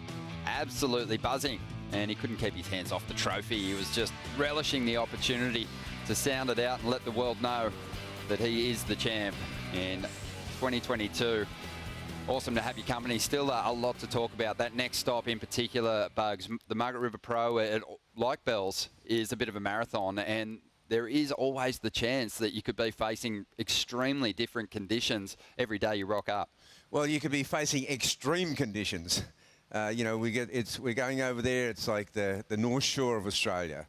You know, no continental shelf, just coming out that Southern Ocean. Big bombing swells at Margaret River main break. We've got the box. We've got you know, I don't know, North Point. Not sure where the event can go, but gee, there's some incredible options over there, and they're all dynamic, like just such powerful waves. Yeah, unbelievable. Let's bring up the list of past champs. And Shannon, on the women's side, tell me, do you think this is going to be an event for the veterans? Obviously, we've got all those rookies looking to get themselves above that cut line. Do they stand a chance out there in this tricky lineup? A lot of them are going there for the first time. It's such a difficult lineup to learn. I would say the rookies coming out of Hawaii would have the best opportunity, like Bugs mentioned. Similar conditions, reading Wild Ocean. But it's got to go in the favor of the veterans. They've proved they're back to play here at Bells, which we knew was going to be familiar territory for them. I wouldn't be surprised to see any of those women from the last 5 years take a win. I think that's a pretty fair point. On the men's side, Toledo, he was the last champ, Bugs. Great performance that he had on finals day, which he typically does. I mean, if he's on a bit of a roll, he's so hard to stop. He's going to be taking so much confidence over there to the west.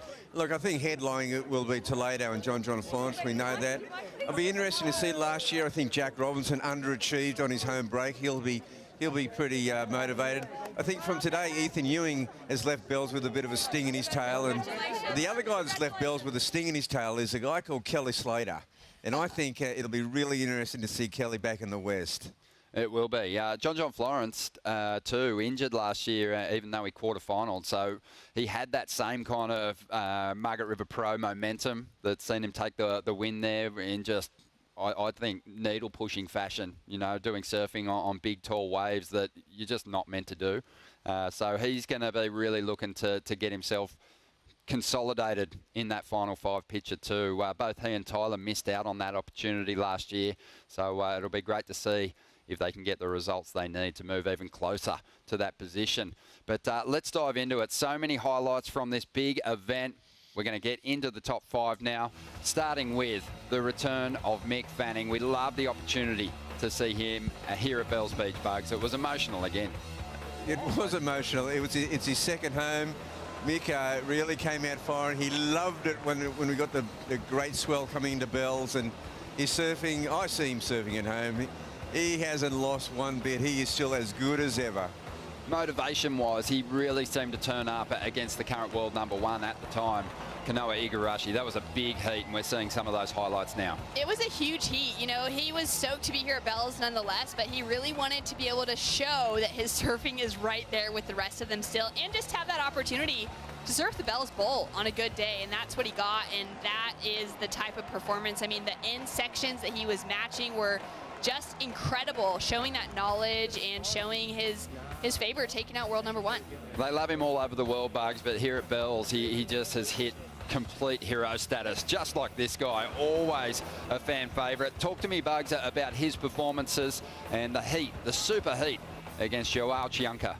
This was the heat for the ages. I mean, Joao really took it to the champ, and John had to dig deep, and this was an incredible performance. It just had everyone out of their seats the whole heat.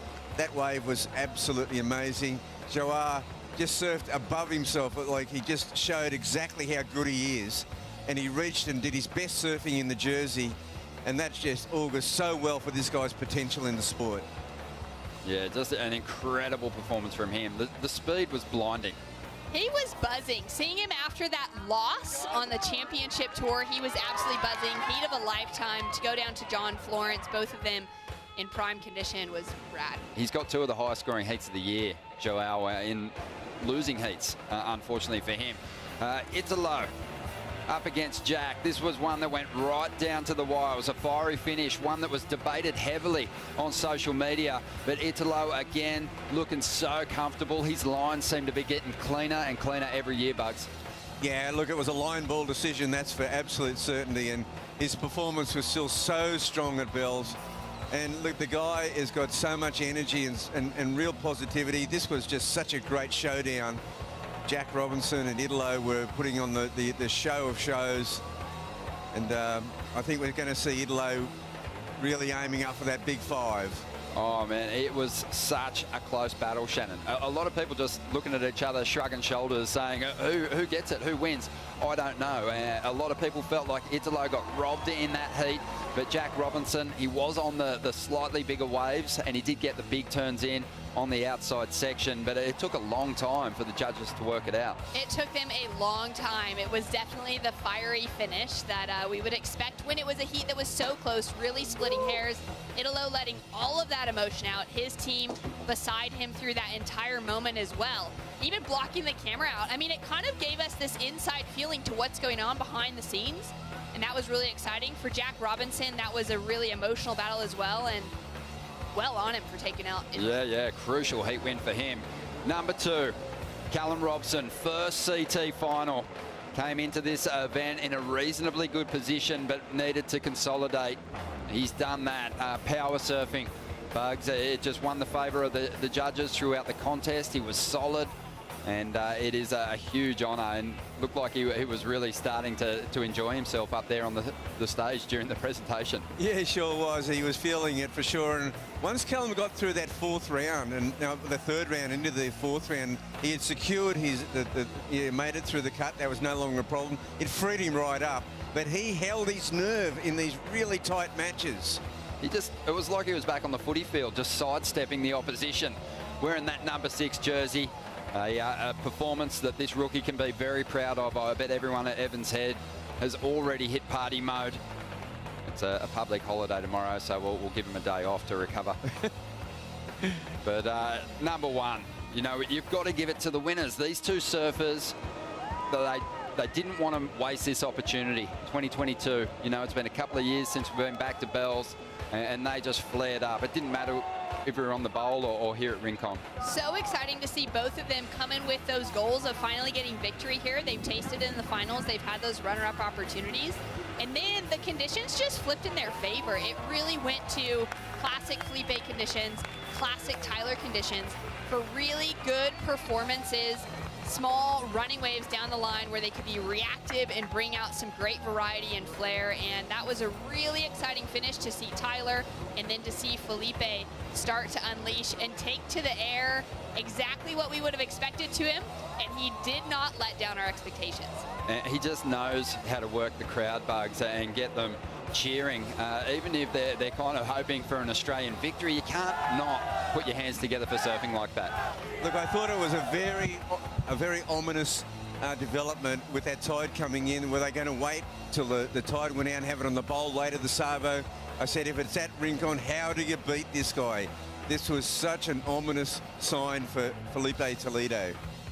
Oh, man, I just thought it was such a fantastic event. Through those earlier rounds, we had classic Bells conditions, and all the surfers really ramped things up. I think the performance levels are at an all-time high from the first round right through to the final. What are your thoughts, Shannon? Oh, I couldn't agree more. And I thought it was really great to know that our champions today, they had to show that they could compete, they could bring it in a variety of conditions.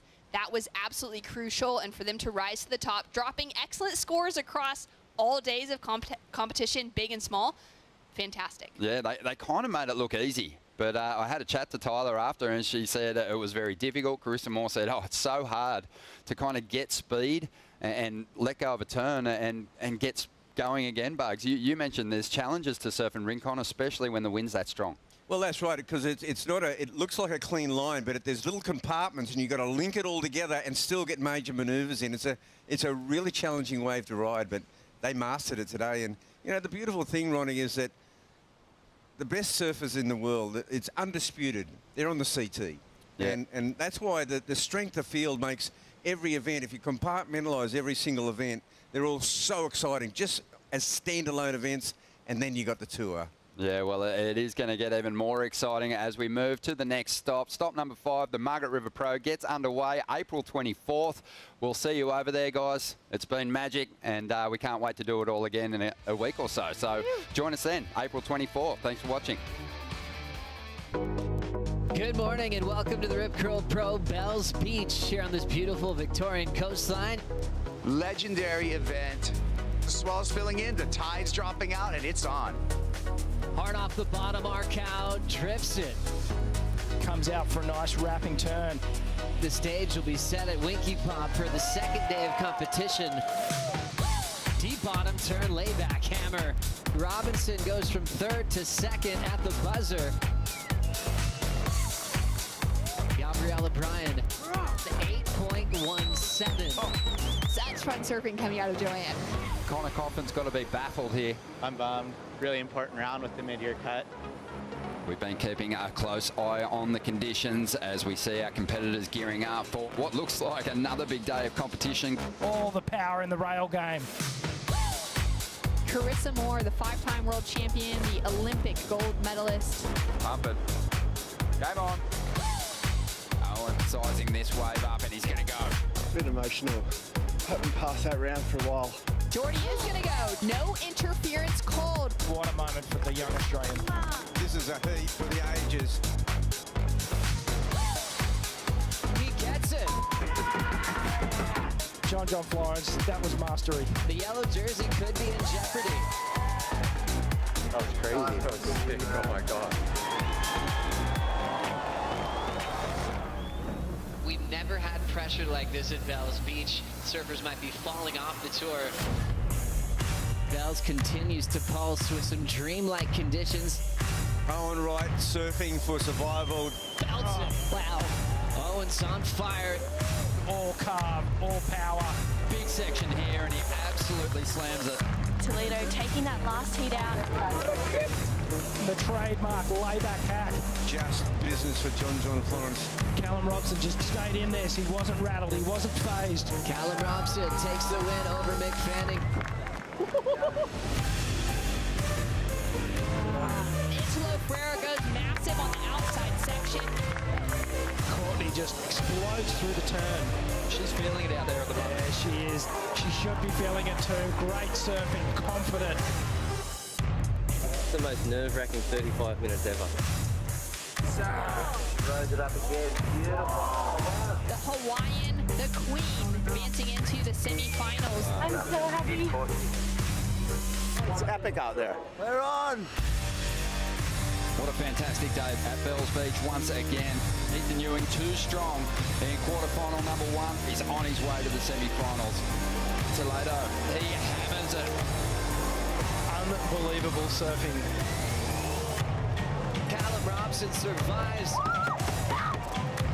Edwin Ferreira, big section here. We will see the Australian move on to the semi-finals. Come on! Put it on rail, put it on the line. Bang! Championship heat. That was crazy. A gorgeous sunrise here on Easter Sunday. The morning of the semi-finals. Tyler Wright takes the big win. She's in the hunt for that golden bell. Carissa Moore, nothing to lose. Done and dusted in this semi-final. Toledo just so on this morning, chasing a Bells win here. Callum Robson, in his rookie year, he's going to make a CT final here at Bells Beach. Battling it out for the bell. Your champion, Tyler Wright. Current world number 1, and now a champion at the Rip Curl Pro Bells Beach, Philippe Toledo. This copyrighted event broadcast is produced by the World Surf League for broadcast around the world and may not be retransmitted, reproduced, rebroadcast, or otherwise distributed or used in any form without the written consent of the World Surf League.